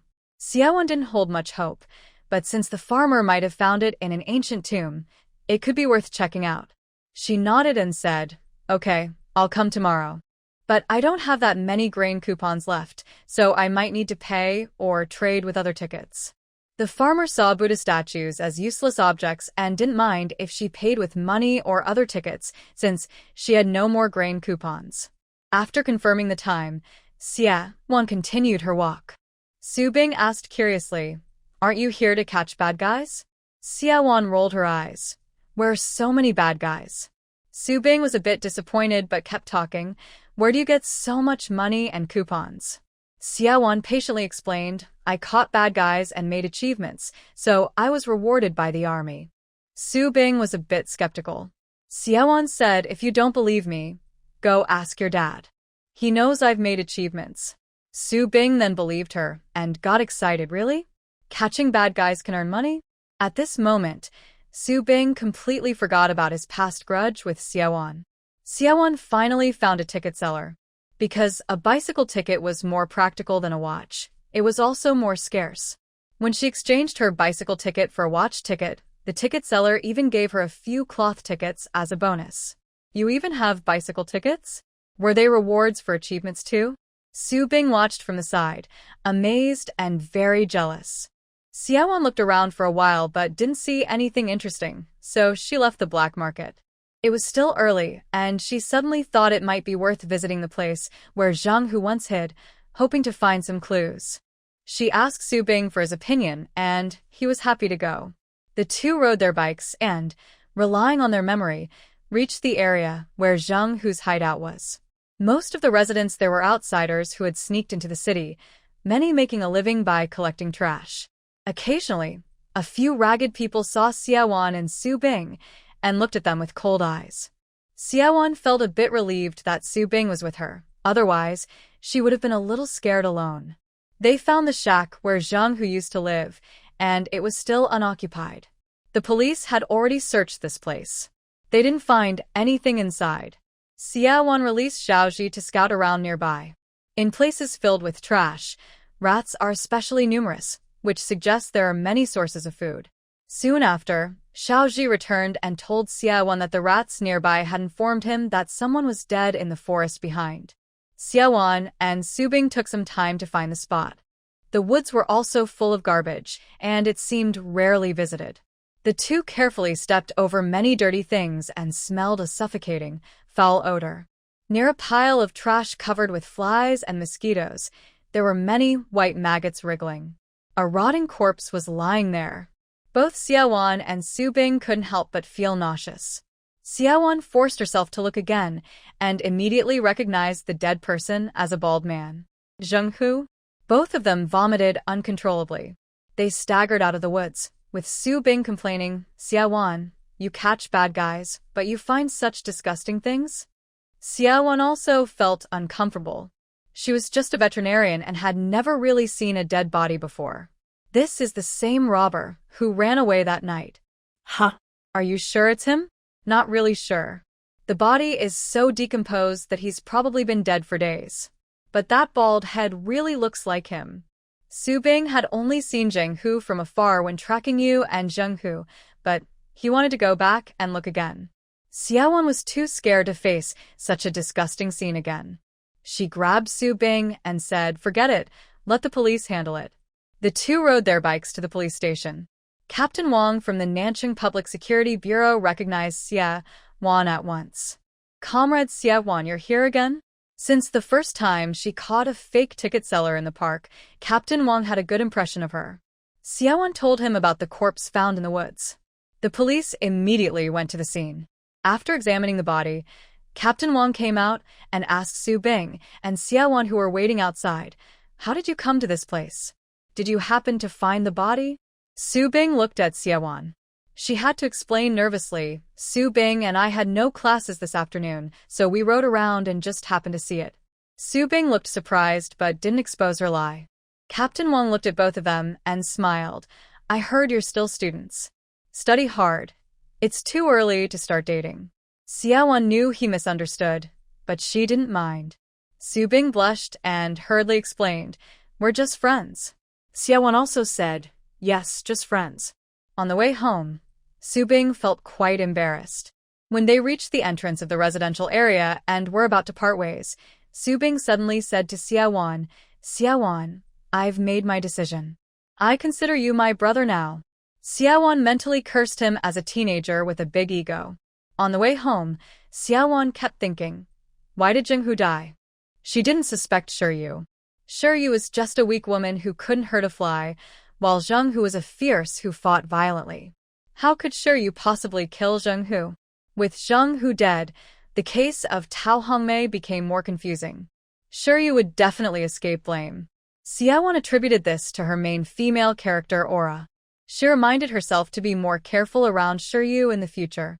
When she got home, only Aunt Zhou was there. Xiaowan entered her space. She was surprised to see many vegetables had grown well. The cornfield was full of ripe corn cobs. She had only checked last night, and the seedlings were still young then. How did they suddenly grow so big? Could it be that the space's planting time was sped up? The seeds Zhang Shufan sold her were mixed, so she couldn't tell what was what. Now most of the plants she recognized: lettuce, cabbage, peas, vine vegetables, cucumbers. She harvested the vegetables and stored them in the space, knowing they wouldn't spoil there. She also kept some as seeds for next time, saving money on buying new seeds. She also used her mind to harvest the corn from the 1-acre field. She found the Lianzhua Zhigua Tianwang statue she had thrown in. The Buddha statue hadn't disappeared. She was worried it might be swallowed by the space like the 5 gold bars before, which would be a big loss since it was worth millions as an antique. She took the Buddha statue into her study and placed it on her desk. The accelerated growth in the space was probably related to this statue. After finishing her chores, she began to meditate. Although the cultivation techniques in the space couldn't make her a fairy like in those fantasy novels, they could strengthen her body. Every day, she meditated and exercised, and after a while, she noticed her weak body was becoming healthier. The most obvious change was that she gained weight, her skin became fairer, and she moved more lightly than before. When she practiced the techniques, she felt the air around her change. Some faint energy particles were flowing into her body.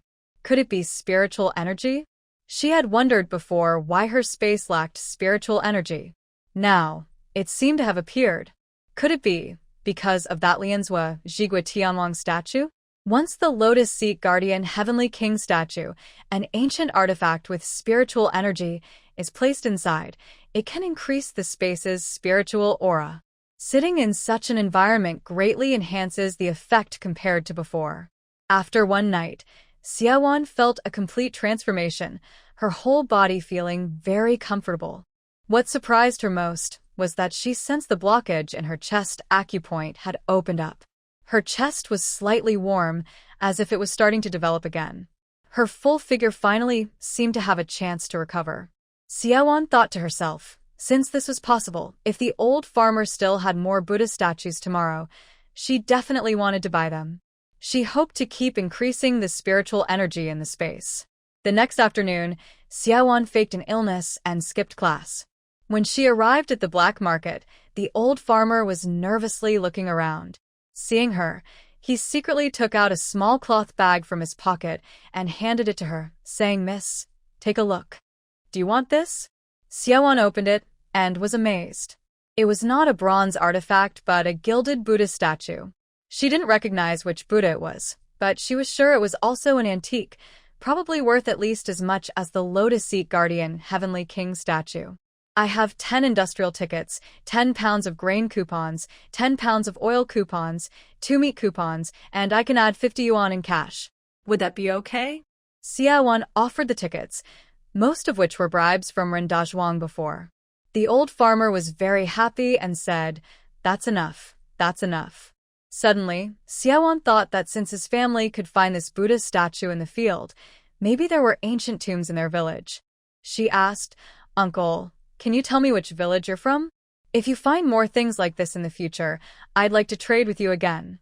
Or if you ask around in your village and find others with similar items, please introduce them to me. I'll pay you a finder's fee."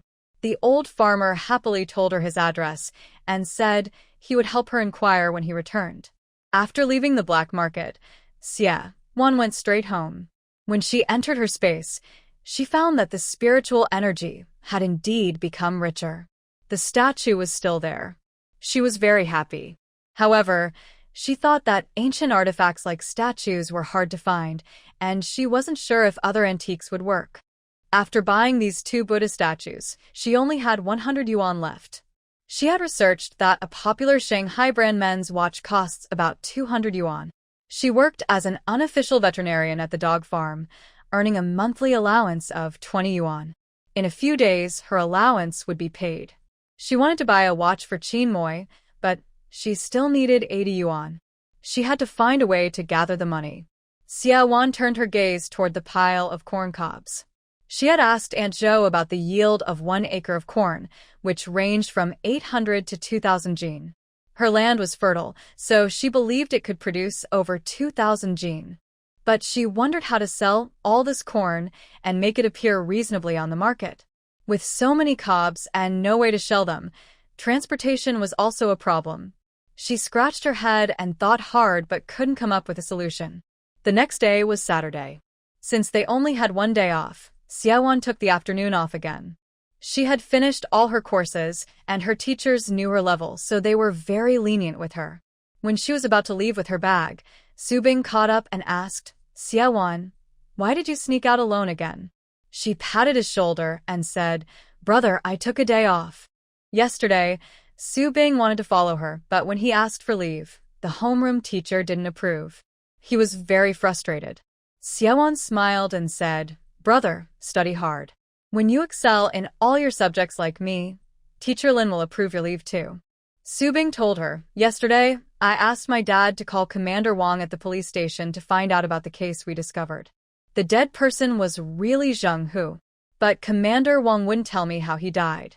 Xia Wan sighed, feeling that with current detective methods, they might not find out much. She had little hope. After leaving school, she went to the buying station to check the corn prices. The price for shelled corn was 0.15 yuan per jin for top quality. She estimated that her 1-acre cornfield could yield over 2,000 jin. After setting aside some for seeds, she could sell about 300 yuan.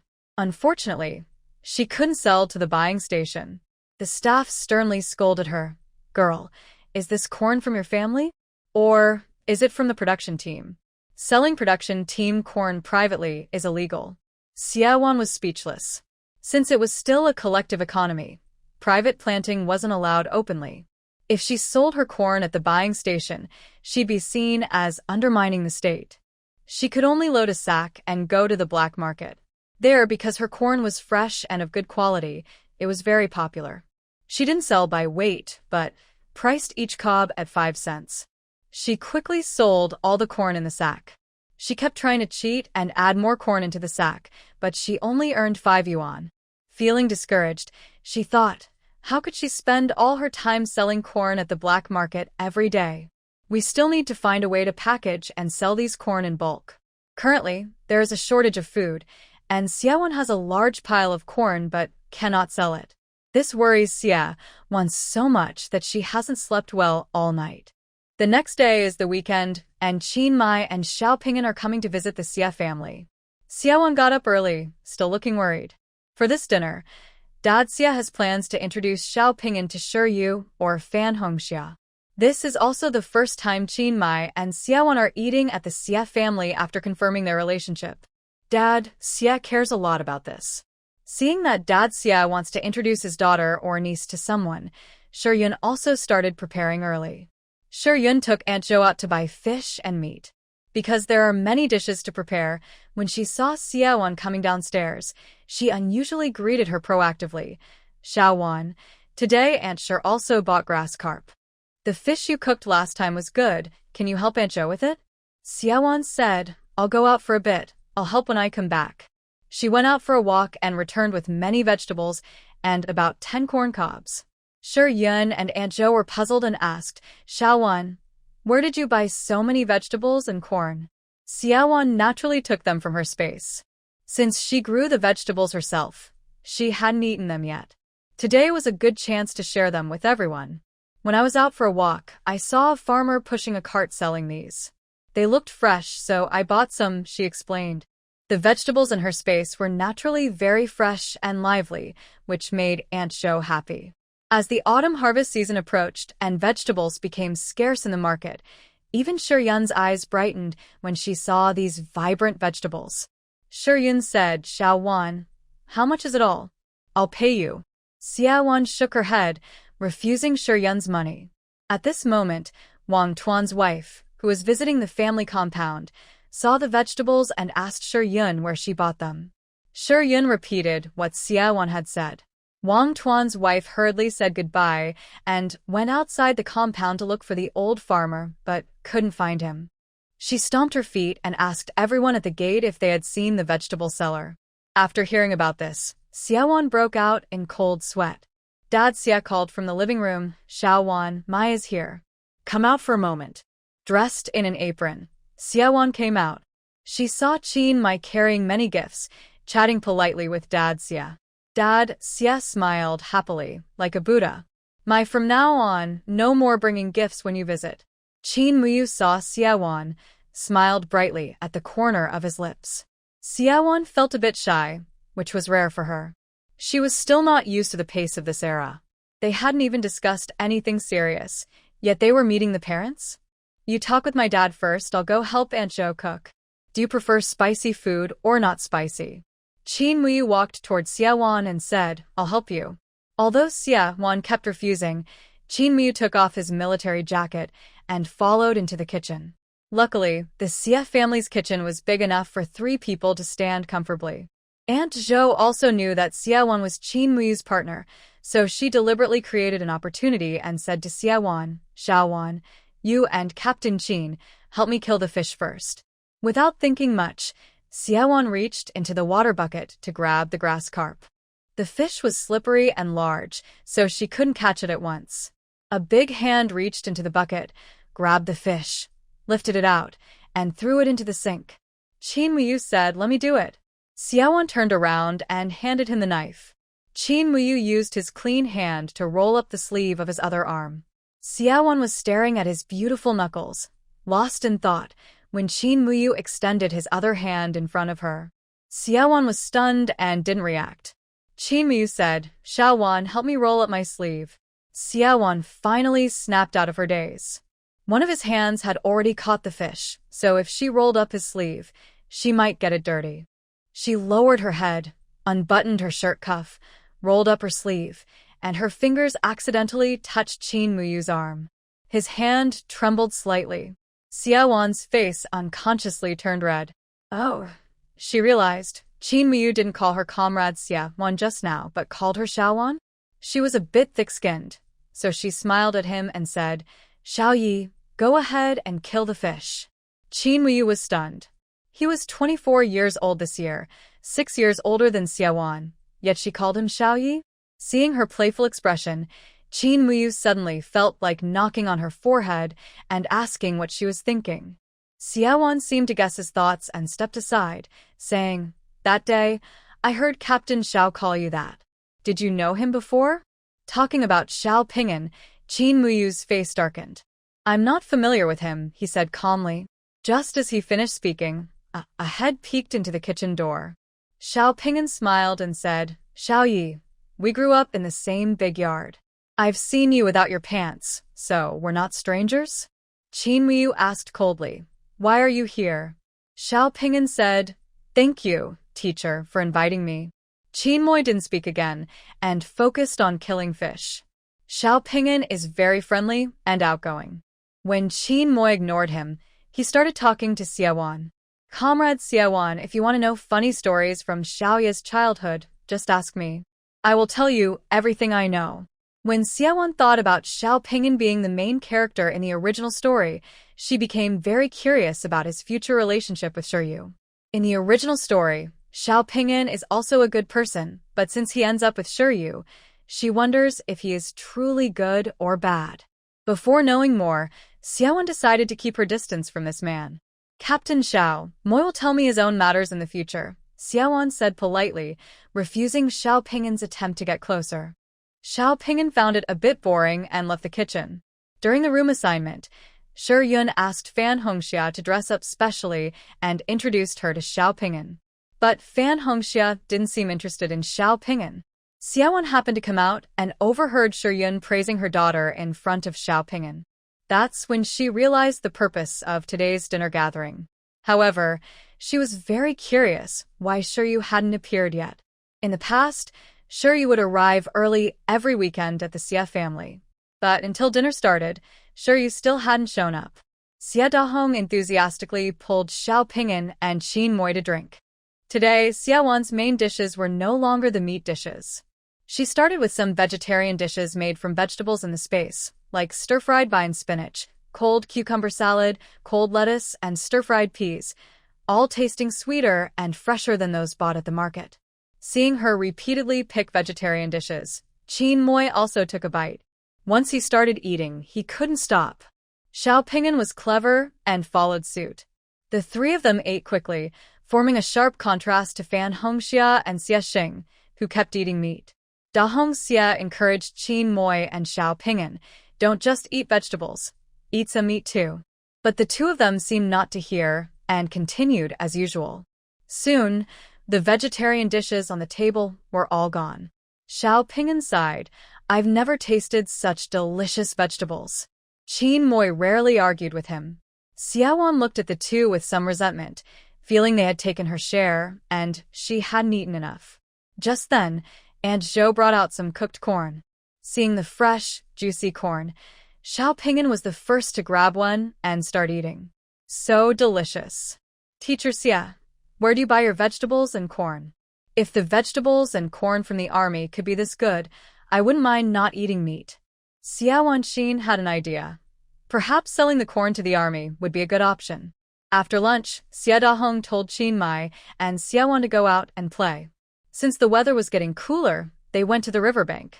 Xia Wan took the chance to ask Qin Mai about how the army handles meals and where they buy food and vegetables. After explaining, Qin Mai looked surprised and asked, Little Wan, don't you know that your dad is in charge of logistics for the 2nd Division? Xia Wan was silent. She really didn't know. But she thought that with her dad's cleverness, if she directly asked him about buying corn, he might become suspicious. Xia Wan said to Qin Mai, I have a friend from my hometown. He farms on a mountain and grows some corn like the kind you ate today. Can you ask your logistics team if they can buy it from him? I don't want my dad to find out. Qin Mai agreed happily. The next day, Xia Wan brought him 10 pounds of samples. Qin Mai quickly replied, Our squad leader said that this delicious corn, grown by a local farmer, isn't in large quantity, so our unit can use it. Xia Wan was very happy. Now, she was worried about how to get the corn to Qin Mai's unit. Qin Mai said he could borrow a military truck for her. Xia Wan was delighted and held on to Qin Mai, praising, you're amazing. Qin Mai didn't understand what amazing meant. Xia Wan explained randomly, and Qin Mai understood she was praising him. He was very happy. The next day, he borrowed the truck and arranged a time with Xia Wan. Early on the weekend morning, they set out. Xia Wan sat in the passenger seat, watching Qin Mai drive, and asked curiously, You can drive a truck? Qin Mai raised an eyebrow. I spent a long time in the mobile unit. Not only trucks, I can even drive tanks.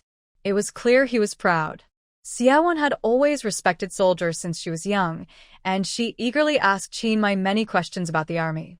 Hearing her interest and thinking about the upcoming recruitment, he deliberately told her many interesting stories from the army. You joined the army at 16? So you've been in the army for 8 years? Yes, I joined right after middle school. You won't mind that I have a low education, right? No, I don't. But I think future wars will be about technology. Since you like being a soldier, to keep up with the times, it's best to learn more about culture and knowledge. Qin Mai glanced at Xia Wan.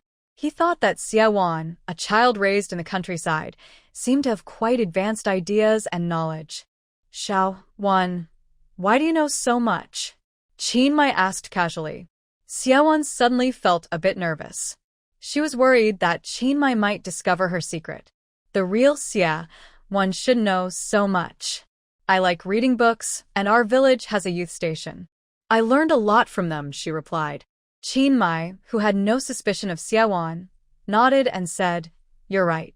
I should learn from you and read more books in the future. Xiaowan directed Chiang Mai to drive the car to the back of a nearby village called Guangping Village. Although it was some distance from Rinjia village, it was connected to the mountains behind Rinjia. Xiaowan had thought carefully and chose this place. The old farmer who sold her the Buddha statue lived here. In case of an emergency, she could find a way to cover for herself. Xiaowan told Chiang Mai to stop the car at the foot of the mountain outside the village. The villagers are afraid and don't dare to be seen by the soldiers. They're worried about being mistaken for troublemakers. Why don't you park here? The scenery nearby is nice. I heard there's a stone cave on the mountain. Why don't you go explore and come back in an hour? Chiang Mai didn't doubt Xiaowan. Even now, farmers were very afraid of being accused of speculation when selling their crops. Understanding how hard farming was, Chiang Mai followed her advice, parked the car, and left. Xiaowan breathed a sigh of relief. Seeing Chiang Mai really leave, she climbed into the truck bed and took out the already harvested corn from the space. When Chiang Mai returned, he saw the truck bed was full of corn. He was carrying a wild rabbit, which he had just caught on the mountain. Later, when we get home, you can take the rabbit back. It's a good addition to the dinner. Xiaowan glanced at the rabbit, which weighed about 5 jin. She sighed, Too bad we don't have a place to cook. If we did, I'd cook it just for you. Hearing this, Chiang Mai suddenly thought of something and asked, What if I apply for a separate dormitory? Just say it's for preparing for marriage? Xiaowan looked confused. Huh? Marriage? Several family members of the battalion commanders are about to arrive with the troops, but there isn't enough housing to assign. They need to wait in line. Xiaowan understood this. So, you mean we should line up first? Chiang Mai nodded. Xiaowan thought it made sense. Who knows how long the line will take? Anyway, it's just a report, not an immediate decision, so it doesn't seem to matter much. Then go ahead and file the report, Xiaowan said casually. She also wanted some private space.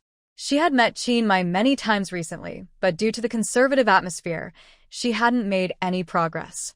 If they continued like this, she felt she wasn't really dating, but just spending time with a comrade. Chiang Mai was excited. Xiaowan, you agree to get married? Does that mean I've passed the test? Xiaowan pressed her hand against Chiang Mai's chest and said, There's still more to see. But I think marriage isn't the ultimate goal. Living a good life is. Even if we get married, if we don't get along well, isn't divorce still an option? Chiang Mai couldn't understand her way of thinking. He scratched his head. Xiaowan, marriage is for a lifetime. How can it be so easy to divorce? Xiaowan stuck out her tongue. In this era, very few people get divorced. All right, I was wrong. She quickly softened. The two drove back to the army. They took a truckload of corn to the logistics department. The logistics officer, Zhang, examined the quality of the corn and was very satisfied. He said, This load is worth 200 yuan or 200 jin of grain coupons. I don't know if that's okay? Xiaowan was happy to accept. Although she estimated that after threshing, it could sell for 300 yuan, losing 100, but getting 200 jin of grain coupons was a good deal. She spent 50 yuan on seed for planting this corn. So, she basically earned 150 yuan plus 200 jin of grain coupons. With these coupons, if she met that middle-aged man again, she could ask if he had other antiques. Plus, handling the entire truckload of corn prevented her from big trouble. Last time, Rindazhuang also gave her quite a few seed tickets. She needed to visit the seed station to see if there were other profitable crops to plant. If she filled all 10 acres in the space, she could soon become a wealthy person. Zhang said, Comrade Xiaowan, if your fellow villagers have extra vegetables and grain in the future, as long as they are good quality, feel free to send them over. Currently, food supplies are tight, and the soldiers' meals are simple. We plan to buy extra food, vegetables, and meat to improve their living conditions. Xiaowan carefully asked, This might be risky, right? Officer Zhang smiled and said, Each of our units already has some freedom to buy supplies. Since allocated rations are not enough, we usually find ways to improve the meals ourselves. Xiaowan felt relieved. She suddenly realized that growing food in the space added a new meaning for her. Now, the space has spiritual energy, and if the soldiers eat food grown there, their fighting strength will surely increase. With this 200 yuan, Xiaowan went straight to the department store and spent 210 yuan to buy the latest Shanghai brand men's watch. When she gave it to Qin Moi, he said seriously, "Xiaowan, you're still a student. How can I accept such an expensive gift from you? But I am happy to receive it." He then said, "I'll give the money back to you, so consider it a gift." Xiaowan insisted, "Since we are dating, you gave me a bicycle before, so why can't I give you a watch?" Qin Moi looked a bit unhappy and said, "Do we have to be so precise about it? Xiaowan, are you afraid of owing me a favor, which is why you bought this watch?" Xiaowan thought this was just a different way of thinking and pouted. "Qin Moi, you misunderstood. I believe feelings should be equal. Giving gifts is just a way to show affection. Giving and receiving keeps a relationship lasting. What's wrong with that?" Qin Moi didn't understand, but respected her. In the end, after Xiaowan's persistent persuasion, Qin Moi accepted the watch. After she personally put it on him, she said, "Haha, let's take this as a token of our commitment. From now on, you are mine." Hearing this, Qin Moi's uneasiness disappeared. He thought to himself, "It looks like I need to speed up the process and get married sooner. Later, I can support her, and I'll give all my salary to her." Soon, Qin Moi submitted his marriage proposal. When Xie Dahuang learned about it, he was so happy he couldn't stop smiling for days. He went home and asked Shiyun, "How much savings do we have left?" Shiyun told him there was over 1,000 yuan. Dahuang frowned and said, "Only that much?" Shiyun explained, "Your monthly salary, you keep 80 yuan and I give you 100. With so many family members, saving this much is already hard." Dahuang said, "Tomorrow, take 500 yuan for me."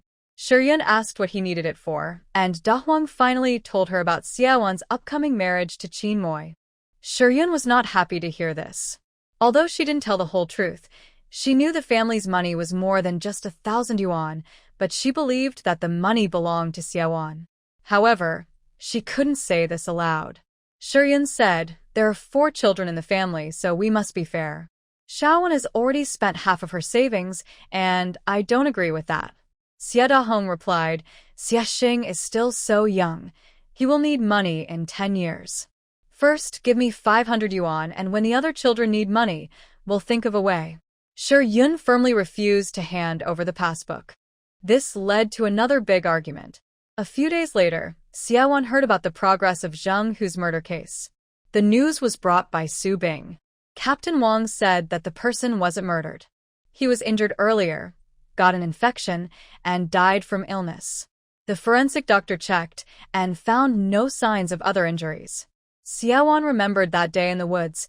She did indeed cut Zheng Hu's back with a sickle. This was recorded at the police station. Doesn't that mean she is the one who killed Zheng Hu? Xiaowan was a bit skeptical. But later, the police confirmed it when they called her in. It turned out Zheng Hu and his accomplices had planned to rob in the small woods. Zheng Hu brought a weapon, and Xiaowan was considered to have acted in self-defense, so she was not punished. Zheng Hu's 2 accomplices, who failed in the robbery, were sentenced to reform through labor. As for Tao Hongmei's case, since there was no evidence linking Zheng Hu to it, Ren Taizhu was still detained and remained a suspect. Xiaowan hadn't seen Shiyu for a long time. One day, she casually asked Fan Hongxia, "Your cousin used to come here every day. Why hasn't she come recently?" Fan Hongxia said Shiyu was sick. Xiaowan spent a relaxed month mostly at home, aside from going to school. She found that placing items in the Buddha statue could speed up plant growth in her space, but then the growth rate would gradually return to normal. She rode her bike alone to the old farmer's village, but unfortunately, she didn't buy any valuable antiques. One weekend, when she came downstairs, she saw Shiyu and a young man sitting on the sofa. Shiyun was excitedly fussing over the young man. Fan Hongxia and Xie Xing sat far away at the dining table, quietly eating breakfast, seeming a bit afraid of the young man. Xiaowan's movement downstairs startled everyone. Shiyun glanced at Xiaowan as if passing through a layer of air, ignoring her. Shiyu, however, was full of smiles and warmly greeted Xiaowan. Xiaowan, come down quickly. You haven't met your second brother yet, have you? Xiaowan glanced at Shiryu, but didn't notice any signs of serious illness. The young man was dressed in an old military uniform, but the buttons were undone, revealing a white and blue striped vest underneath. He had slightly darker skin and features that resembled Fan Hongxia, both having square faces. The young man looked proud as he raised his head to look at Xiaowan, but when his gaze fell on her face, he showed a surprised and admiring expression. Is he second brother? Fan Yong, Shiyune celle d'Estesson. Xiaowan snorted softly and walked straight to the dining table. She definitely wouldn't call this person's second brother. In the original story, the protagonist was just a minor character, and there weren't many details about her. However, through Shiryu's memories, there was a mention of a conflict between the protagonist and Fan Yong.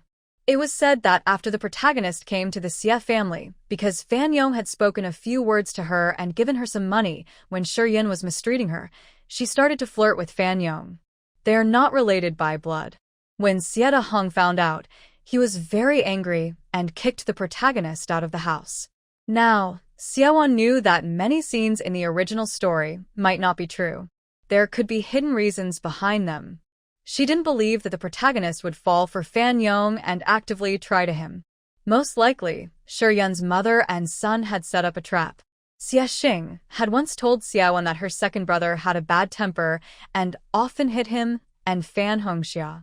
Xiaowan didn't believe that Fan Yong could be so rough and violent to his own siblings but still treat the unrelated sister well. Shiryun's memories were probably biased or even fake.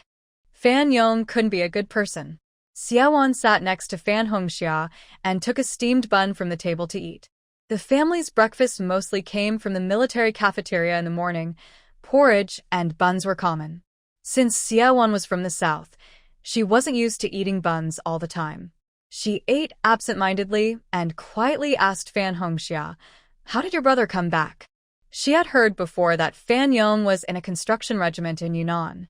Fan Hongxia lowered her voice and replied, "I don't know. He probably just ran back." Xiaowan responded with an "oh," and then looked at Xia Xing and asked, "Why are you so diligent this morning? Usually you sleep in late, right?" Xia Xing looked at her with some resentment and said, "It's all because of you." Xiaowan was confused. What does that have to do with me? Just as Xia Xing was about to speak, Shiryun approached and pretended to say to Xiaowan, "Xiaowan, your second brother is back. Ansher wants to talk to you." Xiaowan sensed that it wouldn't be good news. Sure enough, Shiryun said, "After your eldest brother left, your second brother has been living alone in his room. Now you are here, occupying Hongxia's room. Hongxia can only move to their room. Now your second brother has returned. Originally, he could have stayed with Xia Xing, but since Xia Xing needs to study, they're worried that living together might affect his learning. Maybe you could live with Hongxia instead?" It turns out the issue is about the room, and they want her to share with Fan Hongxia to give the room to Fan Yong. Of course, Xiaowan would never agree. She has too many secrets. If she lived with Hongxia, how could she secretly practice in her space at night?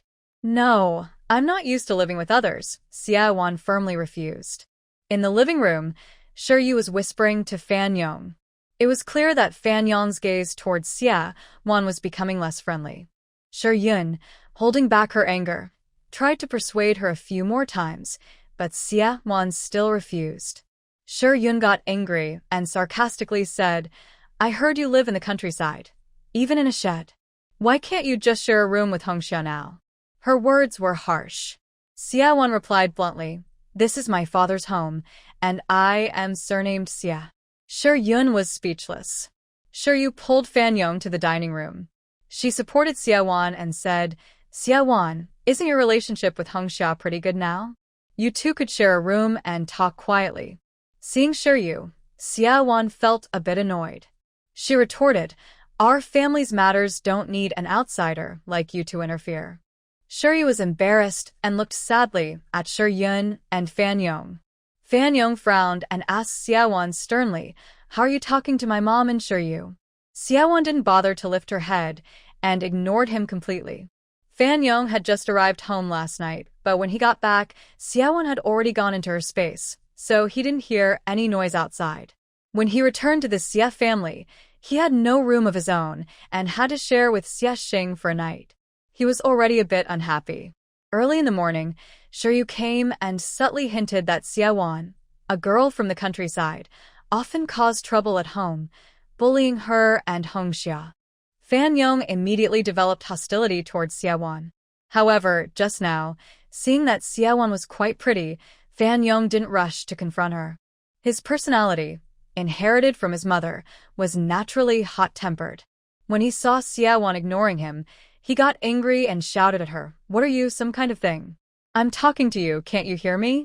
Only then did Xiaowon lift her head, looking at him with disdain and saying, "And what are you? How dare you argue with me? Try saying that in front of my dad. If you were my dad, then what relationship do you have with your mom?" The Sichuan Chongqing area calls itself Lazi, meaning the boss, or the head of the family. Fan Yong called himself Lazi in front of Xiaowon, which was both an insult to Xiaowon and a slight to Xie Dahong and Shiyun. Especially the last remark Xiaowon made, which was very harsh. Even Shiyun looked at Fan Yong with displeasure. Fan Yong was so angry his face turned green, and he pointed at Xiaowon, saying, "You're really cunning. When I wasn't home before, you bullied my cousin, stole her boyfriend, and also bullied my sister, took her clothes. How do you explain these things?" Xiaowon patted Fan Hongxia sitting nearby and asked, "Hongxia, did I bully you?" Fan Hongxia kept her head down, eating, and muttered, "You guys are arguing, don't include me." During this time, Xiaowon had already subdued Fan Hongxia. Although her brother had returned, her relationship with him was just okay, and she didn't know if her brother could handle Xiaowon, so she stayed silent and cautious. Xiaowon proudly said, "See? Your sister doesn't think I bullied her. Why are you jumping around?" Fan Yong pointed at Shiryu and asked, "What about me stealing my cousin's boyfriend?" Xiaowon smiled. She threw the steamed bun in her hand into the plate and asked, "How do you want to explain? Your cousin is ugly, and he doesn't like her? Is it my fault? Your cousin isn't even my daughter, so what does it have to do with me?" Shiryu looked hurt, and tears started to fall. He tried to pull Fan Yong's arm and said, "Cousin, forget it. Little Wan is alone and vulnerable. When she saw my matchmaker, a military captain, she liked him. I gave him to her, that's all." Seeing Shiryu pretending to be sad, Xiaowon felt disgusted, like she had eaten something foul. "Shiryu, stop pretending. You and Qin Muyue have already made it clear to others. Basically, she doesn't like you. Why are you making this face?" Fan Yong felt his cousin had suffered a great injustice. He slammed the table and shouted, "Where do you think you are? Get out of here." Was he trying to kick Xiaowon out? Seeing Fan Yong about to make a move, Xiaowon felt a little scared. She could imagine that, with her original timid personality, she would have been bullied badly by the violent Fan Yong before. Luckily, she had recently practiced her kung fu in her space. If it came to a fight, she didn't think she would lose. She looked at Fan Yong with a challenge and said disdainfully, "Where did you come from? Trash? You're just a burden brought by this woman. Why are you so fierce in our Xie family?" Fan Yong was angered. He took a few steps forward and slapped Xiaowon. She reacted quickly, standing up and dodging his slap just in time. She hid behind Fan Hongxia. Fan Yong didn't hit her, which made him angrier, so he threw a punch. Xiaowon casually reached behind Fan Hongxia and gently lifted her. Fan Hongxia was originally sitting on a stool. Xiaowon, now very strong, lifted her easily and stood in front of her. Just then, Fan Yong's punch hit Fan Hongxia's chest. "Ouch!" Fan Hongxia cried out in pain. "Second brother, why are you hitting me?" Fan Yong shouted, "I'm hitting her. Why are you standing up?" Fan Hongxia didn't know why she suddenly stood up just now. "She pulled me," Fan Hongxia said, almost crying from the pain. Xiaowon pretended to look grateful. "Hongxia, thank you for blocking for me. I knew you and your mother and brother are not the same." Fan Hongxia was confused. Did she really stand up just now to block for Xiaowon? But she clearly felt a force behind her that pulled her up. Recently, Her relationship with Xiaowon had improved, and she didn't dislike her as much anymore. If Xiaowon could take her side, better than getting hit for nothing. She didn't blame Xiaowon anymore and didn't dare fight back against Fan Yong. She clutched her stomach and moved to the side. At that moment, Xiaowon saw the figure of Xie Dahong outside in the yard. Xie Dahong went every weekend morning to play chess with the neighbor, Master Zhai. Has he come back? Xiaowon thought. This was a good opportunity. Although she didn't want to please Xie Dahong now, his attitude determined her position in the family. With Fan Yong back, the Fan family would definitely cause trouble and try to kick her out. It was best to keep Xie Dahong on her side now. She quietly cursed Fan Yong. Lazy, dare you hit me? Fan Yong was again provoked by the words lazy and charged at Xiaowon. She dodged while knocking everything off the table and shouted, "This is my dad's home. Why are you teaming up to chase me out?" Hearing the noise outside, Xie Dahong quickly stepped in and saw Fan Yong pushing Xiaowon. Xiaowon, who had been practicing her space skills, could originally dodge. But she deliberately didn't. She used Fan Yong's force against him, pushed back, and fell heavily to the ground. To maximize the effect, she flew quite far. In Xie Dahong's eyes, it looked like Fan Yong had thrown Xiaowon far away. How much strength did that take? Xie Dahong shouted loudly, "Stop." Fan Yong looked suspiciously at his fist. When did he become so powerful? Although he was angry just now, he knew this was the Xie family, so he held back his strength. "Uncle Xie, I was just scaring her. I didn't use much force." Xie Dahong's eyes widened in anger.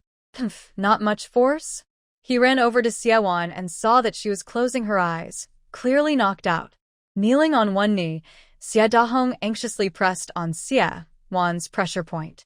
Xiaowon. Xiaowon was pretending to be faint.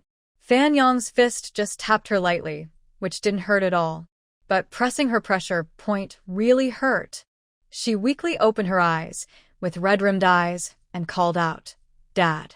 Hearing this, a string inside Xie Dahong was suddenly touched. Although he was clever, he was also a strong soldier, instinctively protecting the weak. And now, this fragile person was his daughter. Hearing her call Dad touched his heart deeply. His scarce fatherly love suddenly flared up.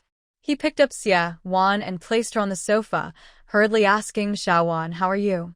Do you need to go to the hospital?" Xiaowon threw herself into Xie Dahong's arms, crying out loud, "Dad, if you don't come back soon, they're going to hurt me to death."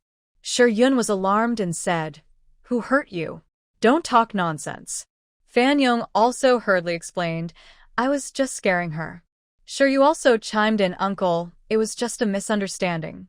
Only Fan Hongxia and Xie Xing stayed silent in the corner. While patting Xiaowon's back to comfort her, Xie Dahong turned around and shouted, "I wasn't blind." Xie Dahong used to dislike the daughter born to Tao Hongmei and never paid much attention to her. But right now, this daughter was his most promising child. She had made achievements, finished high school, and had a good partner. He had heard that the Qin family's heir was about to be reinstated, and the great leader wanted the 8 military regions to rotate, which could mean further progress for her. Frowning, Xie Dahong told Fan Yong, "Xiaoyong, apologize to Xiaowon." Usually, Xie Dahong had a kind-looking face, but when he was angry, everyone knew it was quite terrifying. Fan Yong was also afraid of this stepfather. He had come back because he was inspecting construction groups across the country and had done some things he was worried might be discovered. He was hoping Xie Dahong would transfer him back to the 2nd military region and into a regular unit. Now, he dared not offend Xie Dahong at all. Although reluctant, Fan Yong quietly apologized to Xiaowon, "Xiaowon, I shouldn't have hit you. Xiaowon was just pretending to be weak. She wants to block Shi Yun and her son from ever harming her in the future. She won't let this mother and son go so easily. So she forces tears and leans on Xie Dahong's shoulder, crying, "Dad, just now they tried to chase me away. I said this is my dad's house. Aunt Shi said I only deserve to live in the shed and asked me to give my room to her son. Boo-hoo. Dad, am I not your daughter? Isn't this your home?" Her words are very hurtful. Xie Dahong, who had been angry from being made to apologize by Fan Yong, suddenly gets even angrier. He shouts at Shi Yun, "This is my home. If you dare to bully my daughter, get out of here." Usually, Shi Yun dares to argue with Xie Dahong, but when he gets really angry, she only dares to back down. She nervously explains, "I didn't mean to chase Xiaowan away. I just wanted her to share a bit with Hong Xia." Xie Dahong, unreasonable and bossy, says, "Why should Xiaowan share with Hong Xia? She's my daughter. She doesn't even get her own room in this house. If she has to stay in the shed, then she should go live in the shed." The Xie family doesn't have a shed.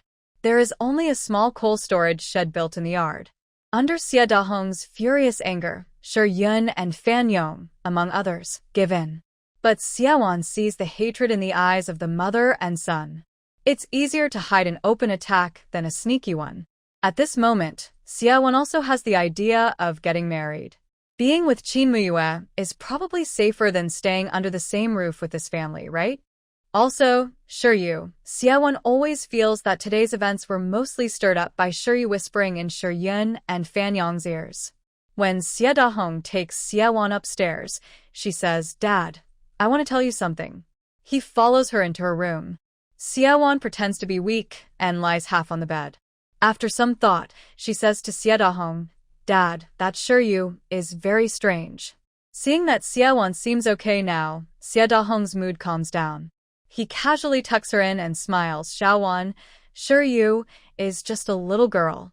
You can't target her just because she used to have an engagement with Qin Muyue."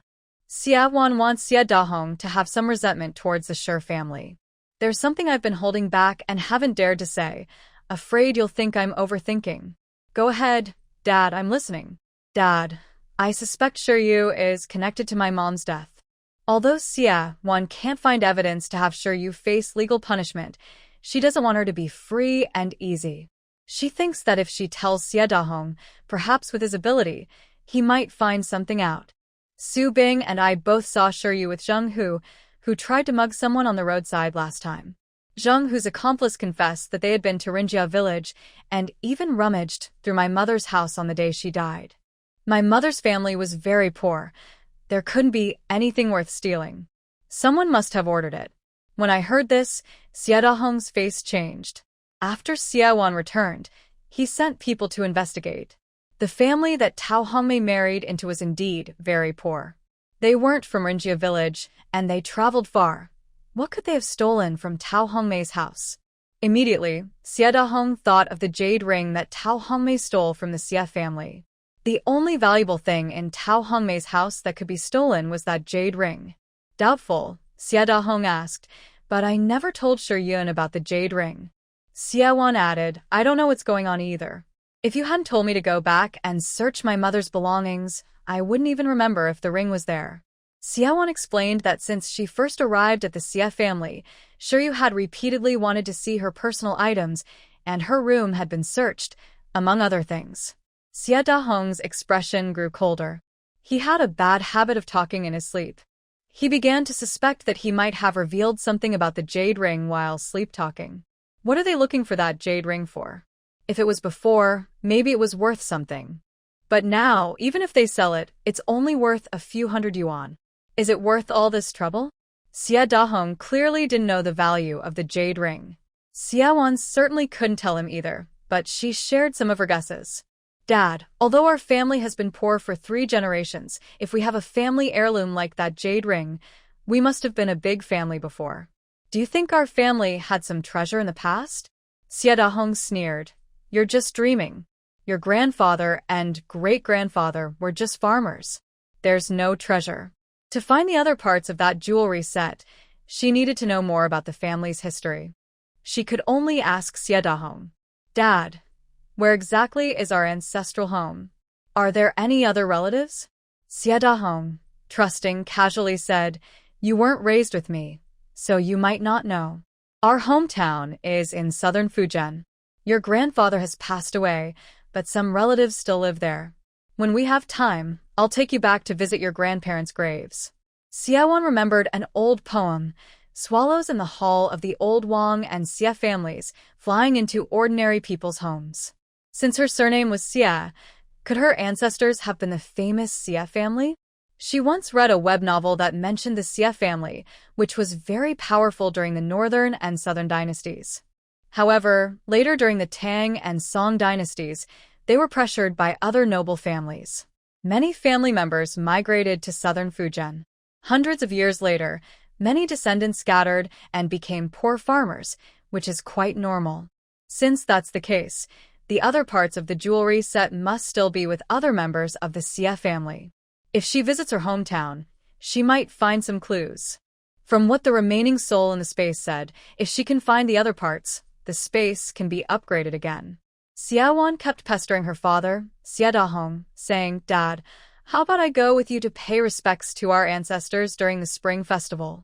Xie Dahong replied casually, "We'll see then, depending on how busy I am with work." Xiaowan saw through his dismissive attitude, but didn't say anything. She had already decided to visit southern Fujian, hoping to find the other parts of the jewelry set. Before that, she needed to save more money and receipts, just in case she couldn't buy them back from the family members. He didn't choose you, and surprisingly wants to marry that rustic guy. Your uncle even plans to give her a large dowry. It really makes me angry, Shiryu was shocked. What? Qin Muyue is getting married to Xiaowan? Shiryun told Shiryu the news she heard. Shiryu's face turned pale. She clenched her fists, deeply resenting Qin Muyue for being blind. But then she thought, it's okay if they marry. Anyway, Qin Muyue won't live much longer. Once they are married, Xiaowan will become a widow, which might be interesting to watch. Shiryu believed that without her help, Qin Muyue would follow the same tragic fate as in her previous life and die early. Shiryun said to Shiryu, "Your uncle plans to introduce you to Major Xiao. You've met him before, but you haven't had a chance for a proper date because you've been sick recently. Maybe next week, I can ask your uncle to arrange another meeting?" The last blind date arranged by Xie Dahong, Shiryu didn't show up. Xiao Ping'an and Fan Hongxia didn't like each other. However, Shiryun liked Xiao Ping'an very much. Especially after hearing about his family background, she was determined to introduce him to Shiryu. Just thinking of Xiao Ping'an gave Shiryu a headache. In her previous life, they got along well until they married. But after marriage, their relationship worsened. Xiao Ping'an disliked many of her actions, and she also found him very hypocritical. In the end, he betrayed her on an important matter, forcing her to turn herself in to the police. That person is truly heartless. In this life, when Shiryu met Xiao Ping'an again, she wanted revenge. But she was also afraid of him. Now, she had no support and couldn't compete with Xiao Ping'an. She initially wanted to rely on Qin Muyue, hoping to have the capital to fight Xiao Ping'an. But since Qin Muyue rejected her, she could only follow her old path from her previous life, becoming involved with Xiao Ping'an first, using the Xiao family's influence to grow stronger. One day, she would make Xiao Ping'an regret how he treated her in the past. After making her decision, Shiryu agreed to Shiryun's suggestion. "Auntie, you arrange it. I think Comrade Xiao is also good."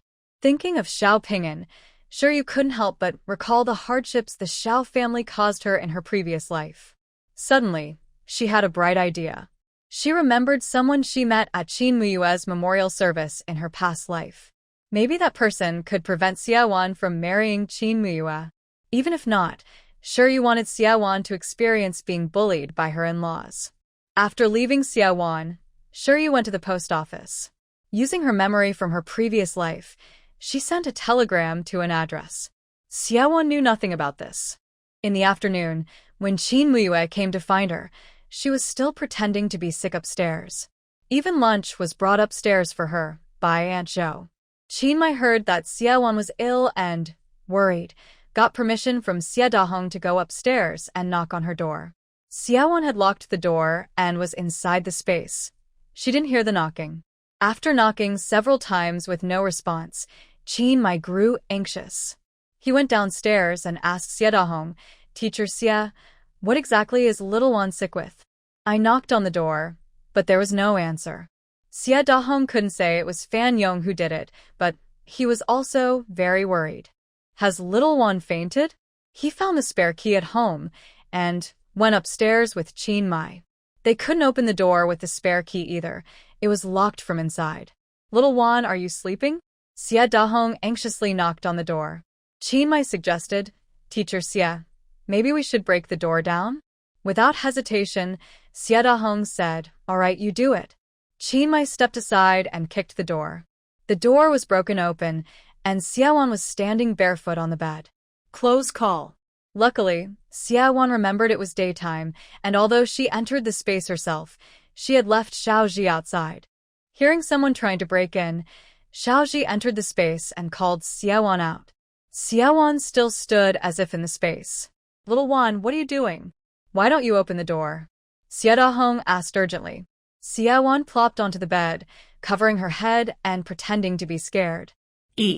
I'm afraid. Xie Dahong was confused.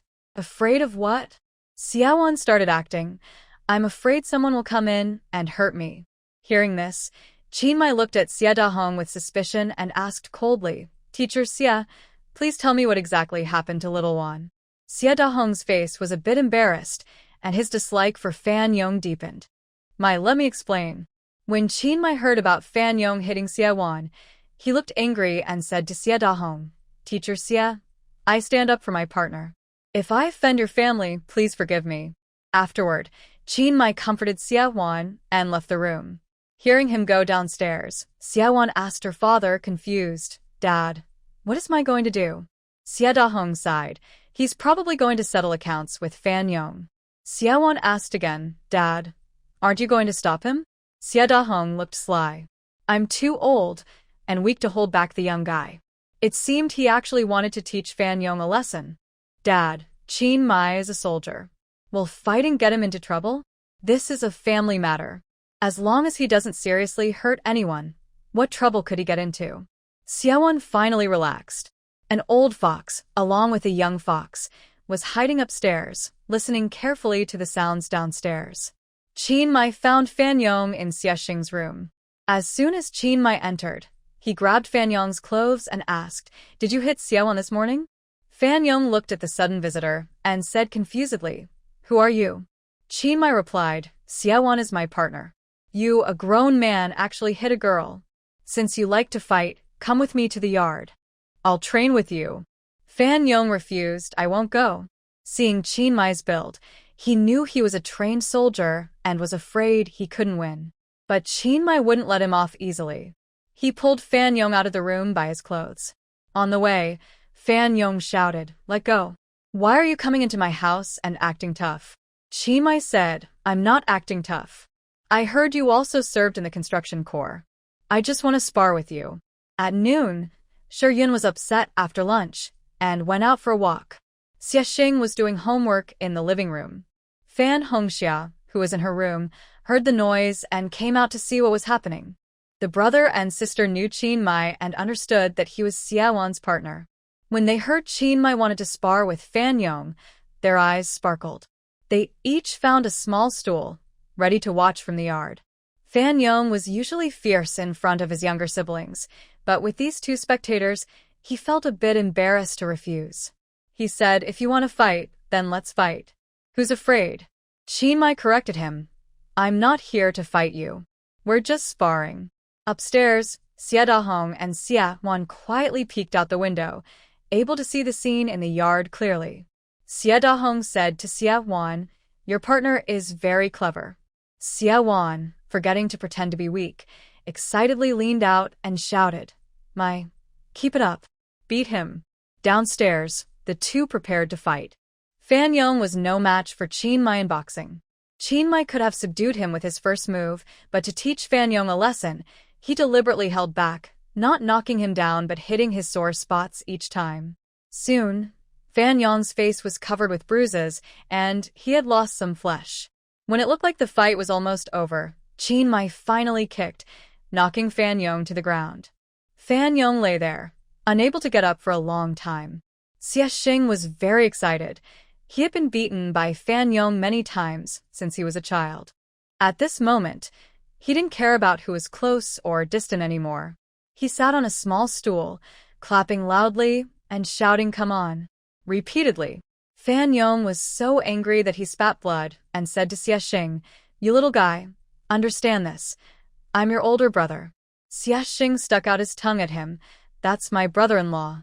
If you dare to hit me again, I'll ask my brother-in-law to get revenge. He had never called Xiaowon's sister before, but now he called Qin Muyue brother-in-law. Qin Muyue seemed pleased by this and smiled kindly at Xiaxing, saying no problem. From now on, I'll support you.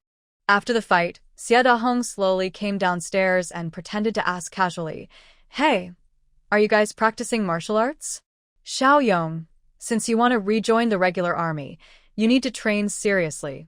You should learn more from Muyue. He's the champion of our 2nd Division's fighting team."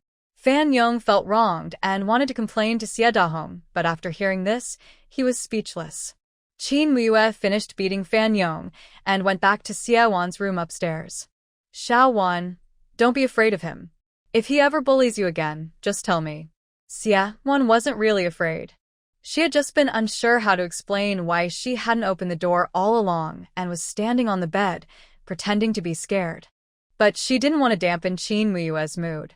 She looked up at him with admiration and said, "Muyue, you're really amazing." Qin Muyue looked at Xiaowon's increasingly adorable face and suddenly felt his heart pounding. He pulled a stool over to the bed, sat down, and after a moment, said, "Xiaowon, I've already submitted our marriage report." Xiaowon didn't feel much about the importance of the marriage report. In later times, couples could get married simply by showing their IDs. So she just responded with an "O," indicating she understood. Then she heard Qin Muyue say, "Xiaowon, if living here makes you scared, I can go push things along. We should get our marriage license soon. I heard from the logistics team that a house is available. If we're in a hurry, we can use it first." Xiaowon's eyes widened in disbelief, and she looked suspiciously at him, asking, "You said the house would take a long time to get? The army has so many people. Shouldn't it take a year or 2? How come they're giving it to us now?" Qin Muyue replied, "In urgent cases, we can make exceptions. The army also cares about people. Since we're getting married, they'll prioritize us." Xiaowon still felt something was off and wanted to clarify further. "Just finished practicing with Fan Yong, and I'm a bit hot." Qin Muyue unbuttoned 2 buttons on his shirt, revealing a hint of his tan chest. Her eyes immediately caught sight of it. Her mind went blank as she stared at his faintly visible chest muscles, and she started to swallow nervously. On this day, Xiaowon had just finished school and arrived home to find Qin Muyue waiting at the door. He took a bunch of keys from his pocket and waved them in front of her. "Xiaowon, we got the keys to our new house. Do you want to go see it?" Xiaowon immediately became excited. She dropped her bag and grabbed Qin Muyue, rushing out the door. "How did you get the keys? You said we'd have to wait a long time." The marriage report was approved. "The logistics team is taking care of us and prioritized it," he explained. Actually, it was also because Dahong Xia made some arrangements and Qin Muyue was very eager, so it was resolved quickly. Xiaowon didn't think much about it. Her love for the house was almost instinctive, as if it was in her blood. She was so excited. The house Qin Muyue shared was also in this residential area, but it was a block of apartment buildings. They walked less than 10 minutes to reach it. The house was 3 stories tall, with a large yard in front where children played with hoops and jumped rubber bands. Their apartment was on the 2nd floor. As they went upstairs, they attracted attention. "Captain Qin, is this your girlfriend?" A thin, middle-aged woman greeted Qin Muyue. Qin Muyue smiled and responded, "Hello, sister-in-law. This is my girlfriend. Her name is Xiaowon." The woman, acting familiar, pulled Xiaowon to talk. "Xia, my surname is Zhang. You can call me Sister Zhang. My husband is in the same group as Captain Qin. When you get married, don't forget to invite us to the celebration." After Sister Zhang finished speaking, several other military wives approached warmly, chatting happily with Xiaowon. Xiaowon was quite outgoing, but compared to the military wives of this era, she still felt the bit inferior. They were very enthusiastic. Just 1 more floor up, a few steps away, and Xiaowon's throat was a little sore from talking so much. They entered the house, where several wives peeked inside. The house had only 2 rooms, but outside there was a small corridor that could fit a dining table, serving as a dining area. It was roughly a 2-bedroom, 1 living room layout. The rooms had been cleared out, and everything inside was gone. The walls were slightly yellowed and peeling. After observing, Xiaowan began to imagine how she would decorate it. It was almost instinctive for a woman. When she thought this place might be her future home, she couldn't help but start planning how to arrange the furniture. There is space here for a large wardrobe, and over there, we can put a desk. Xiaowan pointed to the room's layout quietly. She didn't notice the smile of satisfaction on Qin Mai's face, indicating he was pleased with her plan. Xiaowan, I've arranged for a few furniture vouchers with my comrades. We can go shopping for furniture this weekend. Don't rush yet. The walls need to be painted again, and the floor should be polished. There are also some furniture pieces I want to design myself, and I plan to buy wood and have someone make them. Xiaowan couldn't expect to renovate the house as in later times, but she still hoped to make it more comfortable. The current floor was just plain cement. She thought about terrazzo flooring, which doesn't produce much dust, and wanted to try it. Terrazzo became popular in China in the 1970s, using simple materials, and was already used in schools and hospitals. Qin Mai agreed with her idea, though finding a good construction team now was difficult. Xiaowan had watched a video before, so she roughly knew the easiest way to lay terrazzo flooring. Now, they didn't need marble, just cement mixed with quartz sand would do. The process of polishing was a bit more labor-intensive. She told Qin Mai about it, and he looked at her with surprise. Xiaowan, how do you know all this? Xiaowan explained there was someone in the village who did this kind of work. I heard him talk about it.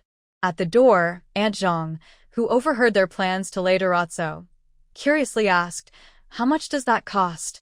Xiaowan didn't know the current prices of cement and quartz sand and couldn't estimate the cost. But she thought it wouldn't be expensive. Qin Mai readily said, I'll handle the materials. You can teach me how to do the laying when the time comes. The bathroom was separate, but unfortunately, the kitchen was shared. Aunt Zhang took Xiaowan to see the kitchen and pointed to an empty spot, saying, you can put the stove here in the future. The kitchen was crowded because it needed to serve a whole floor's worth of people. Xiaowan looked at the spot Aunt Zhang pointed to, where a cement block stove was built for chopping vegetables. But underneath, it was already piled with coal briquettes. If she placed the stove there later, she would inevitably brush against the coal. Xiaowan asked, Aunt Zhang, do everyone store their coal briquettes in the kitchen? Aunt Zhang looked a bit uncomfortable and said, no, not everyone. Usually, each family keeps theirs outside in the corridor or inside their own home. Xiaowan saw a chubby woman among the crowd looking up at the sky, with a slight smile on her lips, and realized that the coal briquettes must belong to her family. Sure enough, Sister Zhang turned to the chubby woman and said, Li Yufeng, before Captain Qin and the others move in, you need to take your honeycomb coal away. Li Yufeng looked unhappy and asked, why should I? Sister Zhang replied, this is a shared space. Everyone agreed not to pile honeycomb coal in the kitchen. Since you are not following the rules, you should move it. The space is small, and if everyone brought honeycomb coal into the kitchen, there wouldn't even be enough room to turn around. Li Yufeng scoffed and sarcastically said, they haven't even moved in yet, and Zhang Xiaolan, you're already trying to win people over? Seeing they were about to argue, Xiaowan quickly held Zhang Xiaolan back and said, Sister Zhang, we still have some time before we move in. Let's discuss it later. Zhang Xiaolan complained to Xiaowan, this Li Yufeng is just like that, always trying to take advantage. Li Yufeng, hearing this, was annoyed and crossed her arms to scold, Zhang Xiaolan, who do you think is trying to take advantage? Your man and my man are both captains. Why do you think you can control me? Seeing the situation getting tense, Xiaowan grabbed Qin Mai and started to leave. Outside the building, Xiaowan sighed and said, it seems that where there are people, there'll be trouble. Qin Mai smiled and said, most of these sisters-in-law are from the countryside, which is normal. Xiaowan raised her eyebrows and glanced at Qin Mai sideways. Qin Mai immediately realized he had said the wrong thing. Xiaowan, I didn't mean it that way. Xiaowan huffed and warned, Comrade Qin Mai, I warn you, discriminating against rural brothers and sisters is a serious mistake. Workers and farmers are now the core of the proletariat. Be careful with your words. Qin Mai was amused by Xiaowan's expression and raised his hands in surrender, saying, Comrade Xiaowan, you're right. I didn't speak carefully. But I really don't look down on rural people. I just want to say that these sisters-in-law are kind and honest. Because they haven't gone to school, their way of solving problems might be simple and rough. You should get along well with them in the future. Xiaowan proudly said, "You don't need to worry about that." They walked for a while and started discussing painting the walls, laying the floor, and buying furniture. Xiaowan was always excited. But after returning home and calming down, she realized something. It seemed she had been manipulated by Qin Mai. This bad guy, I didn't realize he was so clever. I was almost completely led by him. Based on his progress, I'm afraid it won't be long before I can't refuse anymore. I don't want to get married, and it's becoming impossible. Xiaowan finally realized how serious the problem was. But then she thought again, and felt it wasn't that important. During this time together, she truly thought Qin Mai was good-looking, had a nice personality, and a good job. Being his wife wouldn't be a bad thing. Seeing how eager he was to persuade her to marry, she believed he liked her. If it really came to the point where she couldn't refuse, she decided to go ahead and marry him. Once she thought this through, Xiaowan started designing furniture at her desk. Although Qin Mai said she could buy furniture from the store, she still felt the current furniture was too heavy and lacked enough storage space. The house was so small that if she could make a modular cabinet like in later generations, it would save a lot of space. Now she was almost certain she wanted to spend her life with Qin Mai. She was very excited about their future home. On Thursday afternoon, she had no classes. Xiaowan rode her bike around the city, wanting to explore. Su Bing rode his bike beside her, refusing to let her go alone. "Don't think you can leave me behind to do whatever you want." Xiaowan felt a headache coming on. Ever since they found Zheng Hu's body last time, this guy seemed to have discovered a new world, spending all day secretly reading detective novels. Whenever he had free time, he would discuss cases with Xiaowan and even drag her out to look for clues. Xiaowan had no interest in that at all. It was just a coincidence that she got involved in those matters. She was just helping out. "What did I do? You're coming with me shopping too?" Su Bing didn't believe she was just shopping. "Where I go, you go. You rest and then ditch me." Xiaowan rubbed her forehead, feeling confused. "I'm going to the department store to buy underwear. Are you coming?" You. "You're a rascal." Su Bing's face turned red up to his ears, and he hurriedly ran away. Xiaowan snorted proudly. "Kid, you're too inexperienced to fight with me." But she wasn't really going to the department store. She had been there many times and knew what was inside. After tidying up her dorm, she could buy what she needed later. She was currently self-studying traditional Chinese medicine in her space, wanting to learn acupuncture but lacked tools, so she planned to find a set of silver needles at the herbal shop. The herbs she grew in her space, such as chuanxiong, jianyeboimu, honeysuckle, and eucommia, had already matured after 2 accelerated growth cycles caused by the 2 Buddha statues she collected. Following the instructions from her books, she secretly prepared the herbs in her space at night, planning to sell them at the herbal shop. When she arrived at the herbal shop, she took out the herbs and asked the clerk if they bought medicinal materials. The clerk barely looked up and said, "Turn left when you go out, and go to that collection station over there." Xiaowan knew that stores nowadays had strict rules, so she felt helpless and asked if they sold silver needles. The clerk finally looked up, curious, and asked, "Do you know acupuncture?" Not wanting to lose face, Xiaowan confidently replied, "A little." The clerk was young, probably in his 20s, and examined her from head to toe with a sneer. "You're joking, right? You're so young. Where did you learn that?" Xiaowan found it strange and replied, "I taught myself." The clerk lost interest in her, but after exchanging a few words, his attitude improved a bit. He said a few years ago that stuff was considered leftover feudal relics and wasn't allowed to be sold. If you want silver needles, you'll have to find a way through traditional Chinese medicine families. Xiaowan sensed there was more to his words. She took a big white rabbit candy from her pocket and offered it to him, saying, "Comrade, please have this. Tell me where I can exchange for the needles." Since there was no one else in the store, the clerk was not polite either. He peeled off the candy wrapper, put the candy in his mouth, and said, "Since I see you're a smart person, I'll tell you the truth. My family used to be traditional Chinese medicine practitioners. Learning this stuff is useless. My father and grandfather learned real skills, but what good is that now? If you really want, I still have a set of silver needles at home. Give me 30 yuan and 30 jin of grain tickets, and I'll trade them to you. That price was quite high, but these things are hard to find nowadays. The clerk's high price was probably trying to take advantage of Xia Wan, thinking she might be an easy target. Most people wouldn't want to spend so much. Xia Wan, who had sold corn before and earned 200 jin of grain tickets, wasn't short of money or grain tickets now. Hearing this, she immediately agreed. All right, how do we exchange? The clerk was surprised. He was still expecting to bargain. Is that it? Help me watch the store, and I'll go home and get them, he said, rushing to the back room. It turned out he lived right behind this Chinese medicine shop. Xiaowan guessed that the shop might not have always belonged to his family. Now that it was a joint public-private enterprise, he was only able to work as a clerk there. She waited less than 10 minutes and saw the young man return, carrying a bulging bag. Money first, good second, he said, pulling out a sandalwood box from his pocket. Just looking at the box, Xia Wan felt she had made a good deal.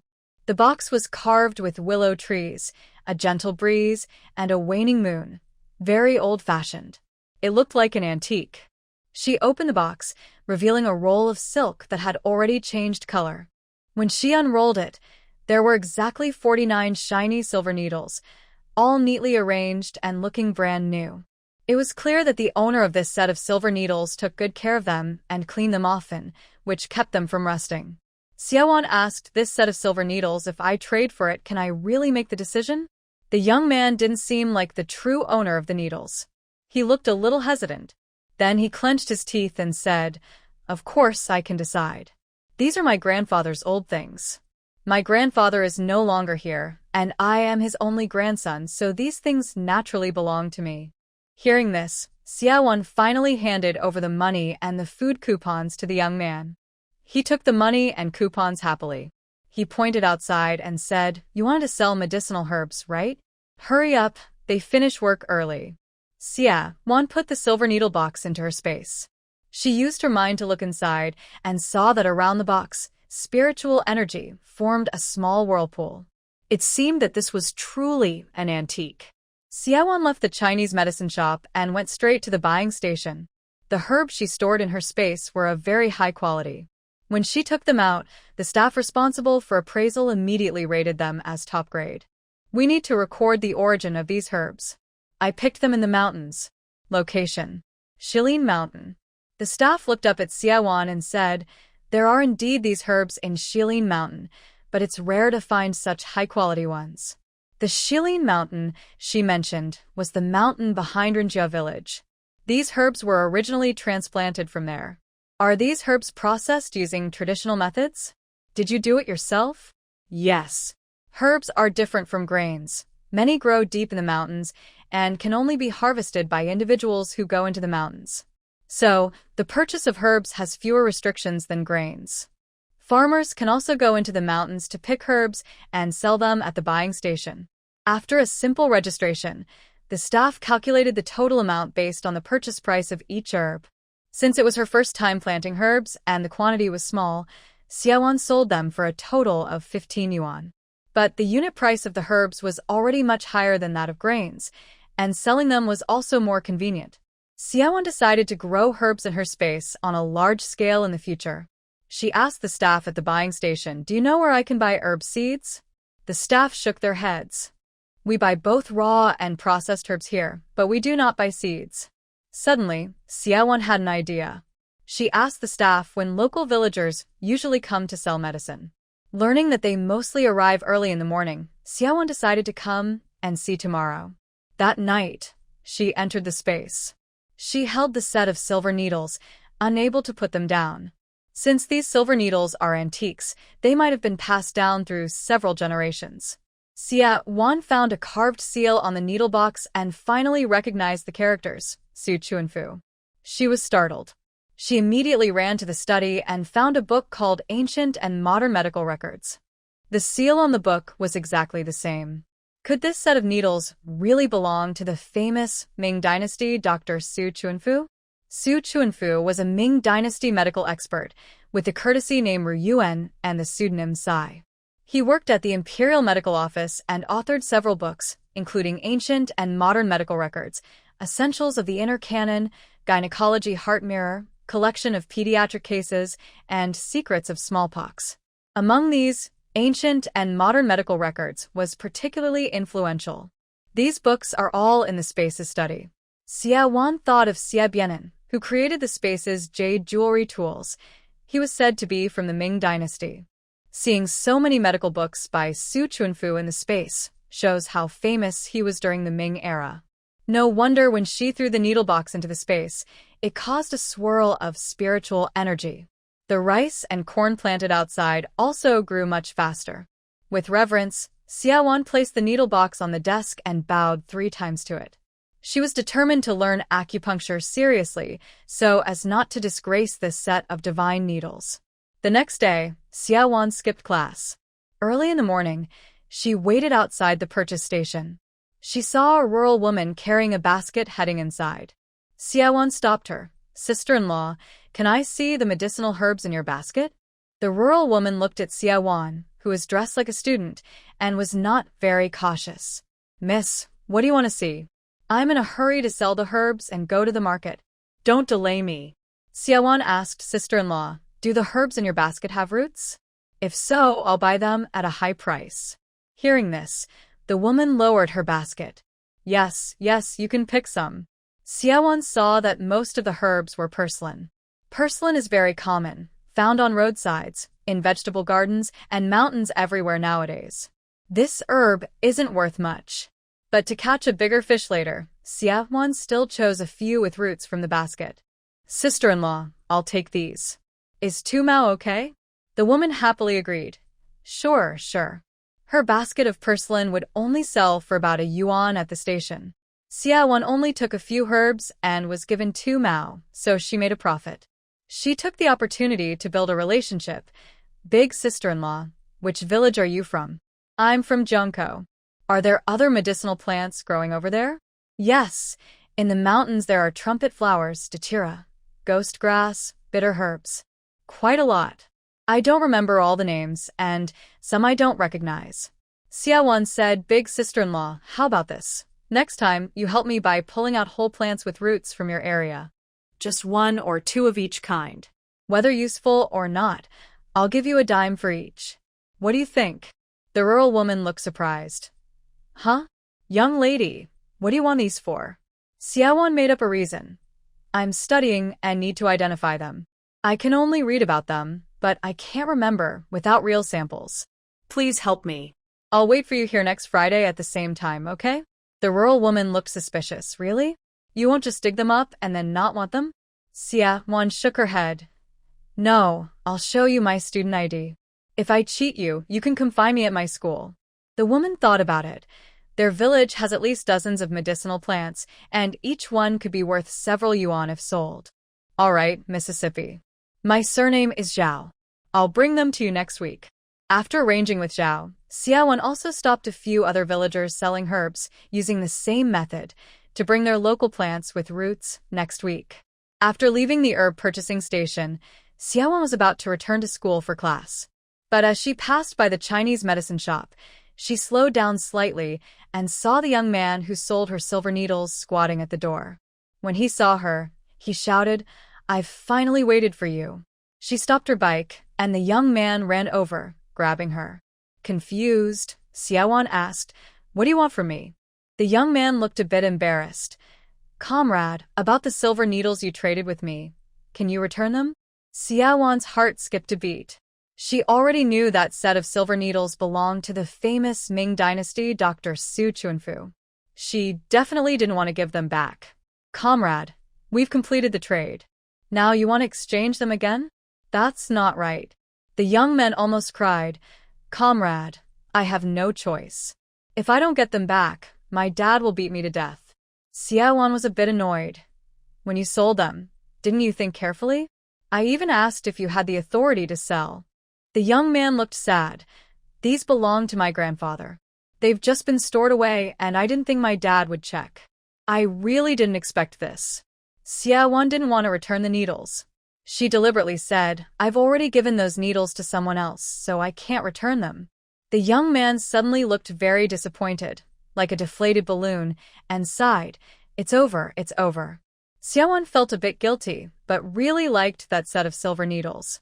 From what the young man said, he usually kept them stored away at home, so she thought it might as well be hers. Just then, a man in his 40s came out of the herbal medicine shop. "Su Huiran, why aren't you working properly? Why are you running around outside?" The young man nervously grabbed Xiaowan again and pointed at her, saying to the middle-aged man, "Dad, it's this woman who took our silver needles." Xiaowan felt a little embarrassed, but she hadn't stolen or robbed anything. It was a normal trade, so she didn't feel guilty. When the middle-aged man heard that Xiaowan had taken the silver needles, he quickly came over and said urgently, "Miss, please return those silver needles to us." He bowed deeply to her. "Uncle, you don't have to do that," Xiaowan said, feeling awkward. The man introduced himself. "My name is Su Xingbai. I am a traditional Chinese doctor. That set of silver needles has been passed down in my family for generations and can't be sold. Miss, I can give you 20 more yuan if you return them to us." Xiaowan was reluctant, but she understood that the middle-aged man was probably a descendant of Su Chuanfu. It wouldn't be right to keep their family heirloom by force. She hesitated and said, "Uncle Su, I want to learn acupuncture. I finally found this set of silver needles after a long search. I really don't want to give them back." When Su Xingbai heard that Xiaowan wanted to learn acupuncture, his eyes lit up. Over the years, Western medicine had become very popular, and few people wanted to learn traditional Chinese medicine. "Miss, have you studied Chinese medicine before?" "Yes, I've been self-learning.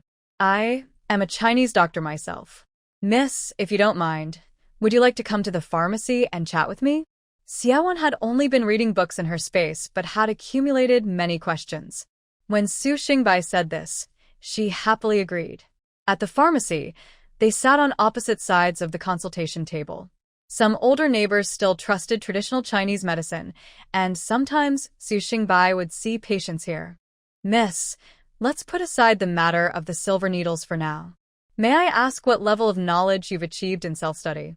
Xiaowan listed the books she had read. Su Xingbai asked a few questions and confirmed she had indeed studied those books.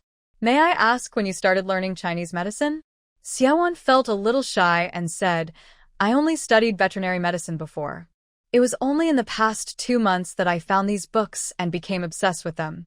The light in Su Xingbai's eyes grew brighter. He tentatively asked, "Miss, are you still a student? Where is your family from?" Xiaowan was afraid someone might ask her for silver needles, so she refused to answer. Su Xingbai saw that Xiaowan misunderstood and explained, "Miss, don't be afraid. I just want to ask if you'd like to learn traditional Chinese medicine with me." Xiaowan opened her mouth wide, almost dislocating her jaw. Could such a good opportunity really exist? She had been working alone, just needing a mentor to guide her. And now, this mentor was volunteering herself? Su Chuanfu's descendants surely had good medical skills. It would be a problem if she refused. Without hesitation, Xiaowan reached into her bag, actually taking out her needle box from her space, and handed it over with both hands. "If you're willing to accept me as a disciple and teach me Chinese medicine, I will return this needle box to you." Su Xingbai smiled warmly and said, "All right, you can keep the needle box for now, so you won't think I'm lying. Once I teach you real skills, you can return it to me." Xiaowan suddenly realized that Su Xingbai was quite straightforward. She promised, "Master, I will take good care of this set of silver needles. I want to learn acupuncture first, so I'd like to borrow it. When I find a replacement, I'll return it to you." Su Xingbai also thought that Xiaowan was a good girl. Su Huiran had been secretly listening at the counter. Hearing this, he couldn't hold back anymore and jumped over, pointing at Xiaowan and shouting, "You liar! You just told me you gave the silver needles away." Being caught lying face to face, Xiaowan felt a bit embarrassed. Su Xingbai stood up and kicked Su Huiran's knee, scolding, "You useless son! How dare you sell something left by our ancestors? If it weren't for—" "Hey, disciple, I don't even know your name." "Master, my name is Xiaowan. Just call me Xiao Wan, she replied. Seeing Su Huiran kneel on the ground after being kicked by his father and facing her, she helped him up politely.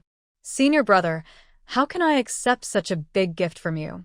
Su Huiran brushed off her hand, resentfully spitting. Who's giving me a gift? Don't call me senior brother. Xiaowan straightened up and looked at Su Xingbai. Su Xingbai, with a look of disgust, kicked his son again with his toe and scolded. Xiaowan is polite. Call him senior brother, and you should be aware of your own worth. Su Huiran climbed up from the ground, slipped to the side, and angrily said, Why am I not worthy? I've studied with Grandpa for over 10 years. I'm more capable than her. Su Xingbai pointed at Su Huiran and said, You're talking big. If you say you're worthy, then compare yourselves. Ancient and modern medical lineage was created by our ancestors. You should listen to it. Su Huiran fell silent because he couldn't recite it.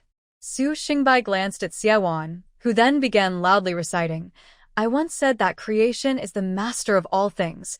The ruler of humans is the master of the 3 realms. The editor is the master of writings. Generals are the masters of armies. And doctors are also the masters of life from the emperor to common people. Luckily, after discovering last night that the silver needle belonged to Su Chuanfu, Xiaowan spent the entire night reading ancient and modern medical records. After practicing the techniques from the space, her memory improved greatly, almost able to remember everything after just a glance.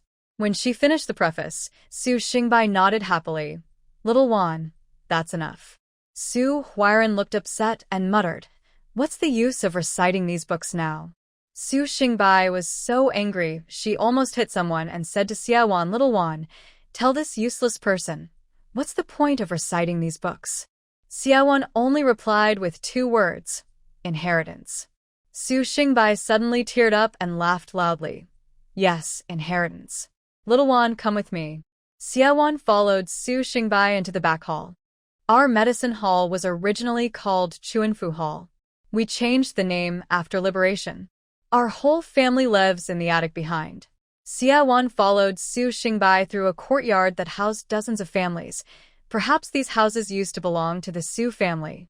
They turned to the innermost part, climbed a wooden staircase, and reached the attic. This was where the Su father and son lived.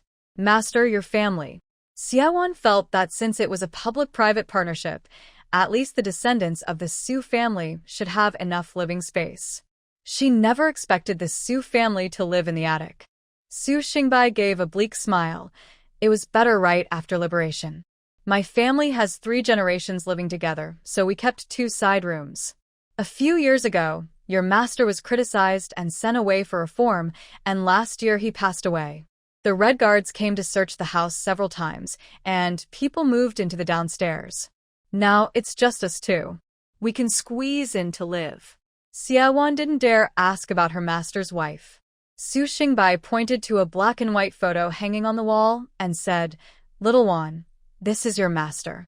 Without incense or candles, bow to him.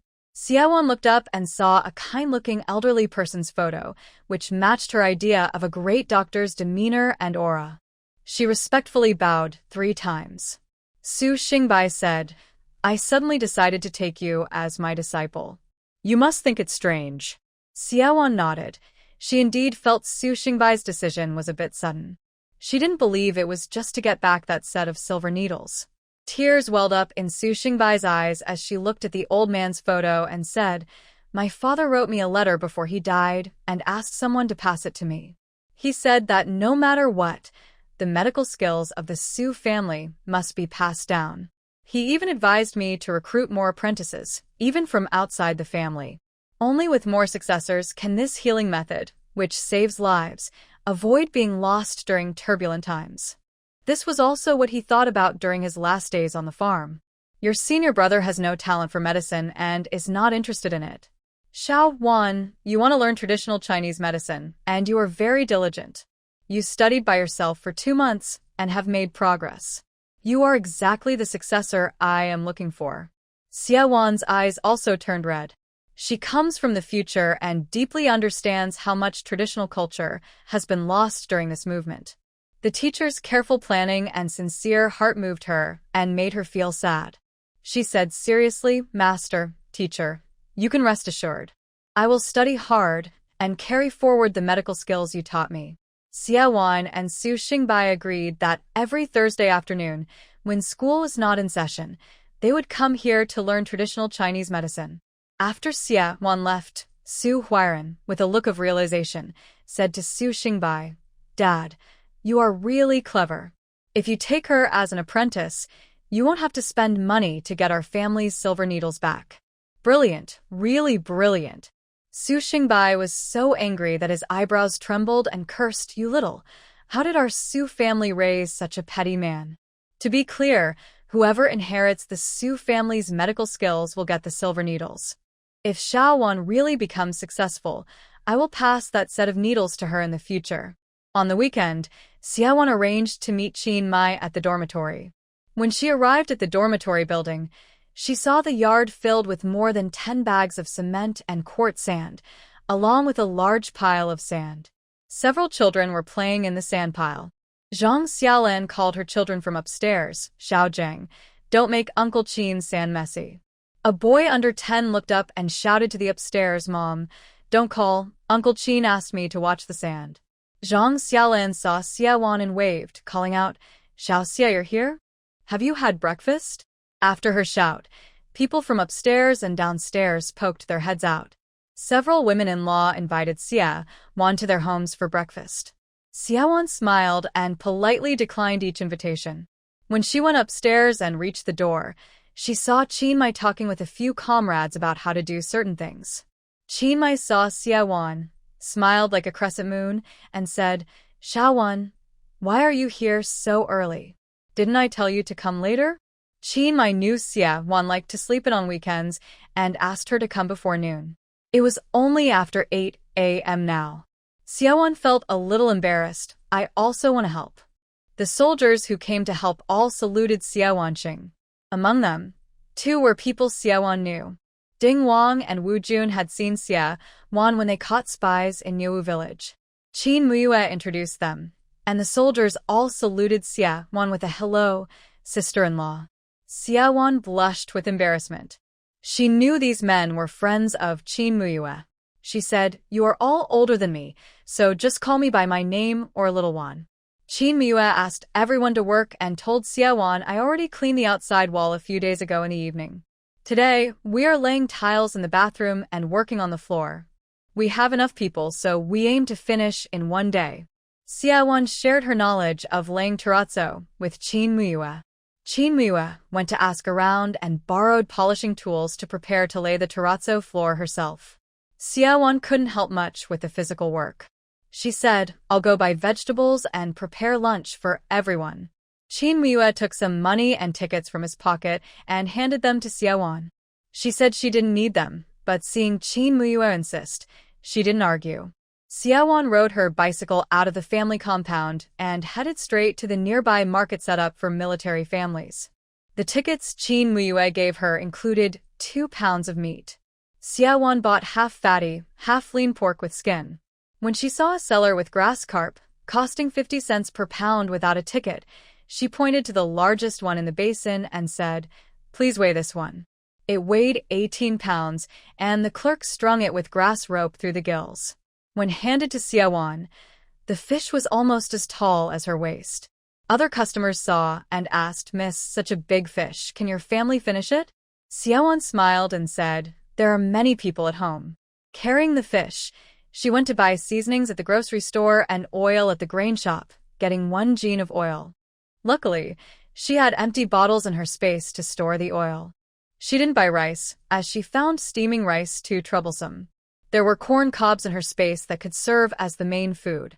Outside the family compound, Xia Wan avoided people and took out dozens of corn cobs and various fresh vegetables from her space. She packed them in a burlap sack and carried it on her bicycle. As she pushed into the compound, she bumped into Wang Tuanzhang's wife. "Xiao Wan, why did you buy so many things?" Wang Tuanzhang's wife, Zhengli, was friendly with Shi Yun and often visited Xia Wan's home. Xia Wan didn't like Shi Yun, but She wouldn't cause trouble for other military wives in the compound who were friends with Shi Yun. Moreover, Wang Tuanzhang was Qin Muyue's superior. The last time she sold corn, he helped her.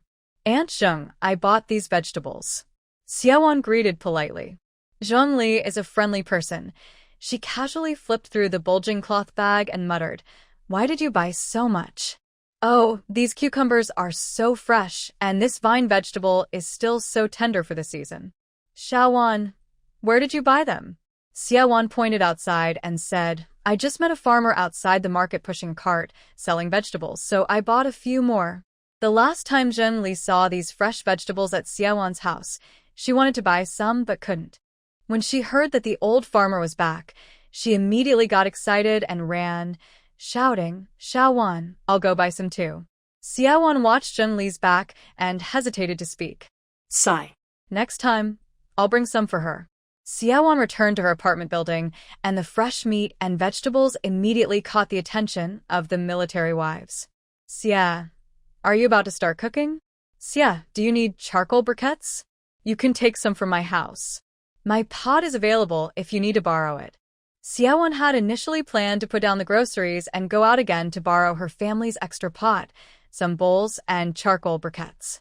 But these wives were so eager to help that most of the cooking supplies she needed were borrowed from the building.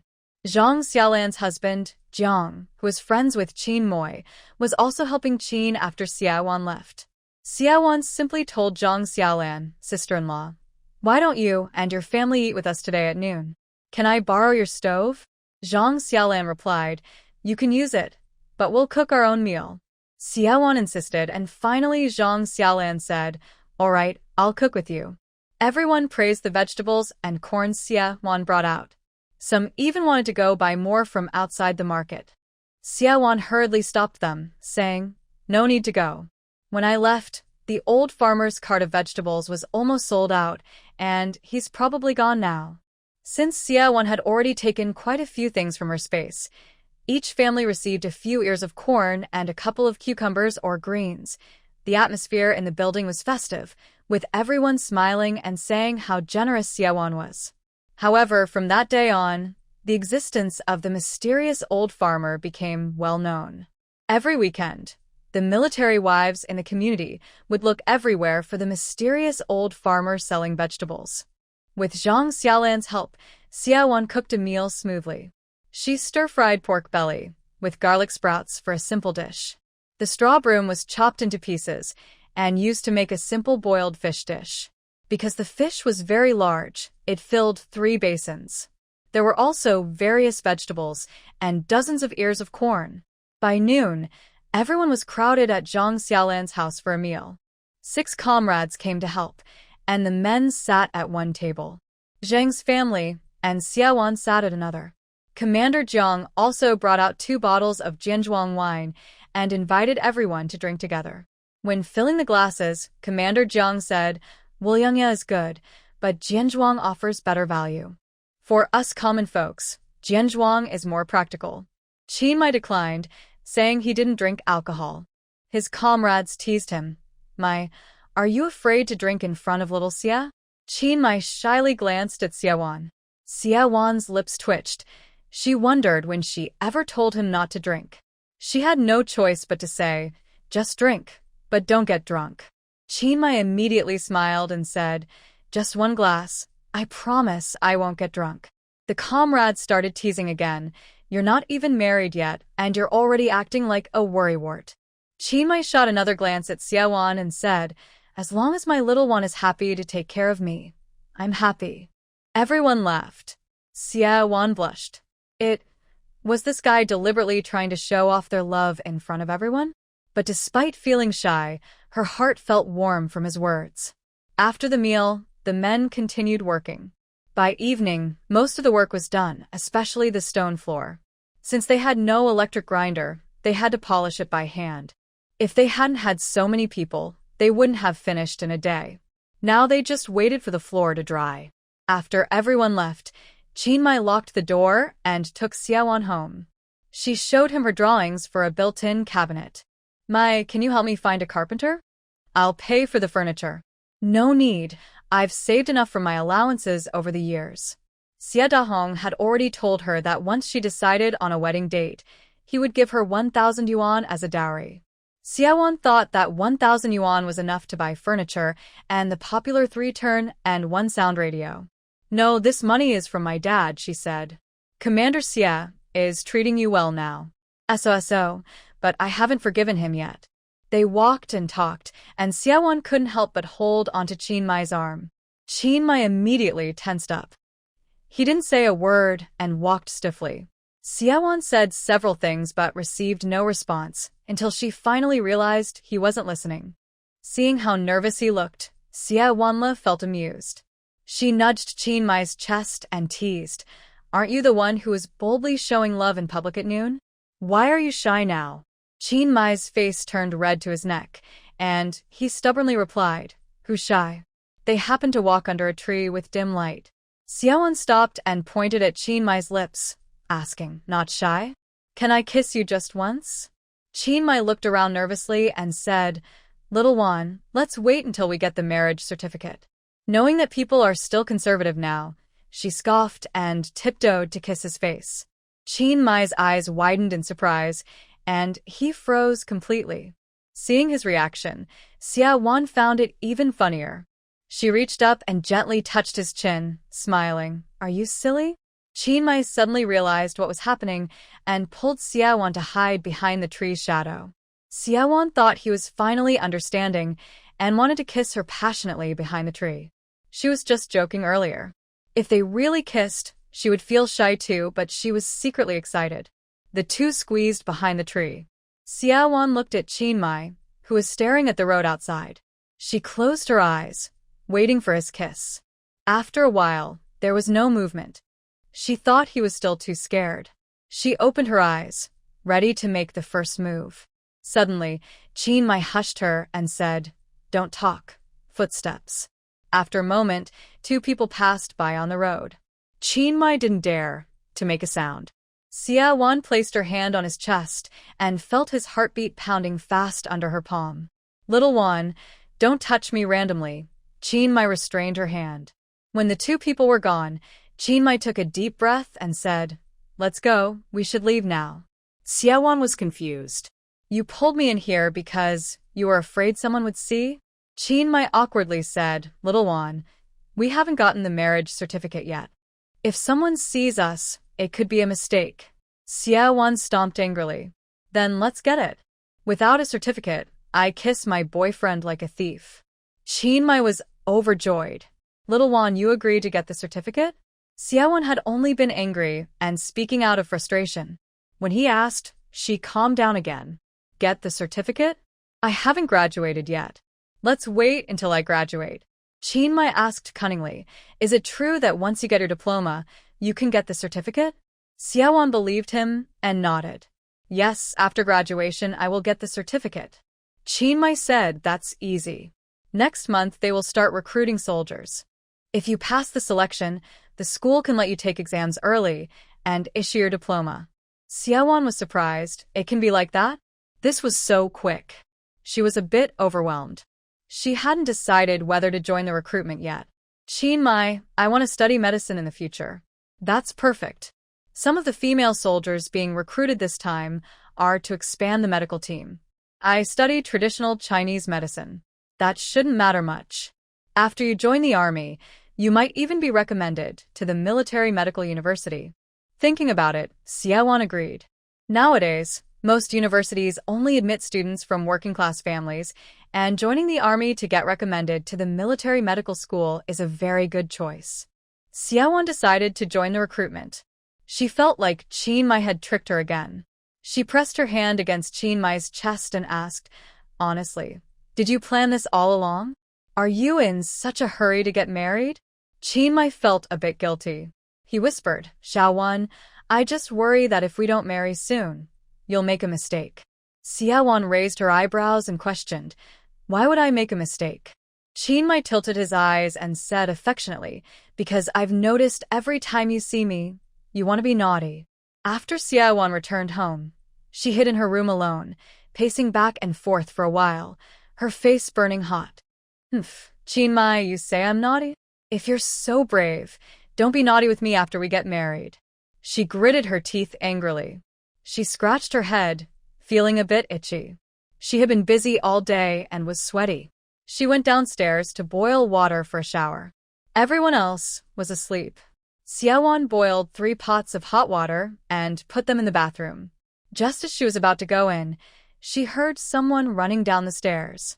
It was Fan Yong. It's so late. You're taking a shower? Fan Yong, shirtless from the waist up, blocked the bathroom door. The house was inconvenient because, besides the master bedroom where Siedahwang and Shuryan lived, there were no other bathrooms. Others had to use the shared bathroom downstairs. Seeing Fan Yong's expression, it was clear he needed to use the toilet. It was late at night, and Siawon didn't want to argue with him, so she moved aside and said, "Hurry up. Whether I shower or not is none of your business." Fan Yong went into the bathroom and closed the door. Siawon waited outside. Recently, it was strange how Shuryan and Fan Yong's attitude towards Siawon suddenly improved. Shuryan not only stopped being sarcastic, but also showed concern when they met. Siawon naturally didn't respond. But Shuryan seemed to suddenly wake up, playing the role of a responsible stepmother both in front of and behind others. During dinner today, she even suggested taking Siawon and Fan Hongxia to buy winter clothes, worried they might run out of time if the weather gets colder. Siedahong was very pleased. He thought that his earlier temper tantrum and the way he had scolded June during her education had worked. Even Fan Yong, though he rarely smiled at Siawon, was much more polite. Xia Xing also tugged at Siawon's clothes and joked, "Fan Yong must be scared because his brother-in-law hit him." The Xia family had rarely been so peaceful these days. However, Siawon felt that Yoon and her son were probably hiding some bad plans. After Fan Yong came out of the bathroom, he looked at Siawon carefully. She felt uncomfortable under his gaze and quietly snapped, "What are you looking at?" Fan Yong snorted and ran back upstairs. Only then did Siawon go into the bathroom, lock the door, and start washing her hair. She could have used the space to wash, but there was a lingering spirit there. Although the spirit claimed to be sleeping most of the time, it still made her uncomfortable. So, she never washed there. The bathroom had a vent window facing the yard outside. The window was high on the wall, above her head, and was usually kept slightly open. Since Siawon had long hair, she adjusted the water and began washing her hair. After finishing, she was about to take off her clothes to continue bathing when her eyes caught the vent window. It was night, but there was moonlight outside. She saw the locust tree outside the window. Suddenly, an idea popped into her mind. What if someone climbed the tree and could see into the bathroom? She remembered Fan Yong's gaze earlier and felt uneasy. She hid in the blind spot and released Xiaoji. Xiaoji climbed out through the vent window. After a while, she heard something heavy fall in the yard. Siawon had already dressed and grabbed her from the space. She went outside and saw a figure on the ground. Without thinking, she started hitting the figure wildly and shouted, "Thief!" It was Fan Yong. He had suddenly been possessed by a strange impulse, thinking about Siawon bathing in the bathroom, and couldn't resist feeling curious.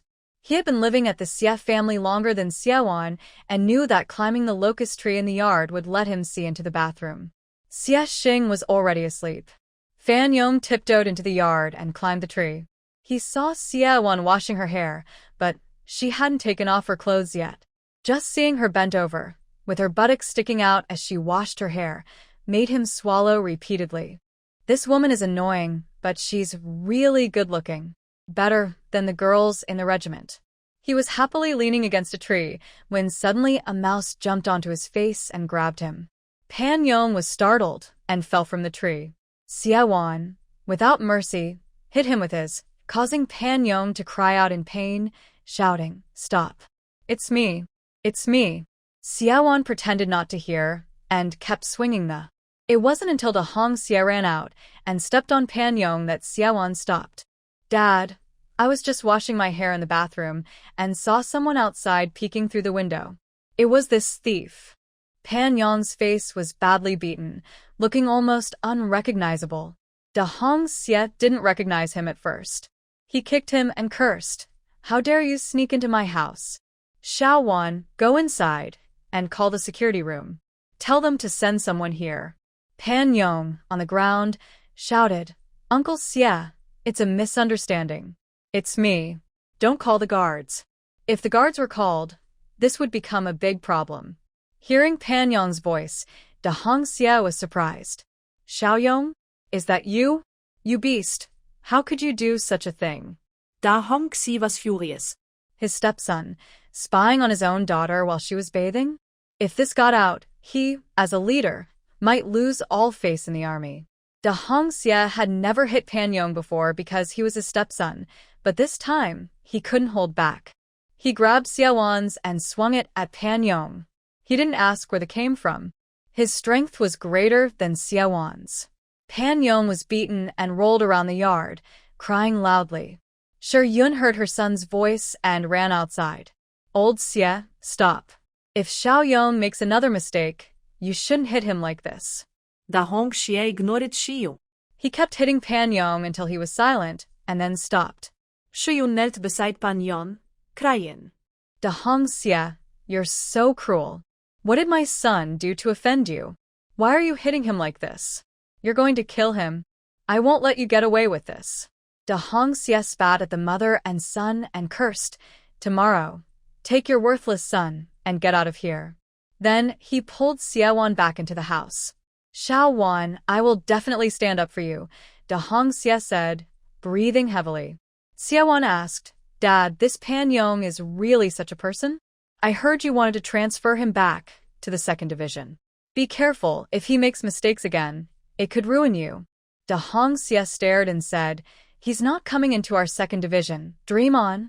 Through this incident, Xiaowan could now fully guess how the original owner in her past life was framed by Shi Yun and his son. It is certain that Fan Yong wanted to the original owner, but ended up biting her back. Xie Dahong trusted Shi Yun and her son, which is why he expelled the original owner. As long as Fan Yong cannot be controlled, he can only return to the military group. Xiaowan absolutely does not allow him to stay at home. Fan Yong was really beaten badly and had fainted. In the end, Shi Yun called Fan Hongxia to help him into the house. Shi Yun also wanted to take Fan Yong to the clinic, but Xie Dahong refused. He did such a beastly thing, and still wants to embarrass me outside? If you dare take him to the clinic, then all of you, the Fan family, can get out. After learning the full story, Shi Yun refused to believe it and insisted that Xiaowan had framed Fan Yong. Xie Dahong pointed outside and said, He fell from that tree himself. How could Xiaowan have set him up? Shi Yun tried to argue. Maybe Fan Yong was climbing the tree for some other reason. Xie Dahong sneered. You gave birth to a beast yourself. Don't tarnish the Xie family. Once he's better, he can go back to the military group. If he dare stay here, I'll call the leaders and charge him with desertion. Then he saw Fan Hongxia and pointed at her, saying, And your daughter, she'll also go back to the youth station tomorrow. The street keeps coming to find her. If you don't mind losing face, I do. Fan Hongxia was almost crying from feeling wronged and begged, Uncle Xie, I won't go back to the youth station.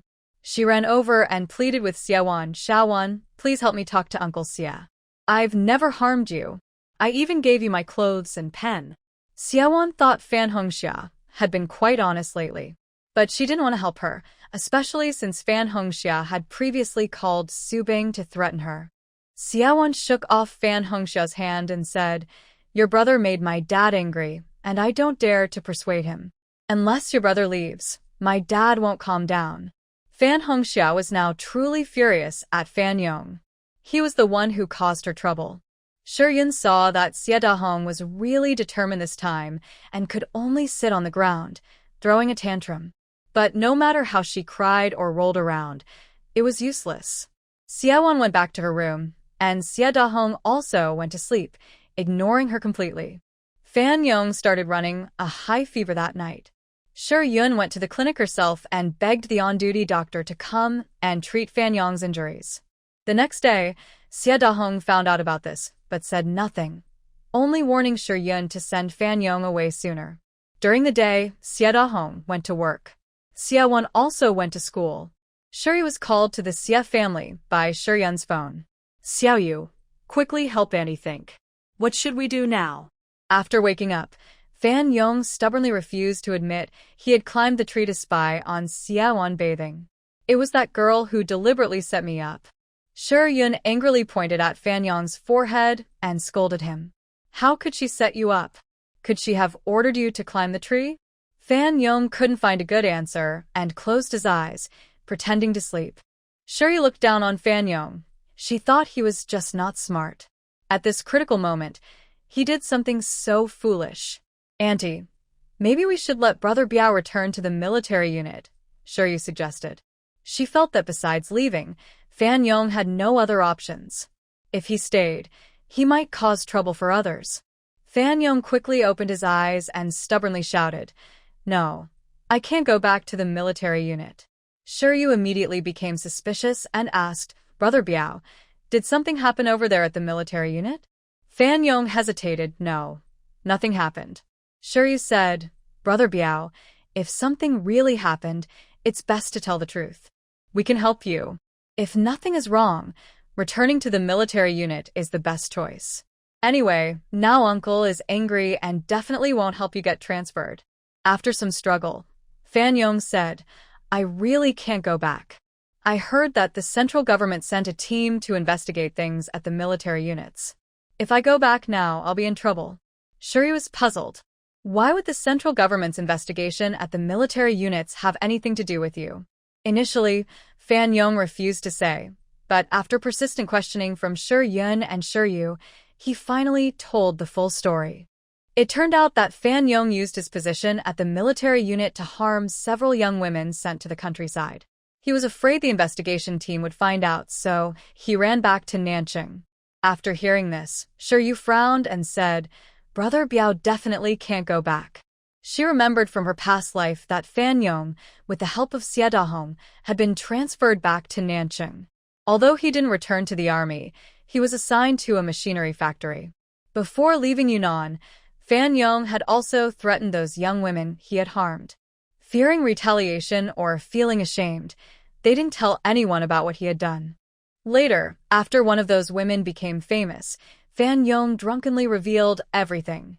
Shi Yu thought that if Fan Yong returned to Yunnan, the situation might change.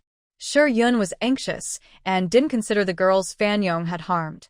She firmly defended her son, saying, No matter what, Xiaoyong cannot go back now. I will go and ask Uncle Xie again. You should also sincerely apologize to him. Even kneel if you have to.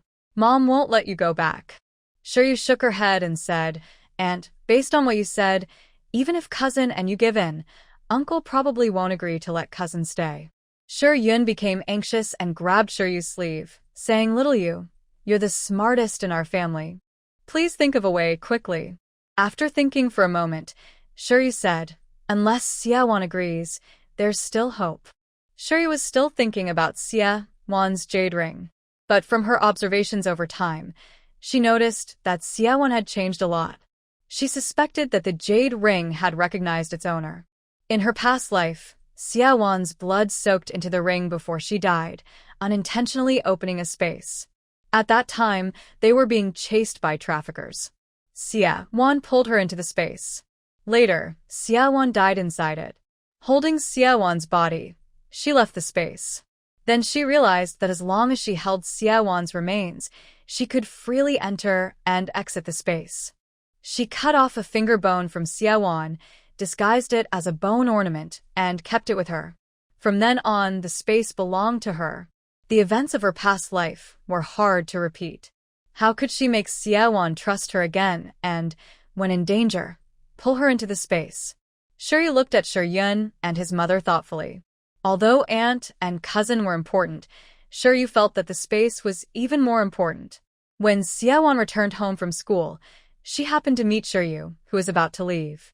Shi Yu pulled her aside and whispered, Xiaowan, be careful these days. I'm worried that aunt and cousin might do something desperate. Xiaowan felt like the sun was rising from the west. Shi Yu warning her to beware of her aunt and cousin? She instinctively felt there was a plot. Sure, Jia, since you said that, you probably know what they plan to do. Why don't you come with me to my dad's place and clarify everything? Shi Yu shook her head. I don't know what they will do. I only know that my cousin doesn't want to go back to Yunnan. They hate you. Xiaowan chuckled. It's normal for them to hate me. You only need to warn me?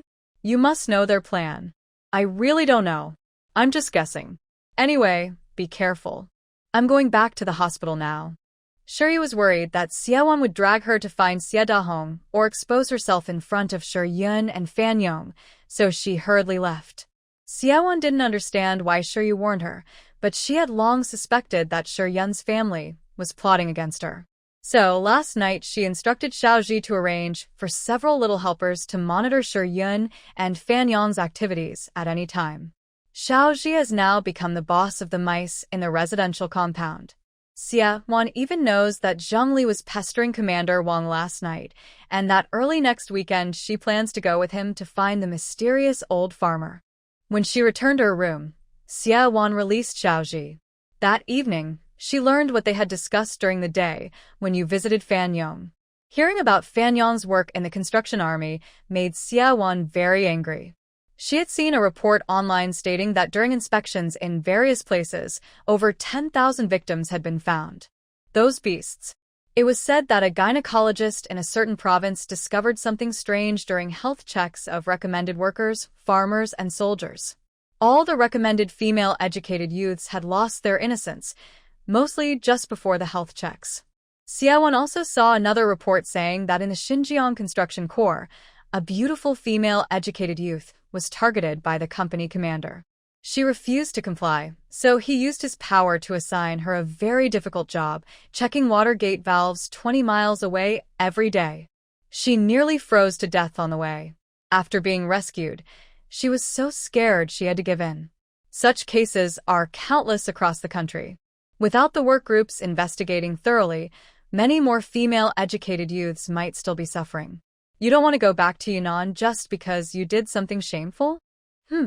Now that the work groups are investigating, I can report you myself. You don't even need to go back to Yunnan. You could be caught right here in Nanchang. Xiaowan began writing a report letter at her desk. As she wrote, she suddenly thought she could test Shi Dahong's political awareness. So, she not only wrote a report to the work group, but also sent one to Shi Dahong. To avoid her handwriting being recognized, she even used her left hand. The writing was a bit crooked, but the content should be identifiable. The next day, Xiaowan secretly found out the address of Fan Yong's military unit and sent the letter to the local work group. She also mailed the report to Shi Dahong through the post, expecting that in 2 or 3 days, he would receive it first. Unfortunately, Xiaoji didn't hear what Shi Yun's mother and son planned to do to her. What made Xiaowan more curious was that Shi Yu didn't give any advice to Shi Yun's family to harm her. Xiaowan definitely doesn't think Shi Yu is a good person, but she can't figure out what Shi Yu is really thinking. For 2 days, Shi Yun's family has been silent. Instead, Shi Yun tried very hard to please Xiaowan. She even bought a pound of yarn to make Xiaowan a sweater. Xiaowan watched silently with a cold look. She observed Mr. Xia's expression. It seemed his anger towards Shi Yun was gradually calming, but he still disliked Fan Yong. Mr. Xia urged the brother and sister from the Fan family to leave quickly twice. Shi Yun pretended to be pitiful, saying Fan Yong's injury was not healed yet and asking for a few more days.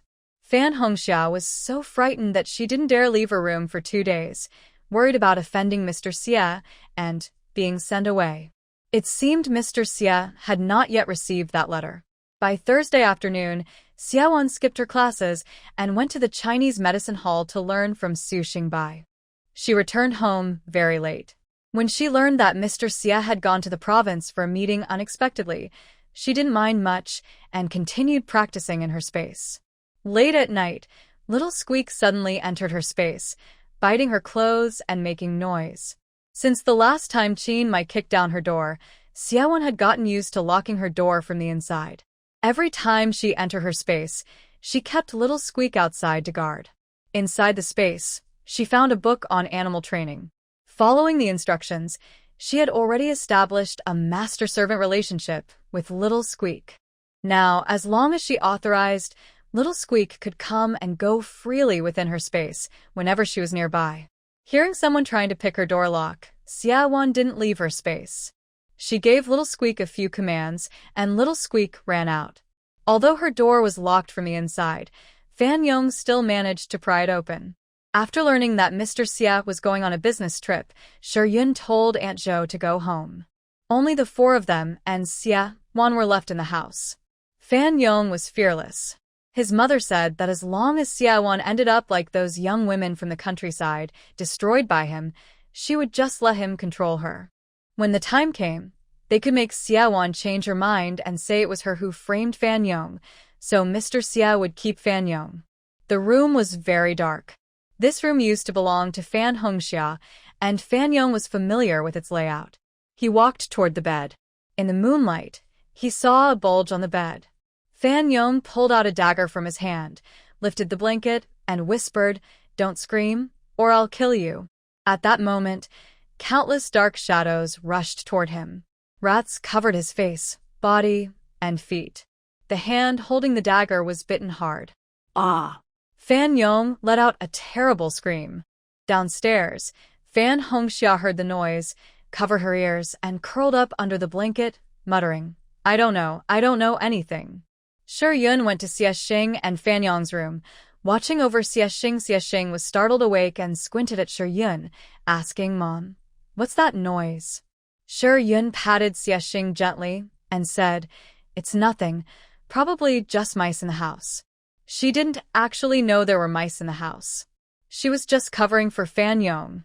She thought the noise was made when Fan Yong was subduing Xia Wan. Xia Wan came out of the space and hit Fan Yong with a small shovel, knocking him out. "Little Chu, gather the team.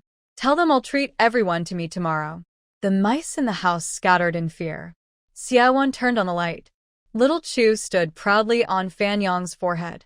"Chu, am I impressive?" "Impressive.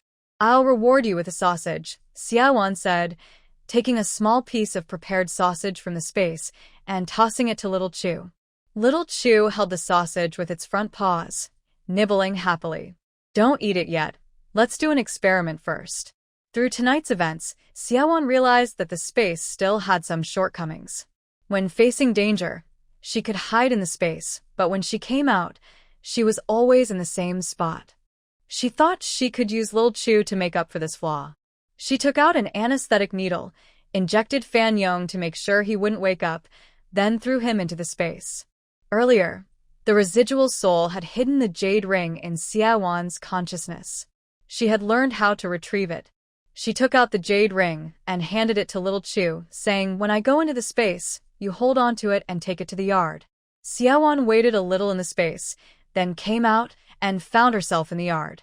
This meant that if Little Chu carried the jade ring and moved, she could also move by hiding in the space. This discovery made Xia Wan very excited. "Little Chu, do you know where everyone hides their money and tickets in this big yard?" Little Chu proudly lifted its head. "Of course. I may not know all the hiding spots, but I know exactly where the houses nearby hide their money." Xia Wan smiled mischievously and said, "Then lead the way." She hid again in the space. Overnight, 10 families of senior officials in the military district's compound were robbed. Captain Wang's wife, Zhengli, woke up in the middle of the night and found her safe's door open. She remembered closing it before bed. Zhengli turned on the light, opened the drawer, and found all her cash and the remaining dozens of yuan for the month missing. "Old Wang, wake up." Someone broke into the house. Su Bing was sleeping soundly when suddenly he felt something lick his foot. He jumped up and turned on the light. Su Bing is most afraid of mice. He thought that just now it must have been a mouse trying to bite him. He was so scared that he didn't dare to sleep anymore. He grabbed a broom from the corner and started searching the house for the mouse. Then he saw a work ID card on the ground. When he opened it, he saw it belonged to someone from Yunnan Construction Corps named Fan Yong. "Why is Fan Yong's work ID in my room?" Su Bing wondered. He has a good relationship with Fan Hongxia, but Fan Yong is older and they don't hang out much. Recently, Fan Yong hasn't been to Su's house. Su Bing couldn't figure out how the ID card ended up in his room. Lately, he had read many detective novels, so his mind started working quickly, thinking of many possibilities. He left the room and looked around. The noise he made woke his father. "Su Zhengwei, wearing his clothes, came out shouting, "Why are you wandering around the house in the middle of the night?" Su Bing pointed at a piece of cured meat on the living room table and asked, "Dad, do you think someone broke into our house?" Su Zhenwei, who had been undercover in enemy-controlled areas before liberation and was very alert, immediately sensed something was wrong. Someone has been in the house. Su Bing handed his father the work ID he found. Fan Zhong. The stepson of Lao Xia? How did his ID end up in your hands? As Su Bing explained how he found the ID, Su Zhenwei asked, "Did you have a conflict with Fan Yong?" Su Bing shook his head nervously. Actually, they did have some issues. Fan Hongxia like Su Bing. He knew that, but he only saw Fan Hongxia as a childhood friend from the compound, no different from other boys there. Fan Yong didn't like Su Bing and disliked that his sister kept chasing after him. They had fought before. Su Bing didn't dare tell his father about this. Children from Lao Xia's family probably wouldn't do anything too bad, Su Zhenwei muttered to himself. He first checked the study room. Luckily, his pistol was still there. At this moment, they heard noise outside, coming from Captain Wang's house. Captain Wang had called the security office, and 2 guards were knocking on his door. The sound of the iron gate in the quiet night easily reached Su Zhenwei's house next door. Both Su Zhenwei and Su Bing went outside to see what was happening. Captain Wang was talking to the guards at the door and told Su Zhenwei, "Someone broke into my house and stole some money and tickets." Only then did Su Zhenwei run back inside, wake his wife, and check the hidden money box. "It's all gone.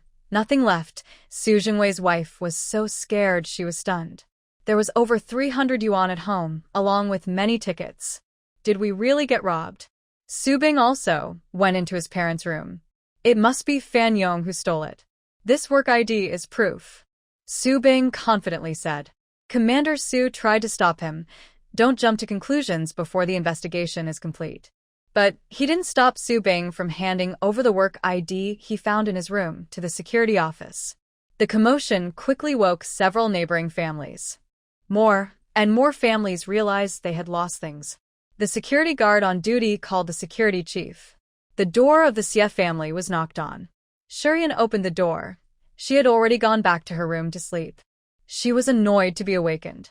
"Minister Zhang, old Xie isn't home. Why are you knocking at this late hour?" Minister Zhang knew that Xie Dahong was at a meeting. He hesitated and said, "Comrade Shuyun, I'm sorry to disturb you so late. Could you please call Fan Yong from your family?" Shuyun's heart sank.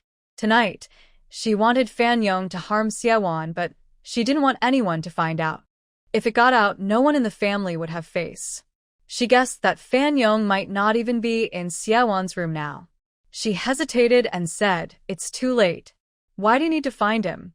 Maybe tomorrow?" Minister Zhang found it hard to say, but Su Bing, following behind him, was not afraid and shouted, "Aunt Sure, call your son Fan Yong out quickly. Maybe he's not home and is out stealing." Sure Yun was very angry at Su Bing's reckless words. Several families who had been robbed gathered outside the Xie house. Because of the work ID Su Bing found and his exaggerated accusations, everyone started to suspect Fan Yong. Even if he wasn't involved, they wanted to ask the Xie family if they had been robbed. After all, everyone knew that Master Xie wasn't home today, so they should care. Shurian saw so many people outside the door. She couldn't insist any longer and turned to call for Fan Yong in the yard. Fan Yong didn't come out. Xie Wan and Fan Hongxia did come out together. Shuyun looked suspiciously at Xie Wan and asked, "Where's your second brother?" Xie Wan pretended to be clueless. "He's sleeping in his room." "How would I know?" Seeing that Xie Wan seemed unaffected, Shuyun became anxious. She ran up and down the stairs but couldn't find Fan Yong. But she was also afraid of losing things. In the end, she checked her hiding spots but found nothing missing.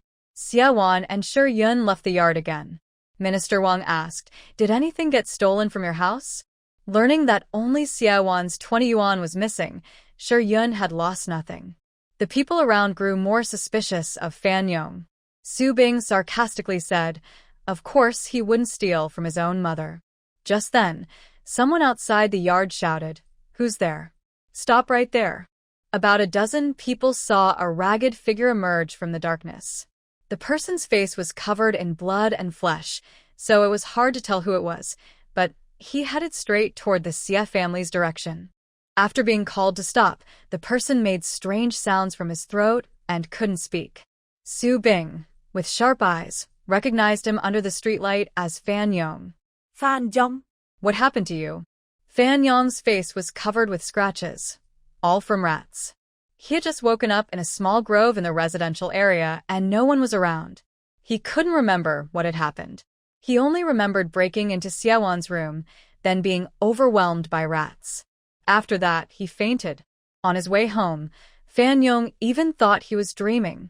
Seeing so many people gathered in front of his house made him feel even more like it was a dream.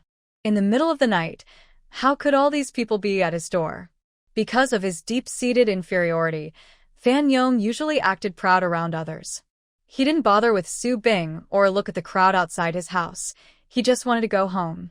But now, the security team definitely wouldn't let him go easily. They needed to find out what happened. Especially Su Bing, who was convinced Fan Yong was that notorious thief who had stolen from 10 families. Catching that notorious thief himself would be so exciting. Su Bing couldn't hold back and grabbed Fan Yong. First, tell me where you just went. Fan Yong was annoyed with Su Bing, and he was in terrible pain all over, with a sore throat that made it hard to speak. He pushed Su Bing away. Su Bing refused to let go and stubbornly tugged at his clothes. Fan Yong's old, tattered military uniform was torn open. Everyone saw clearly that Fan Yong had a thick bandage wrapped around his waist and back, with several envelopes, wallets, and even a large bundle of unwrapped items tucked between the bandages. "This wallet is mine." Wang's wife was the first to shout. Minister Zhang also reacted and stepped forward to hold Fan Yong back, preventing him from running away. Whether Fan Yong is the adopted son of teacher Xie or not, he committed an illegal act, so Minister Zhang doesn't need to show mercy. 2 guards stepped forward to help and held back the struggling Fan Yong. Minister Zhang searched Fan Yong's body and found 2 wallets, 6 envelopes, and some large tangled bundles. Commissar Su recognized one of the envelopes as his own. Others also started claiming their belongings. Su Bing proudly told everyone, "I knew it was Fan Yong who stole. Dad, with my reasoning skills, can I join our 2nd Division's detective team?" Commissar Su couldn't stand him showing off in front of others and kicked him in the scolding, "Go back to sleep. Will you still go to school tomorrow?" Su Bing dodged his father's kick and moved to Xiaowan, bragging, "Xiaowan, I also cracked a big case. Do you think they'll give me a reward?" Xiaowan looked worried but was secretly happy. The stolen items were actually hers and Xiao Ji's, and they tied them to Fan Yong before leaving him in the small woods. Fan Yong's work ID was also deliberately left in Su Bing's room. Thinking Fan Yong should wake up soon, she called Xiao Ji to wake him. She knew that with his troublemaker personality, he would definitely distract everyone's attention from Fan Yong. With the stolen goods found on him, even if teacher Sieta Hong returned, Fan Yong wouldn't be able to clear his name. Fan Yong was completely confused. He didn't know how those things ended up on him. A few days ago, teacher Sieta Hong had beaten him, and he was wrapped in bandages everywhere. He was used to the bandages, so when he woke up earlier, he didn't check his clothes for anything unusual. He struggled desperately, trying to explain that he didn't steal anything. I didn't steal. He silently roared, but unfortunately no one could hear what he was saying because Xiaowan had drugged him with herbs from the space, making him mute. Mother sure ran to her son and protected him, desperately explaining, "There must be a mistake. Fan Yong would never steal. He was just at home." She suddenly looked up at Xiaowan and pointed at her, shouting, "It's Xiaowan. She stole it and framed my Fan Yong." Sure is the stepmother, which everyone in the compound knows. To protect her son, she falsely accused Xiaowan, even though Zheng Li, who usually gets along with her, couldn't stand it. Zheng Li stepped in front of Xiaowan and said, "Sister, sure, this isn't right. Xiaowan isn't your biological daughter, but you can't accuse her like this. Again, everything was taken from your son. Xiaowan was peacefully sleeping at home and was also stolen from by your son for 20 yuan. Do you feel comfortable saying that?" Shurian wanted to explain that her son should have been in Xiaowan's room, but she dared not speak. Could she really say her son was planning to someone? Assaulting someone is a much more serious crime than theft. Xia Wan, feeling wronged, hid behind Zhengli. She vowed to send Zhengli a big basket of fresh vegetables this weekend, so Zhengli wouldn't have to go around with Captain Wang looking for some mysterious old farmer. Then she heard everyone present speaking up for her, especially Deputy Commissioner Su, who sternly criticized Shi Yun and asked Minister Wang to call Xia Dahong in the provincial city immediately. After his meeting, Xia Dahong should come back quickly to handle family matters. Since arriving in this world, Xia Wan had felt too much malice. The original owner's experiences had made her feel little emotion towards the people here. But seeing so many people defending her, she suddenly felt uneasy. During tonight's farce, she only thought of punishing Fan Yong and Shi Yun. She didn't care about how these people felt after losing their things. The more they defended her, the more ashamed she felt. She silently remembered their faces and names. Tonight, the 10 families she disturbed each received a basket of fresh vegetables. In the future, she would repay their support tonight. Dawn broke, the night faded, and a glimmer of light entered Xia Wan's heart. Fan Yong was detained by the security department. Because of Xia Dahong's influence, they didn't immediately send him to the police station. The other families who had been robbed also said to wait until teacher Xia returned to handle it. This made Xia Wan a little disappointed, but she also wanted to see how her biological father would react to such a serious matter. Shi Yun was scolded by everyone and dared not trouble Xia Wan anymore. She also began to doubt her son's actions. After all, she saw with her own eyes that the money and tickets were taken from Fan Yong. Shi Yun was afraid Fan Yong was planning to run away with the money because she worried the work team would find out about the young women. Since it was already dawn, Xia Wan couldn't sleep after returning to her room. She took down all the sheets and blankets from her bed and carried them downstairs to wash. At this time, the washing machine was not yet used in households. Xia Wan could only wash by hand. She missed the household appliances of her later life. Unfortunately, she wasn't an electrical engineer and didn't know how those appliances were made. Aunt Zhou was not here, and there was no one to prepare breakfast. Xia Wan carried her backpack, took her meal ticket, and went to the cafeteria for breakfast. The residents in the family compound all wake up early. The events from last night have already spread. On the way, Xia Wan received many expressions of concern. Several aunties wanted to give her boiled eggs and quietly said, "Poor child." It seems that Shi Yun's accusations last night actually helped Xia Wan distance herself from Shi Yu and the Fan siblings. Everyone did not look down on Xia Wan because of Fan Yong. Only, no one knew what kind of look she would face when Dahong returned. At the cafeteria entrance, Xia Wan met Su Bing. Seeing her with her backpack and pushing her bicycle, Su Bing hurriedly called out, "Xia Wan, you're going to school so early? Wait for me. I'll bring the steamed bun porridge back home, and we can go together." After saying that, Su Bing ran back home quickly. He took 2 steamed buns, put his backpack on, and went to find Xia Wan. But Xia Wan didn't wait for him. Su Bing rode his bike, chasing and scolding. "You said we're brothers. What's wrong with waiting a bit?" Xia Wan didn't do it on purpose to leave Su Bing behind. She had something to do this morning and wouldn't go straight to school. Last Friday, she had arranged to buy whole medicinal plants from farmers at the purchase station. When she arrived at the station, Aunt Zhao was already there. "Hey, Xiao Xia, you're really early? I thought you'd come a bit later," Aunt Zhao said, unloading her basket to reveal the herbs inside. Xia Wan saw a full basket of root plants, some she recognized, some she didn't. "Xiao Xia, as you requested, each plant with roots. I even wrapped some soil around them to keep them alive," Aunt Zhao said. "Thank you, Aunt Zhao. How many plants are there?" "I'll pay you," Xia Wan asked. There were 32 plants in total, and she should pay 3 yuan and 20 cents. Because 3 of them were quite large, she paid 3 yuan and 50 cents. Aunt Zhao was very happy and asked, "Will you need more in the future?"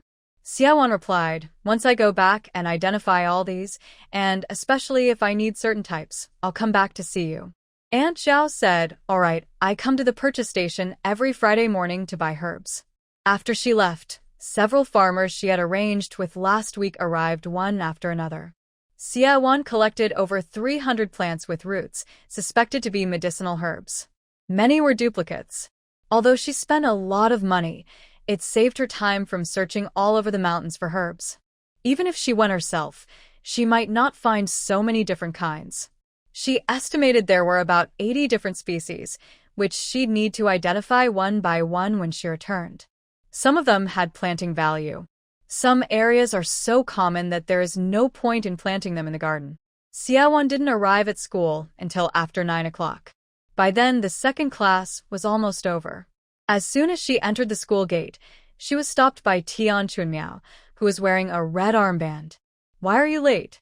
Tian Chunmiao is the director of the political work department. She usually doesn't handle issues like tardiness. However, the last time Shiryan asked her to stop Xiaowan from enrolling, she failed and was humiliated by Xiaowan, which made her very annoyed. Xiaowan also knew why Tian Chunmiao was always picking on her. "Teacher Tian, something happened at home. My stepmother's son was arrested, so I was late," she explained. Tian Chunmiao and Shiryan are good friends. When she heard Shiryun's son was arrested, she didn't bother to scold Xiaowan and hurried back to her office to make a phone call. Xiaowan waited until class was over before slipping into the classroom.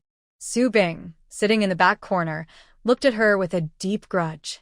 Seeing that Xiaowan didn't even turn around to explain, he angrily hugged his bag and walked over to her desk. Xiaowan's desk mate is a girl named Lin Ling. Su Bing told her, "Lin Ling, let's swap seats." Lin Ling had been getting along well with Xiaowan recently and didn't want to change seats. But she was a little afraid of Su Bing and timidly said, "The teacher doesn't allow us to switch seats privately." Xiaowan was taking things out of her bag and glanced up at Su Bing, asking, "What's wrong with you again?" Su Bing rolled his eyes at her, annoyed, and said, "I can't see the blackboard clearly. I want to switch with Lin Ling." "It's none of your business." Su Bing was like the class bully. Everyone knew his father was a high-ranking officer in the military. He was bossy, but also loyal. His grades were average, and sometimes he fought with students from other classes or schools. If someone bullied his classmates, he would stand up for them. Basically, he was a troublemaker. Before Xiaowan arrived, Su Bing thought he was very impressive for causing trouble. After meeting Xiaowan, he slowly realized he wasn't so powerful anymore. Plus, causing trouble was no longer fun. Recently, he had been behaving quite well and was praised by teachers several times. But his troublemaker aura still lingered. Lin Ling was scared and started packing her things. Xiaowan, seeing this, said to Su Bing, "I'll swap with you." Lin Ling thought if she swapped seats with Su Bing, she would have to sit next to him. She quickly said, No, I'll switch." Su Bing sat next to Xiaowan and slammed his books loudly. Xiaowan was speechless and asked, "What did I do to upset you again?" Su Bing said unhappily, "Are you acting alone again? I asked you to wait for me this morning, but you left without a word. Do you still consider me your brother?" Xiaowan felt a little guilty. Besides having a good impression of Qin Mai, she had always kept her feelings about the people in this world closed off. After all, to her, this place was just a world in a book. It was like dreaming. She wasn't sure if one day she would wake up and return to her original world. Everything here was just a fleeting illusion. So, she didn't plan to invest too much emotion in the people here to avoid feeling sad when she woke up. But last night's events opened a small in her heart. Su Bing's accusations made her look at him seriously. She asked, "Do you really see me as your brother?" Hearing this, Su Bing got even angrier. "So, you think I'm pretending? Go ask around. Do I, Su Bing, treat my brothers with utmost loyalty and stand by them no matter what?" Xiaowan thought to herself that this kid was probably suffering from teenage rebellion again. But she still respected the word loyalty. She nodded seriously and said, "I understand. From now on, I'll also treat you like a little brother." Su Bing was unhappy.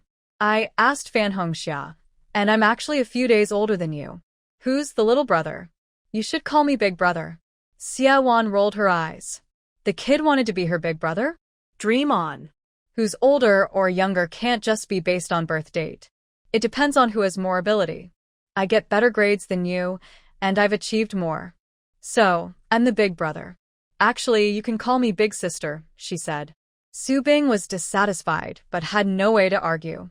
She was indeed more capable than him. He muttered, I caught a thief last night too.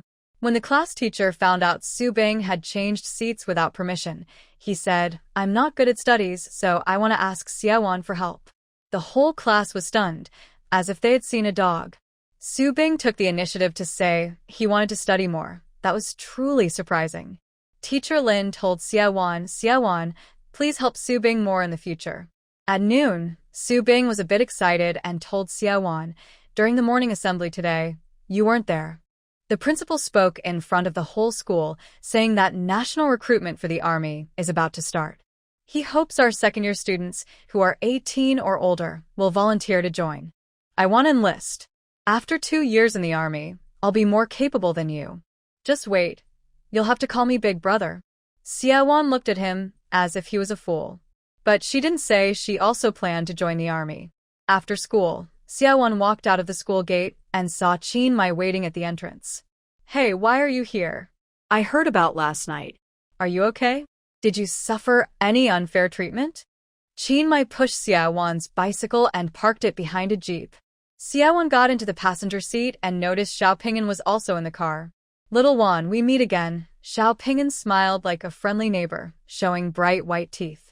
Xiaowan frowned. She had only met Xiao Ping'an twice, and he was quite familiar. Comrade Xiao, hello, she greeted politely but distantly. Xiao Ping'an handed her an apple. I just visited your cousin at the city hospital. She gave me this apple. Xiaowan's mind turned quickly, understanding why Xiao Ping'an called her little Wan sister. Sure, you always called her that. It seemed these two had developed feelings for each other. No wonder, previously, Xiao Ping'an was determined to marry Shiryu. Since Shiryu was reborn, and based on what Xiaowan knew about Xiao Ping'an, it would be easy to control him. Xiaowan turned her head to look ahead, not reaching for the apple, leaving Xiao Ping'an with a view of her back. Comrade Xiao, we're not close, so please call me by my full name in the future. I don't have a cousin, so we're not related. Xiao Ping'an looked surprised and asked, do you have hostility toward me?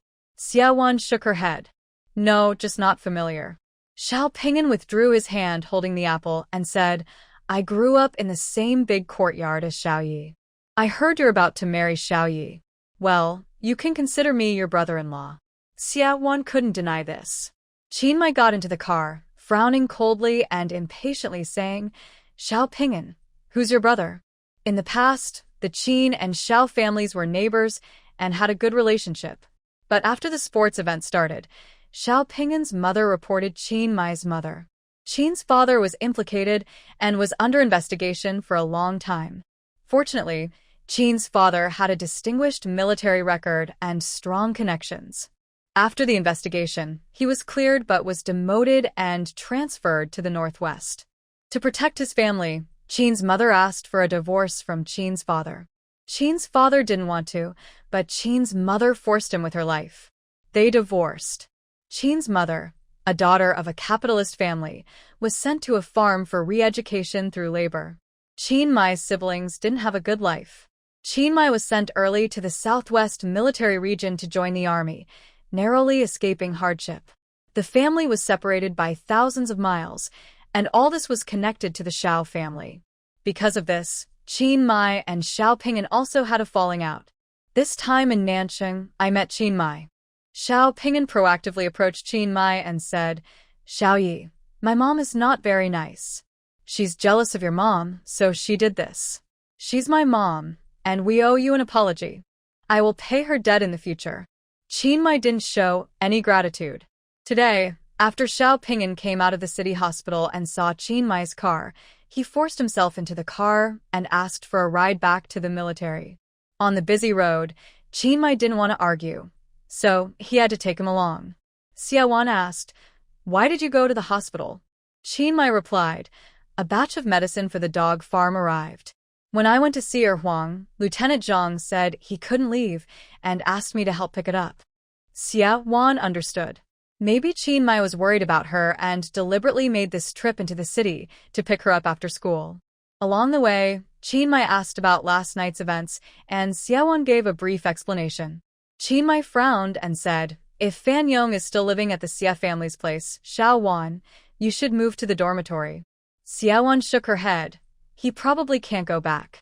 Xiao Ping'an then realized what had happened and thought, no wonder Xiaowon seems somewhat hostile to me. It turns out she's having issues with Shi Yu's aunt's family.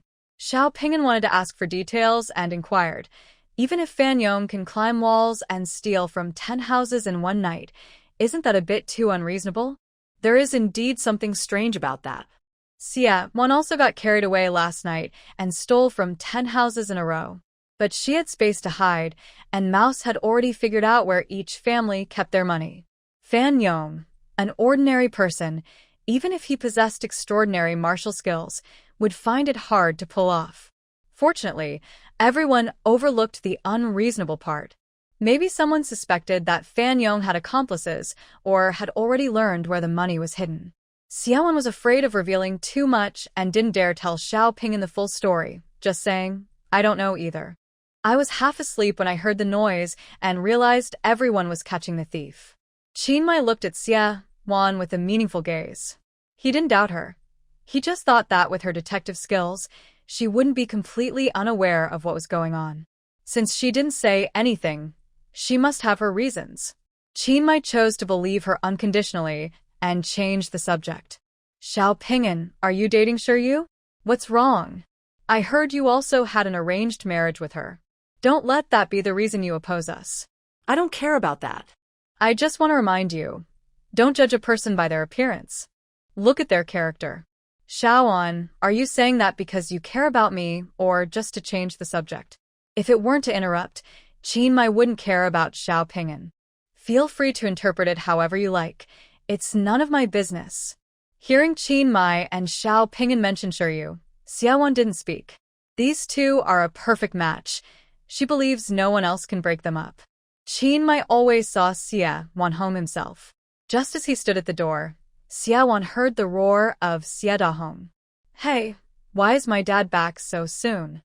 Chiang Mai advised Xiaowon, "Master Xia might not be in a good mood. If you're uncomfortable at home, call the office at the military base. I'm on duty tonight." Xiaowon wasn't afraid of Xia Dahong. She walked into the house with a watching attitude, ready to see what would happen. Xiaowon stepped inside, and the roar suddenly stopped. The whole Xia family was filled with a tense, heavy atmosphere. Shi Yun and Fan Hongxia didn't dare make a sound.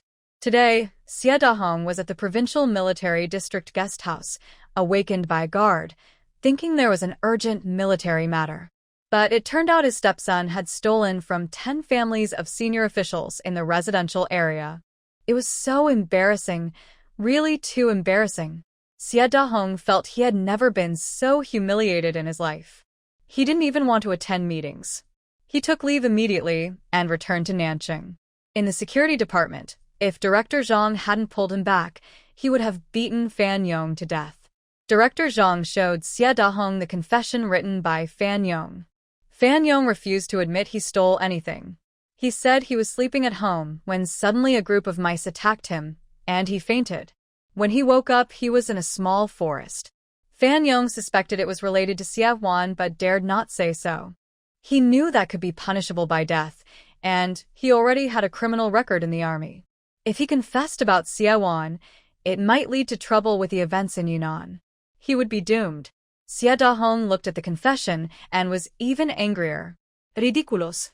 Pure nonsense. Those money and tickets weren't stolen by him. They were stolen by mice to frame him. I've only seen mice steal rice, oil, and meat, but never money or food tickets. Besides, he's a tall man, over 1.70 meters. How could mice move him? When Director Zhang received Fan Yong's confession, he thought the same as Xia Dahong. He shook his head and comforted Xia Dahong. "Master Xia, don't be angry. I suspect this kid has had some kind of mental shock. Maybe we should find a doctor to check him out." Xia Dahong crossed his arms and shouted, "What are you looking at? He is just pretending to be crazy to avoid punishment. Lao Zhang, I tell you, you don't need to worry about my reputation. If it's necessary to hand him over to the police for punishment, just do it. I, Xie Dahong, cannot raise such a child. At this moment, Xie Dahong deeply regrets that over the past 10 years, he shouldn't have been so harsh on his own children.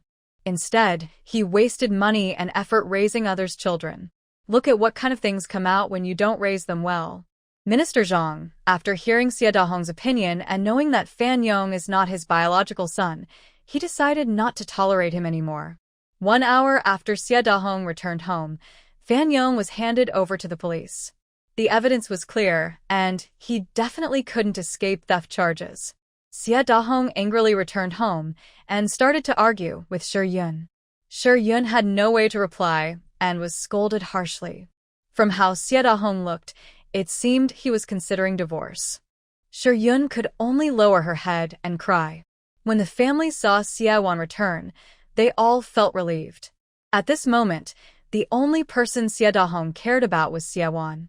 Dad, don't be angry. I've been studying traditional Chinese medicine recently. I can check your pulse, Xie Wan said, genuinely worried that Xie Dahong might get so upset he could get seriously ill. She had also written a letter of complaint. It should be in Xie Dahong's office now. If he saw it and got too angry, it might be bad. No matter what Xie Dahong was like before, he still treated her well now. In this turbulent time, having Xie Dahong's protection made her life easier. Even if she joined the army, with Xie Dahong's support, her chance of being recommended to a military medical school would be much higher. So, Xie Wan was really checking Xie Dahong's pulse. Xie Dahong slowly exhaled, his face looking much better, and he spoke to Xie Wan in a gentle voice. Xiao Wan. Dad wasn't home yesterday. Did you suffer any unfair treatment? Xie Wan almost got bullied, but she had already taken revenge for herself, so she didn't feel wronged. She shook her head and said, it's okay. I just lost 20 yuan. When everyone was claiming money, some of it was bundled together in cash. I didn't want to claim it. Xie Wan didn't lose the money. After the security guard finished collecting all the stolen money, 20 yuan was missing. Naturally, she didn't claim it. Minister Zhang believed that Fan Yong must have hidden the money in his bandages, and maybe he dropped 20 yuan along the way. Xie Dahong also thought so. He shouted at Shi Yun, your son stole it. Hurry up and make up for it. Shi Yun reluctantly went inside and gave Xie Wan 20 yuan. Xie Wan took it happily and felt it was deserved. For the sake of honesty, she only mentioned 20, not 200. She has already been very kind. Dad, your blood pressure is a bit high. You really shouldn't get so angry. Take some time to go to the hospital and get some blood pressure medicine. Xie Dahong felt warm inside. His daughter was so thoughtful. He felt even more regretful.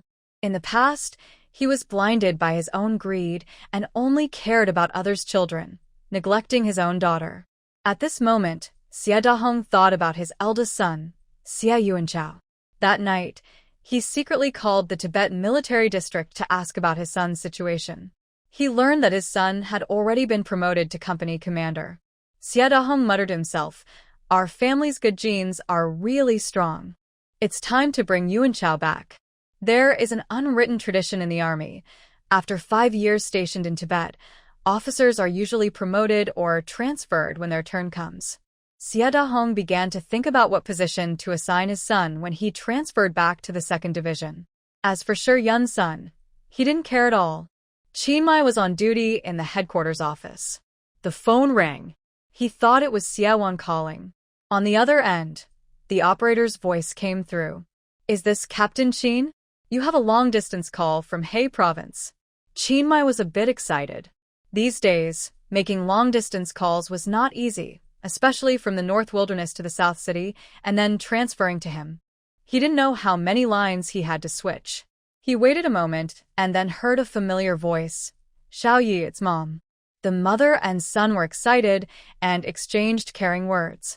Then Qin's mother asked seriously, Xiao Yi, I heard you have a partner over there and are planning to get married? Qin Mai was surprised. Mom, who did you hear that from? Qin's mother said, that's not your concern. But if you want to get married, you need Mom and Dad's approval. What's that girl like? Qin Mai had also planned to tell his family about this, but He hadn't sent the letters he wrote to his parents yet. Mom, listen to me. Xiaowon is a really good girl. After hearing Qin Mai's introduction, Qin's mother said, young people in love tend to get carried away. I can't believe everything you say. I can't come to meet her myself, but I'll send your sister to check her out. Qin Mai felt overwhelmed and quickly stopped her. Mom, don't send my sister. If you're worried, I can have Dad come instead. Qin's mother insisted firmly, no, I don't trust the judgment of men. Qin Mai wanted to keep persuading her, but the call was suddenly disconnected.